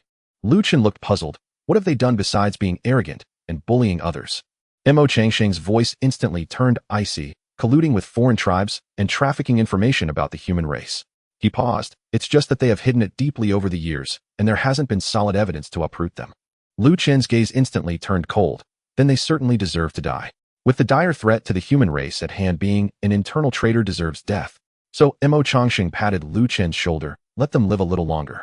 Lu Chen suppressed the killing intent in his heart and suddenly remembered, I killed so many Lin family members today. If they find out, they should be on guard by now. Mo Changsheng smiled, mysteriously confident. Don't worry, the news won't get back. Even if it does, it will only be the information we want them to see. He turned to Lu Chen. However, to make it convincing, you'll have to pretend to be dead for a while. In the Lin family, Lin Shouju sat cross-legged on his Zetan armchair with his eyes closed, breathing long and deep, his qi and blood deep and profound, as if waiting for something. Beep, beep, beep. The urgent alert sounded abruptly. Lin Shizuo's eyes snapped open as he picked up the communicator. A message popped up. Master, the intelligence was incorrect. Lu Chen's strength is not capable of killing a martial sovereign, but rather, he possesses the ability to directly kill a martial sovereign. Lin Shouju's fingers froze. Killing a martial sovereign. The difference between martial sovereign and martial sovereign is only a single character, yet the gap is as vast as the sky and the earth. A martial sovereign cannot withstand even a single exchange against a martial sovereign. This has been an ironclad rule in the human cultivation world for centuries. How could a mere freshman who just entered the martial academy claim such strength? A chill surged up his spine. Before he could sort out his thoughts, the communicator vibrated again. Master, we who have been nurtured by the Lin family will repay the favor with our lives today. We are about to detonate all the fragment star bombs and fight to the death. Lin Shouju's breath hitched for a moment before he slowly exhaled. He proactively redialed the communicator. Only a cold mechanical prompt sounded in his ear. The other party is out of service area. Lin Shouju did not panic. This communicator is a special life-binding system. As long as the holder has even a trace of life, it can connect. Being out of service area only means one thing. The person is already dead. But he felt no worry at all. This operation involved 2/3 of the Lin family's elite martial sovereigns, and they had exhausted the family stock to take all the fragment star bombs. With such firepower, even an old martial sovereign would be blown to bits. Even if Lu Chen could kill a fake martial sovereign, he absolutely couldn't withstand the barrage of dozens of fragment star bombs. This child is surely doomed to die. Lin Shouju muttered to himself, raising his hand to summon. Go investigate. Confirm the news. As dusk fell, the setting sun dyed the horizon of Kyoto Martial Academy crimson. A silver-white floating train covered in dust slowly descended on the helipad at the school gate. A gaping hole was conspicuously visible on the alloy chassis beneath the train, with the edges of the metal plates curled outward as if something had smashed through forcefully. The cabin door opened. Tufu was the first to rush out, his face ashen. Su Qinghan and Shun Bing followed closely, their steps hurried. As the three landed, a few passing seniors nearby were whispering together. Have you heard? That new student is gone. Just the day before yesterday, he eliminated a genius of the Lin family on campus, and today he's dead outside. What a pity, such a waste. If he had stayed obediently in Kyoto, the Lin family wouldn't dare to act against him openly, yet he went out to deliver his head. In the end, it's still youthful arrogance. But he's our junior, shouldn't we unite to report the Lin family? Report. The Lin family would erase all traces before they dared to act. If you report, you'll only end up sacrificing yourself. Every word fell clearly into the ears of the three. Su Qinghan's steps halted. She clenched her fists, her nails digging into her palms. A surge of immense rage, and something she was unwilling to admit, churned in her chest. It can't be true. Her voice was soft, almost as if speaking to herself. Lu Chen can't possibly be dead like this. Shen Bing's eyes reddened in an instant, her voice laced with a sob, shaking her head furiously. Impossible. My master is so powerful. How could he die? She had witnessed Lu Chen breaking the norms time and again and had heard him make outrageous promises. Each one of them he had fulfilled. Such a person, how could he possibly die in an ambush? Tofu remained silent. He clenched his fists tightly, his figure suddenly soaring into the air, heading toward the cafeteria. If Mo Changsheng was personally following him, how could he not protect him? After a few breaths, Tofu landed in front of the cafeteria window. Inside the window stood a strange cafeteria lady. The principal's office. Fragrant tea curled in delicate wisps and silence reigned, so profound it felt like another realm entirely. Lu Chen lounged casually on the guest chair, lifting a cup of clear tea to his lips with relaxed grace, his brows and eyes soft with ease. This tea is excellent, sweet and subtle. Mo Changsheng sat across from him, wearing an expression of quiet pride. Naturally, these are tender leaves from the enlightenment tree. I've hoarded them for years to gather even this small quantity. I rarely drink them myself. Today you've struck rare fortune. Leaves from the enlightenment tree. Lu Chen paused, faintly startled. Strange. The enlightenment fruit tastes wretched, yet its leaves brew into such fine tea. Has this tree grown upside down? Mo Changsheng froze mid-sip. You've tasted the enlightenment fruit.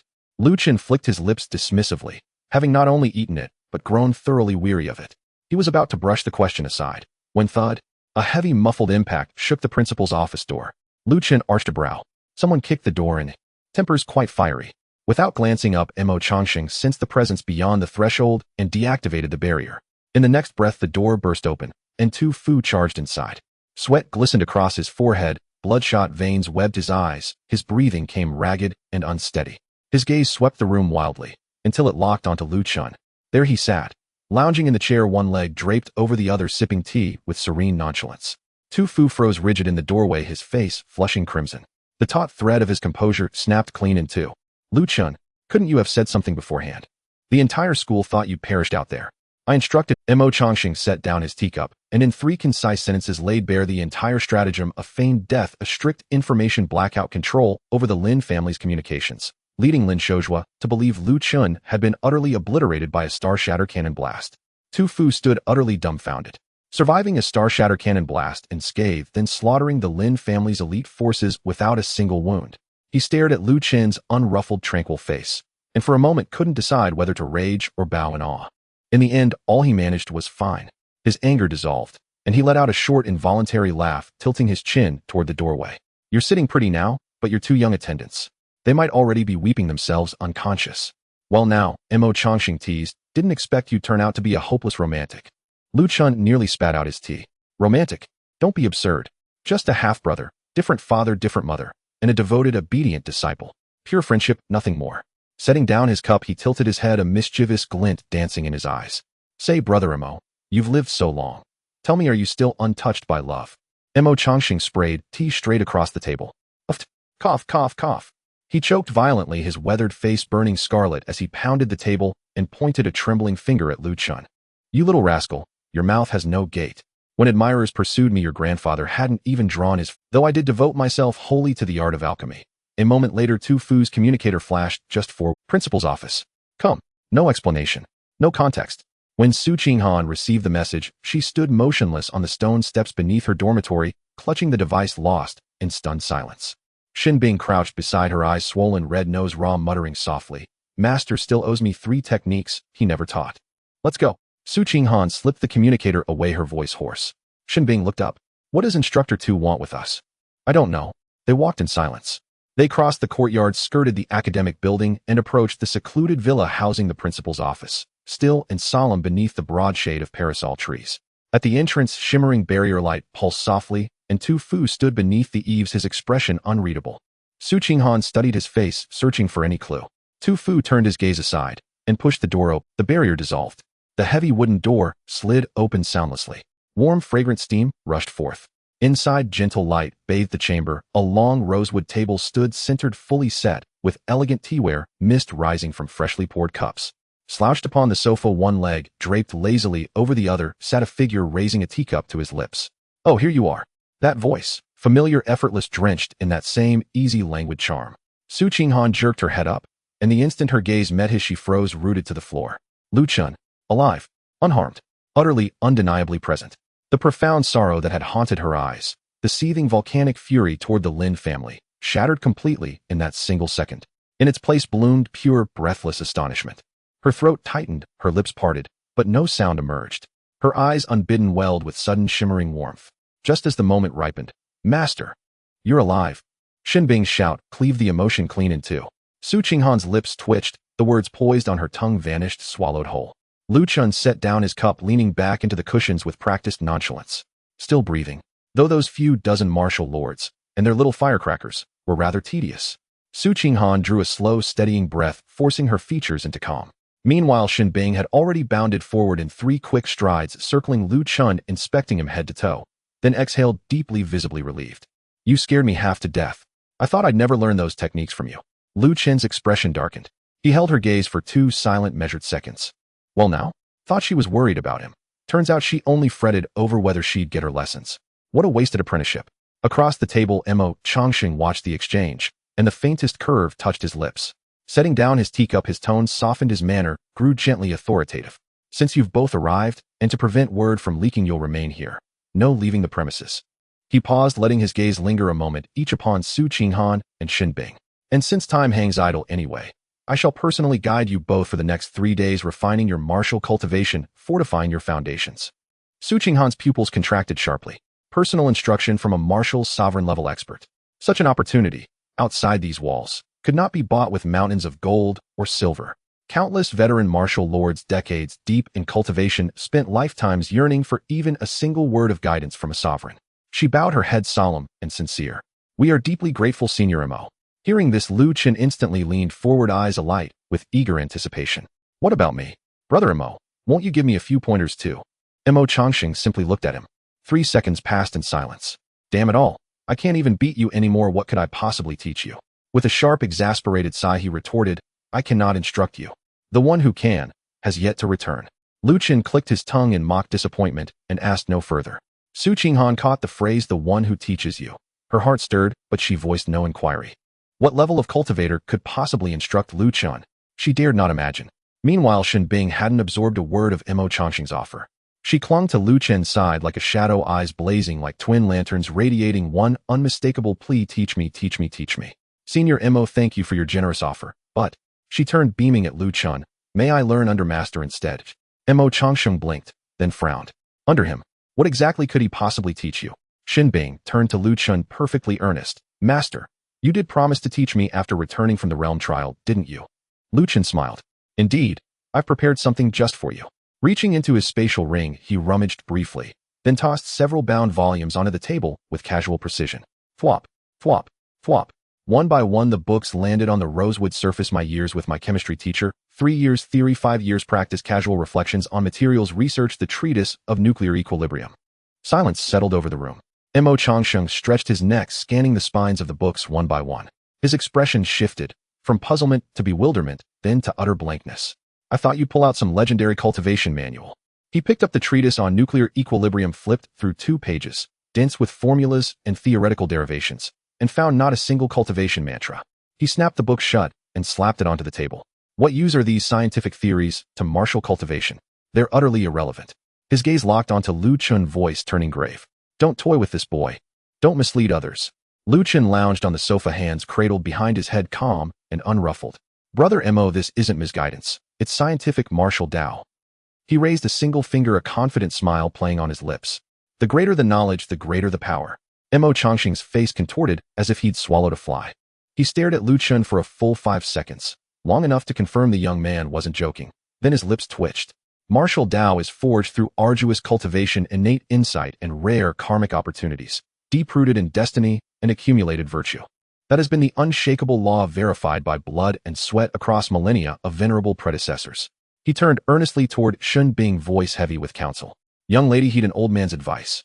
Do not follow your master down these heterodox paths. They'll only erode your foundational cultivation. For the next 3 days, I shall impart orthodox martial heart mantras and practical combat techniques to solidify your base. Only then can you stride farther along the path ahead." Shin Bing's gaze flickered between Mo Changxing and Lu Chun twice, before settling resolute upon Lu Chun. "I follow my master." Mo Changxing nearly choked. Lu Chun burst into laughter and ruffled Shin Bing's hair. "Truly worthy of being my disciple." He turned to Mo Changxing, a glint of mischief flashing in his eyes. "Since Brother Mo refuses to believe me, shall we wager?" "Wager on what?" Mo Changxing arched a brow. "For the next 3 days, devote yourself entirely to training Su Qinghan. Whether pills, resources, or your most treasured techniques, spare nothing. He pointed first to himself, then to Shinbing. I'll train Shinbing. After 3 days, let them compete. Whichever student proves stronger wins. If I win, just a few spirit pills will suffice. If I lose, I'll abide by whatever you decree. Mo Changxing studied his face and suddenly smiled. Ah, I see now. Clever lad. No matter how this turns, you stand to gain. Very well. I accept the wager. Su Qinghan watched the exchange, her heart churning with conflicting emotions. She had been placed squarely on Mo Changxing's side. Direct tutelage from a martial sovereign, access to top-tier resources, any cultivator would kneel in gratitude. Yet something strange stirred within her, unbidden, inexplicable, as though a cherished pet had been abandoned, and she was that very creature. Mo Changxing stood brimming with confidence, already devising the swiftest path to fortify Su Qinghan's foundation and break through bottlenecks, ensuring certain victory in the wager. Just before training commenced, Chen lifted his hand. A faint luminescence shimmered in his palm, and 2 extraordinary spirit fruits appeared radiant and flawless. He gazed at Su Qinghan and Shinbing before speaking softly. I plan to give these to you later, but since intensive training begins today, I'll hand them over now, to help you adapt. Both women fixed their eyes on his palm, immediately puzzled. Shinbing asked curiously, what are these? Su Qinghan's eyes narrowed sharply. Insight-seeking fruits. No, these were unlike ordinary insight-seeking fruits. Those were emerald green. These, however, burned crimson, a searing visceral heat radiating from them, and their skins bore dense flame-like crimson traceries. Chen smiled mysteriously. You'll understand once you've eaten them. Each took one without hesitation and swallowed it whole, chewing briefly. A warm yet commanding current surged down their throats, flooding every meridian in under 2 seconds. Shinbing's body tensed instantly, her face flushed scarlet, but she uttered no sound, gripping the armrests of her chair with white-knuckled force. Su Qinghan remained composed, closing her eyes as the energy coursed, circled, and harmonized within her. At that moment, Mo Changxing set his teacup down, silently, deliberately, upon the table. His pupils contracted sharply. He shot upright from his seat and strode forward, closing the distance to Chen in 3 swift steps. In those ancient eyes, over a century old, disbelief blazed like wildfire. Those were insight-seeking fruits you just gave them. His voice trembled, not with fear, but with the raw shock of a master alchemist confronting a gap in his lifelong knowledge. Chen shook his head calmly. Not quite. Then what are they, Hoi? Mo Changxing's voice quickened. Where did you obtain them? He had lived over 100 years, refined countless pills, and possessed encyclopedic mastery of rare treasures. Yet these fruits evoked no memory, no precedent. Win the wager, and I'll tell you. A subtle curve lifted the corner of Chen's mouth. Mo Changxing clenched his fists. This boy truly knew how to dangle temptation. Just as he prepared to press further, something extraordinary erupted.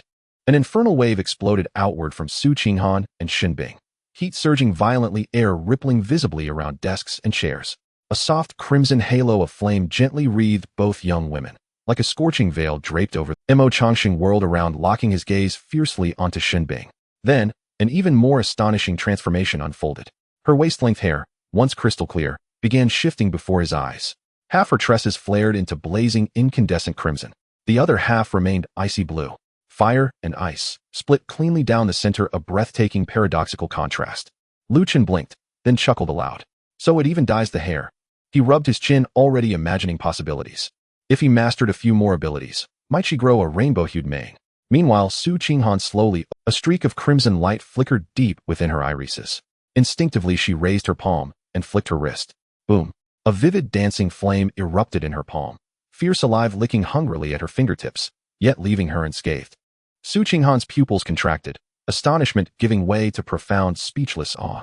This is fire affinity awakening. I've awakened an affinity. Her voice trembled with disbelief. Among millions of martial cultivators, perhaps one in a generation manifested innate affinities, bestowed by heaven itself, impossible to awaken postnatally. Yet she, aided by this spirit fruit, had awakened one after birth. Shinbing, too, opened her eyes, her gaze shimmering with alternating currents of ice and flame. She raised both hands, another marvel unfolding. Frost crystallized instantly in her left palm, white mist curling upward, chilling the entire chamber. Flames roared to life in her right, blazing, searing, radiating oppressive heat. Ice and fire, two diametrically opposed, inherently antagonistic forces, coexisted serenely in her palms, neither clashing nor yielding. Mo Changxing could no longer contain himself. Dual affinity awakening. How is this possible? His voice cracked, not with anger, but with the shattering of fundamental truths. Ice and fire were absolute antitheses, mutually annihilating by nature. To possess even one affinity marked one as heaven's chosen dual affinity, especially ice and fire, defied all known martial doctrine. Mo Changxing stared transfixed at Shen Bing's miraculous aura, then slowly turned his gaze toward Lu Chun, whose expression remained serene, unruffled. In that instant, the 100-year-old martial sovereign felt for the first time utterly unable to fathom the young man before him. Just how many world-shaking techniques did this boy conceal? Shen Bing stared at the flickering flame dancing upon her right palm, her brows knotted in deep concentration. She turned her hand over clenched and unclenched her fist. The flame pulsed in perfect synchrony, flaring and dimming with each motion. Master, something is wrong. She lifted her gaze to Lu Chun, her tone grave and earnest. I have no fire elemental ability crystal formed within my body, yet I can still manifest fire abilities. This question struck at the heart of martial truth. According to established doctrine, every ability cultivator must possess an elemental ability crystal within their body, the irreplaceable core nexus through which all power flows. To wield ability without such a crystal was akin to a vehicle racing down a highway without an engine. Lu Chun waved his hand dismissively. Don't overthink it. What matters is that it works. Shen Bing fell silent. Lu Chun gestured casually towards several books resting on the desk, his voice relaxed yet unwavering in conviction. For the next 3 days, you need only master every word in these texts. I guarantee your combat prowess will surge beyond a single tier. Hearing this, Shen Bing ceased her doubts and eagerly snatched up the topmost volume, flipping open its pages with bright-eyed anticipation. Mo Changxing rose from his seat, his gaze shifting towards Su Qinghan. Qinghan, come with me to the cultivation chamber. He cast a sidelong glance at Lu Chun and Shen Bing, his eyes gleaming with the quiet confidence of a veteran powerhouse. His voice lowered, resonant and commanding. In 3 days' time, let this young man witness firsthand what true orthodox supreme martial cultivation truly means. With that, he strode purposefully toward the inner cultivation chamber of the principal's office, his back broad and immovable as a mountain. Before following, Su Qinghan couldn't resist glancing back at Lu Chun one last time. Lu Chun happened to look up and flashed her a wide, easy grin. A sudden warmth bloomed across Su Qinghan's ears. She turned swiftly and hurried after Mo Changxing. The chamber door closed behind them with a soft final hush. Silence settled over the principal's office. Shen Bing cradled the treatise on nuclear equilibrium, flipping through 3 pages, then froze, utterly stunned. Dense equations on energy decay, particle collision models, critical mass calculations. Every character was familiar, yet assembled into sentences they resembled indecipherable scripture. Master, Shen Bing offered a wry, helpless smile. I simply cannot understand any of it. Lu Chun tilted his head, studying her for several seconds, a faint arch lifting one brow. That shouldn't be possible. Your comprehension talent is far from low. Why then this incomprehension? He paused in quiet contemplation, murmuring to himself. Could it be that her entire upbringing immersed her solely in traditional martial arts manuals and techniques, never once exposing her to this kind of knowledge, leaving her cognitive pathways entirely unopened? Having reached this insight, Lu Chun relaxed into a knowing smile. If you can't understand it, it's simply because your medicinal dosage isn't sufficient. With a flick of his wrist, he brushed his storage ring. A cascade, shalala, poured forth. Emerald green enlightenment fruits tumbled onto the rosewood desk like a torrent of jewels piling into a glistening, fragrant mound. Shen Bing stood dumbstruck. So many enlightenment fruits. Lu Chun plucked one, effortlessly popped it straight into Shen Bing's slightly parted mouth. Instinctively she chewed and instantly grimaced. Sour. Yet almost immediately a cool crystalline current surged from her tongue up to her crown. When she glanced back at the equations, those once incoherent symbols and numerals suddenly resolved, clear, logical, luminous. It wasn't merely understanding a single formula. Rather, all knowledge unfurled like cream melting under warm water, layer upon layer, dissolving, interweaving, spontaneously assembling itself into a vast coherent network inside her mind. Shen Bing's pupils flared with sudden brilliance. I've grasped it. I've grasped it. Ha ha. She shot upright, left palm freezing into shimmering ice, right palm igniting into roaring flame, then crossed her arms and thrust forward with explosive force. Ice and fire collided midair, fused, compressed, until a fist-sized sphere coalesced before her palms, its surface a mesmerizing tapestry of swirling frost and ember. Left ice, right fire, mushroom bloom. In Jingdu, the Lin family residence. Father, excellent news. Lin Chun bounded across the study threshold, his face alight with irrepressible elation. Lu Chun is dead. The news has already swept across the entire Jingdu Martial Academy. Behind the rosewood desk, Lin Shozhua held a steaming cup of tea, his eyelids low, his breath steady and unhurried. He had known long before anyone else. Lin Shozhua sipped his tea, his gaze fixed upon the leaves drifting slowly in the amber liquid. To eliminate a nascent prodigy not yet fully matured, the Lin clan had sacrificed 2/3 of its elite martial venerables and exhausted its entire stockpile of star-shattering rounds. The cost was staggering, yet wholly justified. A genius capable of slaying a martial sovereign heathen while still at the martial spirit realm, if allowed to ascend, would pose an unthinkable threat. Lin Shojua set down his cup and raised his eyes to Lin Chen. That gaze was detached and different, as if appraising a tool, not a son. Your elder brother is returning. Lin Chen's exultation froze instantly. A brittle smile remained fixed at his lips, but the light in his eyes had vanished, extinguished without a trace. An image rose unbidden in his mind: Lin Xiao. Lin Xiao, the Lin clan's eldest son. Having reached the pinnacle of the martial venerable realm before 30, his ki-blood density rivaled even pseudo-martial sovereigns, his talent eclipsing every peer in Jingdu. Countless experts predicted he would become the youngest martial saint since the legendary Kanglin martial saint. Lin Shojua's voice dropped lower still. How long have you lingered at the peak of the great martial master realm? Lin Chen's Adam's apple bobbed. 2 months. You must break through to the martial spirit realm before your elder brother returns. Lin Shojua's tone brooked no negotiation. Lin Heng is already ruined, no longer worth cultivating. If you too stagnate, proving yourself unfit for greater responsibility. He left the sentence unfinished, but Lin Chen's back was instantly drenched in cold sweat. Father, I swear, I will never disappoint you. Too terrified to linger, he whirled and fled to study, his footsteps 3 times faster than when he'd entered. The door clicked shut. Alone in the study, Lin Shojua sat motionless. Fragrant tea smoke spiraled upward as his fingertips tapped the desktop in slow, measured rhythm. That very day, every Lin family member stationed across military outposts and frontline defenses received an urgent summons from the military command to report immediately to Jingdu. The official reason cited a top-tier military conference convened to plan a major joint operation against the alien races. Even Zhang Wuji, the northern garrison martial saint, would attend in person. Lin Shojua's finger paused mid-tap. A martial saint's personal presence was no trivial matter. What scale of operation could possibly warrant such gravity?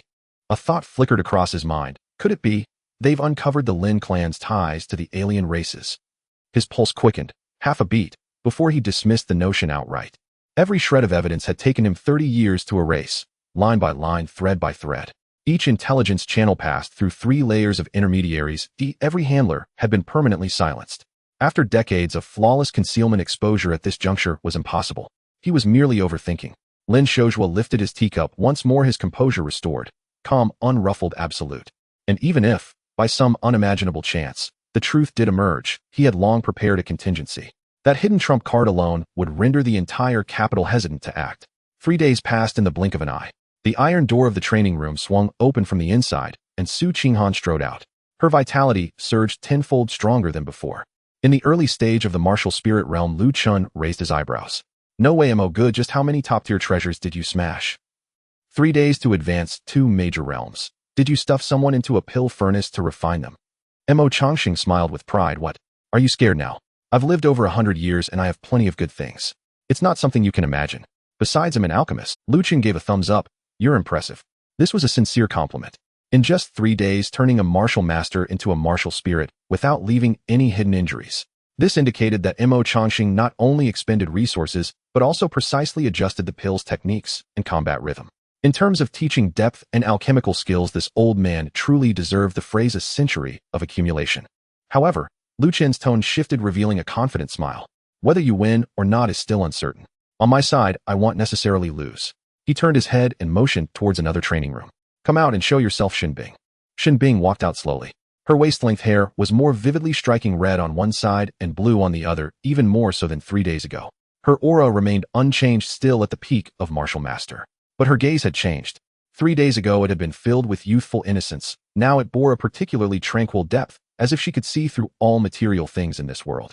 Mo Changxing's brow furrowed instantly. He was all too familiar with this aura. It resembled the craziness of those research lunatics at the Kyoto Research Institute. He slapped the table in anguish. Lu Chun, a perfectly talented martial arts prodigy, has been ruined by your teachings. Don't speak too soon. Lu Chun stood up and stretched lazily. Whether it's waste or genius, we'll find out through testing. Let's start the match. I still need to deal with the Lin family. He then looked at Xinbing. When you engage, remember to hold back a bit. Xinbing nodded, her eyes full of eager. All right, master. After 3 days of enlightenment, it was finally time to make a move. This time Xinbing will shock everyone. The group entered the spacious training room. The walls were etched with buffering restrictions, and the space was vast enough to support full-force battles below the martial sovereign realm. The two stood apart. Shin Bing spoke first. Qinghan, your realm is higher than mine, you go first. Su Qinghan was taken aback, confirming she had not misheard. Are you sure? I'm at the martial spirit realm, 2 major realms above you. If I go all out, can you handle it? Shin Bing smiled slightly. Don't worry, your current strength won't harm me. Su Qinghan fell silent for a moment and shot a glance at Lu Chen. Has she even learned from the reckless? All right, then I won't hold back. As her voice fell, Su Qinghan's vitality surged explosively, a solid martial spirit aura resembling a collapsing mountain, all concentrated in her fists. 3 days of training had honed her control over power to precision. Earth-tier high-grade martial skill, mountain suppression fist. She launched a punch. The punch tore through the air, a booming sound echoing, heading straight for Shin Bing's chest. Mo Changxing stroked his beard, nodding in satisfaction. Not bad, not bad. In just 3 days, she had perfected the mountain suppression fist. This child's comprehension exceeded my expectations. Within her realm, this punch was indeed invincible. Lu Chen chuckled inwardly. After consuming so many enlightenment fruits, how could her comprehension not be good? Bang! A deep thud rang out. Su Qinghan's fist struck Shin Bing's chest solidly. However, the result was shocking. Shin Bing stood there. A layer of crystal-clear ice armor enveloped her entire body, absorbing the full-force strike of the martial spirit realm without sustaining a single crack. Su Qinghan's pupils constricted sharply. Mo Changsheng's smile froze. Shin Bing explained softly, I altered the structure of the ice layer to distribute the force evenly in a honeycomb pattern. All the impact was dissipated across the surface of the ice armor. As long as the localized pressure did not exceed the force limit, it would remain intact. Su Qinghan stepped back 2 paces, creating some distance. Her reaction was swift, since physical attacks couldn't break through. Then use fire. She brought her palms together, creating a narrow gap in the center. Pure fire-type abilities compressed and condensed rapidly, with temperatures soaring. Hiss! A highly concentrated scarlet high-temperature ray shot forth. Lu Chen raised an eyebrow, nodding in approval. Not bad. To develop such an application of abilities in 3 days, concentrating a point to break through a plane. Unfortunately, it's still not enough. Shin Bing's expression was calm. Ice mirror. A pure ice mirror crystallized in front of her. The fire ray struck the ice mirror but was perfectly reflected back, due to the mirror's special refractive structure returning along its original path. It grazed Su Qinghan's shoulder, crashing into the back wall of the training room, leaving a scorched mark. A chill ran down Su Qinghan's back. Her own attack almost harmed herself. With such high temperatures, how could the ice not melt? Shin Bing's response was concise and to the point. The outer layer of the ice mirror is made of aerogel structure ice crystals, which have an extremely low thermal conductivity. The ray contacted the mirror for less than 1/10 of a second. The heat couldn't be conducted before being reflected out. Mo Changsheng opened his mouth slightly, then closed it. He understood each word, but he couldn't grasp the whole concept. Su Qinghan gritted her teeth and moved, still looking for an opportunity to attack. It's my turn. Shin Bing's voice was not loud, but filled with excitement. She slowly raised both hands. Her left palm was covered in frost-white mist swirling. Her right palm was ablaze, heat wave scorching. 2 opposing forces surged simultaneously, gathering in front of her palms. Left ice, right fire, mushroom results. The 2 hands came together. The flames and cold ice did not annihilate each other upon collision, but instead merged under some precise control.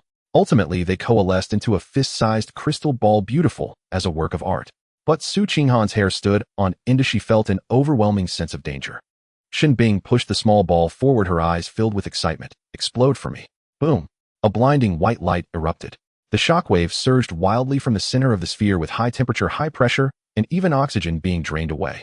Mo Changsheng's figure shot up, slapping out, with one palm forcing down the residual wave with his martial sovereign aura. Seconds later, as the storm subsided, Mo Changsheng's eyes were filled with shock as he asked, what kind of technique is that? The destructive power at that moment was enough to severely injure a martial king-level expert. A martial master had unleashed the power exceeding 3 major realms. Shin Bing felt a bit embarrassed. This is called a thermal pressure bomb. The principle is to utilize high-density fuel mixed with oxygen in the air to ignite instantaneously, creating high temperature, high pressure, and a large area of oxygen deficiency. After finishing, she sighed, her expression somewhat regretful. Unfortunately, my realm is too low right now, so the power is still a bit small.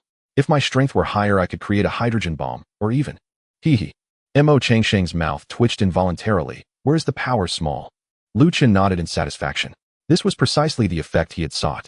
Shin Bing bore no anomalous power crystals within, yet she commanded both ice and fire. In Lu Chen's design, she was an irrational heavy fire turret. She would employ ice-based anomalous power to erect an absolute defense, reconfigure how force was distributed, and render herself immune to assaults of the same tier, or even higher.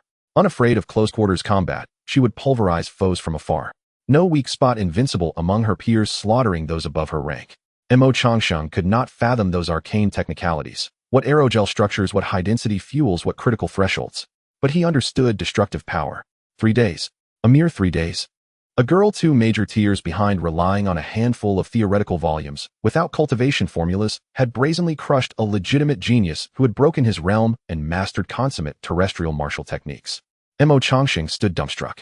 In his mind, decades of deeply rooted martial doctrines were tearing apart. The meridians, the qi and blood, the dantian, the microcosmic circulation. These were the iron laws he had guarded his entire life. He remembered how to break the Wu Ling realm in his youth. He had spent long years in contemplation to seize the slightest breakthrough.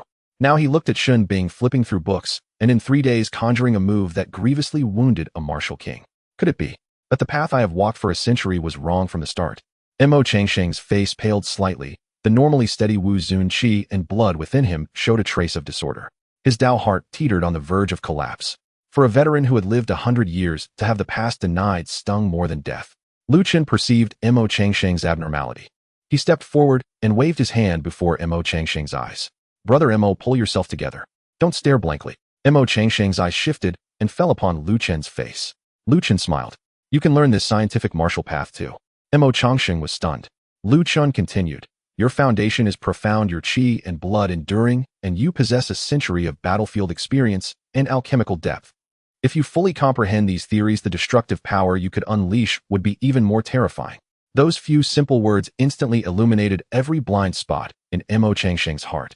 He snapped his head up, eyes bursting with a brilliant light. The martial faith that had crumbled reassembled in an even more frenzied fashion. Exactly, he cried hoarsely, his emotions boiling over. A girl who had not entered the Wu Ling realm after a few days of studying scientific martial arts could severely wound a martial king. And what of him? He was a bona fide veteran Wu Zun. If he were to deconstruct energy recombined techniques and blast the very source, using his Wu Zun body to strike at a Wu emperor, such a reversal might not be mere fantasy. Ha ha ha. Mo Changsheng laughed toward the sky. The fierce Wu Zun qi and blood surged uncontrollably through him, rattling the training chamber as its buffering runes flickered wildly. He swept away decades of martial shackles. His whole being became lucid and spirited. Live and learn. I understand now. I understand completely. Lu Chen watched this fervor, his eyelids twitching twice. It seemed he had awakened something remarkable. Would the old man now convert his alchemy furnace into a reactor? From pill refiner to bomb crafter, the mental image was absurd. Lu Chen cleared his throat, cutting off Mo Changsheng's roar. Brother Mo, honor the wager. With Lu Chen's reminder, Mo Changsheng restrained himself and suppressed the outward surge of qi and blood. His face flushed, yet he was decisive. With a casual motion, 3 white porcelain vials settled steadily on the table. Mo Changsheng approached and began to introduce them, pointing at each in turn. The first, a Zongrade body tempering dan. Its effect you should know, consolidating the root and nurturing the origin, purging and refining the marrow. The second, Guiyuan dan. It is specifically for healing. A single dose can instantly stabilize a mortal wound of a Wu Zong. Even injuries at the Wu Zun level will be greatly alleviated. When he spoke of the third vial, Mo Changsheng's chin lifted, absolute pride of an alchemical master gleaming in his eyes. He uncorked the stopper. A dense crimson pilky billowed forth and the room's temperature shot upward. The third is my exclusive Baojing Dan, my breakthrough pill. When taken by a Wu Zong, it can temporarily vault one across a major realm for half an hour. Lu Chen arched a brow. Isn't this the same kind of pill the Lin family uses? Mo Changsheng snorted with those inferior pills of the Lin family. Do they dare be compared to my elixirs? They burn lifespan, overdraw potential, and ruin the foundation. Once the effect fades, the user becomes utterly wrecked after the battle. But my Baojing Dan purely forces the latent qi, blood, and spiritual power to awaken within. He raised a finger. No injury, no depletion of the root, no destruction of potential. The only side effect is that once the pill's effect ends, one will be weakened and require a few days recuperation. Lu Chen's eyes brightened. Good stuff. He unceremoniously swept the 3 vials into his storage ring. Thanks, Brother Mo. Don't play coy. Mo Changsheng waved easy and unconcerned. I'm not the sort to renege. Having said that, he looked at Lu Chen with burning expectation. Now that the bed is settled, lend me those research books of yours. Lu Chen casually handed over the He Ping Jing and materials research 2 or 3 treatises from the table. Mo Changsheng received them like a man who had found treasure. He took the thick stack with both hands, handling them with extreme care, eager to dash into his private training chamber. To read theory while conducting experiments, to plunge into this entirely new martial system. Having taken 2 steps, his stride suddenly stuttered. He abruptly remembered an important matter. The fervor drained from his face, replaced by an expression of grave seriousness. He turned to Chen. Tofu just sent word. The Lin family's senior officers and elite forces, those manning outer defenses and strongpoints around the capital, have all been recalled. Personnel are basically assembled. The Lin Manor's defense level has been raised to the maximum. Posts every few paces, Wu Zone patrols, and the clan protection formation is at half activation. Mo Changxing fixed his gaze on Chen. The plan can be carried out tonight. The air in the training chamber fell utterly silent. Su Qinghan clenched his fist so hard his nails bit into his palm, a tide of hatred churned in his eyes. Shen Bing's smile vanished. Both hands hung naturally, coldness radiating from the left, sparks of flame flickering from the right. Chen stood motionless. He made no unnecessary move. His gaze passed over Mo Changxing's shoulder to the window outside. The sky had turned completely dark. Heavy clouds smothered the moonlight, and a night wind slipped through the window seam with a chill of impending slaughter. Chen withdrew his gaze, a cold arc lifting one corner of his mouth. Tonight then. Perfect. The sky, clear and cloudless by day, had given way to a light rain by midnight. A delicate drizzle fell in unbroken threads upon the stone-paved streets of the capital, carrying with it a bone-deep chill. Chen stood beneath the eaves, catching several cold raindrops in his palm. His fingers closed, and the water trickled down the crevices between them. Fine rain veils the dust. The night air is faintly cool, truly an ideal hour for killing. Mo Changxing stood nearby, clutching several theoretical treatises tightly against his chest, terrified they might be soaked by the rain. He shot Chen a sidelong glance and urged him impatiently. Enough with the brooding. Let's finish the Lin clan swiftly. I still have research to resume. In just a few hours he had barely turned a few pages, yet inspiration surged uncontrollably through his mind. Chen let out a soft chuckle. Mo Changxing flicked his wrist. A sleek black aircraft materialized midair. Its hatch opened. Chen, Mo Changxing, and Su Qinghan entered one after another. The craft tore through the rain-laden sky, hurtling toward the Lin clan's floating island. At that very moment, inside the Supreme Military Council Hall in the capital, the vast chamber remained unlit. Only a few wall-mounted lamps cast cold, pallid light, suffocating the atmosphere. The majority of the Lin clan members who had rushed back to the capital now sat rigidly along both sides of the long conference table. Not a word was spoken, even their breathing was deliberately subdued. At the head of the hall, seated upon the central dais, sat a figure clad in plain martial robes. His eyes were closed, his aura profound and deeply restrained. Yet his mere presence evoked the unnerving sensation of standing at the edge of an endless abyss. Jiang Wuji, the martial saint of the northern frontier. Not a single Lin clansman dared utter a sound. An ominous premonition swelled within each heart, growing more frantic with every passing second. After a brief silence, Jiang Wuji opened his eyes. His deep, unfathomable gaze swept across the room, utterly calm, utterly still. Are all present? His voice, though quiet, resonated with crystalline clarity in every ear. A military aide stepped forward instantly and began reporting in a hushed tone. 3 Lin clan members remain absent. Lin Xiao. Jiang Wuji raised a hand in gentle dismissal, a faint, almost imperceptible smile tugging at his lips. No matter. The remaining stragglers may be dealt with by others. Dealt with. At those 2 words, every Lin clansman in the hall stiffened violently, goose flesh prickling their skin, hearts hammering against their ribs. Why use the word deal with? Jiang Wuji's gaze slowly traversed the assembly. No warmth in his eyes, only glacial, soul-chilling cold. You are all pillars of humanity's martial path, guardians of our borders, bearing immense toil and sacrifice. He paused for a beat, then his voice dropped like frost-laced steel. Yet I wonder, what grievance has humanity ever committed against you that you would betray your own kind and conspire with alien races? Silence crashed upon the hall like a physical weight. Then, chaos erupted. Faces paled, chairs scraped backward as everyone leapt to their feet, stammering frantic denials. Martial Saint, where does this accusation come from? Our loyalty to humanity is absolute. We harbor not a shred of treachery. Indeed, Your Eminence. Collusion with alien races is a capital offense. We could never commit such a crime. Utter slander. 4 generations the Lin clan has shed blood on humanity's front lines. How dare you speak of collusion? One after another they cried out in protest, vehemently denying the charge. Their voices rose in volume and desperation, as if sheer noise could drown out the terror seizing their souls. Jiang Wuji sat motionless, observing their clumsy panic theatrics with detached indifference. He did not interrupt until the clamor gradually ebbed, then spoke softly, incisively. You do not understand.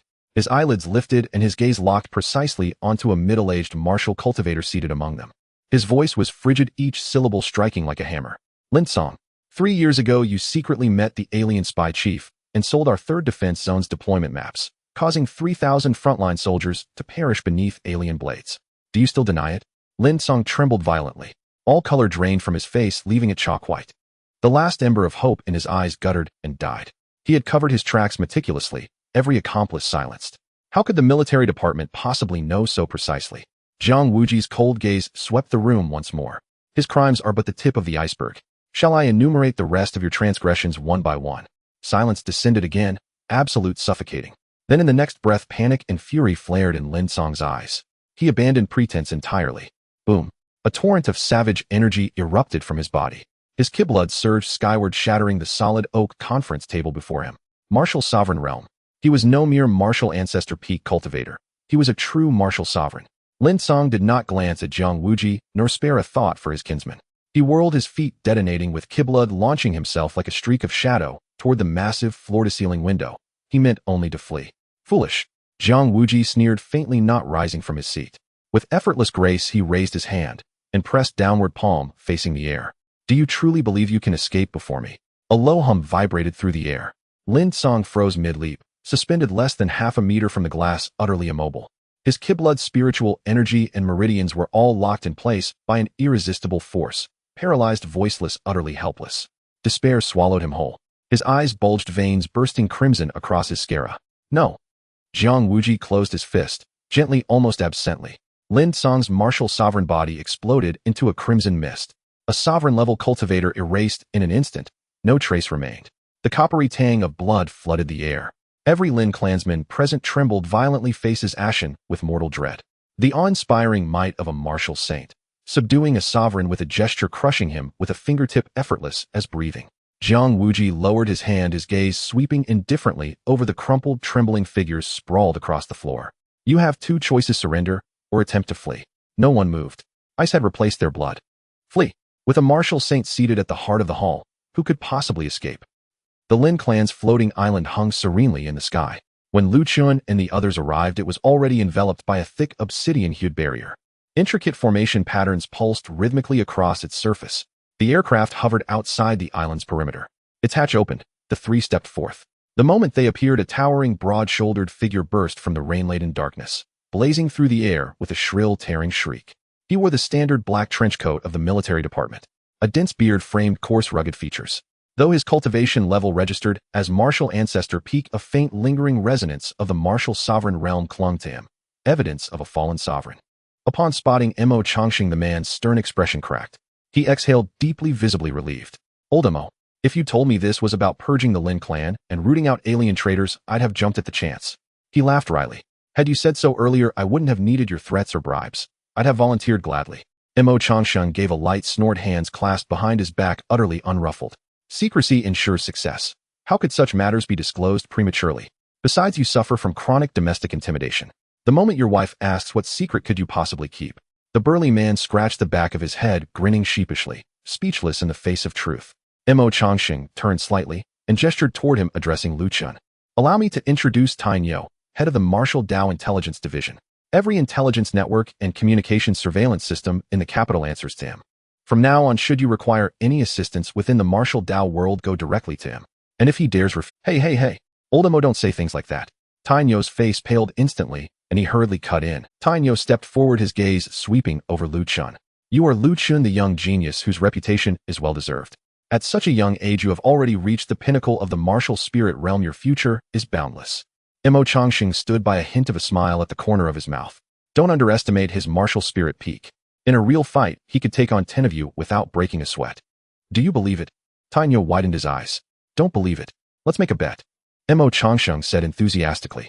Brother Mo, let's not gamble for now. We have important matters to attend to. Lu Chen interrupted, raising his hand to rub his temples. This old man had become overly excited ever since he got involved with scientific martial arts. A subordinate in a black combat uniform rushed over and stood before Tai Nyo, reporting in a low voice. Minister, the Lin family's island protection array is mixed with a large number of foreign runes, and the encryption level is extremely high. To crack it by conventional means would take at least 5 hours. Tai Nyo frowned slightly and made a decisive decision. No need to decode it. Use the erosion energy weapons to forcibly tear apart the array and create a breach. The subordinate shook his head. We have already tried using erosion energy weapons, but it would take even longer. Tai Nyo's expression darkened. Time is of the essence in warfare. The longer it drags on, the greater the uncertainty. Lu Chen stepped forward. No need to trouble yourselves, let me handle it. Tai Nyo turned to look at Lu Chen, his eyes filled with doubt. You Lu Chen offered no explanation, bending his knees slightly as his chi erupted. Boom. He soared into the air, heading straight for the Lin family's floating island. On the Lin family's floating island inside the main hall, Lin Shizu's expression was grave as he stood before the main seat, issuing orders to the core members of the Lin family present. There's not much time left. Everyone move immediately. Take all precious resources, books, and treasures that can be carried away. Destroy everything that cannot be taken. Lin Xia, the eldest son of the Lin family, furrowed his brows tightly. He had just returned from the front lines and was met with this situation. Father, have our actions really been exposed? Lin Shouju nodded slowly, a glint of ruthlessness and unwillingness flashing in his eyes. Yes, it has been exposed. I had anticipated this day, but I didn't expect the military to act so quickly. He turned around, his gaze sweeping past the ancestral tablets of the Lin family in the hall. But it doesn't matter. The Kimu sovereign of the Shura tribe has long promised me that once the incident occurs, all members of the Lin family would pledge allegiance, and the Shura tribe would accept us, ensuring the survival of the Lin lineage. Just as he finished speaking, a flurry of hurried footsteps came from outside the hall. Lin Shin stumbled, in his face pale and devoid of color, his voice trembling violently. Father, up! In the sky. Lin Shouju frowned and scolded angrily. You foolishly panicking thing. A wave of irritation rose within him as he strode out of the hall, looking up at the sky. A curtain of rain hung in the air. In the pitch-black night, a figure stood suspended. Lin Shizu's pupils constricted suddenly, and at that moment his blood seemed to stop flowing. The figure that should have been obliterated by the starbursting artillery was now looking down at him. Lu Chen, looking down from above, exchanged a glance with Lin Shouju, a bright smile spreading across his face. Floating train phantom step, activate. The dark golden chi surged in the air, weaving and constructing rapidly. In the blink of an eye, a dark golden floating train several dozen meters long took shape in the night sky. The front of the train pointed downwards, directly aimed at the Lin family's floating island. Blinding blue electric light crazily spread across the surface of the train, tearing through the air and producing a deafening roar. Lin Shouju stared intently at the sky, forcing himself to suppress his shock, then sneered. Making a show of it. This array, infused with Shura tribe runes, is invulnerable to attacks from a late martial sovereign and can even barely withstand a strike from a martial saint. His words stopped abruptly, and disbelief appeared in Lin Shizu's eyes. The speed of the floating train reached its peak in an instant.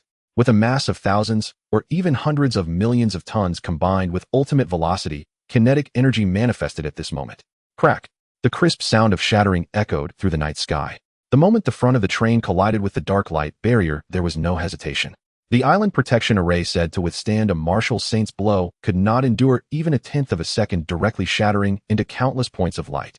The Shura tribe runes vanished under the terrifying physical kinetic energy. Boom! Lu Chun plummeted down, crashing into the central square of the floating island. The massive shockwave swept across the ground, shattering the hard bluestone slabs piece by piece, raising 10-meter-high waves of earth. The entire floating island trembled violently. The gravity balance system was nearly disabled, causing the island to suddenly sink. The luxurious buildings of the Lin family collapsed in chunks, with dust soaring into the sky. Tai Nyo watched the array shatter in an instant, his mind buzzing. He suddenly snapped back to reality and shouted sternly. All personnel attack. Capture all the Lin family members. No mercy for those who resist. Hundreds of elite troops surged into the floating island like shadows through the breach in the array. As the dust began to settle, Lu Chun walked step by step towards Lin Shouju, covered in a thick, dark, golden. The surface of the armor shimmered with a metallic luster, steady and heavy. The head of the Lin family. Surprised, are you? Unexpected that I'm still alive. However, you are about to die. Lin Shizu's expression was so dark it seemed to drip. He could not fathom how a martial spirit realm could unleash such a level of destructive power. Impudent. A furious roar erupted from the side. Lin Xia stepped forward, shielding Lin Shouju. He glared at Lu Chun, his eyes filled with arrogance and disdain. The blood energy of the peak martial zone was unleashed without reservation. A mere martial spirit realm ant dares to invade my Lin family and provoke my father. Lin Xiao's palm shone with silver light. Die for me. Amidst the glaring light, a silver spear condensed into form. The spear tip was sharp, radiating dazzling light all around. A wielder of light-type abilities awakened. Lin Shizu's heart raced wildly, a sense of extreme danger flooding his entire being. Xiar, don't. He shouted desperately, trying to reach out and grab Lin Xia. But it was too late. Lin Xia's speed was too fast. With the enhancement of his light-type powers, his body turned into a streak of flowing light. This spear exceeded the visual capture limit of ordinary martial artists. An ultimate light-speed thrust. Ding. The sharp, piercing metallic collision sound echoed across the square. Lin Xia's figure appeared before Lu Chun, grasping the spear with both hands, with the tip pressed firmly against the dark golden armor on Lu Chun's chest. Yet Lu Chun stood his ground unscathed. Lin Xia's eyes widened in disbelief. How is this possible? His thrust, enhanced by the speed of light-type powers, was something even an ordinary martial sovereign would struggle to react to, needing to avoid its edge. Yet this martial spirit realm was standing there taking it heat-in without a scratch. Chen looked down at the spear tip pressed against his chest, his eyes narrowing slightly. Had just a roadside ad. He raised his right hand, fingers spread wide as dark golden chi surged wildly in his palm. A long dark golden blade, 10 meters long, instantly formed. Chen gripped the hilt and swung the blade effortlessly. The 10-meter-long blade tore through the air, sweeping past with overwhelming kinetic energy. Boom. Lin Xia didn't even have time to let out a scream. His body exploded into a mist of blood the moment it came into contact with the blade. The body of a peak martial zone was more fragile than paper before this strike. Blood mist scattered. Only a diamond-shaped silver crystal remained at the spot, emitting a faint glow, falling onto the bluestone slab with a crisp sound. A light-type ability crystal. Chen flipped his wrist, causing the long blade to dissipate. He bent down to pick up the crystal, tossed it casually, and stored it in his storage ring. Lin Shouju stood dumbfounded. Blood trickled down his chin. Xiar. He weakened, kneeling on the ground, emitting a beast-like low growl from his throat. The unseen-a-century genius of the Lin family, the hope for the Lin family's future. One strike. Not even a complete corpse left behind. Chen lowered his gaze at the kneeling Lin Shouju, his tone calm. No need to call out. They'll send you down to see him shortly. Lin Shouju abruptly raised his head. His eyes turned completely crimson as he violently tore open his clothes. If you kill me, you will take the entire capital down with my son as a burial companion. Chen's gaze sharpened as he looked at the red light pulsating at Lin Shouju's heart. You see it now, right? Lin Shouju laughed maniacally. This is a bomb capable of destroying the entire floating island, or even half of the capital. It has already been bound to my mind and life. As long as you kill me, or if my thoughts stir, countless people will be buried with me. Chen narrowed his eyes slightly, watching the flickering red light on Lin Shouju's chest, a cold smile rising in his heart. A bomb powerful enough to destroy half of Kyoto, buried deep beneath the floating island, bound to one's mind. It indeed sounds like an inescapable deadlock. But first you must have a floating island. Just as Chen was about to take action, several sharp sounds of breaking air echoed through the night sky. Figures fell like meteors beside Chen, each one wearing a grave expression. They had clearly heard Lin Shouju's nearly mad threat. Tainyo clenched his fists tightly, his knuckles cracking as he suppressed the surging fury in his heart, and shouted fiercely, Lin Shouju, are you out of your mind? If you detonate the bomb, the lives of the people in Kyoto will be ruined, and your Lin family will also be wiped out. What good does that do you? Good. The benefit is that all of you now must hesitate to act against me, afraid to touch a single hair. Lin Shouju suddenly spread his arms wide, his voice echoing in the rainy night. Now let my entire Lin family leave safely, and this bomb will never detonate. Everyone will be safe. Upon hearing this, the expressions of everyone present turned extremely grim.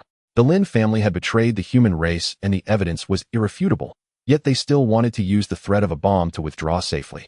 It was simply the ramblings of a delusional person, yet even with their hearts ablaze with anger, no one dared to refute. They could only stare at the deadly red light on Lin Shouju's chest. Just as the scene fell into a deadlock, an elderly figure appeared beside Lin Shouju, silently like a ghost. The newcomer was white-haired, his face lined with deep creases of time, seemingly on the brink of death, 1 foot already in the grave. Yet the aura surrounding him the moment he appeared made the raindrops in the entire rainy sky suddenly freeze in place. A terrifying pressure enveloped the area, the weight of it over 10 times stronger than that of a martial master. Father. Lin Shouju turned to see the newcomer, an overwhelming joy flooding his eyes.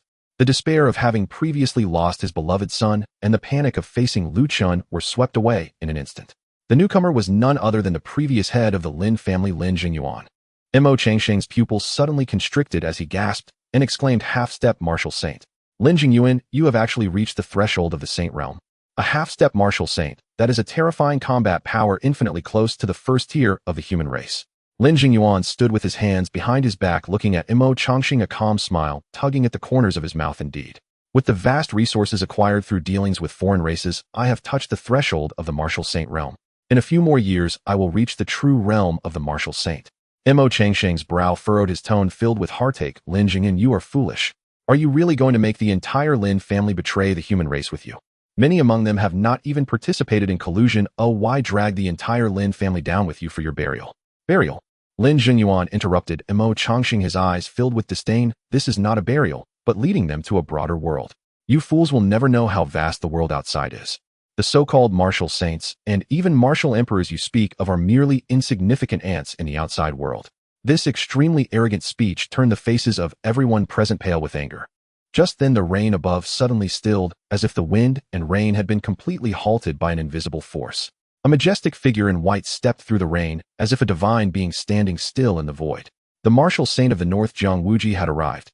Jiang Wuji's gaze was deep as an abyss, looking down at Lin Jingyuan. Below his tone, indifferent no matter how vast the world outside is, that does not justify your betrayal of the human race. Faced with a true martial saint, Lin Jingyuan showed no fear on his face. Instead, he sneered, Jiang Wuji, you cannot stop me.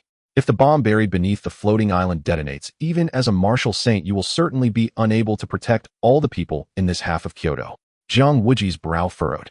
Although he had entered the martial saint realm, what Lin Jingyuan said was indeed the truth. Such an explosion he alone could not block entirely.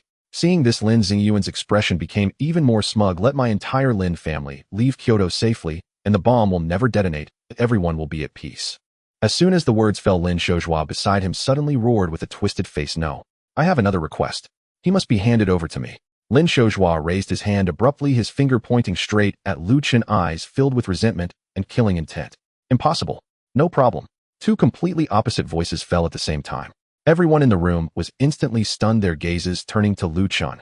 Mo Changsheng's eyelids twitched wildly. What nonsense are you agreeing to? Can't you see he wants you dead by taking— Lu Chen chuckled lightly, a mere pinnacle martial zone trash along with a half-baked, half-step martial saint. Mo Changsheng was choked speechless. You. Lu Chen slightly tilted his head, looking at him with a smile that was not quite a smile. You don't believe me. At that moment, a voice that only Mo Changsheng and Lu Chen could hear quietly rang in Lu Chen's ear. It was Jiang Wuji's transmission. Kid, do you have a way to deal with this bomb? Lu Chen looked up at Jiang Wuji in midair and subtly nodded. Jiang Wuji was silent for a moment before transmitting again. Good, then try it. If things go awry, call for me immediately. I can still guarantee your safety. As the shocked and puzzled gazes of everyone fell upon him, Lu Chen quickly walked to Lin Shozhua's side. All right, stop wasting time. Let's get out of here quickly. Lin Shozhua was obviously taken aback, seemingly not expecting this kid to actually dare to come over. But soon a fierce light flickered in his eyes as he gritted his teeth and spat out a word, go. With a heavy rumble, the entire massive floating island suddenly lit up with dense patterns. A vast force propelled the island towards the direction outside Kyoto. Outside Kyoto, the Lin family had long prepared the cross-border flying boat for their escape. Once out of Kyoto's territory, the sky would be theirs to soar, and no one could stop them. As the floating island accelerated, about to surpass Kyoto's towering walls, Lin Shozhua finally relaxed his tense nerves and no longer had any misgivings. He turned his head, staring intently at Lu Chen. Kid, you killed my Shao, severing the foundation of the Lin family's future. Once aboard the flying boat, I will make you experience all kinds of tortures in this world, letting you wish you were dead, unable to escape. Facing such a vicious curse, Lu Chen suddenly laughed. He looked around, wondering if the Lin family saw him as merely a martial spirit realm cultivator, and thought he couldn't stir up much trouble as no one stepped forward to restrict his movements. But then again, even if they wanted to restrict him, they couldn't. As long as the dark golden blood armor was attached, no one in the entire Lin family could make him move an inch. Lu Chen glanced at the rapidly retreating night view of Kyoto beneath his feet, gauging that the timing was nearly right, suddenly asking softly, little Lin, do you know when a person is the most desperate? Lin Shozhua and Lin Jingyuan were both taken aback, and the surrounding Lin family members showed puzzled expressions. Lu Chen's smile gradually widened. That is when they think they have escaped from death, hope is right in front of them, only to have it shatter in an instant. Before his words fell, Lu Chen crouched down, his hand touching the ground. Lin Shozhua and Lin Jingyuan, as high-level martial artists, immediately sensed something was off. Their faces changed drastically as they both roared in panic, stop him. But it was all too late. Lu Chen lifted his head, revealing a charming smile towards them. In the next second, a cold mechanical voice echoed in Lu Chen's mind. Detected collectible material, floating island, including giant inferno bomb buildings formations. Would you like to collect it? Collected. Lu Chen intoned from the depths of his heart, and the vast floating island vanished in an instant, dissolving into raw material and entering the system space. Those who had once stood firmly on the island beneath the Lin family's feet suddenly lost their support. A weightless panic seized them. Countless people caught off guard screamed as they plummeted toward the ground below. In midair, a handful of Lin family members, Lin Shozhu and Lin Jingyuan among them, hovered in the void, their eyes full of bewilderment. The floating island that had sustained the Lin clan for centuries was gone. No, this cannot be. Lin Shozhu fixed his gaze on Lu Chen and bellowed, what have you done? Beside him, Lin Jingyuan, an old and formidable warrior, spoke no idle words and sent a palm strike hurtling at Lu Chen. The momentum of a half-step martial saint sealed off every avenue of evasion for Lu Chen. Die. Yet Lu Chen showed no fear. Instead, he smiled. Do you not have a bomb? Wasn't your plan to take everyone with you? Now then, detonate it for me. Before the words had fallen, Lu Chen's form blurred into near intangibility. Hovering train phantasm step. Engage. In an instant, Lu Chen became a hovering train poised steadily in midair. Boom.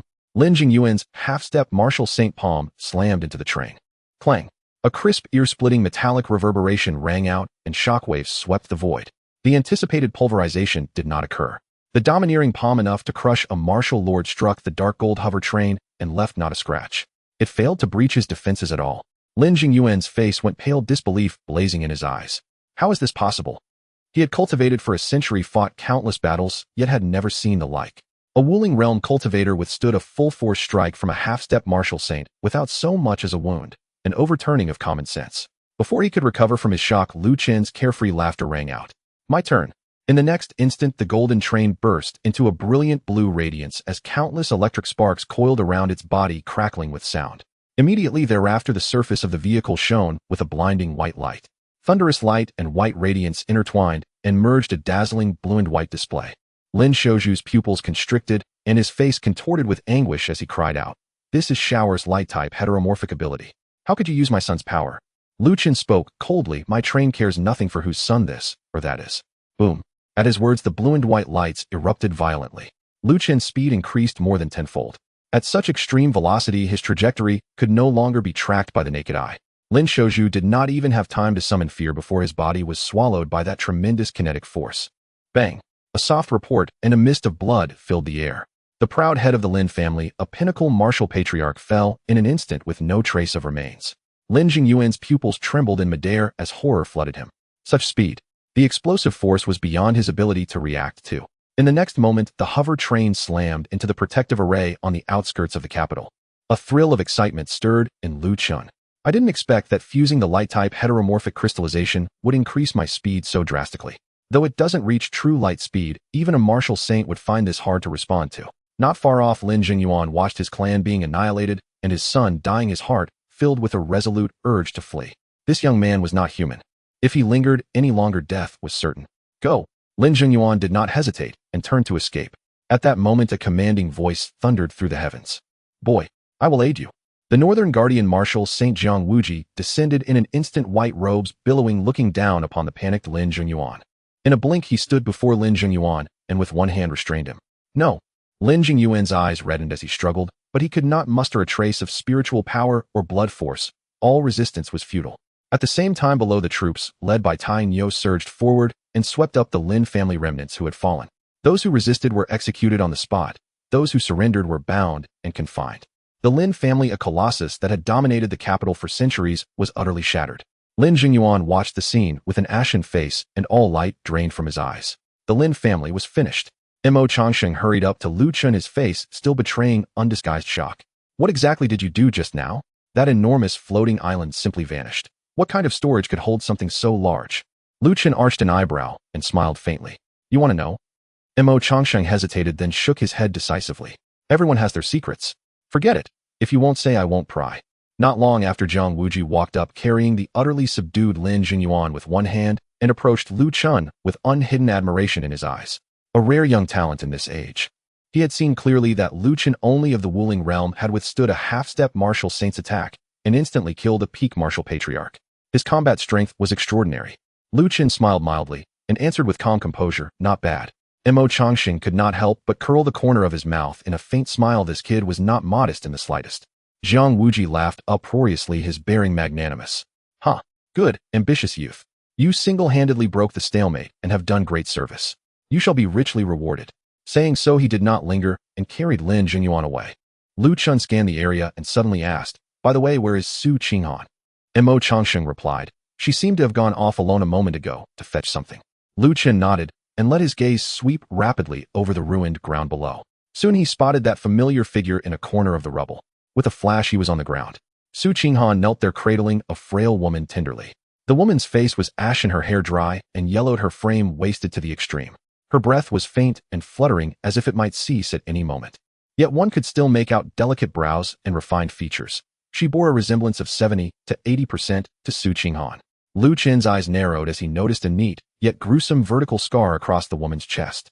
Lu Chen recognized it instantly. The wound matched exactly the one caused when he extracted Lin Heng's heteromorphic crystallization. Mother! Su Qinghan choked, tears falling in heavy drops that struck the woman's haggard cheek. Lin Wan slowly opened her clouded eyes and fixed them on Su Qinghan. She lifted a withered hand with great effort and spoke in a voice like a mosquito's whisper. You are Qinghan, aren't you? You've grown so much. You are beautiful. It seems Su Feihong has taken good care of you. Cough, cough. Lu Chen was taken aback. Su Tianhong even had such a nickname. Su Qinghan trembled and hurriedly produced healing pills from her storage ring, sobbing as she tried to place them to the woman's lips. Mother, please don't speak. Take the medicine, you will get better. Lin Wan weakly raised her hand and gently blocked the pills, her eyes full of exhaustion and resignation. No need to see me like this and be disappointed. I have held on until now, but to see you once more I am satisfied. A deep regret flashed across her eyes as her breath grew ever more feeble. Go tell your father, Su Feihong. I will go ahead and wait for him below. Lu Chen stepped forward and cut her off. Annie, don't be in such a hurry to give your last words. It's not time yet. Lin Wan blinked and looked toward the suddenly appearing Lu Chun with puzzled eyes. Mother, he is Lu Chun, he is also from Jiangqing, Su Qinghan hurriedly explained. Lin Wan glanced at her tearful daughter and then at Lu Chun, whose bearing was extraordinary and whose gaze was steady. A meaningful smile flickered on her pale face.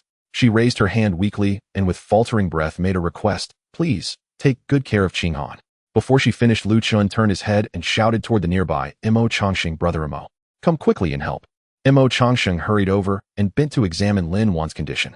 After a moment, his expression grew exceedingly grave. How is she? Can she be healed? Lu Chen asked bluntly. Mo Changsheng sighed deeply. Her heteromorphic crystallization was forcibly removed, her essence shattered. Years of imprisonment and torture left her malnourished, her qi and blood exhausted. That she still clings to one last breath is purely the result of a single stubborn will. Lu Chun frowned and spoke plainly. Brother Mo, spare me the circumlocution. Can she be cured or not? She can be cured. Mo Changsheng nodded, then his face darkened as he continued. But to truly repair her essence and restore vitality requires a substance brimming with life force. Life essence fluid. By chance many years ago I obtained some life essence fluid, Lu Chun said, slightly relieved. Perfect. Mo Changsheng smiled bitterly and shook his head. Sadly, I have used most of it over the years for alchemical refinement and nourishing herbs. Now there is only a single drop left. One drop of life essence fluid is but a drop in the bucket for someone whose essence is shattered and whose qi and blood are exhausted. It will do little against such grievous injury. Mo Changsheng raised his hand and took out a translucent jade vial. At the bottom of the vial lay a drop of emerald green liquid, its color warm and mellow. It seemed to contain a concentrated essence of spring, emitting a rich life force almost tangible. Su Qinghan stared intently at the drop of spiritual liquid, her nails digging deep into her palm. She knew this was the only thing that could prolong her mother's life, yet there was only a single drop. Mo Changsheng cradled the jade vial carefully and brought it to Lin Weiner's cracked lips, his voice low. This last drop of life-sustaining liquid should allow you to survive for 3 more days. Within these 3 days I will do my utmost to find other methods to treat you. A flicker of emotion passed through Lin Wan's murky eyes, gratitude, relief, and a sense of indifference towards life and death. She spoke weakly. Thank you, Senior. At the moment the vial was about to touch her lips, a hand reached out from the side, decisively snatching the vial away. Since 1 drop is not enough, then let me have it. Lu Chen looked at the jade vial in his hand with a calm expression. Lin Wan, Su Qinghan, and Mo Changsheng all froze, their gazes fixed on him. Mo Changsheng was the first to react, anxiously saying, What are you doing? I'm saving someone. Give it to me. Lu Chen casually turned his wrist, easily evading the hand he had extended. Lin Wan was also bewildered. She glanced at Lu Chen, then at her daughter, her eyes filled with confusion. She quietly said to Su Qinghan, Qinghan, I take back what I just said. Stay away from him. Then she turned back to Mo Changsheng and weakly shook her head. Senior, forget it. Using such a precious thing on someone like me who is on the verge of death is too wasteful. If he wants it, let him have it. Only Su Qinghan stared at Lu Chen in a daze, her eyes devoid of resentment, filled instead with hope. She understood Lu Chen far too well. Lu Chen, you. Lu Chen looked at her, a reassuring smile curving at the corners of his mouth. Don't worry, it'll definitely save your mother's life. However, there are conditions. He held up a finger.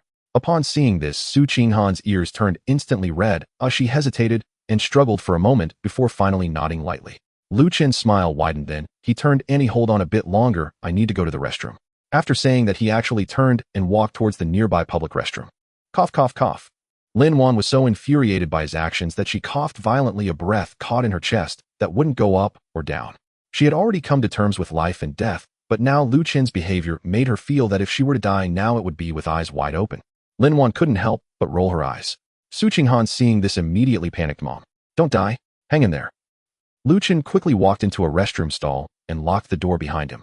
Detected collectible material, 1 drop of life-sustaining liquid. Should it be recorded? Record it. He thought to himself. Such a good thing as life-sustaining liquid would surely come in handy if he were injured in the future. Immediately after, he chose a suitable martial technique. Melt and forge. In less than a minute, Chen pushed the door open and returned to the group. All right, Annie, quickly drink it. If it's not enough, we'll get a few more bottles. The others looked up to see him holding a jade vial filled to the brim with emerald liquid.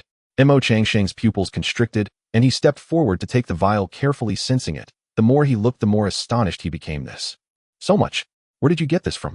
Now, not only had the life-sustaining liquid increased in quantity, but the vitality contained within it was even richer than before. It was as if it had just been produced. Chen waved his hand dismissively. You don't need to worry about that. Recalling that Chen had just gone to the restroom, Lin Wan and Mo Changsheng exchanged peculiar looks, their gazes shifting to Chen's supreme bone. Lin Wan's face flushed slightly as she struggled to speak, her voice carrying an indescribable meaning cough. You are quite fast. But this amount is indeed quite a lot. Chen was first taken aback, then his expression darkened. This was simply too much. You're half a foot in the grave and still thinking about such things. Without further delay, he carefully brought the jade vial to Lin Wan's lips and directly fed her the entire vial of pure life-sustaining liquid. As the liquid entered her throat, it instantly melted and transformed into a warm, surging current that flowed through her limbs and bones. Lin Wan couldn't help but let out a soft moan. So warm. So comfortable. Su Qinghan's cheeks instantly flushed, and she hurriedly stepped forward to cover her mother's mouth. Lin Wan's previously ashen complexion visibly turned rosy and full at a rapid pace. Her withered hair regained its dark luster, and her frail body gradually became more robust. Even the hideous old scar on her chest swiftly vanished under the nourishing power of this abundant life force. In just a few breaths, Lin Wan's complexion had nearly returned to normal. Her waning cultivation aura stabilized, returning to the early stages of the martial emperor realm. Even more astonishingly, under the nourishment of the vast life-sustaining liquid, her appearance grew even more youthful. Standing next to Su Qinghan, they no longer looked like mother and daughter, but rather like a pair of blossoming sisters. Seeing this, Chen said, to be safe, I'll go get 2 more bottles. Mo, good, you want some too? Mo Changsheng looked at him with a complicated expression, his tone somewhat hesitant. Can you? What if it strains your body? Chen's expression darkened. You damn. Mo Changsheng immediately corrected himself. Cough, cough, I want some. Chen turned around and headed back towards the seemingly infinite mysteries of the public restroom. Mo Changsheng stood in place, watching Chen's back, suddenly struck by a thought. It is said that in ancient times Pangu opened the heavens and the earth, and after death his body transformed into all things. Could it be that the secret Chen wanted to hide was that he too possessed a similar physique? What the hell? Cough, cough. What am I even thinking about? Mo Changsheng's old face flushed, and he hurriedly shook off those nonsensical thoughts. Soon Chen returned, this time with 2 more jade vials. He fed Lin Wan half a vial, then handed the remaining half along with the other vial to Mo Changsheng. It served as Mo Changsheng's hush money. Mo Changsheng took it and immediately broke into a wide smile, his eyes squinting into slits. At last, Lin Wan was completely healed, her vitality restored, and her spirit vibrant. After handling all this, Chen calmed his mind and looked around. Most of the Lin family members had been apprehended and taken away, but he did not see Chen among the crowd. He had been eyeing Chen's crystallized ability for a long time. Just then, he spotted Tai Nyo's towering figure resembling an iron tower. Chen quickly approached. Tai Nyo also saw him, and without a word, he raised a robust thumb, his face filled with unabashed admiration. Bro, you're incredible. Today's battle has truly opened my eyes. You are truly amazing. Chen smiled faintly. He was advancing in stature quite rapidly indeed. Nyo, good, just the person I was looking for. Help me with a favor. Tai Nyo patted Chen's shoulder with such force that it nearly knocked him off balance. We are all brothers, don't say it's a favor, just give me a direct order if there's something. Have you seen Chen from the Lin family? Chen asked without any pleasantries. Tai Nyo paused for a moment, then quickly responded, Chen. He has already been apprehended by us. He belongs to the remnants of the Lin family's core and will be sentenced according to the law in a few days. He examined Chen from head to toe and asked, what's the matter? Do you want to save him? Not to save him. Chen shook his head decisively, saying, to be honest, I want to use the ability crystal. Are you planning to implant it into yourself? Tai Nyo raised an eyebrow. It has other uses. Chen extended a finger. I just need to borrow it for a day. Tai Nyo pondered for half a second, then waved his hand grandly. You are a great contributor, so it's no problem to give it to you. Besides, let me tell you, the Lin family's ability crystals are mostly implanted. They forcibly extract them from those awakened ability users and implant them into their own children. Tai Nyo's tone was filled with barely contained anger as he spoke. So all the ability crystals from the Lin family will be confiscated. Lending you one is completely fine. He paused and added, "Is it just this one? Or should I give you all the ability crystals from the Lin family?" Lu Chen's eyes lit up. "All right. Thank you then." Tai Nyo was extremely efficient. Within half an hour, 4 ability crystals were in Lu Chen's hands.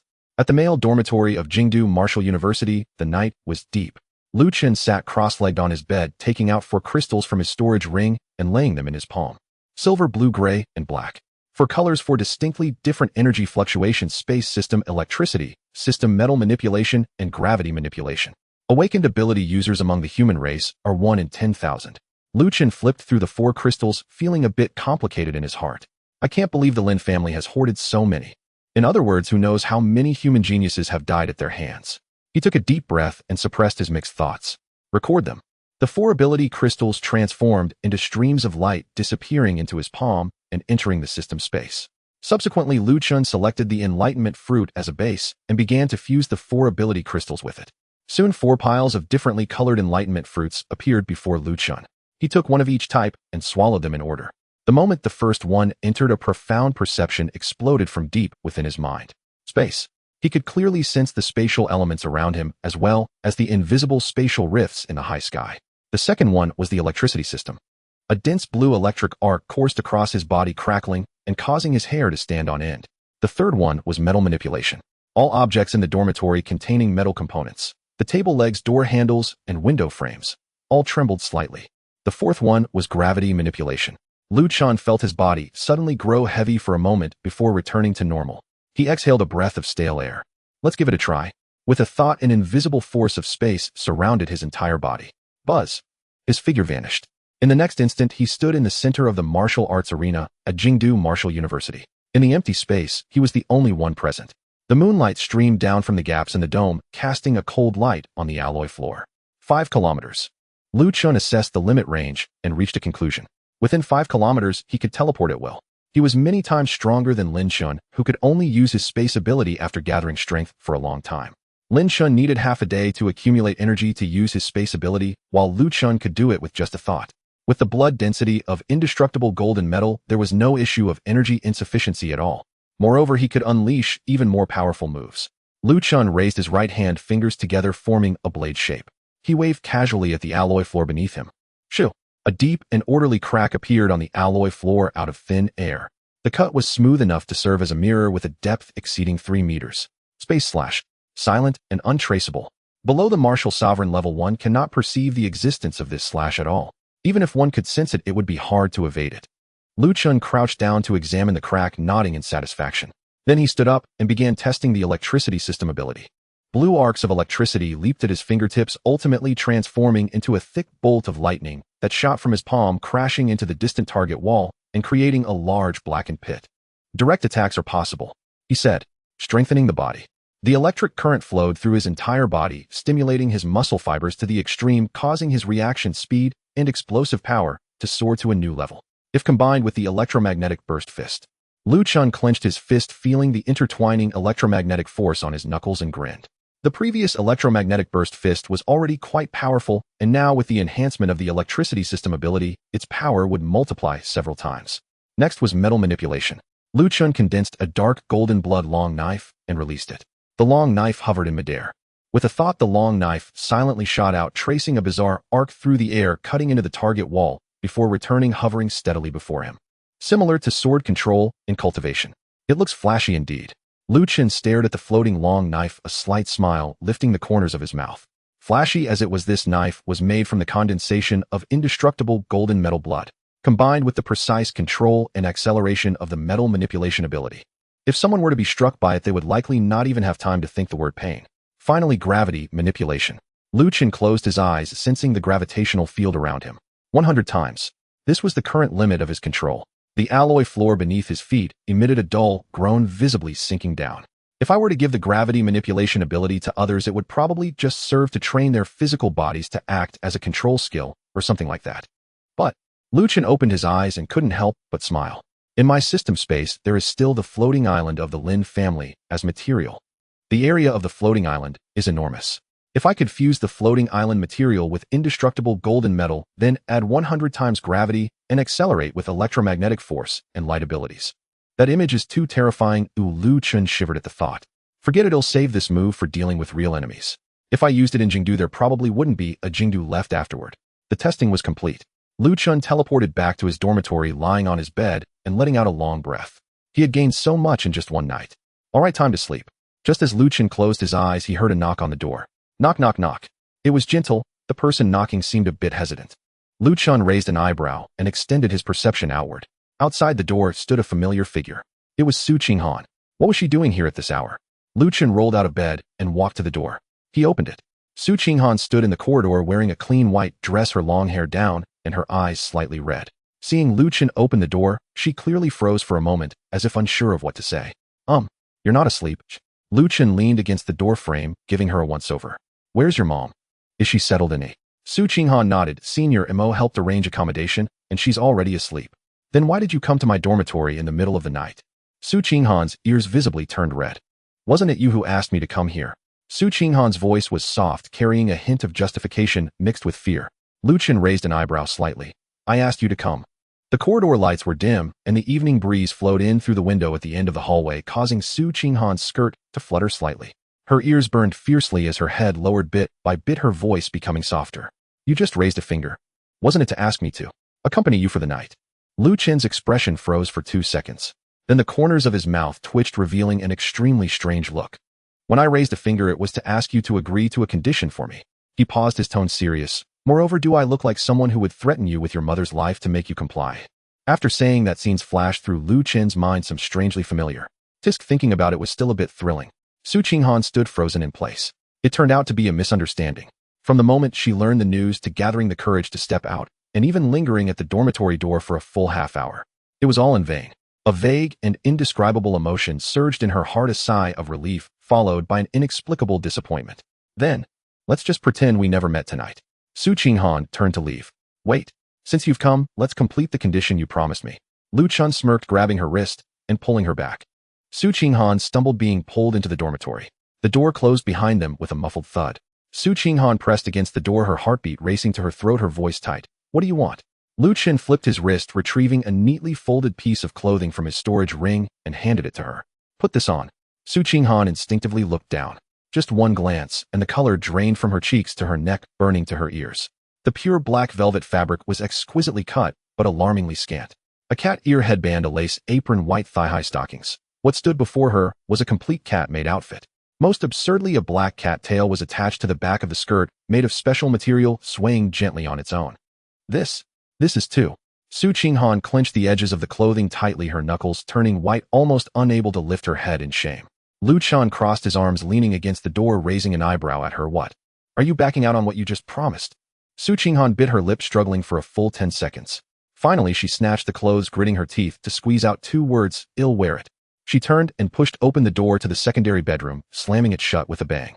Chen listened to the reverberation of the door, the corners of his mouth slightly upturned. He had bought this outfit back when he was still in Jiangxing. His initial thought was simple: to use the temptation of the Dao fruit to properly teach this disobedient young lady of the Su family. He never expected he would have the chance to use it. Today was just perfect. Moments later, the door to the secondary bedroom slowly opened. Su Qinghan stepped out.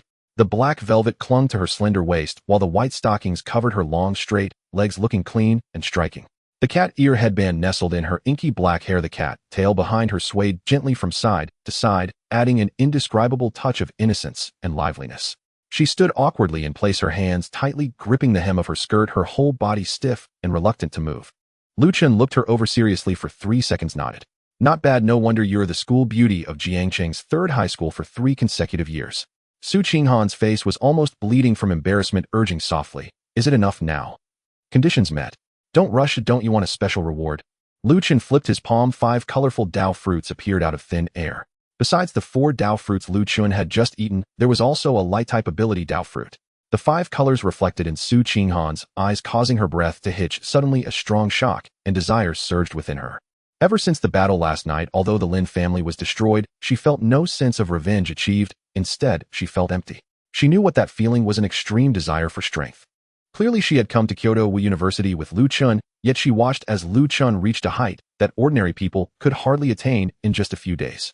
She was unwilling to be mediocre. She wanted strength. She wanted to seize the future. What do you want me to do? Su Qinghan stared at the 5 Dao fruits, her voice slightly hoarse. Very simple. Lu Chen shook the fruit in his hand. Just dance for me, 1 fruit per dance. Su Qinghan paused for 2 seconds, then honestly replied, I can't dance. Lu Chen fell silent. Then just wave your hands like flowers. Su Qinghan's face turned red. I can't do that either. Lu Chen sighed in resignation, waving his hand. Forget it, then just perform a set of boxing technique. You must know how to punch. All right. Su Qinghan responded decisively, adjusting her breath, and started with the new boxing technique she had learned. At first her movements were stiff and somewhat restrained. Under Lu Chen's intense gaze, she felt strange. But after 3 rounds her expression gradually changed. The wind from her punches began to rise, her steps steadied, and the resonance between her breathing and blood flow deepened. 10 rounds. 30 rounds. Su Qinghan's consciousness began to blur, her distractions fading away, and she fell into a mysterious state. Enlightenment. Lu Chen leaned against the headboard and watched for a while. At first he found it quite interesting. The cat tail swayed with the rhythm of her punches, indeed a pleasure to behold. But after a long while it felt a bit tedious. Drowsiness crept in and his eyelids grew heavier. He leaned back and fell asleep in 2 seconds. Morning. The first ray of sunlight streamed through the gap in the curtains, landing on Lu Chen's face. He opened his eyes instinctively, looking towards the center of the room. Su Qinghan was still practicing, having trained all night. Her movements were as fluid as water, her qi and blood flowing seamlessly, a stark contrast to last night. The white stockings were dusted with a thin layer of sweat glistening in the morning light. Lu Chen's mouth twitched. A lone man and woman sharing a room. He watched a beautiful girl dressed in a cat-made outfit punch for an entire night. If this got out, his reputation would probably take a very strange turn. Su Qinghan felt his gaze and suddenly snapped back to reality. Looking down at her outfit, she panicked instantly. She tightly covered the hem of her skirt with both hands and bolted into the secondary bedroom, slamming the door shut. Moments later she came out, changed, her expression restored to calm. Yet a thought lingered in her mind. She seemed to have, wearing that outfit and practicing punches under Lu Chen's gaze, her training speed had actually increased by more than double. Lu Chen tossed the 5 Dao fruits towards her. Here, a reward for your hard work overnight. Su Qinghan felt something strange about the statement, but still carefully accepted the fruits and quickly left. The moment she stepped out of the dormitory building, the cool morning breeze hit her face. Only then did she realize that her cultivation had actually shown signs of breaking through to the mid-stage of the martial spirit realm. One night's enlightenment had directly crossed half a small realm. If she added these 5 ability Dao fruits. Su Qinghan clenched her fists, her steps becoming quicker. Inside the dormitory, Lu Chen finished his simple morning routine and was preparing to head out. Suddenly the communicator lit up. It was a call from Tu Fu. Lu Chen answered and Tu Fu's voice came through, tinged with a subtle emotion, almost a tone of envious sourness. Kid, come to the school gate. Lu Chen walked out of the dormitory building, heading straight for the school gate. At the entrance, Tu Fu stood by the roadside with his hands behind his back, next to a middle-aged man dressed in military formal attire. The director of the Battle Merit Review Office, Su Hong. He was the one who conferred Lu Chen's rank last time. Little did he expect to meet him again so soon. Su Hong spotted Lu Chen coming from a distance, stepped forward with a smile on his face. Congratulations, brother Lu. It's only been a few days and you've achieved great merit again. Lu Chen clasped his hands together. Congratulations to you too. Later I'll treat you to a meal at the Wu University cafeteria. Order whatever you like, it's all on me. Su Heng's mouth twitched. He knew that meals at the Wu University cafeteria were free for those with the rank of Major General and above. Forget it, I have something to attend to soon. Next time for sure. Su Hong smiled and waved his hand, then straightened his expression and stepped aside. A military civilian staff member stepped forward holding a brand new rank insignia, entirely golden with 5 stars arranged in a row. Upon review, Lu Chen, a freshman at Kyoto Wu University, has made a crucial contribution in the major action against the Lin family, averting a catastrophic strike on Kyoto with outstanding merit. Therefore, he is granted an exceptional promotion to the rank of general. Battle merit awarded 1 million. As the voice fell, Tu Fu's eyelids twitched. Lu Chen reached out to take the insignia, its 5 golden stars shining brilliantly in the morning light. It felt heavy and satisfying in his hand. He has jumped straight over the rank of Major General, being promoted from a colonel to a general. Lu Chen said lightly, from now on I can consider myself a 5-star general. Tu Fu shot him a glance, snorting through his nose. After decades of hard work, he had finally risen to the rank of Major General, only to be surpassed by a freshman who had only been in school for less than half a month. Lu Chen's smile grew wider as he looked at Tu Fu. Since we have a general here, why not? Shut up.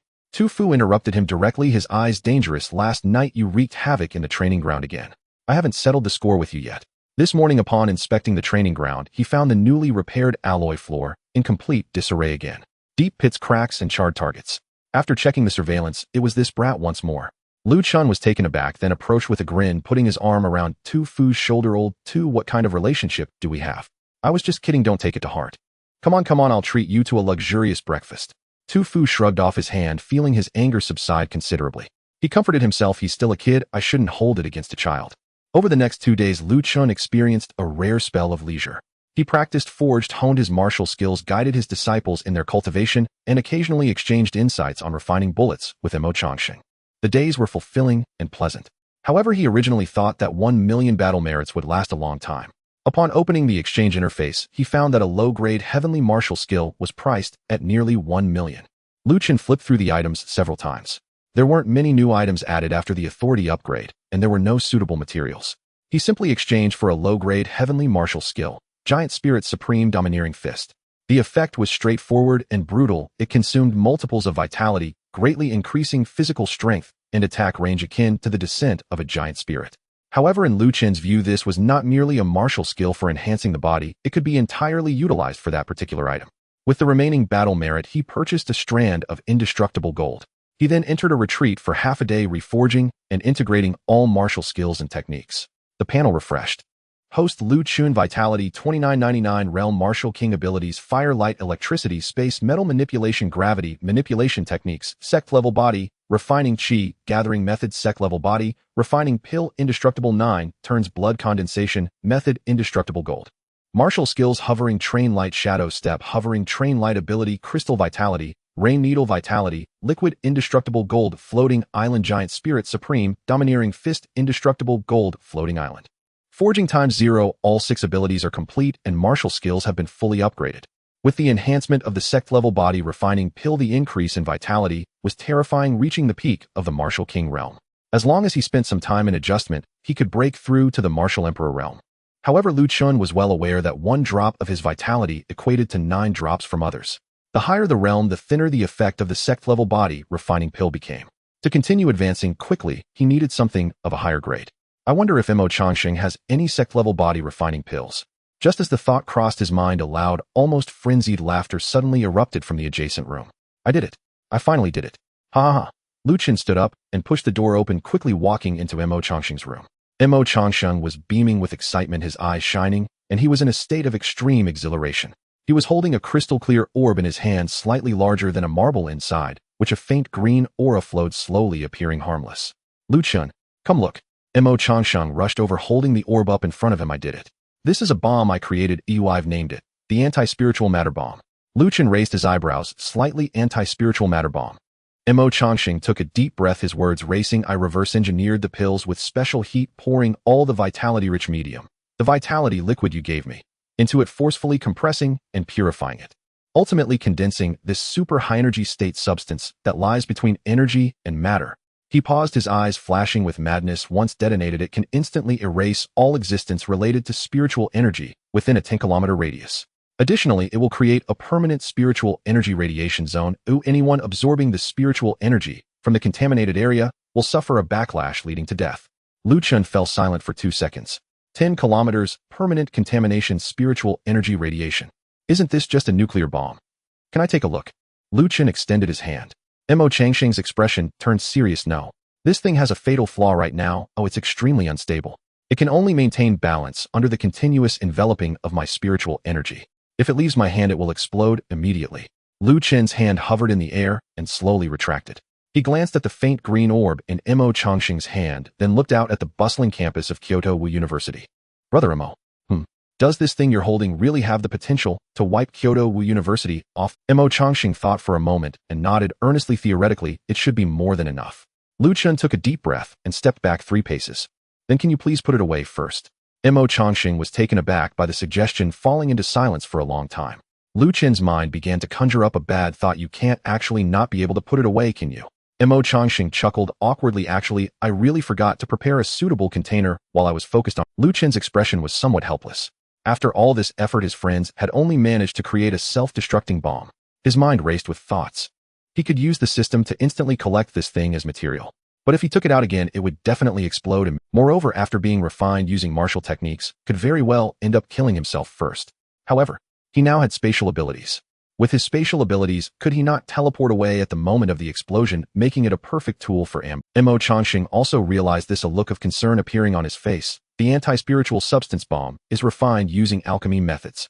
How about I try using a jade bottle to see if it can be contained? As he spoke, he reached for a jade bottle from his storage ring. Don't! Lu Chen exclaimed in a low voice, startling Imo Changxing into a shiver. You may not value your life, but I still want mine. If it detonates on the spot, we'll both be a year older today. Lu Chen took a deep breath and stepped forward. Let me handle this. Imo Changxing looked puzzled. You. Lu Chen stopped wasting words, extending his finger to carefully touch the shimmering green anti-spiritual substance bomb. It felt warm, hot, and slightly prickly. Detected collectible material anti-spiritual substance bomb. Would you like to collect it? Collect. Lu Chen silently thought.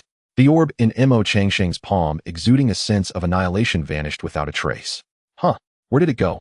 Imo Changxing's eyes widened, flipping his palm over and over, his face full of incredulity. Did you store it away? What storage space is so stable? Sort of, it's a rather special space. Lu Chen casually replied, letting out a long sigh as he looked at Imo Changxing, speaking earnestly. Brother Imo, I beg you, can you be more careful when doing research in the future? Imo Changxing's old face turned as red as a monkey's butt.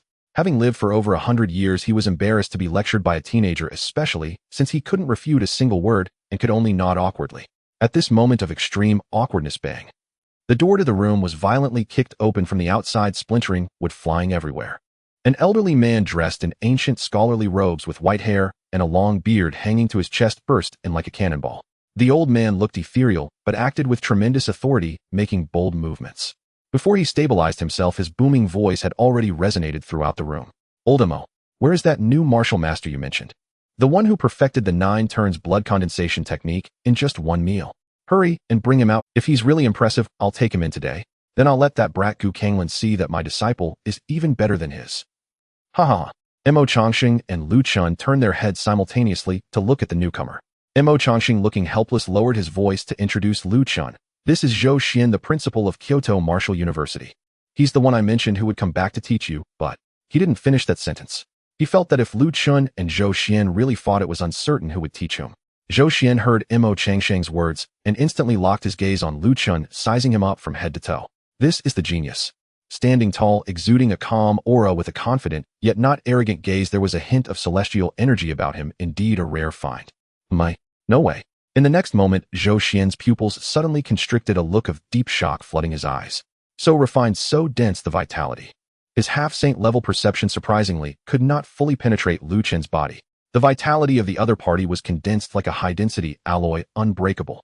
Is the 9 turns blood condensation technique really that powerful? Moreover, this kid's realm is actually at the peak of the martial king. Didn't that old guy Imo Changxing mention the martial master realm? The principal greeted. Hello. Lu Chen's calm greeting snapped Zhou Xian out of his stupor. Zhou Xian quickly regained his composure, placing one hand behind his back, while stroking his beard with the other, adopting an air of a wise sage, his tone softening. You must be Lu Chen. I initially found it hard to believe old Mo's boasting, but seeing you today, you truly are a ancient millennium talent. Zhou Xian's gaze burned into Lu Chen. Young lad, would you be interested in becoming my direct disciple?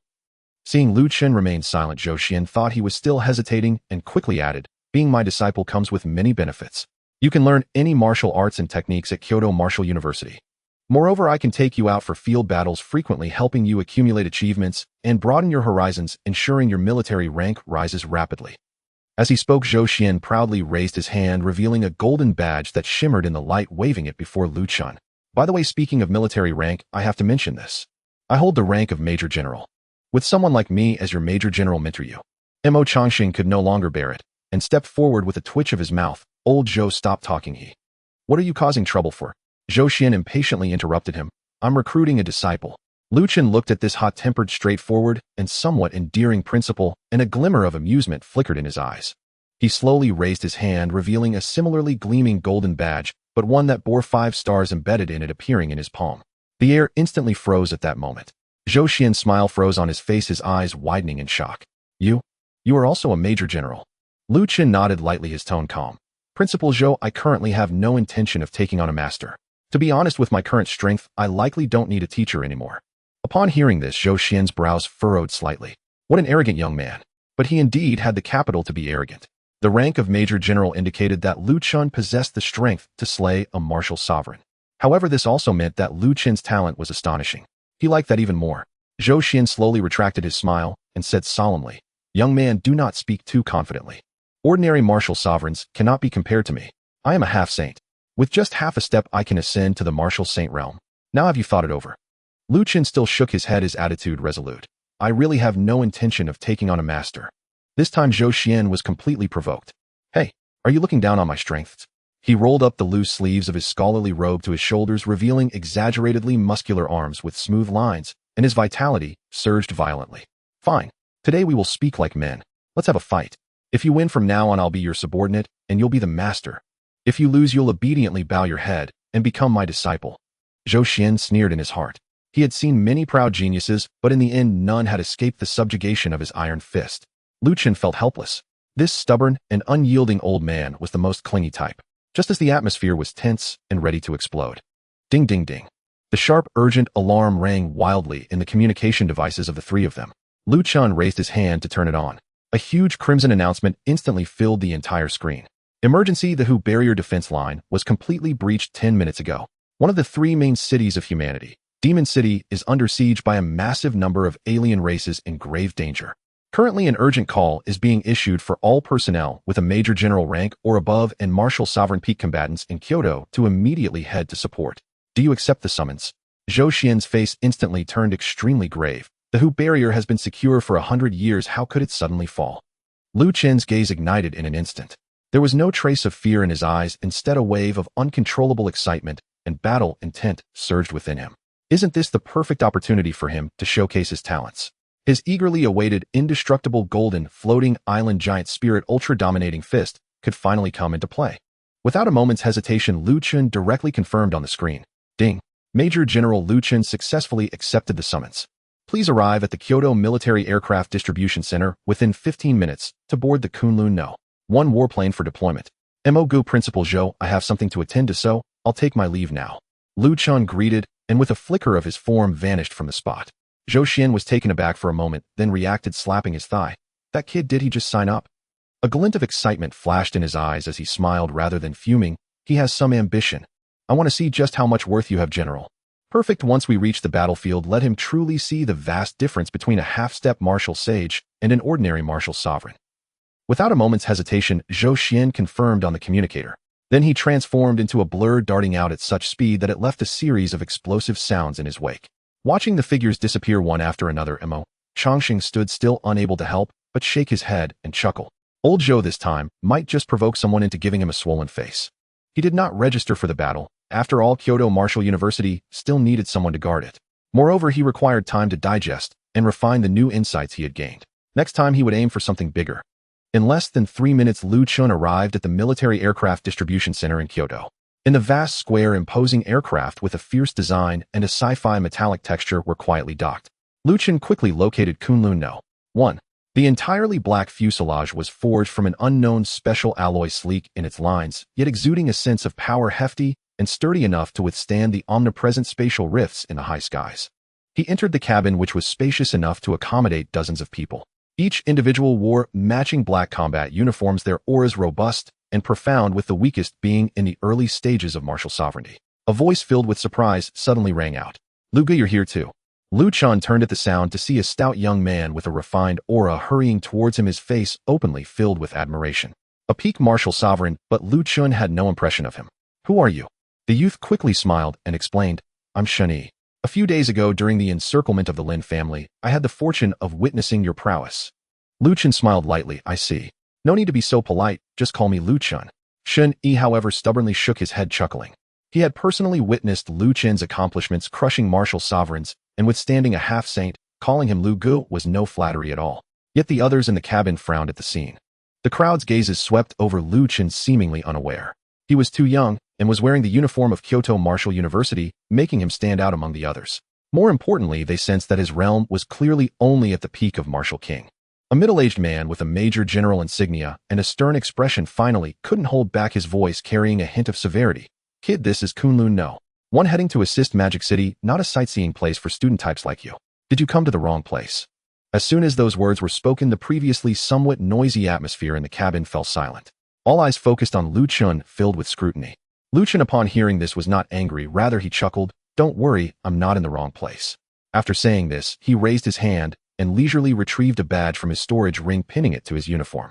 He wasn't trying to show off, it was simply to avoid unnecessary trouble. When that badge appeared, the air in the cabin seemed to freeze. 5 brilliant golden stars sparkled under the light, dazzling to the point that one could hardly open their eyes. A general. This rank represented absolute combat strength capable of independently slaying martial sovereigns. The looks of doubt and scrutiny that had just been present were instantly replaced by shock. The major general who had initially questioned him had his pupils dilate, mouth agape, unable to utter a word for a long time. The seemingly inexperienced youth with an ordinary peak martial king realm turned out to be a distinguished figure, a 5-star general capable of standing shoulder to shoulder with the military elite. This child was terrifyingly formidable. The crowd instantly retracted all disdain and doubt, no one daring to utter another word. Chen casually found an empty seat and sat down. Just as he settled in, a figure rushed in, none other than Zhou Xian, who had followed closely behind. Principal Zhou. Over half of the warriors in the cabin suddenly stood up, bowing in unison with respect. Most of the elite reinforcements were former graduates of Kyoto Martial University. Zhou Xian merely nodded slightly in acknowledgement, but his gaze swept through the cabin like radar, instantly locking onto Chen. Without saying a word, he strode over and sat down firmly next to Chen. Zhou Xian turned his head provocatively, saying, "Kid, since we're heading to Magic City, let's make a bet. Once we arrive, let's see who can kill more of the alien races. If you win." Chen hastily responded, all right, I'll follow your lead." Zhou Xian, seeing his quick agreement, immediately revealed a satisfied smile, stroking his beard. This child can be taught. But this scene, seen by the rest of the cabin, felt like a magnitude 12 earthquake. A dignified half-step martial sage, the principal of Kyoto Martial University, actually took the initiative to bet against a martial king youth. Even more absurd was that this youth casually agreed without much thought. The crowd was shocked and secretly sighed, their gazes towards Chen shifting from initial disdain to deep curiosity. In an eerie silence, the cabin personnel quickly assembled. This time, 99 martial sovereigns, 10 martial sovereigns, and 1 martial king general gathered to assist Magic City. Virum. The engine of Kunlun No. 1 emitted a deep rumble, the massive body shuddering slightly, then a powerful thrust suddenly erupted. Chen felt the brief sensation of weightlessness and intense thrust, lifting his gaze to the rapidly retreating clouds outside the window, calculating silently. This top-tier combat aircraft had already surpassed a speed of 30 Mach, roughly equivalent to the speed of a peak martial sovereign, several times faster than that of a floating train. Chen calculated in his heart that if this military achievement was sufficient, he would definitely acquire one. About 2 hours later, a heavy feeling suddenly sank in the hearts of everyone in the cabin. An invisible, terrifying pressure seemed. About 2 hours later, a heavy feeling suddenly sank in the hearts of everyone in the cabin. An invisible, terrifying pressure seemed to penetrate the alloy fuselage, enveloping each person's heart. That was the pressure of a martial sage. And not just one. Zhou Xian, who had originally been meditating with his eyes closed, abruptly opened them, furrowing his brows as he spoke in a deep voice. 3 alien martial sages have actually arrived. This is a bit troublesome. Chen's heart stirred, and he asked in confusion, "Is 3 alien martial sages a lot?" Zhou Xian glanced at him and slowly explained, "Do you know how many martial sages there are among the entire human race openly?" "How many?" 12. Zhou Xian said. "These 12 human martial sages must respectively guard the 3 main cities and the 4 borders of the human territory." "Then how many alien ones?" Chen continued to inquire. Zhou Xian slowly shook his head. "The exact number is unknown, but it is certain that it far exceeds 12. Chen was instantly perplexed. If the disparity in strength was so great, how had the human race persisted for so many years? Zhou Xian seemed to see through his confusion and explained, "The alien races are not a monolithic entity. Their internal groups are complex, with numerous factions constantly warring against each other, mutually restraining one another. Many powerful races may only have 1 martial sage stationed, and they want easily mobilize them." Chen suddenly understood. So that's how it was. The alien races had their own version of the 3 kingdoms, providing the human race with the opportunity to survive in the cracks. At that moment, the aircraft's speed suddenly decreased and soon came to a complete stop, the hatch slowly opening. Outside, someone was already waiting to receive them. Leading them was a stately woman in a fitted uniform, her figure curvaceous yet imposing. However, her expression was solemn, with an undeniable weariness in her eyes. "Thank you all for coming from afar. It has been hard work." The beautiful woman slightly bowed to everyone. "I am Su Lan, the Chief Secretary of the Magic City Lord. Currently, most of the city's defense forces are outside battling the alien races, and the situation is urgent." Zhou Xian directly interrupted her, getting straight to the point. "Secretary Su, just tell us the distribution of the alien forces and the battlefield situation." Su Lan immediately nodded and quickly began to introduce. "This time, Magic City is surrounded on 3 sides with a martial sage from the alien races stationed in the west, south, and north. Our 3 martial sages, Yi Jinyu, Qin Shanha, and Shi Hanshou, are also stationed at the 3 respective positions, forming an unknown standoff. After listening to the situation analysis, Zhou Xian turned to Lu Chen and said, Lu Chen, you go to the eastern side. Upon hearing this, Lu Chen pondered for a moment and nodded decisively. The East Gate has no alien martial sage, so it should be relatively safe. If he acted recklessly, it wouldn't draw the attention of the alien martial sages and make him a target. Soon over 100 reinforcements split into 4 groups, and Lu Chen, guided by a local officer, rushed towards the East Gate. On the way from the officer's few words, he learned of a shocking piece of news.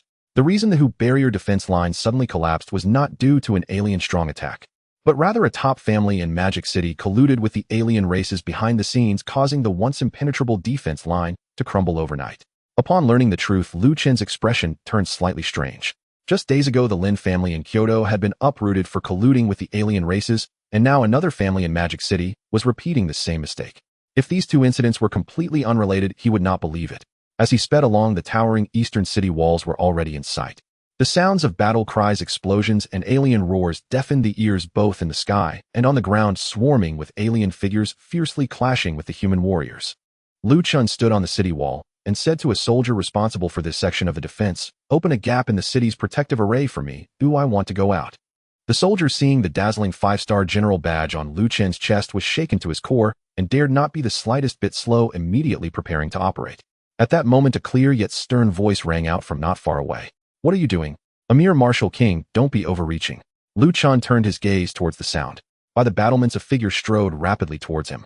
The newcomer was clad in the unique silver-white battle armor of the Magic City, her hair tied up in a tidy high ponytail, with a few strands of hair sticking to her delicate profile.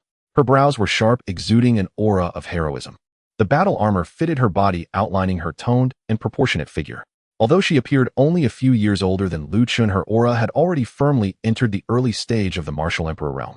The soldier who had seen her immediately straightened up, bowed, and greeted respectfully, "Captain Li." Li Hongzhuang nodded to the soldier, then quickly approached Lu Chen. Her brow furrowed, her tone serious. "Do you know the iron rules of the battlefield? Non-martial emperor realm warriors must pilot combat mechas to fight outside the city." Her gaze swept over the bloody battlefield below, filled with gravity. The alien races are also improving. Today's warfare is no longer a simple physical clash. Energy cannons, war beasts, and various bizarre technological weapons are emerging endlessly.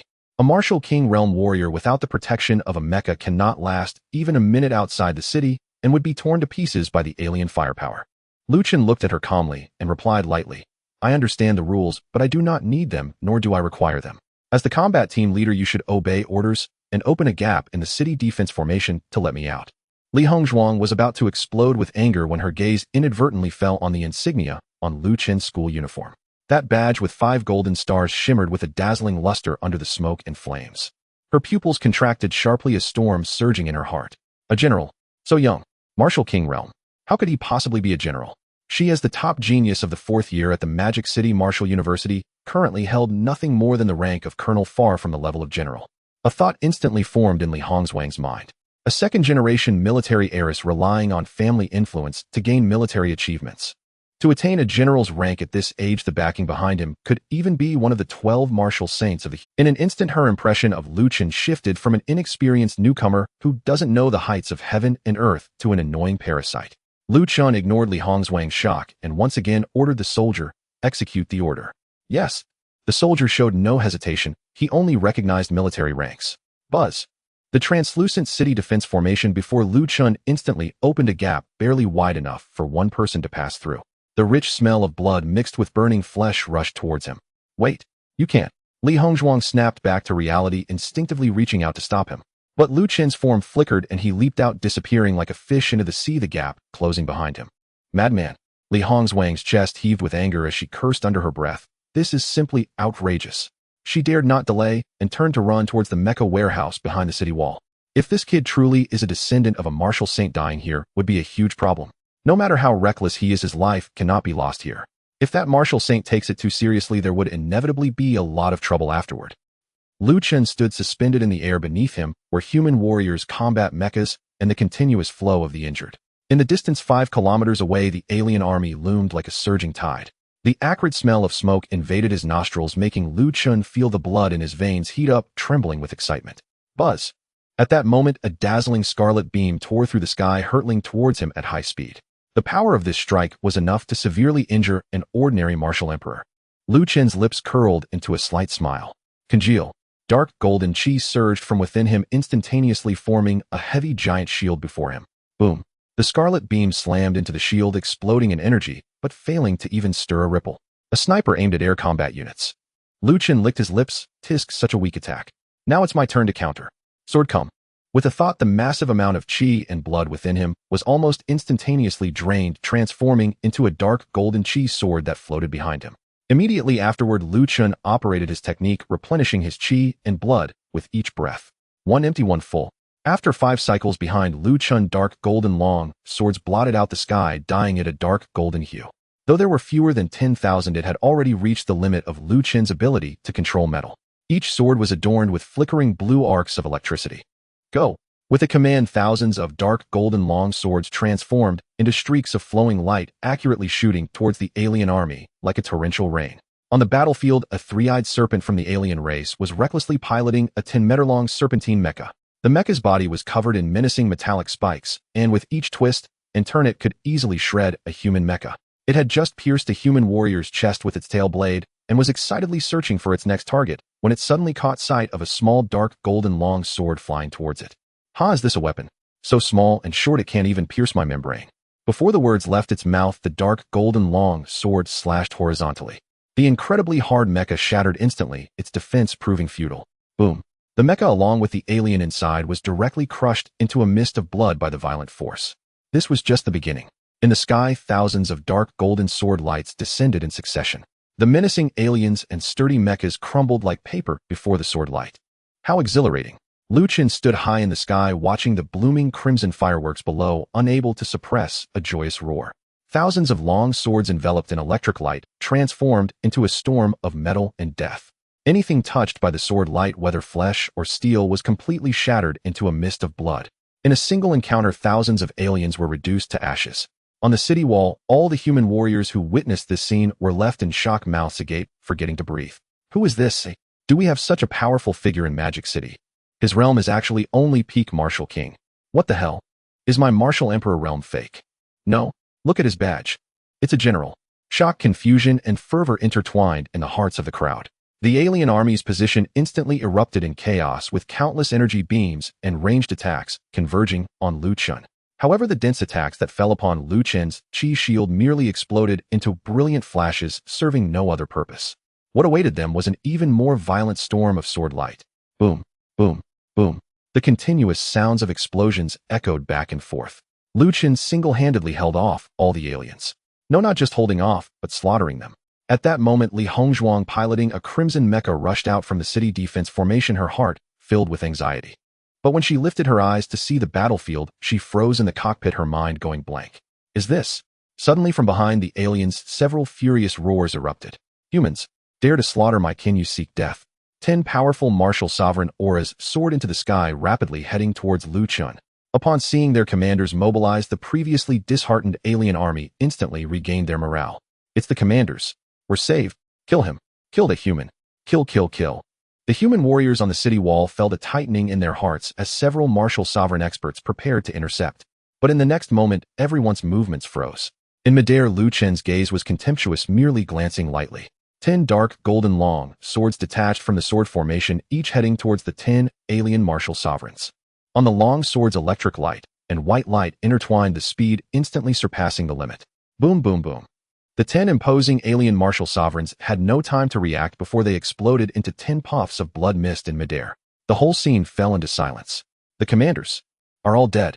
The morale of the alien army collapsed in an instant, their formation in disarray, and countless aliens began to turn and flee. At that moment, a terrifying pressure far more powerful than that of a martial sovereign swept across the battlefield like a mountain collapsing. Everyone felt a tightness in their chests, struggling to breathe. The alien army's collapse abruptly halted, erupting into even more frenzied roars. In the distant sky, a massive figure strode through the air, the pressure of the martial venerable realm firmly locking onto Chen. A cold voice resounded through the heavens, "Lowly human you." Before the words were finished, a dark golden long sword appeared without warning, crossing thousands of meters of space, instantly arriving before that martial venerable alien. Boom. The massive body transformed into an even more brilliant mist of blood. Everyone's eyes widened, their minds completely crashing. Martial venerable. One strike killed. Li Hongzhuang hovered in midair, her mind blank, murmuring to herself, What was I doing? The alien army completely collapsed. The Supreme Commander is dead too. Run. This is a devil. Quickly summon the Martial Saint. In the high sky, Lu Chen's lips curled into a wicked carefree smile. Wanna run? Time is running out. Floating train shadow step. Activate. Buzz. Lu Chen instantly transformed into a golden floating train, the dark golden chi, becoming a dazzling golden light under the effect of the light attribute ability crystal. In the next instant, the entire battlefield was filled with flashing golden light. Each flash accompanied the ruthless harvest of thousands of dark golden sword lights. Large swathes of aliens, even unable to let out a scream, turned into blood mist dissipating in the air. The human warriors on the city wall watched this scene, feeling a chill run down their spines. So insane. What kind of monster is this? In just a few breaths, the golden light dissipated and Lu Chen's figure reappeared in the original position. Tens of thousands of alien troops had been completely cleaned up, not even a whole piece of flesh could be found. Lu Chen let out a long breath, surveying the empty battlefield, somewhat regretfully clicking his tongue. Is that all the aliens? I was just starting to feel exhilarated, and now it's over. Hearing this, everyone once again fell into a daze. The rivers of blood flowed, yet he still wasn't satisfied. Li Hongzhuang piloted the crimson mech, hovering in midair, staring blankly at the figure standing in the sky. Even at this moment, her mind was still somewhat malfunctioning. Tens of thousands of alien troops, just like that, vanished. Taking a deep breath, Li Hongzhuang forcibly suppressed the storm of emotions in her heart and maneuvered the mech to slowly fly to Lu Chen's side. This time she lowered her posture significantly, her voice transmitting through the mech with a hint of reverence that even she was unaware of. General. She recalled her previous judgment, and now looking back felt her cheeks burning. What military second generation? It was clearly her own strength that carved a path. Fortunately, there was a thick layer of mechs separating her, otherwise she might not even be able to raise her head now. Lu Chen glanced at her sideways. The blood within him was still slightly boiling. That feeling of mowing down foes was simply too exhilarating. Unfortunately, there were too few aliens, not enough for him to fully enjoy. Seeing him respond, Li Hongzhuang promptly reported, General, the eastern side is not the main attack direction of the aliens this time, so the troop strength is relatively weak. The real main force is currently in the west, south, and north directions. Lu Chen nodded upon hearing this. Alright, I'll go support the other positions now. Understood. Li Hongzhuang replied succinctly. The crisis in the east had been resolved, and there was no need for a large force to remain stationed. Others quickly retreated towards the city, preparing to support the other three directions. Lu Chen turned around, intending to return to the city with the others. Buzz. At that moment, an overwhelming and terrifying aura far heavier than the previous martial sovereign's pressure swept in from the horizon without warning. It felt as though the entire sky had collapsed, pressing heavily upon everyone's hearts. Many weaker martial artists softened at the knees and were directly crushed to the ground by this pressure. Li Hongzhuang's face turned pale in an instant, struggling against the suffocating sensation, and suddenly raised her head to look into the distance. She saw two figures cutting through the sky at an almost imperceptible speed, heading straight for them. Those were undoubtedly alien martial saints. And there were two of them. Li Hongzhuang yelled hoarsely, everyone, immediately retreat to the city defense formation. Quickly, she realized in an instant. A trap. This was a massive trap. The aliens were not attacking with 3 martial saints, but 5. The opponent deliberately used 3 martial saints to confront the human martial saints in other directions, firmly tying down all high-level combat power. The real killing move, however, was aimed at the eastern side, where the troop strength was weakest, and there was no human martial saint stationed. How could this happen? Li Hongzhuang felt a chill in her heart, her silver teeth nearly grinding to dust. Once the East Gate's defense formation was breached by the 2 martial saints, the alien army could charge in and collapse the entire defense system of Magic City from within. At that time, even if the other 3 human martial saints came to aid, it would be too late. Magic City was in grave danger. At the critical moment, all survivors erupted with the fastest speed of their lives. In less than a breath of time, they all retreated inside the defense formation. Immediately send a message to the other 3 seniors requesting. Li Hongzhuang shouted anxiously, but when her gaze instinctively swept outside the city, her voice abruptly stopped. In the high sky, under the terrifying pressure of the 2 alien martial saints, there was actually a figure. It was Lu Chen. Not only did he not retreat, but he instead gazed with keen interest at the 2 rapidly approaching alien martial saints. One of them exhibited a deep brown wooden texture with an expressionless old face and a few green branches. The martial saint of the Treant race, Gumu. The other was a woman with a human upper body and a serpent's tail. Her upper body was enchanting and graceful, her beauty striking, but her serpent tail and skin were covered in a layer of viscous fluid. The martial saint of the serpent race, Ranji. Ranji Gusi and the others will hold back the 3 human martial saints. You and I will charge straight for the heart of the city. By the time they react, this city will already be ours. Gu Mu's old and hoarse voice echoed in the air.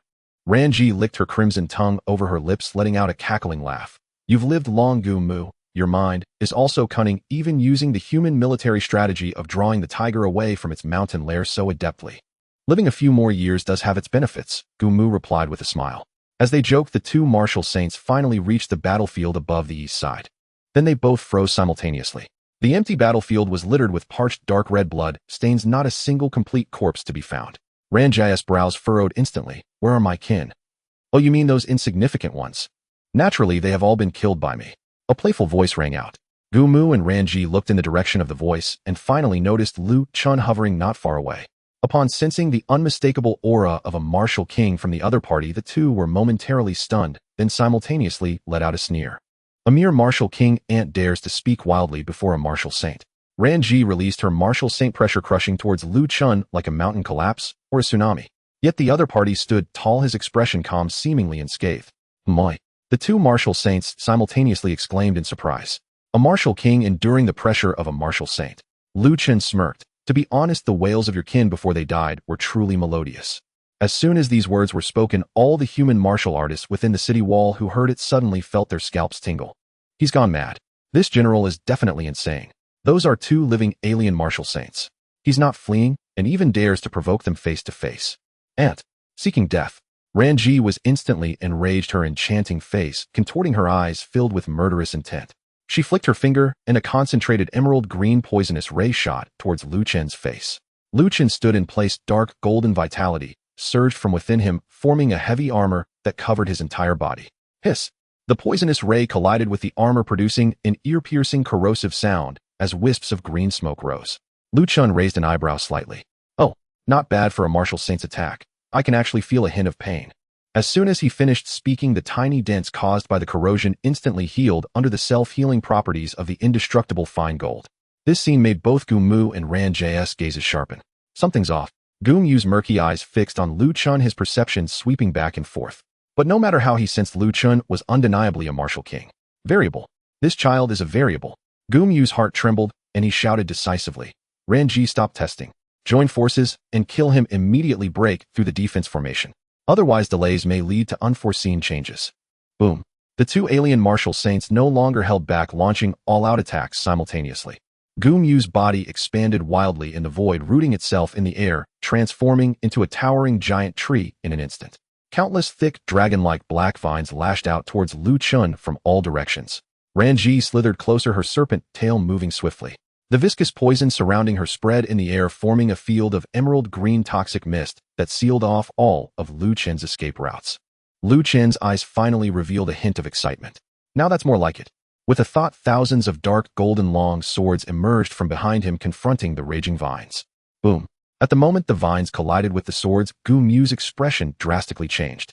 So heavy. Every seemingly small long sword contained a terrifying force of millions of tons. His vines were merely brushed against, yet they were directly crushed to dust by that unmatched power. Moreover, his attacks landed on Chen's dark golden armor, causing only a few sparks to fly and leaving shallow white marks, failing to inflict any effective damage. Furthermore, those white marks would automatically heal in the next moment. Gu Mu was filled with shock and anger. Monster. When did humanity produce such a monster? Chen's lips curled into a cruel smile. Is that all you have, mere martial saints? Gu Mu's face turned ashen as he exchanged glances with Ranji, seeing the horror in each other's eyes. We can't win. The moment this thought arose, Gu Mu shouted without hesitation, retreat. Ranji, upon hearing this, also showed no reluctance to fight, flicking her serpent tail to turn and flee. On the city wall, everyone was left dumbfounded. A martial king single-handedly forced back two alien martial saints. This scene was so surreal that they felt as if they were dreaming. Chen watched the two fleeing figures with some lingering interest, smacking his lips.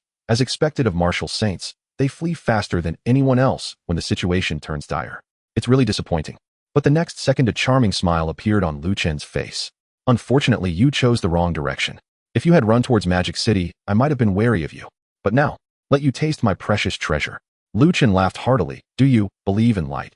Haha, indestructible fine gold floating island giant spirit extreme tyrant punch. Open your mouth. Boom.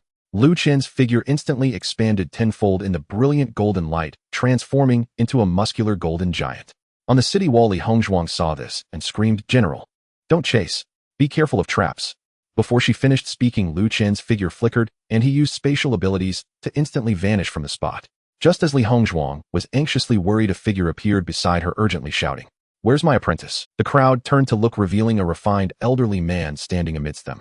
His upper body was completely bare, showcasing a physique of tightly defined bronze muscles. White steam continuously surged upwards, emanating a semi-saint's pressure that weighed heavily on the heart. Zhou Xian's gaze flickered like lightning, swiftly scanning the empty city outskirts and the people on the city wall, yet he did not see that familiar figure. His heart raced as he grabbed the nearest Li Hongzhuang, urgently asking, "Where is my disciple? The one in school uniform with a general's badge on his chest, where is he?" Upon hearing this, all the surviving warriors present felt a buzzing in their minds as if struck by a heavy blow. Disciple. The one who at the martial king realm slaughtered tens of thousands of alien races, instantly killed martial lords, and even forced back 2 alien martial saints hidden. It turns out to be this old man's disciple. Then how powerful must this old man be? Killing a martial saint would be as simple as crushing a chick. Li Hongzhuang was equally stunned by this news, but she reacted swiftly, urgently pointing towards the distant horizon. Senior. After forcing back those 2 alien martial saints, he chased after them alone. Please persuade him to come back. The aliens are cunning. If there is an ambush ahead, the consequences would be unimaginable. I will go now. Zhou Xian instinctively felt a tightness in his heart as the semi-saint's blood surged explosively, and he was about to rush out. But just as the words left his mouth, he felt as if paralyzed by a spell, abruptly freezing in place. He slowly turned his head, his eyes wide as copper bells, staring intently at Li Hongzhuang, every word seeming to be squeezed out from between his teeth. What? What did you just say? Lu Chen forced back 2 martial saints, and he actively chased after them. What a joke. That is a martial saint. Lu Chen is merely a martial king separated by 4 major realms. The disparity in combat power is not just 100-fold or 1,000-fold. How is this possible? Li Hongzhuang, nearly suffocated by his terrifying aura, still nodded heavily, her tone exceedingly certain. Absolutely true. All of us witnessed it with our own eyes. Lu, using his own strength, cleared out all the aliens on the eastern side in a single breath, then bravely confronted the combined onslaught of 2 martial saints, ultimately forcing them back. Zhou Xian was utterly stunned. He opened his mouth, but could not utter a word, his mind blank. A martial king forcing back 2 martial saints. Is this a human? Compared to Lu Chen, who had struggled for over a century to reach semi-saint, he was simply a rookie who had never seen the world. Senior, we cannot hesitate any longer. We must retrieve Lu immediately. Li Hongzhuang's anxious voice roused him. Zhou Xian suddenly came to his senses, his face devoid of any hesitation. The immediate priority was to bring Lu Chen back. His figure flashed, bursting forth through a crack in the city defense formation, racing towards the distant horizon, disappearing from the crowd's view in the blink of an eye. Meanwhile, thousands of miles outside the demon city, 2 streaks of light were frantically fleeing, their figures in disarray. He's caught up. That madman is on our tail. The Serpent Queen sensed the looming presence behind her, her serpent tail thrashing wildly, her voice shrill. The ancient wood ahead trembled violently, a mix of anger and fear as he shouted, "Damn it! He actually has spatial abilities." The distance between them and Lu Chen was visibly shrinking. That presence hung over them like a guillotine, cold and lethal. The ancient wood could no longer care about the dignity of a martial saint, shouting back, "Human race, leave a way out for everything so we may meet again in the future. Do you really intend to eradicate us completely?" No sooner had he spoken than, buzz. The space distorted, a towering golden figure several meters high suddenly appeared before It was Lu Chen, transformed into a giant spirit. With an intensely excited smile on his face, he spoke each word deliberately. The alien race deserves to be completely annihilated. With a simple yet powerful punch infused with unmatched strength, he struck down. Damn, a madman. This is a complete lunatic. The ancient would felt a chill run down his spine, awkwardly dodging to the side. Serpent Queen, split up. Once we reach Black Flame City, we will be safe. The ancient wood and the Serpent Queen instantly reached a consensus and fled in different directions. Lu Chen remained in place, watching their escape route, musing to himself, Black Flame City, an alien-occupied city. After the alien invasion, numerous strongholds were established on the land of Blue Star. Among them, there were several cities fortified by martial saints. So it's the aliens' lair. Lu Chen's smile grew increasingly unrestrained and wild. Then let me personally reclaim the first lost city of the human race. He abandoned the idea of immediately killing the 2 martial saints, his figure flickering as he casually hung back behind the ancient wood. The ancient would quickly sense that Lu Chen was merely following along, no longer pressing closer. He instantly understood Lu Chen's intention. Fool, the ancient would silently sneered within. Do you think you have the right to challenge Black Flame City after forcing us back? Overestimating yourself? There are different strengths among martial saints. He, the Serpent Queen, and the other three who were holding back the human martial saints are merely newcomers to the martial saint realm.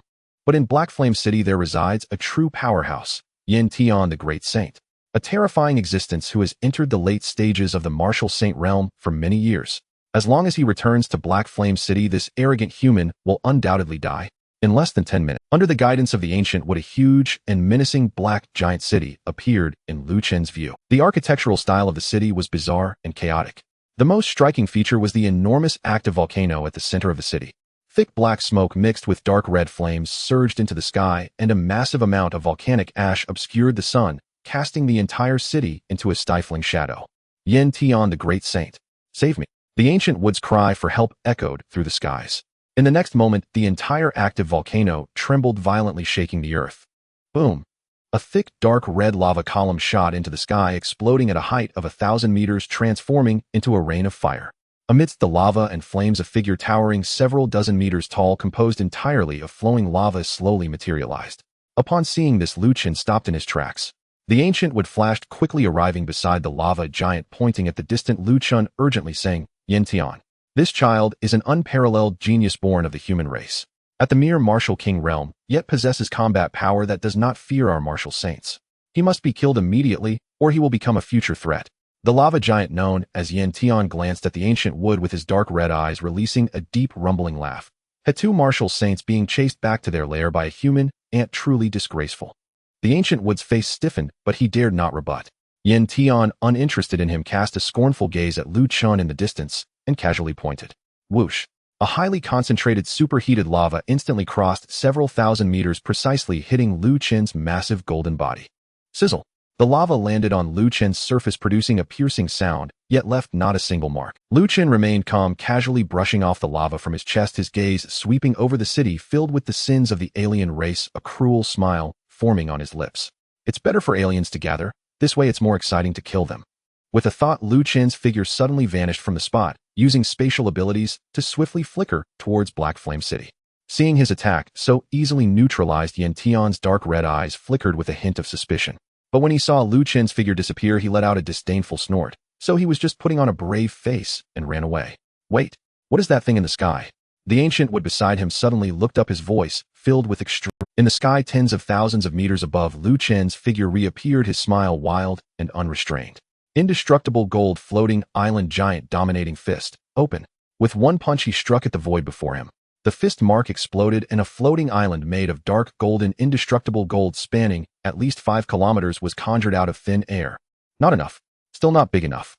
Standing on the floating island, Lu Chen punched down again. Grow big. Boom.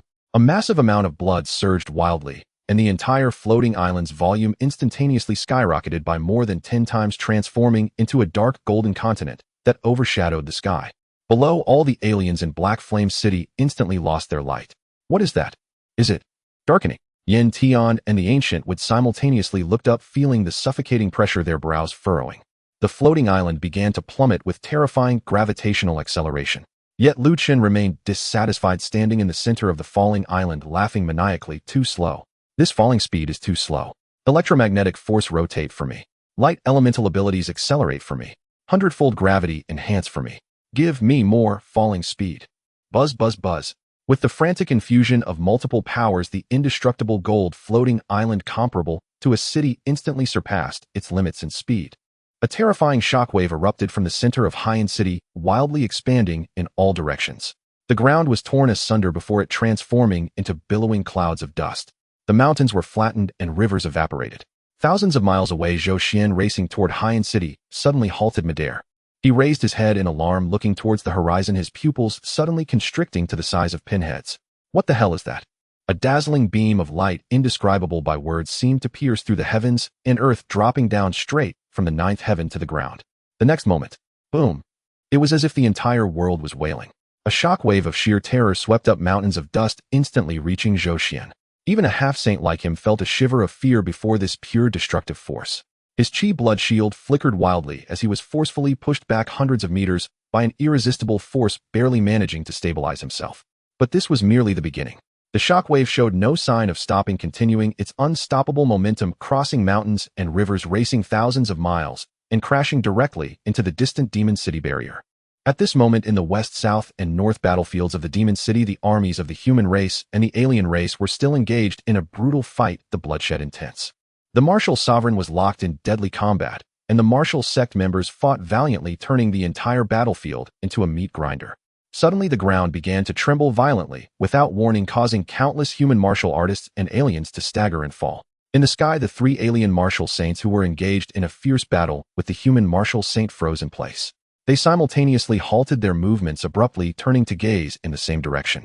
There was the direction of Hyan City. It was their stronghold on Blue Star.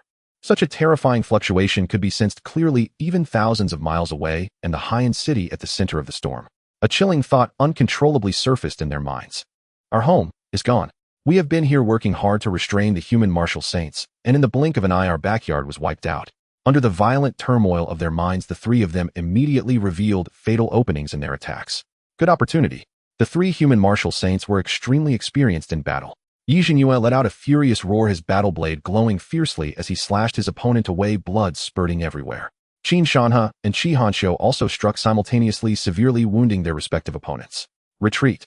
The three alien martial saints exchanged glances, a sense of retreat rising in their hearts. With their home gone, what was the point of fighting? Without hesitation, they forcibly broke free from their entanglements and fled towards Hyan City without looking back. They even abandoned their own armies. The martial saints are running.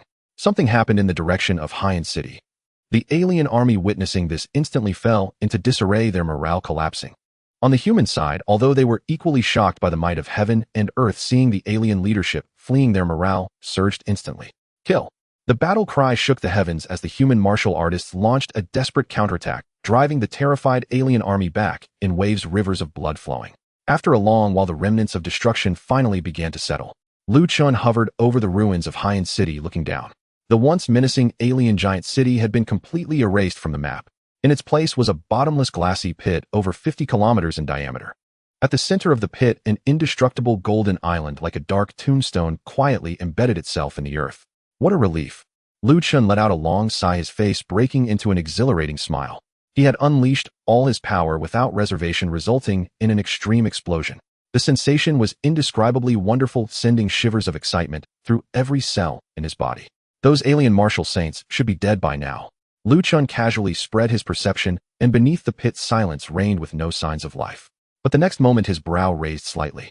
At the center of the destruction, he sensed a trace of extremely pure life energy.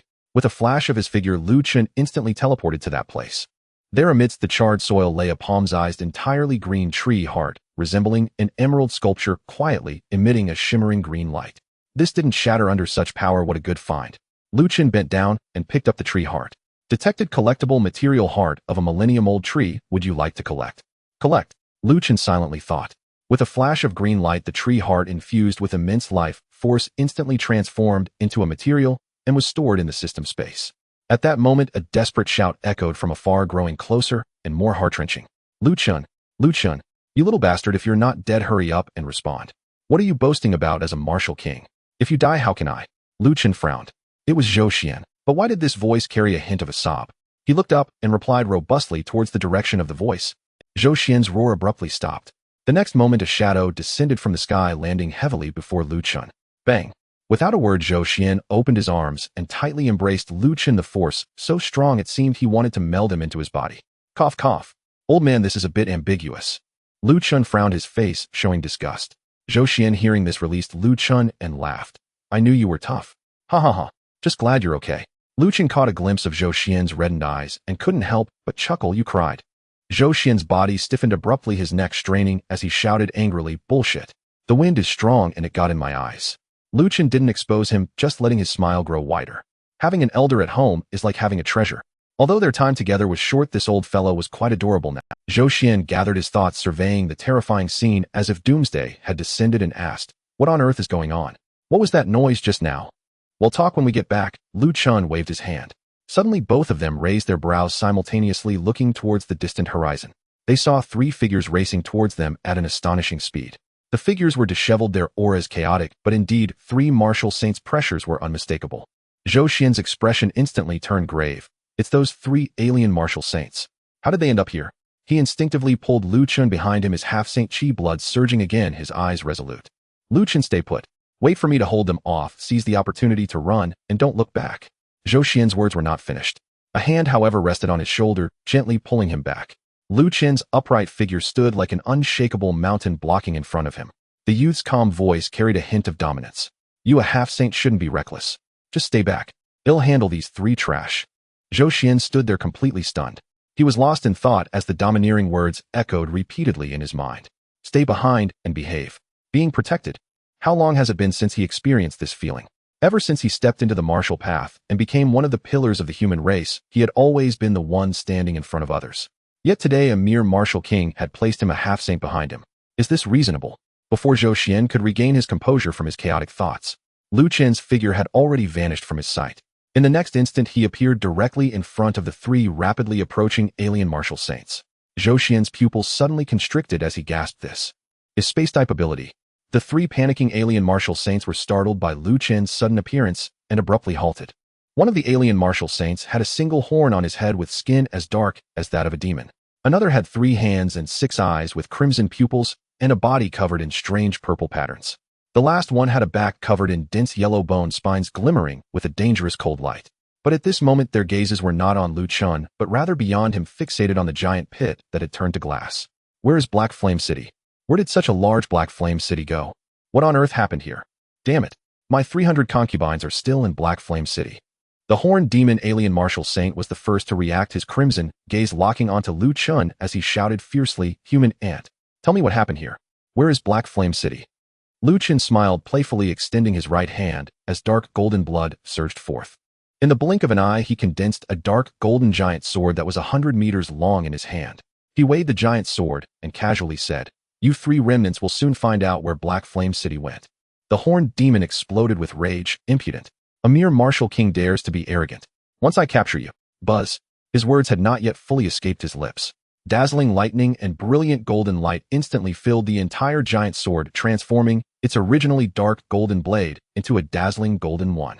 A deadly sense of crisis enveloped the 3 alien martial saints, causing their hairs to stand on end and their scalps to tingle. The fury on the horned demon's face froze, replaced by sheer terror. He widened his eyes and let out a distorted roar. Damn. This human is not normal. Run, boom. Too late. Lu Chen casually swung his sword, and a flash of golden sword light vanished. The horned demon martial saint was instantly obliterated, turning into a cloud of blood mist. The sword light continued unabated, tearing a terrifying chasm into the ground. The remaining 2 alien martial saints' eyes widened in disbelief, their mental state completely collapsing. How could a mere human ant at the martial king level, seemingly feeble, possess such terrifying power? One sword instantly killed a martial saint. They no longer had any thoughts of resistance, reaching a consensus in an instant to escape desperately in 2 completely different directions. Lu Chen stood in place, watching the 2 fleeing figures, and chuckled softly. Can you run away? If you don't die within 3 moves, consider me losing my bet. The invisible force of space instantly enveloped the golden giant sword, and he casually swung it again. In the next second, the golden giant sword directly ignored spatial distance, appearing beside the 3-handed 6-eyed martial saint. No. The desperate scream was instantly swallowed by the raging sword light. Boom. In the sky, yet another brilliant blood mist exploded. The last martial saint, with spines protruding from his back, witnessed his companion being killed in an instant, feeling a wave of fear wash over him. As he sensed the aura locking onto him from behind, the instinct to survive overwhelmed everything. Before Lu Chen could swing his 3rd sword, he abruptly halted his escape, choosing the wisest course of action without hesitation. With a thud, he knelt in midair, using all his strength to shout, Grandpa. Don't kill me. I am willing to submit to the human race. Spare my life. Lu Chen glanced at him. A mere alien, and you're calling for Grandpa to beg for mercy. However, you're too ugly, I won't take you. The spiked martial saint was momentarily stunned by his words, then roared angrily, Damn. I am clearly recognized as the most handsome in our clan. Boom. The last golden sword light fell, and his words abruptly ceased. All 3 alien martial saints were annihilated. In the distance, Zhou Xian watched this overwhelming scene, unable to suppress a difficult swallow. This is so terrifying. From appearance to conclusion, in just a few breaths, the 3 alien martial saints were reduced to 3 clouds of blood mist by Lu Chen's casual actions. Moreover, Lu Chen had clearly displayed 3 entirely different abilities: space light and electricity, coupled with his terrifying combat strength that slaughtered martial saints as if they were mere dogs. Is this kid truly human? In the next moment, Lu Chen's figure flickered and returned before Zhou Xian. Seeing Zhou Xian's dazed expression, he waved his hand. What are you standing there for? Let's go, it's time to head back. Zhou Xian suddenly regained his senses, grabbing Lu Chen's arm urgently as he asked, Lu Chen how? Lu Chen raised an eyebrow. Do what? Kill 3 martial saints. Zhou Xian nodded heavily. Lu Chen smiled calmly. It's nothing, just a bit more strength, a bit faster speed, and a little bit of superpower. If it were you could do it too. Zhou Xian. His mouth twitched violently, remaining silent for half a day. I could do it too. I'm old, but not foolish. How much strength is needed to crush a martial saint like swatting a mosquito into blood mist? Can a human truly reach such a level? Just as Zhou Xian's thoughts were in turmoil, Lu Chen seemed to suddenly remember something and asked, By the way, Principal, I just casually took down an alien city. Should we call someone to take over? Zhou Xian looked around blankly, seeing nothing but scorched earth and that unfathomable giant pit. A city? Where is it? I don't see it. Lu Chen pointed at the ground beneath their feet. Right here? Underneath this indestructible essence gold. Zhou Xian instinctively looked down, his body stiffening. He was horrified to discover that the pitch-black ground beneath his feet, spanning a radius of nearly 50 kilometers, was actually a solid piece of indestructible essence gold. The total strategic reserve of indestructible essence gold for the human race currently amounts to less than 10 cubic meters. Yet this piece alone is enough for the human race to achieve freedom with indestructible essence gold. Zhou Xian stomped his feet on the ground, suddenly realizing that the hardness of this indestructible essence gold seemed to far exceed his known standards. He suddenly raised his head, excitedly asking, Where did this indestructible essence gold come from? Lu Chen casually replied, not caring whether Zhou Xian believed him. It fell from the sky. Zhou Xian stared at Lu Chen's sincere face, remaining silent for a long time. After the earlier validation, Lu Chen had confirmed that he was now at the pinnacle of human combat strength. Even if something were discovered, he could fully lay it all out. After a long silence, Zhou Xian hesitated and asked in an extremely complicated tone, Lu Chen, are you really human? Lu Chen frowned. Are you questioning my species? Zhou Xian hurriedly laughed and waved his hand. Mainly you look human, but what you do is completely inhuman. I mean, you look human, but what you do is beyond what a human can achieve. Sigh how to say it. Just understand what I mean. Lu Chen shook his head helplessly. At that moment, Zhou Xian's expression suddenly turned extremely tense. Hurry, let's go. We need to get back to Magic Capital. The longer we stay, the more dreams we'll have. If such a large piece of indestructible essence gold is spotted by other aliens, it will be troublesome. The two of them no longer stayed, moving swiftly towards the direction of Magic Capital. At this moment, the battlefield of the Demon City. The cleanup work is nearing its end. To the west, south, and north, the corpses of the alien races and damaged mechas are piled high, categorized by the engineering troops, and sent to the research institute in the rear. The human race needs to analyze the genetic sequences and technological trees from these remains, develop stronger weapons, and find their weaknesses. However, the eastern battlefield is eerily empty. The ground is covered only with a thick layer of blood and mud. Upon arriving at the scene, the logistics troops responsible for cleaning this area were all stunned. A rookie scratched his head and asked the veteran beside him, Squad leader, should we clean this up? The veteran, with a cigarette in his mouth, remained silent for a while before exhaling a smoke ring and replied, Let's just plant some flowers. In Demon City Central Command Tower, the Lord's office. A senior officer solemnly handed over a battle report. Lordly, this is the final statistical report of this battle. Behind the desk, a burly and dignified middle-aged man reached out to take it. The Lord of Demon City, a peak martial sovereign, Li Qingtian. He quickly skimmed through the battle report, initially wearing a slight smile of satisfaction. In this battle, the human race had annihilated 300,000 alien beings with a negligible cost, a resounding victory. However, when his gaze fell upon the report from the eastern battlefield, the smile on his face instantly froze, turning into a grim expression. On the eastern battlefield, a peak martial king killed tens of thousands of alien beings in just a few breaths and single-handedly forced back 2 alien martial saints. Bang! Li Qingtian slammed the battle report to the ground, his chest heaving violently as he roared, Damn it! Is this treating me like a fool? Which major family's offspring is this? Are they trying to pin the blame on me for falsifying records? He continued, Why doesn't he just write that he killed all 5 alien martial saints? Since the betrayal incident of the noble families in Demon City, Li Qingtian harbored an uncontainable disgust toward all so-called geniuses with deep backgrounds. Investigate for me. Find out who this person is immediately. I want to personally correct his character. At that moment, a cool and firm voice rang out. Dad, this data is legitimate. Li Hongzhuang hurried over and handed him the communicator. Li Qingtian took it suspiciously, and a holographic image projected into the air. In the video, a young figure hovered in the sky. Thousands of dark golden swords danced like extensions of his will, each swing creating a mist of blood. Whether it was the fierce aliens or the sturdy mechas, they appeared as fragile as paper before him. Even the martial sovereign aliens could not withstand a single sword strike. The sense of oppression conveyed by the image was far more intuitive than any textual description. Li Qingtian furrowed his brow tightly, staring intently at the young man in the video, his throat bobbing. Is this real? Li Hongzhuang nodded firmly, her tone filled with conviction. Absolutely true. Everyone on the eastern city wall witnessed it with their own eyes. Li Qingtian took a deep breath, suppressing the rage inside him. Where is this person now? I want to see him. A hint of worry flashed in Li Hongzhuang's eyes as she whispered, He went to chase those two alien martial saints and hasn't returned yet. Bang! The communicator in Li Qingshan's hand shattered with a crack. He stared intently at his daughter, laughing in anger. Hongzhuang, you are my daughter, and you've never lied since you were little. How could you get involved in such nonsense now? A martial king, yet going after a martial saint. Li Hongzhuang looked helpless, about to explain when a warrior rushed in with an excited expression, his voice trembling. Captain, General Lu Chen has returned. Upon hearing this, Li Hongzhuang's eyes sparkled with joy, and without hesitation, she dashed towards the eastern city wall. Li Qingtian stood frozen in place, confused as he asked the warrior, General Lu Chen, who? The warrior respectfully explained, reporting to the Lord, a general sent from Kyoto for support. Although he is only at the peak of martial king, but before he could finish, Li Qingtian had already vanished from the office. In the air, only his cold muttering remained. Lu Chen, a general, does he have a deep background? Daring to commit fraud on my turf today, I will strip him clean. At the eastern city wall, when Lu Chen and Zhou Xian landed slowly, the gazes of all the soldiers on the wall instantly turned fiery. In the next second, a thunderous cheer erupted. It's General Lu Chen. The general has returned. General, you are my idol. Sign for me. Zhou Xian, watching this starry-eyed scene, couldn't help but elbow Lu Chen and joked, Not bad, little buddy, it's only been a while, and you're almost a national idol in Demon City. Lu Chen smiled faintly, neither agreeing nor disagreeing. A bold young warrior full of admiration shouted, General, what happened to those two fleeing alien martial saints? Did you get hurt?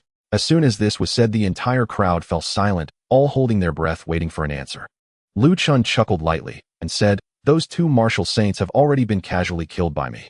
By the way, while chasing them, I also took down an alien city. You guys hurry and send someone to take over. Silence. All the expressions froze on their faces, their brains completely malfunctioning.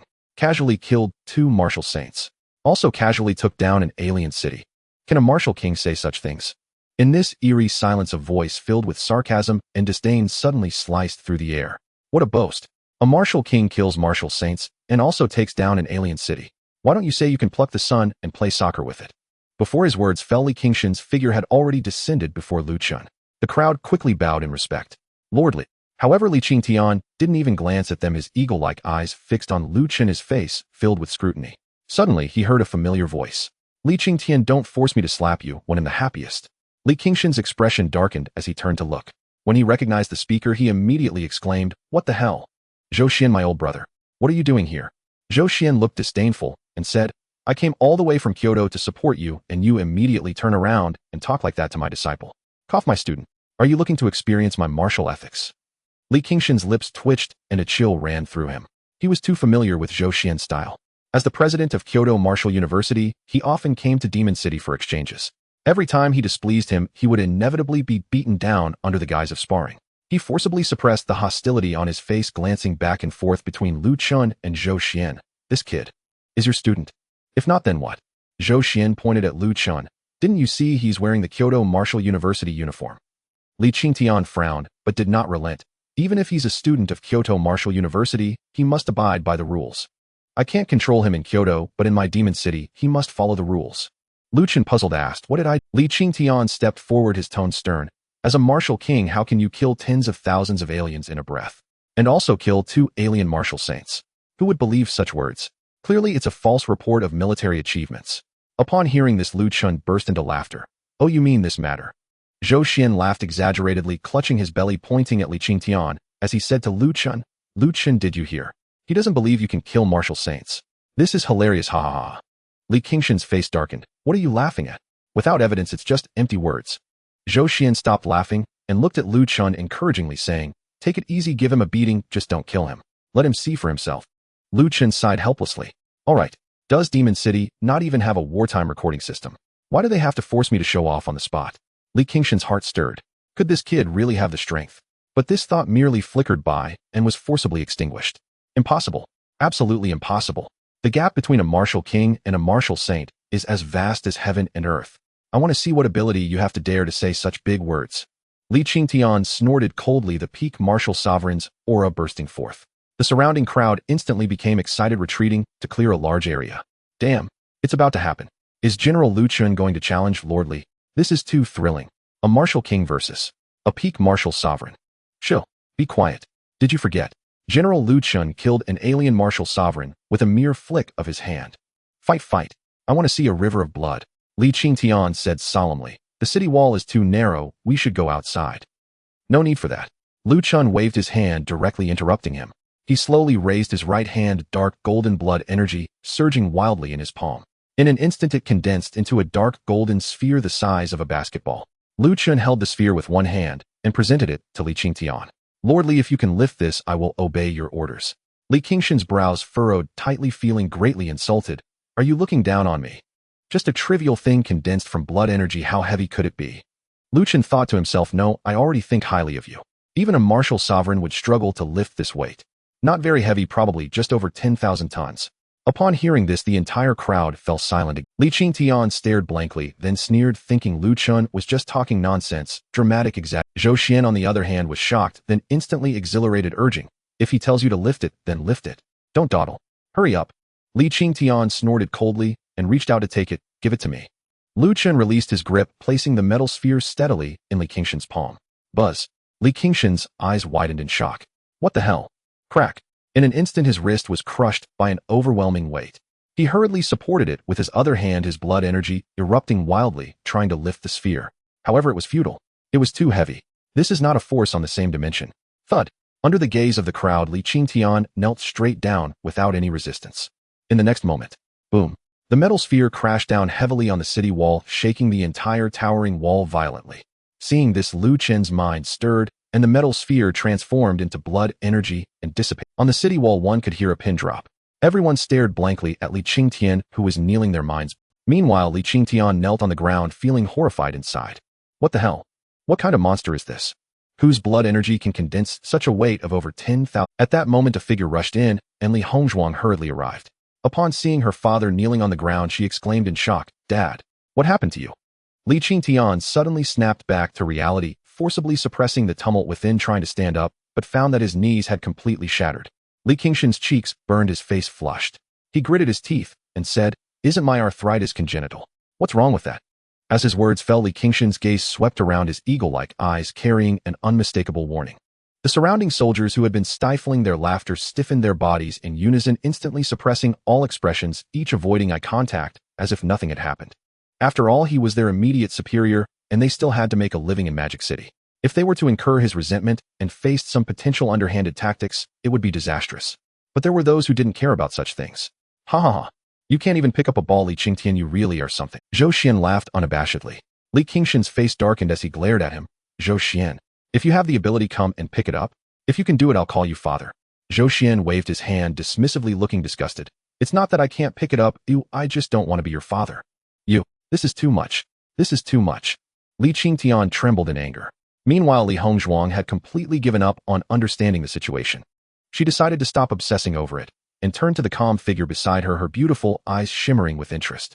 General Lu Chen, did you pursue those two alien martial saints? Were you hurt? Lu Chen smiled faintly. No injuries. They were just two trash dealt with easily. Easily dealt with two martial saints. Li Hongzhuang's red lips parted slightly, completely stunned. If someone had told her this before, she would have thought they weren't. But having witnessed Lu Chen's demeanor on the eastern battlefield, she was now nearly convinced.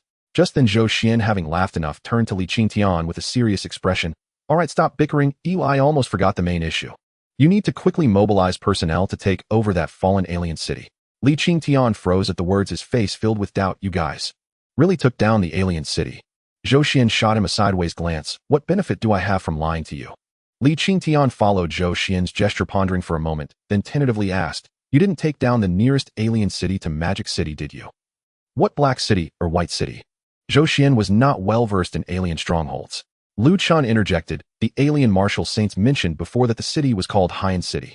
Upon hearing this, Li Qingshan's expression changed drastically, his brows furrowing tightly. Impossible. The number of aliens in Haiyan City is enormous, not to mention there's a latest martial saint stationed there.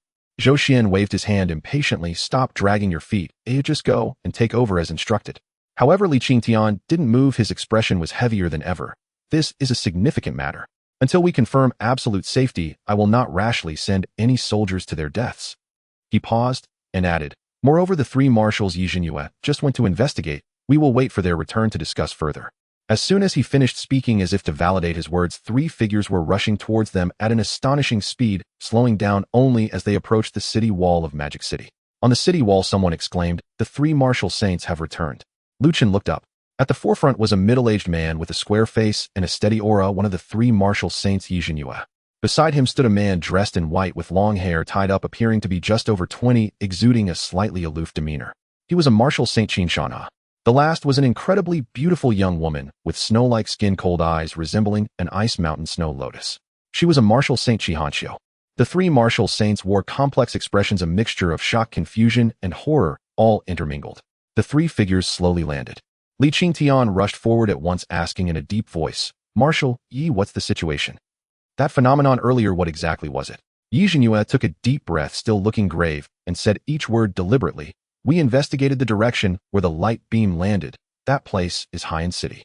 But now Haiyan City has completely vanished, leaving behind only a bottomless pit in its place. He paused. Moreover, at the center of the pit, we discovered a piece of indestructible pure gold nearly 50 kilometers in diameter. Boom.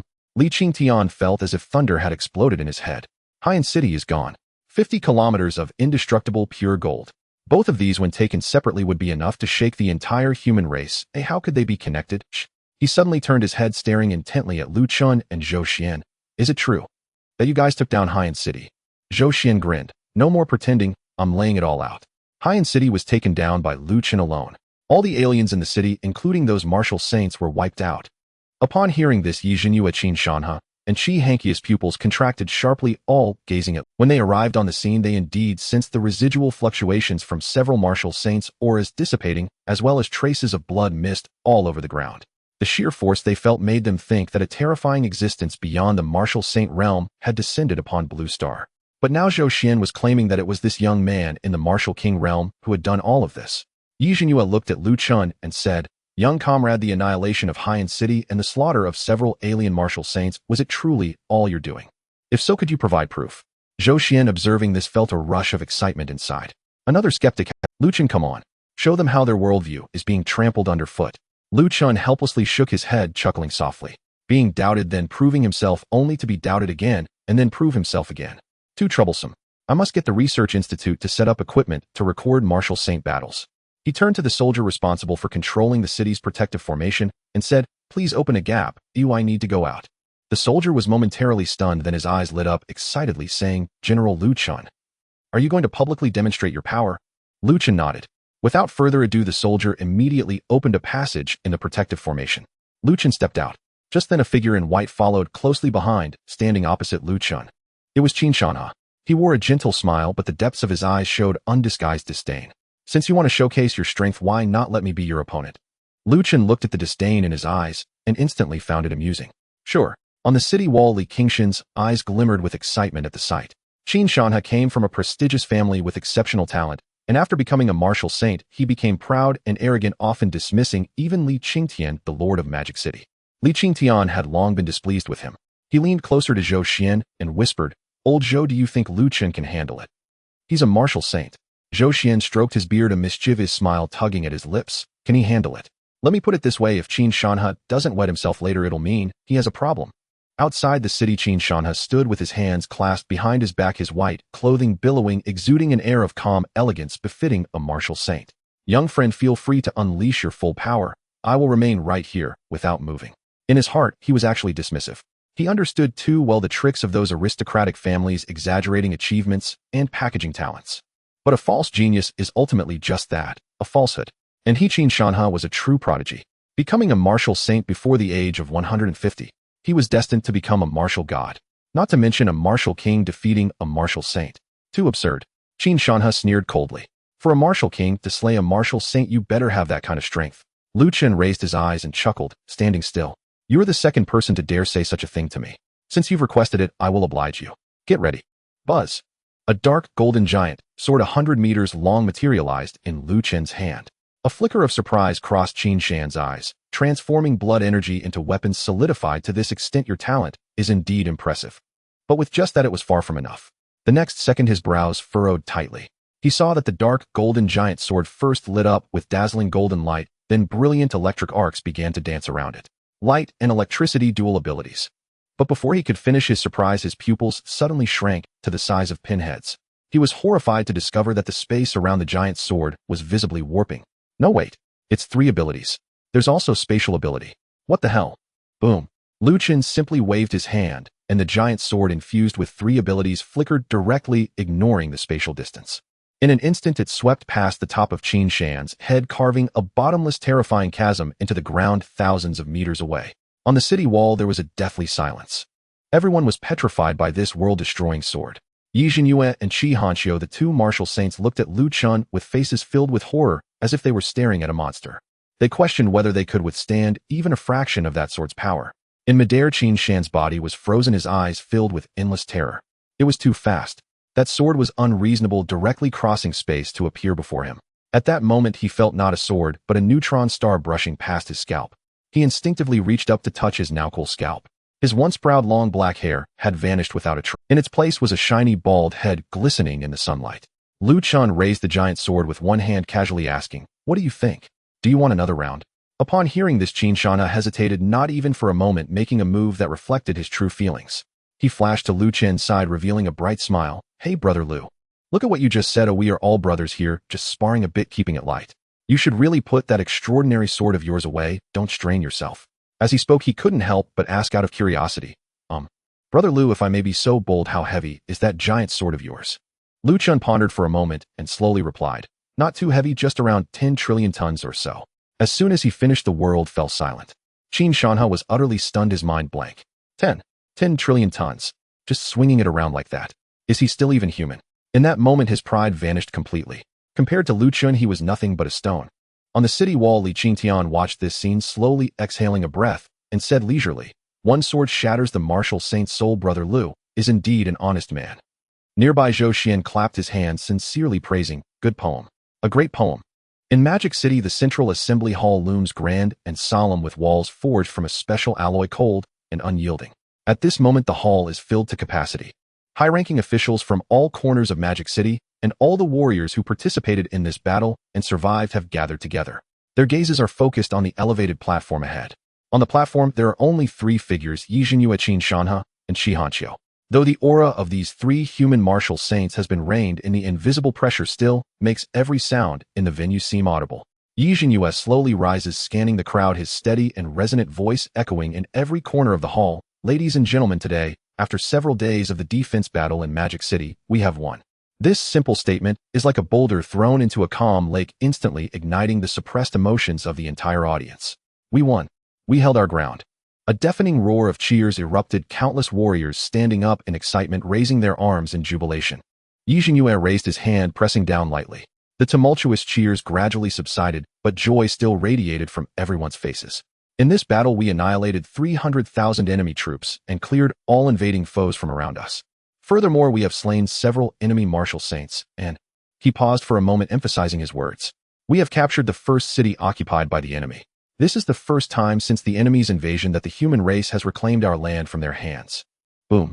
If the earlier cheers were merely ecstatic, now the entire hall has erupted. Recapturing the city. The significance of this phrase far surpasses a mere victory. It symbolizes that the human race will no longer be passively defending, but has gained the ability to sound the horn of counterattack. "Yi Marshal, who is it? Who accomplished such a feat? Which noble person intervened?" Countless fervent gazes were cast towards the platform, voices trembling with excitement. This extraordinary achievement is inseparable from the blood and sweat of everyone involved. Yi Jinyu's gaze slowly moved downward, finally landing on a young figure in the front row. But in this battle, there is only one greatest contributor. Let us welcome General Chen. Swish. Thousands of eyes in the audience instantly focused on one point. Chen stood tall, still wearing the uniform of the Kyoto Martial University, appearing out of place among the military attire. He stood up calmly and walked up to the platform, under the gaze of so many, feeling a little excitement in his heart. As he stood beside the 3 martial saints, a chorus of shouts erupted in unison throughout the hall. "General Chen! General Chen!" Yi Jinyue personally held a medal which was made entirely of indestructible gold, with a center inlaid with a seemingly burning crimson crystal. The highest military rank of the human race martial.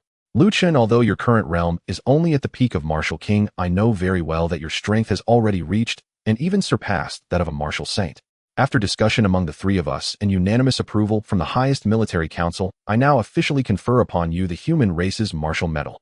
With this medal, you have the freedom to access over 90% of the human race's confidential documents, freely allocate over 90% of the human race's resources, and possess the authority to mobilize any troops during wartime. From now on, you will be the 13th marshal of the human race, one of our most solid pillars. As his words fell, the hall fell silent for a moment before erupting into even more fervent applause and cheers than before. Marshal. A marshal who is barely 20 years old. The youngest marshal of the human race was born today. Lu Chen reached out, took the medal, feeling its coolness in his hand, a slight ripple stirring in his heart. Thanks for the invitation. Just entered university, major in fast track, now graduated and promoted to marshal. Yi Zhenyue looked at Lu Chen's calm face and couldn't help but chuckle. To be honest, with your combat power, a martial medal is still somewhat beneath you. Lu Chen shook his head and smiled, saying, not beneath me, it's quite handsome.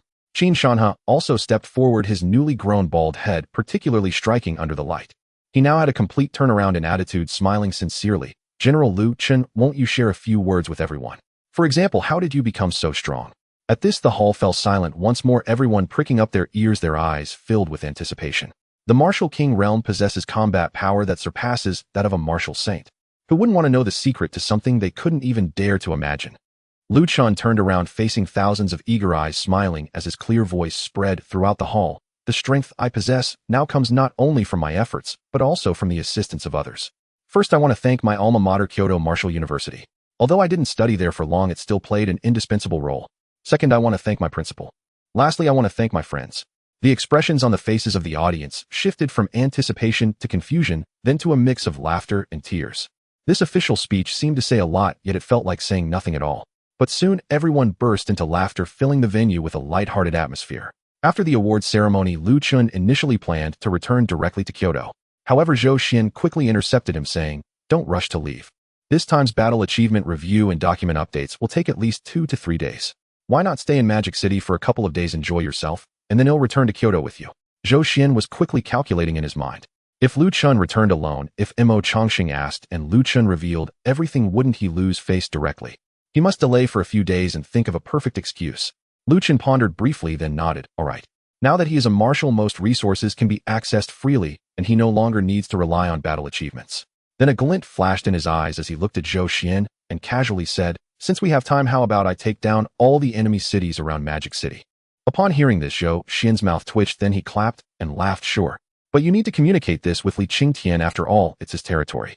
Lu Chen nodded. Okay. Just then Lu Chen keenly sensed a subtle gaze behind him, hesitant, yet lingering on. He instinctively turned around. He saw Li Hongzhuang standing at the edge of the crowd in the distance, her bright eyes looking at him. Upon noticing him looking over, she hurriedly lowered her head, not daring to meet his gaze. Lu Chen raised an eyebrow and decided to walk over. When Li Hongzhuang saw him approaching directly, she froze in place, her heart racing and her fair cheeks uncontrollably flushed. Take me to meet your father. Lu Chen stood before her, straightforward and succinct. Off. Li Hongzhuang's mind went blank for a moment, her ears visibly turning red. She instinctively looked up, stuttering, is it so soon? I haven't prepared anything yet. Meeting isn't this too sudden? Will my father agree? Lu Chen looked at her flushed face filled with confusion. What are you preparing for? I'm looking for your father, not you. Oh. Then follow me. Only then did Li Hongzhuang snap back to reality, her cheeks burning, as if she could fry an egg on them, wishing she could find a hole to hide in. What was she even thinking just now? The two of them walked in front and behind, quickly arriving at an old residential area that looked rather aged. Looking at the old apartment building with a worn-out exterior, a hint of surprise flickered in Lu Chen's eyes. He had originally thought that Li Qingtian, as the lord of Magic City and a peak martial respect holding great power, would live in a heavily guarded mansion or a top-notch villa in the city center. But the residence before him was simply the most ordinary residential property, plain to the extreme. Your family's conditions aren't this poor, are they? Lu Chen couldn't help but ask. Li Hongzhuang turned her head and said in a serious tone, my father has always been honest and upright, serving as an official for decades, never accepting bribes or taking advantage of public resources. Lu Chen frowned. Why does this sound so familiar? Seeing Lu Chen's strange expression, Li Hongzhuang burst out laughing. Just kidding. Mainly my mother feels that a big villa is too cold and uncomfortable to live in, while this kind of small house is warm and it's convenient to clean up usually. Upon hearing this, Lu Chen chuckled and shook his head. You should have said that earlier. I thought your family had 200 million hidden in the walls. Li Hongzhuang blinked, confused. Is 200 million a lot? Chen. He decided to give up on communication. The cognitive barriers between people can sometimes be thicker than fortress walls. Li Hongzhuang raised her hand and pushed open the door. The interior was simply decorated and warm, and a rich aroma of food wafted in. A deep, resonant male voice came from the direction of the kitchen carrying a rare sense of leisure. My dear daughter is back, just in time, dinner is ready. As the voice fell, a tall figure emerged from the kitchen, carrying 2 steaming plates of dishes. In the next moment, the air suddenly froze. To see Li Qingtian wearing an apron with a pink base covered in white cartoon bunny patterns, the contrast, the fatherly smile that had been on Li Qingshan's face froze when his gaze swept past his daughter's back and landed on that familiar, yet detestable face. Chen looked him up and down, nodding in appreciation and sincerely exclaiming, "Your father looks very young." Li Qingshan's face flushed, and he shouted, "Chen, what are you doing at my house?" "I have something to discuss with you," Chen said calmly. Li Qingtian, suppressing his anger, replied gruffly, "Is there anything that can't wait until tomorrow in the office? Do you really have to chase me home?" Chen replied earnestly, "What I want to discuss is a matter of great importance concerning the future of the human race." Li Qingtian was rendered speechless, completely frozen. What a surprise. This kid had just slapped a huge label on him with a few words. "If we continue this discussion, am I going to be stripped of my citizenship on the spot?" Li Hongzhuang said softly, "Dad, Marshal Chen came here specifically. It must be something important. Please don't throw a tantrum." Li Qingtian turned to glance at his daughter, his heart filled with mixed feelings. It was over. His little cotton-padded jacket was leaking information. They had only known each other for a few days, and her loyalty had already shifted. All right, come in," Li Qingtian said with a dark face, squeezing the words out from between his teeth. Chen nodded with a smile and stepped inside. The interior was simply decorated yet warm, with the aroma of cooked food and a faint hint of everyday life permeating the air, creating a comforting sense of home that made one relax. At that moment, the door to a bedroom was gently pushed open and a gentle figure walked out. Chen looked up and his eyes flickered slightly. It was the chief secretary of the city, Lord Su Lan, whom he had seen before. At that moment, Su Lan had shed her professional attire and donned a loose, light-colored dress. The dress highlighted her graceful curves, making her appear softer and more gentle. Su Lan's gaze fell on Chen, surprised as she exclaimed, "Marshal Chen, what are you doing here?" Chen smiled and waved his hand, saying, "No need to be so formal. Oh, just call me by my name, Andy." He silently complained in his heart, "I didn't expect Li Qingtian with his thick eyebrows and big eyes to be so flamboyant." With a thought, a delicate white jade porcelain bottle appeared in his hand. "I came in a hurry and didn't bring any precious gifts, just a little local specialty for beauty and skincare." The moment the porcelain bottle appeared, an extremely pure life energy instantly enveloped the entire living room.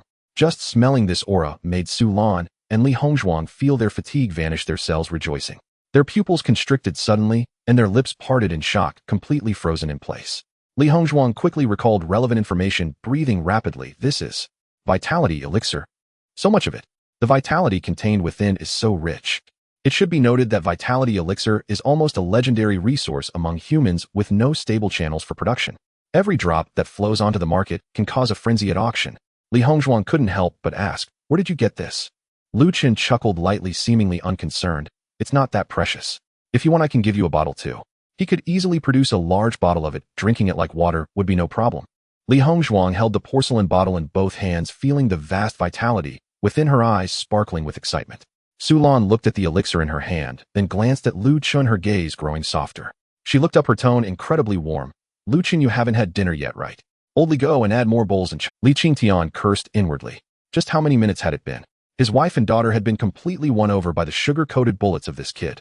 The most annoying thing was that this kid had gifted his wife and daughter, but had left him the head of the family out. It was blatant favoritism towards women. This was discrimination. Soon the 4 of them sat around the dining table, which was filled with 6 dishes and a soup fragrant and inviting. Su Lan completely transformed into a caring elder, enthusiastically serving Chen dishes until his bowl was piled high like a small mountain. "Chen, I heard Hongzhuang say you're a student at the Kyoto Martial University." "Yes, I guess I'm barely a freshman." As soon as he said this, the movements of Li Qingtian, Li Hongzhuang, and Su Lan at the table all froze simultaneously. A freshman, an 18-year-old freshman defeating a martial saint and becoming the youngest marshal of the human race.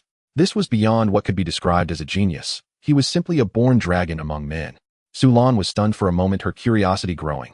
"Do you have a girlfriend now?" "Mom." Li Hongzhuang's fair cheeks instantly flushed with a layer of crimson. Li Qingshan's heart rang alarm bells as he slammed the table. "Chen." Su Lan frowned, glaring fiercely at Li Qingtian. "Oldly, why are you shouting so loudly? What if you scare the child?" Li Qingtian was left dumbfounded, feeling as wronged as a 200-pound child. "Scare him. He could easily take me down with a single sword strike. I'd be lucky not to be scared to death. Seeing the topic veering off course, Chen set down his chopsticks and said, Auntie, I came this time to discuss serious business with City Lord Li. Sulan nodded with a smile, no longer speaking. Li Qingtian took a deep breath, calming his complex feelings, and said in a deep voice, Go ahead, what is it? Chen smiled lightly and said, It's nothing major.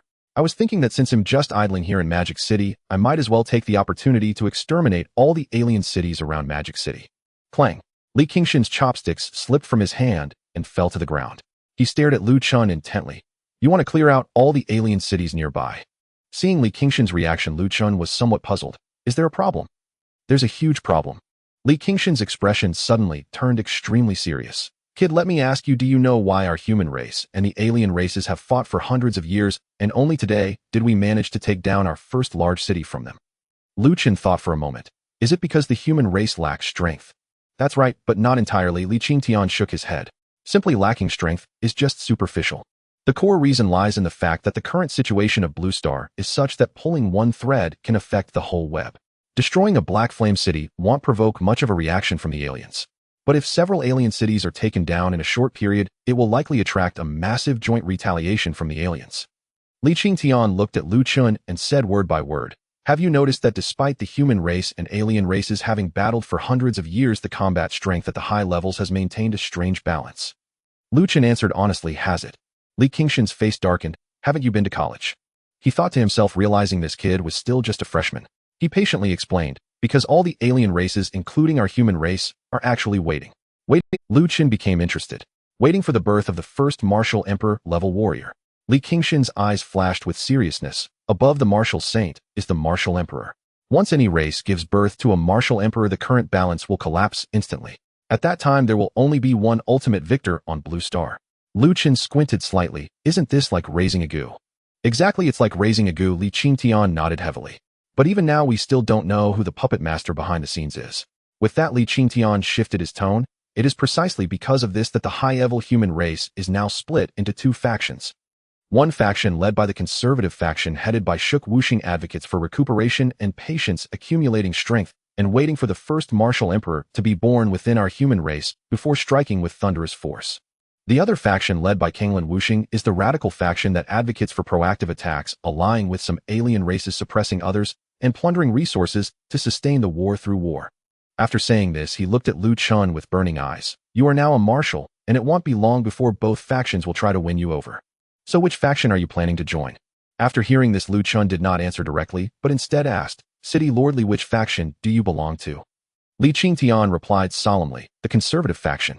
After hearing this, Chen smiled slightly. Then I guess I am also in the conservative faction. Li Qingtian chuckled only to hear Chen continue. However, I believe both the conservative and radical factions are too conservative. In my opinion, all alien races should be exterminated. Li Qingshan's smile faded, and he was momentarily stunned. He now had a good news and a bad news. The good news is that Chen is a conservative. The bad news is that his brand of conservatism is even more radical than the radicals. This is no conservative, this is an extermination faction. Chen looked at Li Qingshan's dazed expression and continued, What you are worried about is simply one thing. In a short period, annihilating multiple alien cities will be noticed by other alien forces, leading to their united response. In that case, Chen's lips curled into a slight arc. We just won't let them know it was us, right? Li Qingshan's heart skipped a beat, and a flicker of emotion appeared in his eyes. Chen continued, I can guarantee that in an instant we can annihilate all the aliens in a city, leaving not a single survivor. He leaned slightly forward, his gaze intense as he fixed it upon Li Qingtian, his voice laced with a seductive allure. Oldly, are you really willing to be trampled by those bastards for the rest of your life? Don't you want to hear with your own ears the delightful wails of those aliens in despair? Li Qingtian listened, feeling that something was off. Why does this guy seem a bit like a psychopathic villain? Yet each of Chen's words struck precisely at the deepest spot of his heart. Am I willing? How could I be willing? For hundreds of years, the human race has fought bloodily against the alien forces, with generations of warriors building the Great Wall with their flesh and blood. Li Qingtian has guarded the demon city, witnessing far too many comrades die on the battlefield. Who wouldn't want to draw their sword and pierce through the aliens, making them taste the bitterness of having their homes destroyed? Now an opportunity lay right before him. After a brief silence, all of Li Qingshan's struggles and concerns transformed into a surge of excitement. He slammed his hand on the table. Good. Let's do it this way. The more he spoke, the more excited he became. In that case, let me share my thoughts. After we slaughter the city, we'll quickly fake the scene and pin the blame on other alien factions. Damn it, it would be best if they turned on each other. He looked at Lu Chen, his eyes sparkling with intensity. Tomorrow, I will assemble a completely secret elite team, and you will personally be the captain while I provide all target information. Li Qingtian silently shouted in his heart, "I'm sorry, guardian saint of the wall. I'm sorry, my fellow conservative. From today onwards, I, Li Qingtian, officially join the extermination conservatives." Good, Lu Chen nodded in satisfaction. Then I await your notification. Having said that, he stood up decisively, not lingering for a moment, and turned to leave. As soon as Lu Chen left, Li Hongzhuang immediately approached Li Qingtian, her beautiful eyes shining with excitement, her face filled with eagerness. "Dad, I want to join the team too." Li Qingtian didn't even think and directly refused. "No way. With your level of cultivation, you'd just be a burden. When you break through to the martial sovereign realm, then come talk to me about this." Li Hongzhuang's face instantly dimmed, her heart filled with disappointment. Clearly Lu Chen is only at the martial king realm too. But she ultimately didn't say this out loud. Yes, Lu Chen is at the martial king realm, yet he can kill a martial sovereign with a single sword. And she can't do that. A night swiftly passed. In the top hotel of the Demon City, in the presidential suite, Lu Chen sat cross-legged in front of the floor-to-ceiling window, slowly opening his eyes and exhaling a breath. A hint of joy crept onto his lips. Indeed, slaughtering aliens brings joy and clarity of thought. When my thoughts are clear, my cultivation speed increases significantly. At this moment, the auras circulating around him had clearly stabilized from the peak of Martial King to the mid-level of Martial Emperor. A night of consolidation not only easily broke through the bottleneck, but also resulted in a jump of 2 levels in cultivation. Though this level of cultivation increase had little impact on his true strength, having it is better than not having it. Just then his wrist communicator vibrated lightly, and a message popped up. "Li Qingtian City Lord's office, hurry over." Lu Chen smiled upon seeing this. It seems old Li is even more excited than I am, having everything ready in just one night. He tidied himself up quickly, and in the next moment he appeared outside the City Lord's office in the central command tower of the Demon City. He pushed the door open. In the spacious office, 10 figures stood tall like spears. The 10 individuals had repressed auras, but Lu Chen could sense that all of them were at the martial sovereign level. The moment Lu Chen stepped in, 10 gazes turned towards him in unison, their eyes filled with unabashed fervor and excitement. "Greetings, Marshal Lu Chen." The 10 martial sovereigns spoke in unison, their momentum like a rainbow. Li Qingtian walked over from behind the desk, his expression serious as he said, "These are my 10 trusted subordinates. They can be fully trusted. This operation is codenamed Lightning Strike on the Aliens." After speaking, he handed a projected electronic map to Lu Chen. "These are the mission targets." Lu Chen accepted it, glanced at it, and his brows slightly furrowed. "So few. Only 5. Li Qingtian almost spat out a mouthful of old blood. 5 is already a lot. He had stayed up all night yesterday, not even taking care of his soft and fragrant wife, racking his brain to sift through the alien strongholds to select these 5. Yet this kid actually thinks it's too few. It seems I still underestimated the radicalism of the extermination conservatives. Lu Chen disdainfully pouted. "All right, 5 it is. Even a mosquito is still meat." Without delay, Lu Chen and the 10-man team quietly left the Demon City through a secret passage without alerting. Once outside the city in the wilderness, one of the martial sovereigns waved his hand, and a sci-fi styled, entirely black, streamlined aircraft appeared out of thin air. "Marshal Lu Chen, please. This is the latest developed Phantom model, the fastest aircraft in the Demon City." Lu Chen shook his head, interrupting directly. "No need, it's too slow." The 10 martial sovereigns were taken aback, their faces filled with confusion. "Not taking the aircraft? What kind of joke is this? If they traveled on foot, even as martial sovereigns, it would take several hours to reach the nearest target, Wind Howl City." Lu Chen did not explain. He simply focused his mind and activated the light shadow step of the floating train. Buzz! In the next second, a brilliantly golden floating train appeared out of thin air in front of everyone. At the same time, Lu Chen mobilized his chi and blood, precisely forming 10 external VIP seats outside the train. "Everyone get on." Lu Chen's calm voice snapped the 10 martial sovereigns out of their daze. An absurd thought arose in their minds simultaneously. "Marshal Lu Chen, could it be that the floating train has come to life?" The crowd forcibly suppressed their overwhelming emotions, boarding the external seats with a sense of reverence. One martial sovereign couldn't help but mutter softly, "How fast can this thing really go?" No sooner had he spoken than, whoa, boom. The golden floating train did not show any acceleration process and instantly transformed into a golden streak of light that tore through the sky, racing away into the distance. The terrifying air resistance and the enormous force pushed against them caused the 10 martial sovereigns' faces to turn pale in an instant. They gritted their teeth, hastily activating their chi and blood to form shields. However, it was useless. Even so, they were still forcefully pinned to their seats by the irresistible inertia, feeling as if their internal organs were flipping upside down. In that moment, they seemed to experience what it felt like for an ordinary person to be strapped to an intercontinental missile during launch. Time seemed to have passed for less than 10 minutes. The golden train suddenly came to a stop. "We have arrived." Chen returned to his human form, gently landing on the ground. The 10 martial sovereigns, on the other hand, collapsed to the ground, their legs weak, each of their faces turning green, nearly unable to stand. Chen looked at them and shook his head helplessly. "Your physical fitness is lacking. You remember to exercise more when you go back." The 10 exchanged glances, only able to force a bitter smile. What the marshal said is true. This is not a matter of physical fitness, is it? Chen ignored them, turning to gaze at the alien city shrouded in gray sand several kilometers away, Windhowl City. His blood began to uncontrollably heat up slightly, and a special desire surged from his heart. Not every time he was about to kill aliens he would feel this way.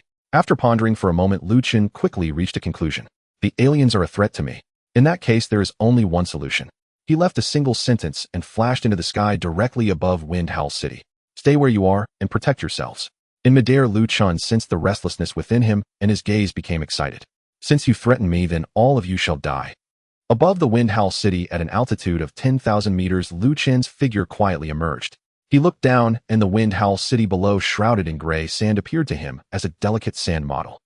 Chen grinned wildly and let out a low roar. "Indestructible golden floating island giant spirit extreme dominance fist, activate." In an instant, golden light erupted. Chen's body instantly surged tenfold, his muscular lines brimming with explosive power. With a single fist, he struck fiercely into the void before him. A floating island of indestructible golden material measuring 50 kilometers in diameter instantly took shape. Its massive size tore through the surrounding clouds, casting a shadow that completely enveloped the ground below. Not enough, still not enough. Chen's eyes burned with intensity as the golden giant let out a thunderous roar. Electromagnetic force. Hundredfold gravity. Light elements. Metal manipulation. All of you move now. In the next moment, Chen's arm muscles bulged, turning into countless afterimages, striking the indestructible golden floating island at an incredible frequency. Aura, aura, aura, aura, aura. With each punch that landed, the island's descent accelerated geometrically. Several dozen kilometers away in the wilderness, 10 martial sages looked up at the sky, collectively petrified. That sun that appeared out of nowhere, that continent blocking the sun, and that golden giant unleashing its power on the continent. Everything before their eyes had completely surpassed their understanding. One martial sage swallowed hard and spoke in a confused tone. Our operational codename is Lightning Strike on foreign races, emphasizing secrecy and speed, right?" This commotion, the foreign races in Windhowl City must have seen it right. Another martial sage fell silent for a moment and proposed a logically sound viewpoint in an uncertain tone. "If we kill all the foreign races that can sense us in an instant, wouldn't that mean no one would notice us?" Hearing this, everyone was momentarily stunned. Then expressions of realization spread across their faces. It seemed that was indeed the case. As expected of the marshal, his considerations are more thorough than theirs. Meanwhile, within Windhowl City, the once boisterous city fell into an eerie silence. All foreign races stopped their actions and looked up at the sky. The suddenly appearing expanding shadow instilled a fear that resonated from the depths of their souls. In the heart of the city, within the foreign race palace, 5 powerful auras surged into the sky, hovering in midair. They were the 5 martial saints stationed here. One foreign martial saint spoke uncertainly. "What is that thing?" "I don't know. Is it a spaceship of that foreign?" "Impossible. Which foreign race has such a large spaceship?" "Don't say that. It's shiny and quite beautiful." I'm a bit tempted. As soon as the words left his mouth, an overwhelming sense of death instantly enveloped their minds. The calmness and confusion on the faces of the 5 martial saints vanished, replaced by endless horror. "Not good. We're in trouble." Before he could finish his sentence, the indestructible golden floating island was upon them in a flash of golden light. In the final second before their vision was engulfed by endless golden light, they heard a thunderous and exhilarated roar. "Windhowl City. Bestow me a title." Boom. A massive golden beam descended from the heavens, striking precisely where Windhowl City was located. The entire world seemed to have been muted. The earth surged violently like a water surface, and a frenzied, destructive shockwave turned into a storm, rampaging in all directions, grinding everything in its path to dust. Windhowl City, along with hundreds of thousands of foreign races and the 5 martial saints, were utterly erased from this world. All that remained was a gigantic heavenly pit. Several dozen kilometers away, the 10 martial sages activated all their vital energy to barely withstand the oncoming storm. Yet none of them showed a hint of fear, only extreme excitement and fervor burned within. So powerful. Marshal Chen is truly formidable. Strong and mighty. Indeed, so strong. Huh, this is what war looks like. I finally witnessed a river of foreign blood. One martial sage trembled with excitement, tears streaming down his face. After a while, the raging storm gradually subsided and peace returned to the world. Lu Chen's figure floated down, returning to his original form, a satisfied smile gracing his face. The 10 martial sages quickly surrounded him, gazing at the seemingly bottomless giant pit in the distance, their eyes brimming with admiration and fervor. Such catastrophic destructive power could no longer be achieved by a martial saint. This is truly a miracle. Lu Chen, hurry up and cover the scene. We must proceed to the next city swiftly. Understood. The 10 martial sages responded in unison and immediately began to act. They skillfully took out various prepared tools from their storage rings. Broken foreign corpses, blood from different races, shattered weapons and armors. Soon the area around the heavenly pit was arranged into a gruesomely intense crime scene. Lu Chen's gaze fell upon a huge character formed from foreign corpses on the ground, and he curiously asked, "What does this say?" One martial sage stepped forward and respectfully explained, "Report Marshal, this is the script of the Bone-Splitting Clan, meaning I did this. If you don't believe it, come and mess with me." He paused, pointing at the scattered tools, his tone filled with the pride of a professional. "Of course these alone aren't. We also left some scales from the Crocodile Clan, feathers from the Winged Clan, and some slime secreted only by the Insect Clan.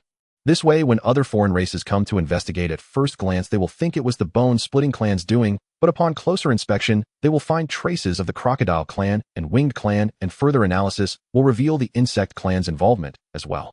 This is called I predicted your prediction of my prediction." Lu Chen nodded approvingly after hearing this. Not bad indeed. Each one of you is a talented individual." He understood why Li Qingtian was so confident. This team indeed had exceptional professional capabilities. Lu Chen observed that the scene had been well fabricated, preparing to lead a few people to the next target. A glance across the area revealed several martial respecters crouching on the scorched earth, cautiously burying oddly shaped objects. These items were dark yellow, all over their surfaces riddled with fine pores resembling a piece of dough, with several holes poked into it. Lu Chen raised an eyebrow and asked, "Is it not finished yet?" One martial respect stood up, brushed off the dirt from his hands, and grinned. "Marshal Lu Chen, this is the final step of the process. This thing is called a miasma bomb, a unique explosive specialty of the Stinking Worm clan." He seemed to recall something amusing and chuckled. "Those stinking worms love to develop disgusting gadgets. This bomb isn't very powerful. At most it would only break the skin of a martial respect." Lu Chen nodded upon hearing this. Its power was indeed limited. The martial respect continued, "While it won't kill many, it is quite revolting. When buried in the ground, it's hard to detect. Once triggered, the miasma released will instantly cling to the target. Not only will it turn anyone contaminated into a feces-like yellow, but it will also emit a strong pungent stench that assaults the senses. The best part is this foul smell integrates directly with one's spiritual energy and blood. Even if one blocks their sense of smell, or even their 5 senses, they will still catch a whiff. Moreover, it is extremely difficult to get rid of lingering for at least half a month." Lu Chen listened, his expression shifting from shock to a gradually blossoming smile. "Incredible. It's all about not killing, just pure disgust." One can imagine when other foreign investigation teams arrive at this desolate site, with serious faces trying to uncover the truth. With a loud bang, a group of high-ranking foreign warriors instantly turned into stinking feces yellow figurines. The mere thought of this scene brought a sense of enlightenment to Lu Chen.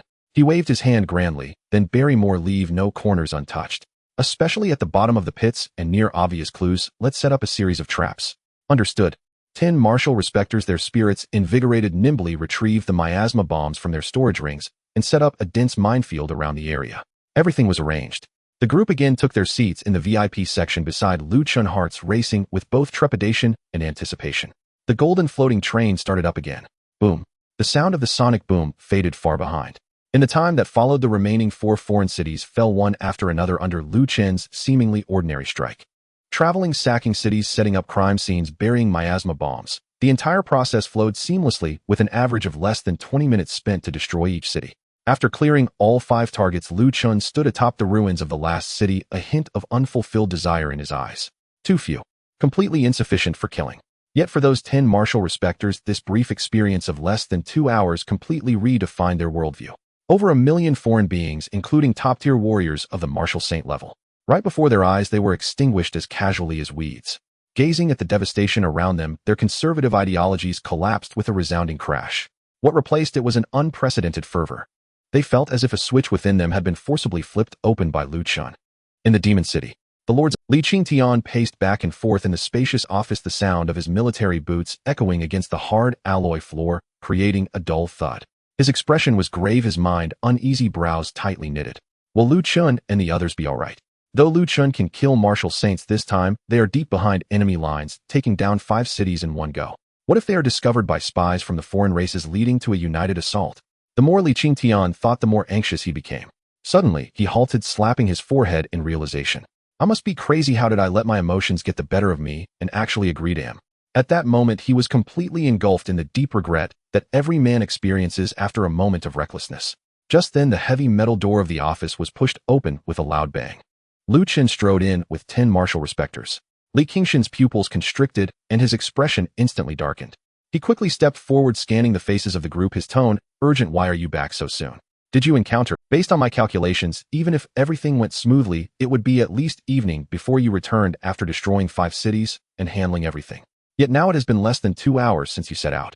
2 hours, that's hardly enough time just for normal travel. The only explanation is that the operation was exposed and they were forced to retreat. Lu Chen stopped in his tracks, nodding, a deep sense of regret appearing on his face.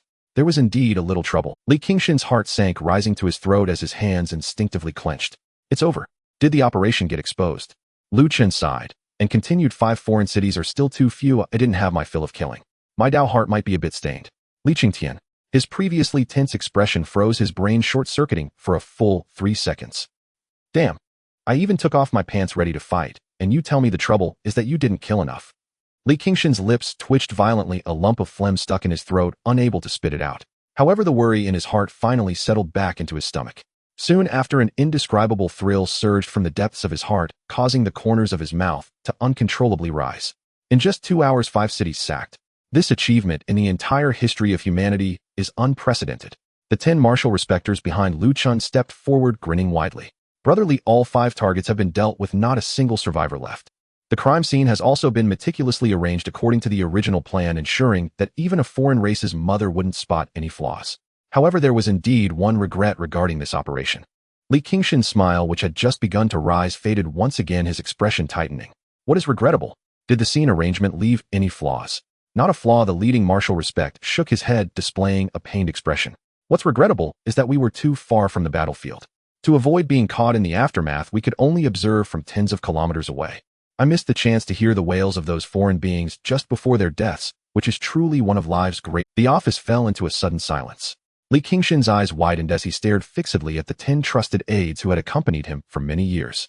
These 10 individuals, typically composed and efficient, renowned for their iron-willed demeanor in carrying out missions in Demon City. How could they come back from a short outing of just 2 hours and turn into such perverse figures? Have they been possessed? Li Qingtian stiffly turned his head to glance at Lu Chun, who stood calmly to the side. Damn, what have you turned my 10 good brothers into? But despite this thought deep within Li Qingshan's gaze, he was filled with an uncontainable joy. To eliminate 5 foreign cities in one go. If luck is on our side, we can use those fabricated scenes to stir up mutual suspicion and infighting among the foreign races. This deal is a blood profit. He took a deep breath, forcibly suppressing the urge to howl at the sky, restoring the dignity of the city lord. Well done. Li Qingtian said solemnly. Next, we will observe the changes closely, keeping a close watch on the movements of the foreign races. Once they show signs of infighting, we will act accordingly. After saying this, he turned to Lu Chun and confirmed, you won't be leaving Demon City in the next 2 days, right? Lu Chen sat down on a nearby sofa, casually nodding. Don't worry, I won't leave for now. Once your side's military achievements are reviewed, I will return to Kyoto with old Zhou. For some reason, Li Qingtian found Lu Chen's casual demeanor increasingly pleasing to the eye, Perhaps this is the mutual appreciation between like-minded individuals. Li Qingtian walked to the desk, poured 2 cups of water, handed one to Lu Chun, and suggested, since you plan to stay in Demon City for 2 days, why not take a stroll around Demon City's Martial University?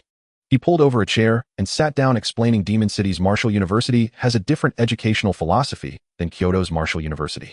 The focus of various resources also differs. It might aid your cultivation. Lu Chun accepted the cup of water, took a sip, and responded, sure, I'll go check it out tomorrow. On the surface, he seemed calm, but new ideas were already brewing in his mind. Last night, he successfully broke through to the mid-level of the Martial Emperor realm. The elevation of his realm brought about new issues. The sect-level body refining pills were no longer effective. What once allowed him to improve his cultivation at an astonishing rate now yielded significantly diminished effects. Previously, his cultivation speed felt like soaring through the sky like a rocket. Now it felt more like driving a sports car on a highway. Although still fast, the sense of drop was too stark. It was like having grown accustomed to delicacies every day, only to suddenly be served plain meals that the stomach couldn't adjust to. Lu Chen set the cup down, gently rubbing the cup's surface with his fingers.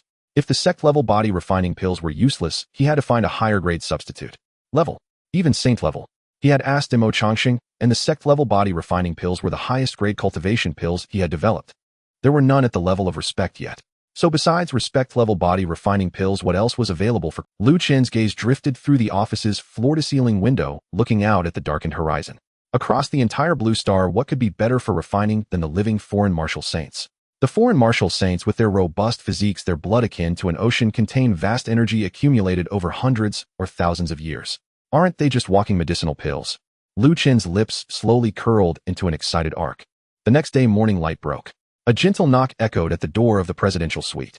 Knock, knock, knock. Sitting cross-legged, Lu Chen slowly opened his eyes and glanced at the personal panel before him. Host Lu Chen. Health value, 99,999. Realm Martial Emperor. Abilities: fire, light, electricity, space manipulation, metal control, gravity control. Techniques: sect-level body refinement technique, sect-level body refinement pill, indestructible, 9 turns blood condensation technique, indestructible, golden metal.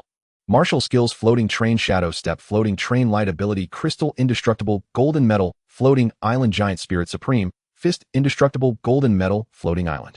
Forging count 3. After a night of cultivation, his cultivation level steadily rose from mid-martial emperor to peak just a step away from the martial sect realm. However, Lu Chen was completely unsatisfied. Tisk still too slow. The potency of the sect-level body refinement pill can no longer meet my needs. At that moment, the knocking sound echoed again. Knock, knock, knock. Lu Chen stood up and casually opened the door. Outside, a graceful and enchanting figure caught his eye. Li Hongzhuang. She had changed into a new outfit today. On the top, she wore a simple pure white shirt, and below a black waist-cinching pleated mini-skirt that perfectly outlined her slender waist and curvaceous figure. A pair of straight long legs glimmered alluringly in the morning light, while her high ponytail swayed gently with her movements. Li Hongzhuang's hand, which was about to knock again, froze in midair. When she unexpectedly met Lu Chen's calm and deep gaze, her entire body trembled, and her fair cheeks quickly flushed with a hint of crimson. She hurriedly averted her gaze, not daring to look directly Lu Chen. Martial. Lu Chen frowned at this sight. What was with the blush like a tea kettle? He currently had no interest in romance. Is pursuing love more delightful than listening to the wails of foreign martial saints before their death? Women would only hinder his speed in forging steel. Why are you here so early? Is there something you need? Li Hongzhuang seemed to awaken from a dream, hurriedly gathering her thoughts, and replied, It's nothing, just my dad is worried you might not be familiar with Magic City, so he asked me to take you around. Lu Chen pondered for a moment and nodded. All right, I happen to have a place I want to go. Also, just call me Lu Chen from now on. Okay. Li Hongzhuang gently nodded, feeling inexplicably relieved. The two left the hotel side by side, crossing the somewhat empty streets of the morning, soon arriving at one of the top academies of the human race, Magic City Martial University. The school gate was magnificent, built from the bones of unknown exotic beasts, exuding a breath of desolation and dominance. The concentration of spiritual energy in the campus far exceeded the outside world, with students exuding a steady aura everywhere. As they stepped onto the campus, Li Hongzhuang softly asked, Lu Chen, where do you want to go first? Lu Chen continued walking without stopping, directly asking, Tell me, does Magic City Martial University have techniques or martial skills that can directly seize others' health and cultivation? Seizing cultivation. Li Hongzhuang was taken aback, not expecting Lu Chen to ask such a question. After pondering for a moment, she shook her head.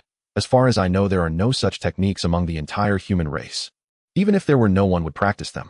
She explained in detail, the health of high-level martial artists is incredibly solid, and low-level martial artists cannot shake it at all. Such techniques can only work on martial artists of the same level or lower. But martial artists are not fools. No one will just stand there and let you absorb their strength. Spending energy to seize that little bit of cultivation might not be as effective as a single pill. Lu Chen nodded thoughtfully upon hearing this. What she said made a lot of sense. But just because others couldn't do it didn't mean Lu Chen couldn't. The famous martial Lu Chen once said, Give me enough suction and I can drain the entire world. He shifted his thinking and asked, Then is there a technique that can significantly increase the speed of absorbing external spiritual energy? Upon hearing this question, Li Hongzhuang immediately had an answer. Yes. Her eyes lit up. On the top floor of the scripture pavilion, there happens to be a heaven-tier technique that has this effect. Lu Chen's lips curled into a smile. Then take me to see it. As for cultivation permissions, I am a dignified marshal of the human race. Do I really need to file a report to learn a technique? The two, led by Li Hongzhuang, headed straight to the depths of the campus toward the scripture pavilion. Before the magnificent building, a long line had formed with several students waiting to enter. When Li Hongzhuang appeared, a stir arose among the crowd. It's Senior Sister Li. My goodness. Senior Sister Li looks so beautiful in this outfit today. Mom, Senior Sister Li, I want to be your dog. Numerous fiery gazes converged and many even took the initiative to greet her. Lu Chen glanced at Li Hongzhuang and chuckled. I didn't expect your popularity to be so high at Magic City Martial University. It's not that big of a deal. Compared to you, it's nothing.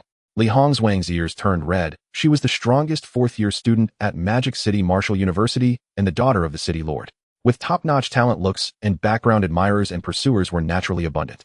Although their conversation was quiet, the surrounding martial artists were sharp-eared and sharp-eyed, and many heard them. The crowd's attention shifted from Li Hongzhuang to Lu Chen. Who is this person? How can he be so close to this? This young man is terrifying. In terms of looks, he already has 90% of my level. Looking at his uniform, is he from Kyoto Martial University? What is he doing here? Hearing the discussions around them, Li Hongzhuang whispered to Lu Chen, most students did not participate in the Magic City Defense War due to insufficient strength. Moreover, the official document for the Marshal's promotion will only be publicized after the review of military merits is complete. So they don't know you are the newly promoted Marshal of the human race. Lu Chen lightly nodded. He didn't care about this at all. Just then a student at the front of the line saw Li Hongzhuang and immediately stepped aside with courtesy. Senior Sister Li, you're here. Quick, I saved you a spot. Li Hongzhuang's fair face flushed slightly amidst countless gazes. She took Lu Chen to the very front of the line and then said, you can go and I'll wait for you outside. Lu Chen walked straight into the scripture pavilion. Meanwhile, the student who gave up his spot and the surrounding crowd were left stunned. This spot was meant for Senior Sister Li. Who is this kid? Inside the scripture pavilion, the managing teacher caught sight of Lu Chen, first startled, then his face immediately filled with uncontrollable excitement as he hurriedly approached. Marshal Lu Chen, what brings you here? He was one of the survivors who participated in the Magic City Defense War, having witnessed Lu Chen's methods of slaying the exotic races. Lu Chen smiled and waved his hand. No need for formalities, just call me Lu Chen. The downside of having a high status is that one always has to be humble. How annoying. The managing teacher's face turned red with excitement then. Brother Lu, if you need anything, just let me know. It's nothing major. Lu Chen said, I've heard that your school's scripture pavilion has a technique that can significantly speed up the absorption of spiritual energy, and I want to take a look at it. Oh, so that's the case. Simple. Please wait a moment. The managing teacher did not dare to delay for a moment and immediately got to work. A few seconds later, an encrypted electronic file was sent directly to Lu Chen's communicator. Technique name: Star Attraction Technique. Level: Inferior Heaven Tier. Effect: Rotating health generates a suction force that seems capable of attracting stars, significantly increasing the speed at which one absorbs the spiritual energy of the world. Drawback: Extremely high training threshold with strict precision requirements for controlling the martial artist's health. Lu Chen directly ignored the drawbacks. To him, the difficulty of practicing any technique was not an issue. He quickly browsed through the contents of the technique and then closed his eyes. The health within his body began to flow according to an arcane trajectory. After a few breaths, Lu Chen suddenly opened his eyes, a flash of brilliance flickering in his gaze. Star Attraction Technique. Great success. He raised his right hand palm facing upwards, and with a thought, the technique activated. Buzz. An invisible and powerful suction force erupted from his palm. In an instant, the entire first floor of the scripture pavilion was engulfed in howling winds. The spiritual energy drifting in the surrounding air transformed into visible white streams frantically converging towards his palm. However, Lu Chen frowned. This suction was too weak. Any high-level practitioner could easily break free from it. Moreover, the range of absorption was limited to about 100 meters, and the effect began to sharply decline beyond 10 meters. This thing is severely misrepresented. Suction capable of attracting stars is just this. A hint of disappointment flashed in Lu Chen's eyes. It seems that reliance on technology is still necessary. The howling wind gradually subsided, and the first floor of the scripture pavilion returned to silence. The managing teacher stood frozen, enveloped in profound shock, his mind blank. A low-grade technique from the heavenly tier was mastered in just a few breaths. What kind of extraordinary comprehension is this? He swallowed hard, glancing at Lu Chen with a gaze filled with reverence and a hint of fervor. With the technique in hand, Lu Chen turned to leave, preparing to find suitable materials for it. Just as he was about to step away, the managing teacher suddenly regained his senses and called out urgently, General Lu Chen, please wait. Lu Chen paused and turned back, asking, what is it? The managing teacher looked flustered, his cheeks slightly flushed, excitement barely contained in his tone. I would like to ask you for a favor. Lu Chen was taken aback. What favor? The managing teacher took a deep breath as if making a resolute decision and said with utmost sincerity, could you carve your name on my back using your chi and blood? Lu Chen was stunned on the spot. Huh, is this really happening? In an instant, countless thoughts raced through Lu Chen's mind, and the atmosphere became subtly awkward. Seeing Lu Chen's peculiar expression, the managing teacher quickly waved his hands to clarify, General Lu Chen, please don't misunderstand. Ever since the defense battle in the Demon City ended, many of us have come to regard you as our spiritual belief. There's a saying among us, if one can inscribe your name on their body, they might one day possess the power to slay foreign races effortlessly strong and mighty. Upon hearing this, Chen relaxed. So it's just a tattoo, I thought. However, he pragmatically replied, it's just a signature, it doesn't have that much effect. It doesn't matter. The managing teacher's eyes were resolute, stating emphatically whether it has an effect or not isn't important, what matters is the faith. Chen looked at his fervent demeanor and chuckled helplessly. All right then. Thank you, General Chen. The managing teacher was overjoyed, and without further ado, he lifted his shirt, bent down, and presented his smooth back to Chen. Chen's fingertips glimmered with a hint of golden chi and blood, initially intending to simply carve the two characters for Chen to satisfy the request. However, he reconsidered. What if someone misunderstood? To avoid any unnecessary misunderstandings, Chen's fingers danced, and the power of chi and blood swiftly inscribed a majestic line of characters on the back of the other. Chen visited here. The managing teacher felt the warmth radiating from his back, and upon seeing the inscription, became even more excited. Thank you, General Chen. Chen waved his hand, turning to leave. It's a small matter. Outside the scripture pavilion, Li Hongzhuang saw Chen come out so quickly and immediately approached him, curiosity gleaming in her beautiful eyes. How was it? Did you find the technique you needed? Chen casually replied, yes, I've already learned it. Learned it? Li Hongzhuang's pupils constricted suddenly. That's a heavenly tier technique. You mastered it in just a few minutes. Is this person even human? Li Hongzhuang forcefully suppressed her astonishment, took a deep breath, and asked softly, so where do you plan to go? By the way, you haven't had breakfast yet, have you? The cafeteria at the Demon City Martial University has many local specialties that taste quite good. Would you like to? Before she could finish, a voice filled with arrogance and a hint of insolence disrupted the conversation from not far away. That guy from the Martial University of Kyoto. Who allowed you to tread on our territory at the Demon City Martial University? Chen raised an eyebrow and followed the voice. Not far away, a young man with a frivolous face and arrogant eyes sauntered over, flanked by several lackeys. The young man wore a luxurious custom-made combat uniform, his aura fluctuating clearly at the late stage of the martial emperor realm. Chen recognized at once the identity of this presumptuous scion. He turned to Li Hongzhuang beside him, puzzled, and asked, does he not know who I am? At the late stage of the martial emperor realm, logically, he should have witnessed the defense battle in the Demon City, right? Li Hongzhuang's expression instantly turned cold as a layer of frost appeared on her pretty face, her tone becoming a bit icier. His name is Chen Wuxuang. He took sick leave during the defense battle. Chen understood now. So he's a coward. At this moment, Chen Wuxuang had walked up to them, his eyes brazenly sizing up Li Hongzhuang's curvaceous figure, his greed and possessiveness unabashed. Hongzhuang, why are you so close with a country bumpkin from the Martial University of Kyoto? If others see you, won't it lower your... Li Hongzhuang frowned in disgust, replying coldly, Chen Wuxuang, what does my business have to do with you? Yet Chen Wuxuang maintained a self-righteous expression. How could it not be related? You are going to be my wife in the future. The daughter of the city lord, perfectly matched with a young master of a martial saint family, a pair made in heaven. Dream on. Li Hongzhuang was furious, her chest heaving with anger, as she shouted, you, a timid and cowardly waste, are not worthy. Chen Wuxuang's face darkened instantly, his gaze fierce. I did that for the greater good. At that time, I was in a critical moment of cultivation and accidentally suffered internal injuries, causing my combat power to plummet. Otherwise, mere foreign races would be like dogs to me. Ha ha. At this moment, Chen, who had remained silent, finally couldn't hold back his laughter. His laughter sounded particularly jarring in the tense atmosphere. Chen Wuxuang's fierce gaze immediately turned towards Chen, shouting angrily, what are you laughing at? Chen looked at him, a playful smile on his face. A fool wouldn't suffer internal injuries while cultivating, right? His words hit Chen Wuxuang right where it hurt. You're looking for death. Chen Wuxuang's face flushed red with rage. What qualification do you have to speak to me like that? A mere bumpkin from Kyoto, do you believe I'll make you crawl out of the Demon City? Chen's smile grew wider, as if recalling something amusing. He asked, the martial saint family you mentioned, wouldn't it be the Chen family? Hearing this, Chen Wuxuang raised his chin, fiercely speaking in a tone filled with extreme sarcasm. That's right. I am the young master of the Chen family. The current martial saint Chen Shanha is my great-grandfather. What, you, a country boy from Kyoto, have never even heard of it? Now you're scared. Chen merely smiled. For some reason, a strange feeling arose in his heart, as if he were an adult bullying a child. He looked at Chen Wuxuang's contemptuous face, his smile unrestrained, and slowly said, do you believe that if I go to your house now you'll have to kneel and speak to me? Arrogant. Chen Wuxuang's face darkened. Chen, however, smiled calmly. What? You disbelieve me? Or are you simply afraid? Chen Wuxuang paused, stunned, then threw back his head and roared with laughter, each note dripping with contempt. Fascinating. Truly fascinating.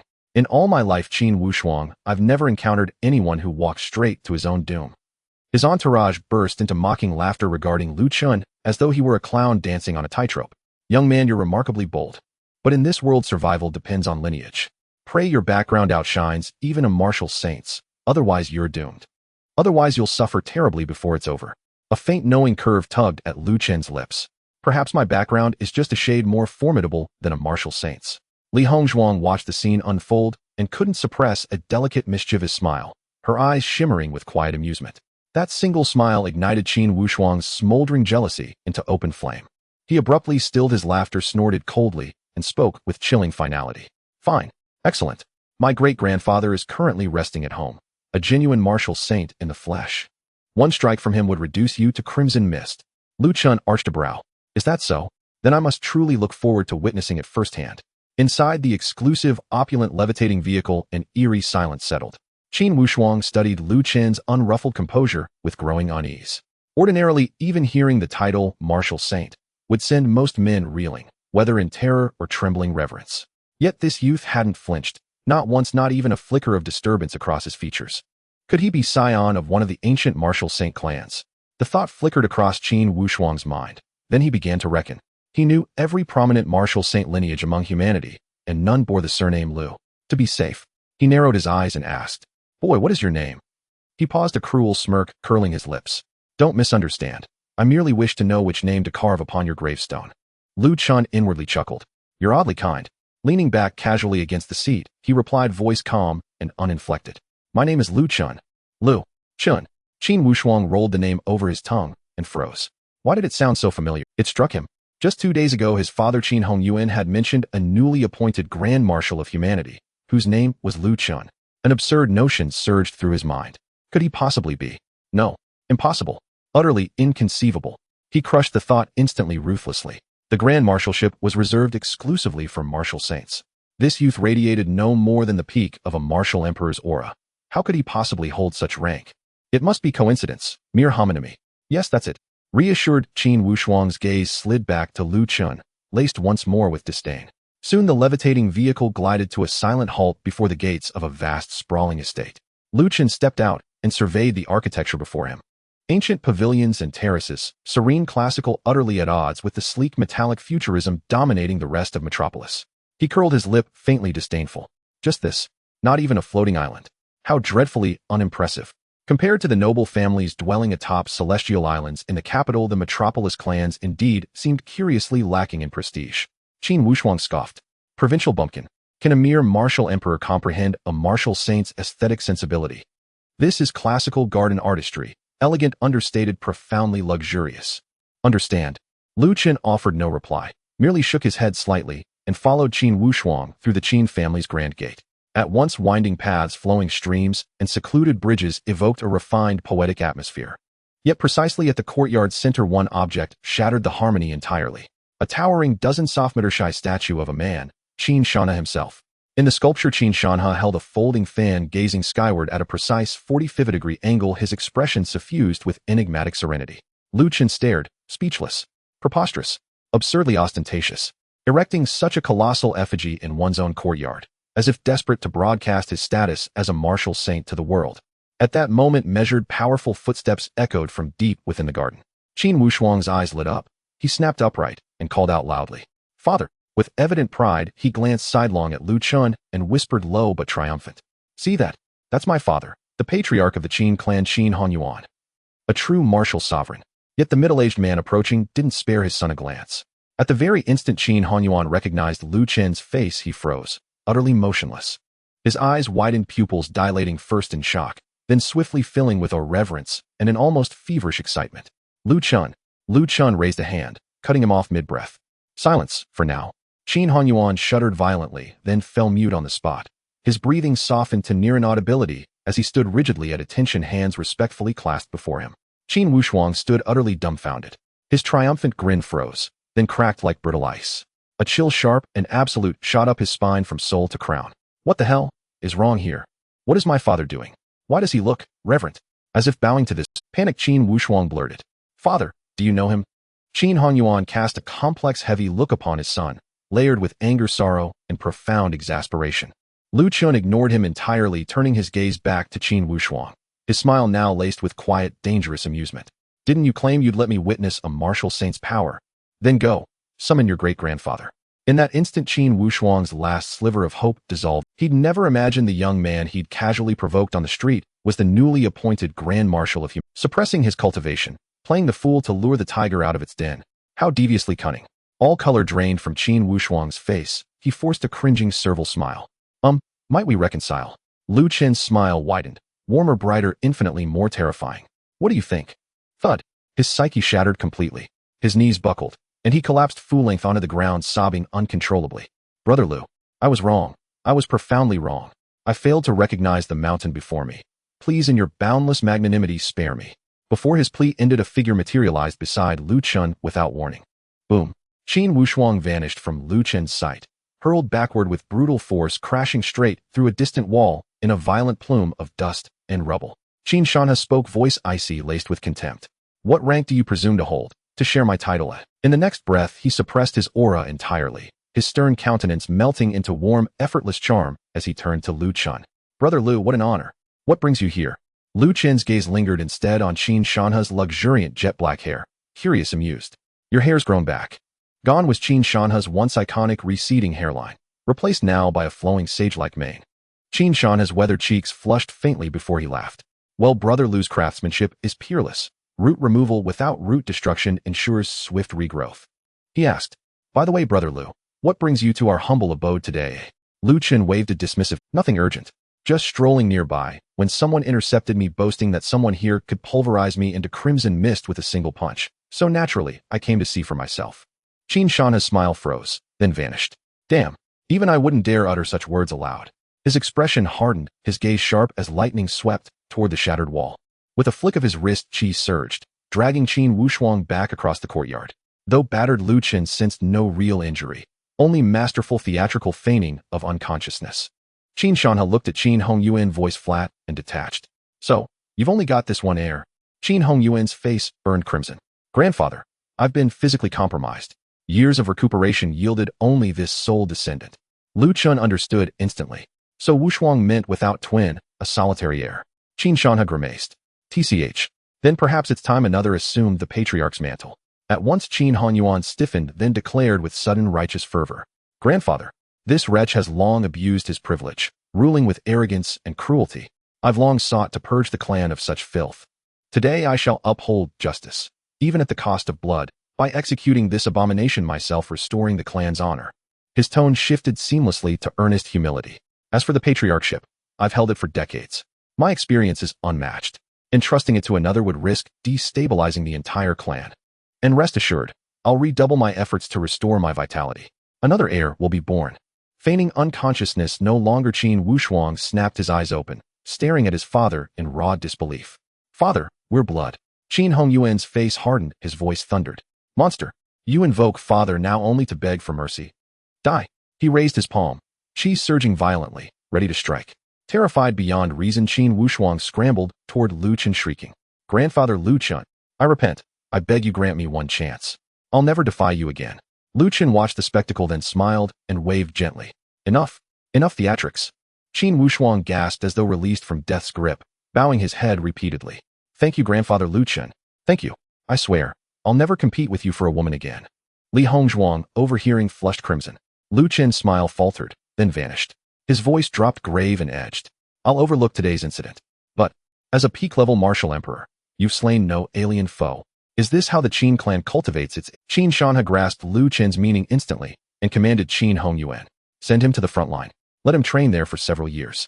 Attendants moved forward, seizing Qin Wushuang by arm and collar, dragging him away like refuse. No, wait. I'm hemophobic. Truly, I cannot bear blood. His despairing cries faded into the distance. Lu Chen watched his retreating form and sighed softly, deeply. Since he called me grandfather, I suppose I owe him a token of welcome. May he someday appreciate the profound care behind this elder's gesture. Qin Shanha grinned. Brother Lu's virtue knows no bounds. Qin Hongyuan hastened to echo. Grandfather Lu embodies wisdom and benevolence, truly a paragon of grace. That title, grandfather, slipped from his lips with unnerving fluency.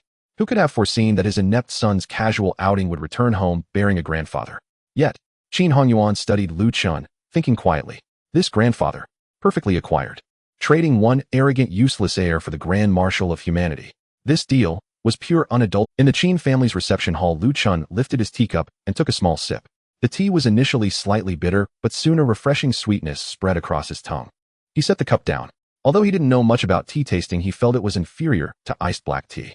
Chen Shanha smiled and said, "Brother Lu, this is my treasured Yunwu spiritual tea nurtured by spiritual energy, and it takes a whole year to grow just one leaf. How does it taste?" "It's all right," Chen replied succinctly, then quickly changed the subject. "I actually have something I need your help with today." Chen Shanha patted his chest vigorously, exuding confidence. "Brother Lu, you're being too polite. We're brothers. Your matters are my matters, just speak your mind." Chen didn't beat around the bush, directly asking. "The research institute in Modu, that's under your jurisdiction, right?" Chen Shanha nodded. "That's right.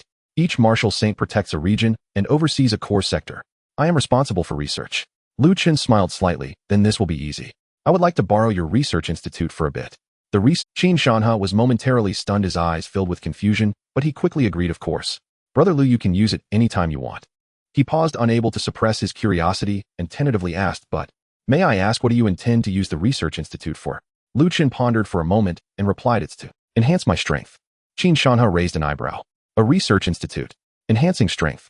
How are these two things related?" Suddenly a flash of insight struck Chen Shanha, causing his breath to quicken as he stared at Chen with gleaming eyes. "Brother Lu, could it be related to your ability to slay martial saints in the martial king realm back then?" As soon as he finished speaking, he seemed to realize he had misspoken and quickly pretended to slap himself. "Sorry, Brother Lu. Look at me, I shouldn't pry. It does have some relation." Chen chuckled lightly, interrupting his performance. "The indestructible golden essence, the floating trains, the shattering star bombs. How could any of these be separated from research? It would be disingenuous to say it didn't matter." Receiving a positive response, the excitement within Chen Shanha was nearly overflowing. With eager eyes, he asked, "Can I accompany you to learn a bit? If I can master it, my strength will definitely soar. The dreams that were once extinguished have returned. I, Chen Shanha, am determined to become a god of war." "Sure." Chen nodded casually. Chen Shanha couldn't contain his excitement. "Brother Lu, time is of the essence. Let's set off now." Less than 10 minutes later at the Modu Research Institute. Although it's called a research institute, its area is more expansive than the entire Modu Martial University. Layer upon layer of visible energy shields formed an inverted giant bowl enveloping the entire area. Over 100 menacing floating artillery platforms slowly roamed the skies, their cold gun muzzles glinting with dangerous light, locking onto every inch of airspace. Upon entering the Research Institute, researchers hurried back and forth, an unending stream. Most of these individuals had weak auras, and many were ordinary people with no cultivation. Chen Shanha walked beside Chen, his tone filled with rare respect. "Brother Lu, don't let their lack of strength fool you.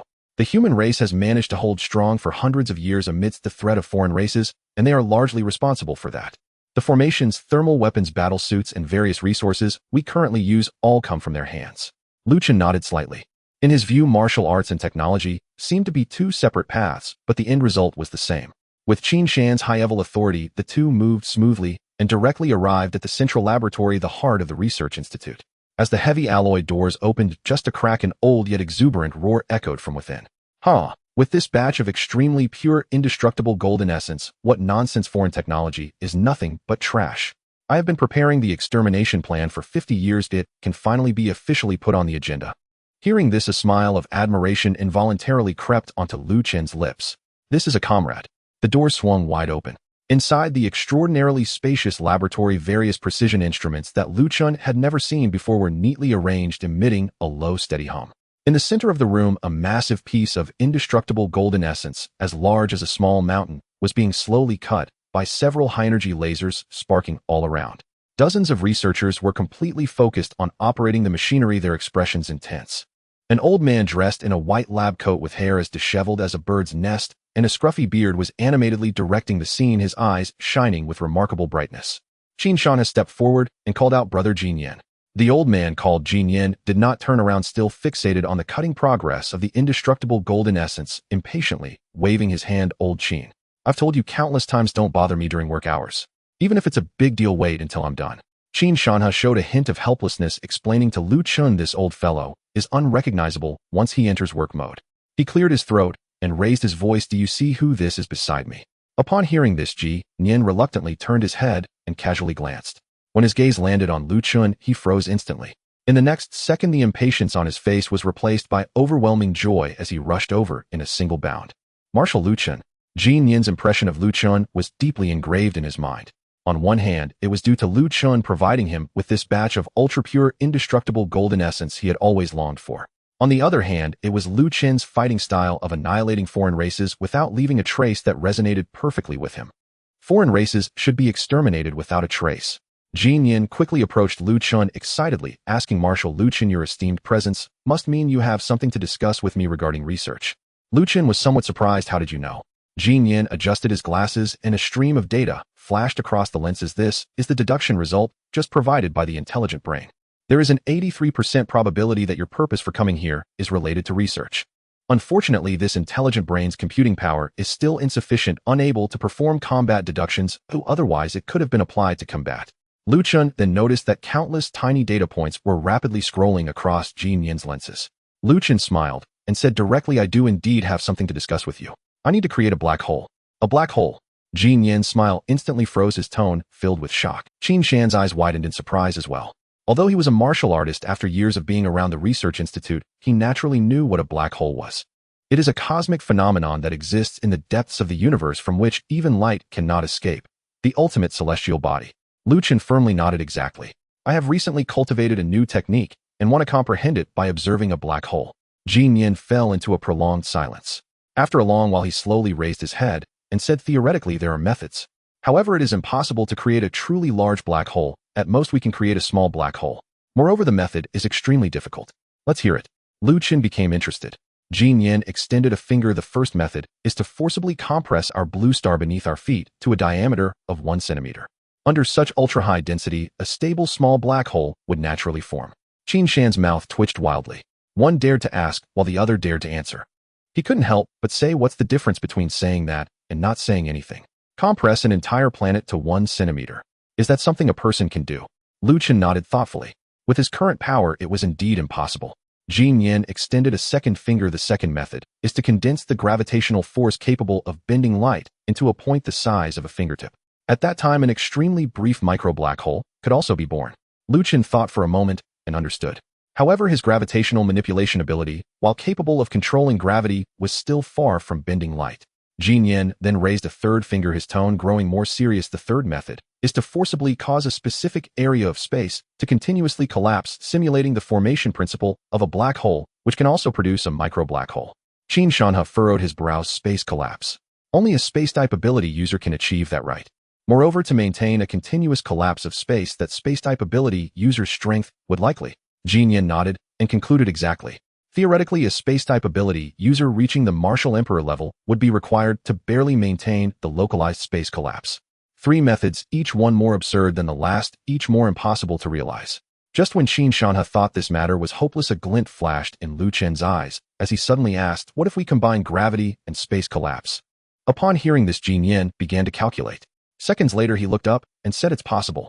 Combining the 2 abilities will geometrically decrease the difficulty. Theoretically, it would only require 2 individuals at the martial venerable level, one perfectly mastering gravitational abilities and the other perfectly mastering spatial abilities, and both must possess physical strengths capable of enduring the tearing force at the moment a micro-black hole is born. As soon as he finished speaking, Qin Shanha shook his head. How is that possible? A martial venerable perfectly mastering 2 different top abilities. And they must also have strong bodies. Where would we find? But Lu Chen smiled. How fortuitous. I have all those things. What? Qin Shanha and Jin Yin exclaimed in unison, their expressions mirroring each other, interwoven with shock and disbelief. A martial artist capable of controlling gravity, and another who can manipulate space with a physical body strong enough to withstand the tearing force of a black hole. This condition, Lu Chen actually claims he possesses all of them. Qin Shanha suddenly remembered something. Lu Chen had indeed used spatial abilities against him before. But he also has gravitational abilities. Lu, do you also have gravitational abilities? Qin Shanha probed. Lu Chen nodded. Indeed. Qin Shanha felt his worldview being repeatedly challenged and couldn't help but ask, Lu, may I ask, how many types of abilities have you awakened? Not many. Lu Chen held up a finger and gestured. Currently, just 6 types. 6, say. This time Qin Shan's eyes nearly popped out. Beside him, Ji Nian seemed to have heard some fantastical tale, standing there in a daze. For a martial artist to awaken even 1 ability is already a rare genius.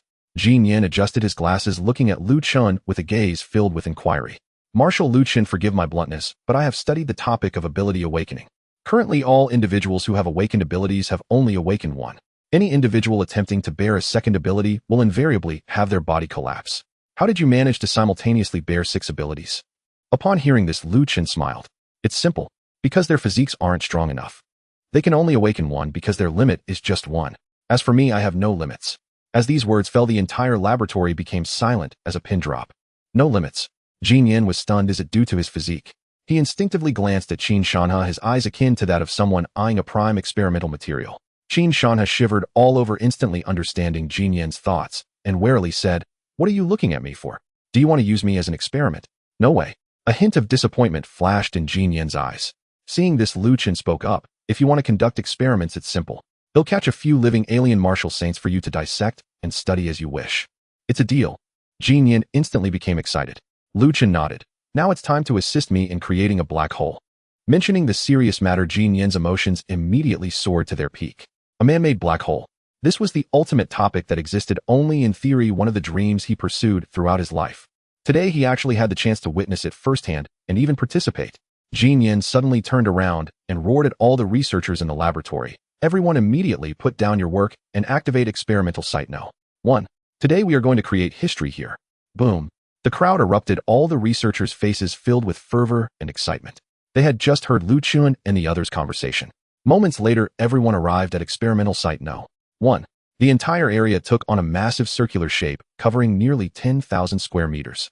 The ground was paved with an unknown pure black alloy inscribed with dense and intricate runes.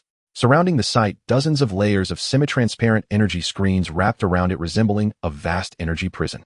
Jin Yin stood before the control panel, introducing it to Chen. "This is our largest and most robust experimental site, codenamed Divine Cage. In theory, it can withstand the continuous full-force assault of a martial saint for 30 minutes. It is the most suitable place for this." He pointed to the center of the site.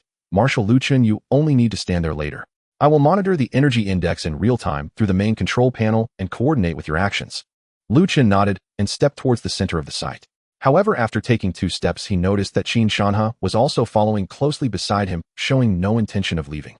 Chen turned his head and raised an eyebrow, asking, "Aren't you leaving?" Qin Shanhe waved his hand, wearing a confident smile. "Luga, don't worry. I am also a martial saint, and I still have the ability to protect myself. Besides, being closer allows me to observe the entire process, more clearly enhancing my learning effect, doesn't it?" What he thought in his heart was, "It's just a miniature black hole. How powerful could it possibly be? Could it even threaten a dignified martial saint like me?" Chen, seeing this, didn't bother with him any longer. At the control panel, Jin Yin's voice echoed throughout the venue through the loudspeaker, trembling with barely contained excitement. "All instruments are ready. Energy shield power at 100%. Marshal Chen, you may begin. Please condense the gravitational core and the spatial collapse core in your left and right hands respectively." In the center of the site, Chen's gaze slightly focused as he slowly raised his right hand. Gravity control. Virum. An invisible wave of gravitational fluctuation erupted suddenly from the center of his palm. In an instant, the entire enclosed site was filled with howling winds, the air swirling into visible vortices. Chen's robes were whipped about, and his black hair danced wildly. Yet he frowned slightly. "Tisk, still not enough. Gravity spin fiercely for me." With a thought, his blood surged, and the output power of gravity skyrocketed. 100 times. 500 times. 1,000 times. The moment the gravitational multiplier surpassed 1,000, the attraction underwent a qualitative change. Boom. The indestructible black alloy ground beneath him began to tremble slightly under the Qin Shan's pupils suddenly constricted. He was horrified to discover a fist-sized gray sphere slowly rotating above Chen's right palm, distorting the surrounding air. Outside, Jin Yin stared at the wildly fluctuating data on the main control screen, trembling with excitement, looking almost deranged. The gravitational core has formed. Its actual strength far exceeds theoretical estimates by dozens of times. That's enough. Completely sufficient. As long as we match it with an equal amount of spatial collapse, we can absolutely create a small black hole that can stably exist for a short time. Hearing this, Chen's lips curled into an expectant smile. "Is that so? That truly is delightful." As he finished speaking, he slowly raised his other hand. Spatial abilities. Sizzle. Unlike the grandeur of the gravitational core, the space in Chen's left palm twisted and collapsed inwards in an instant. A far more domineering and attractive force erupted explosively. The air within the site seemed to be instantaneously swallowed by an invisible giant mouth, forming a vacuum zone. Qin Shan's complexion changed. He felt his breathing suddenly become extremely difficult, and the blood within him seemed to be drawn out of his body. Chen raised an eyebrow. The consumption of blood energy from spatial collapse far exceeded that of gravity control. Within just a few seconds, his internal blood energy was already nearing depletion. But so what? Blood energy spin fiercely for me. Chen focused his thoughts, activating the Zong-level body refinement qi gathering technique to its maximum, the effects of the Zong-level body refinement pill rapidly unfurling within him. The blood energy that was about to run out was instantly refilled. With an unlimited supply of blood energy, the spatial collapse in his left palm became even more frenzied. That's enough. It's completely sufficient. Jinyan shouted excitedly. Now, immediately collide the gravitational core with the spatial collapse core. Good. A glint of excitement flashed in Chen's eyes as he forcefully brought his hands together. At this moment, a chilling sense of impending doom enveloped Qin Shan's entire being. No, let me out. I regret it. I regret it. He could clearly sense that once the two forces collided, the consequences would be beyond his capacity to bear. But Jinyan grew even more exhilarated. Don't stop. Crash them together fiercely. Qin Shan's mentality completely collapsed, cursing wildly. You crazy bastard. Two lunatics. In the next moment, under Qin Shan's desperate gaze, Chen's hands forcefully collided together. The gravitational core and the spatial collapse core fused in an instant. Virum. The entire site fell into a moment of dead silence. All wind sounds, all forces of attraction, all noises bizarrely vanished in that instant. Then in the next moment, an attraction far more violent than before erupted explosively from above Chen. The source of that devouring power was the small palm-sized but extremely pure black sphere floating above his. No. Qin Shan's face turned as pale as paper. The blood energy he used to resist the suction and support his body was entirely swallowed the moment it left his body. He was uncontrollably lifted off the ground, rapidly flying towards that small black sphere. Go. Stop absorbing anymore. Please stop. I can't take it anymore. Outside, Jinyan looked at that perfect black sphere, seeing all the data on the screen explode off the charts, excitedly laughing maniacally with raised hands towards the sky. It worked. I succeeded. Ha ha. I created history with my own hands. Meanwhile, in the center of the site, Chen felt the terrifying suction and shouted excitedly. This is the intensity one wanted. His clothes had long been shredded into pieces by the moment the black hole began to form, revealing his glimmering gold. As Qin Shanha was sucked in front of Chen, his instinct for survival ignited his fastest reaction yet. He clung tightly to Chen's thigh, wrapping himself around it like a tree's roots, his voice trembling as he cried, I beg you, stop absorbing. If you keep this up, you'll die. Crack.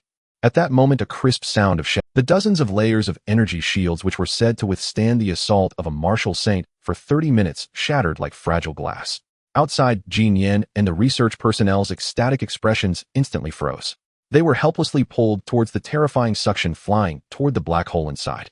Seeing this, Chen's gaze sharpened as he unhesitatingly extended his right hand, directly touching the black hole's core. Ding. Detecting collectible material. Small black hole, would you like to collect it?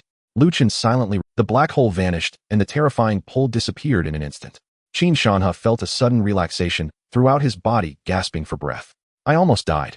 A cool breeze swept through, and he instinctively lowered his head, his pupils narrowing sharply. The terrifying force that had just torn at him not only consumed the protective blood energy on his body, but also shredded his clothes, revealing smooth, fair skin. When he looked up, he immediately saw something. Chen's massive figure shimmering with golden light, appearing both real and illusory.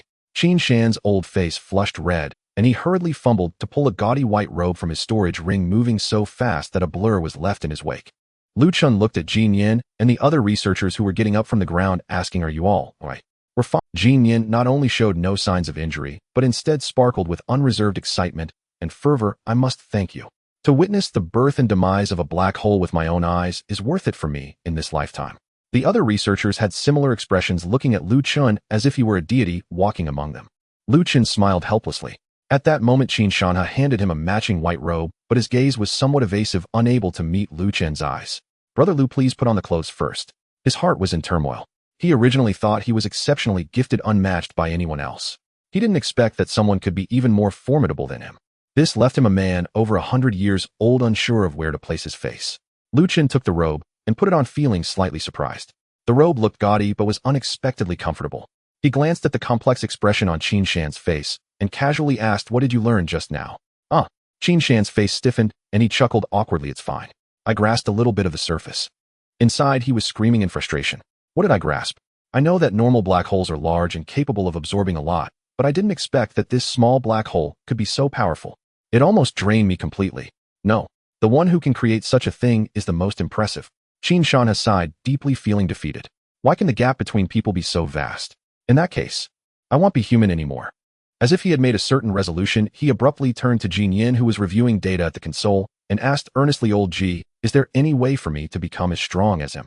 Even if it means not being human." He paused and added, "But preferably I want to keep my handsome face." Jin Yin did not even raise his head, coldly replying with 2 words, "No." Qin Shan's hopes instantly plummeted, filled with disappointment. "I finally mustered my determination, and you let me down so thoroughly." Old G. Outside the research institute, Li Hongzhuang waited quietly, her fair toes unconsciously drawing circles on the ground. She did not have permission to enter the research institute and could only wait outside. Finally, a figure appeared in her line. Lu Chen was dressed in a brand new white robe, his features handsome, with an otherworldly aura, as if he had walked out of a painting. Li Hongzhuang's pupils slightly constricted, and her fair earlobes quickly flushed with a hint of crimson. She stepped forward and softly asked, "Have you finished your business?" Lu Chen nodded. Then what next? "I'm going back to rest," Lu Chen directly interrupted her. Li Hongzhuang's remaining words were immediately stuck in her throat, and an obvious disappointment appeared on her face. Lu Chen returned to the presidential suite of the hotel, sitting cross-legged on the bed, and opening his personal panel. Host Lu Chen, blood energy value 99999, realm martial emperor abilities, fire, light, electricity, space, metal manipulation, gravity manipulation techniques, sect level body, refining chi absorption method, sect level body, refining pill, indestructible 9 turns, blood condensation method, indestructible golden, star attraction method. Martial skills, floating train, shadow step, floating train, light ability, crystal, indestructible golden, floating island, giant spirit, extreme, overbearing fist, indestructible golden, floating island. Forging ×3, he had just witnessed the power of that small black hole. Even the protective blood energy of Qin Shanha, a martial saint powerhouse, had no resistance against the black hole. If this thing were to be forged into the star attraction method, its power would only increase. Lu Chen concentrated. Material confirmation, small black hole technique confirmation, star attraction method, forge. Forge. Beginning forging. After a breath, forging successful. New technique acquired, black hole star attraction method. Lu Chen suppressed his excitement, thought for a moment, and ultimately decided to abandon the idea of trying it immediately. If he couldn't control the force properly and ended up sucking the entire hotel away, that would be disastrous. Time passed, and 2 days slipped by. During these 2 days, Li Hongzhuang knocked on Lu Chen's door every morning, rain or shine her determination, making Lu Chen feel a bit helpless. Finally, the assessment of the achievements from the Demon City defensive battle was completed, and the promotions and rewards for all participating personnel were announced across the entire human territory via the internal network. Lu Chen, the 13th Marshal of the human race. This news spread throughout the entire human territory, like at the flight distribution center in Demon City. Lu Chen looked at the sleek, all-black, personal aircraft in front of him and let out a long breath. "I can finally go back." "What's wrong? You look like you're reluctant to leave Kyoto Martial University," Zhou Xian teased with a smile. Lu Chen smiled at this, then suddenly straightened his face and said seriously, "General Zhou, during work hours please refer to my title." Zhou Xian's smile froze on his face and then darkened. "Wow. You've only been Marshal for a few days, and you're already flexing your authority over me. Isn't that right, Marshal Lu?" The last 4 words he practically spat out through clenched teeth. "Same to you." Lu Chen laughed heartily and was the first to board the aircraft.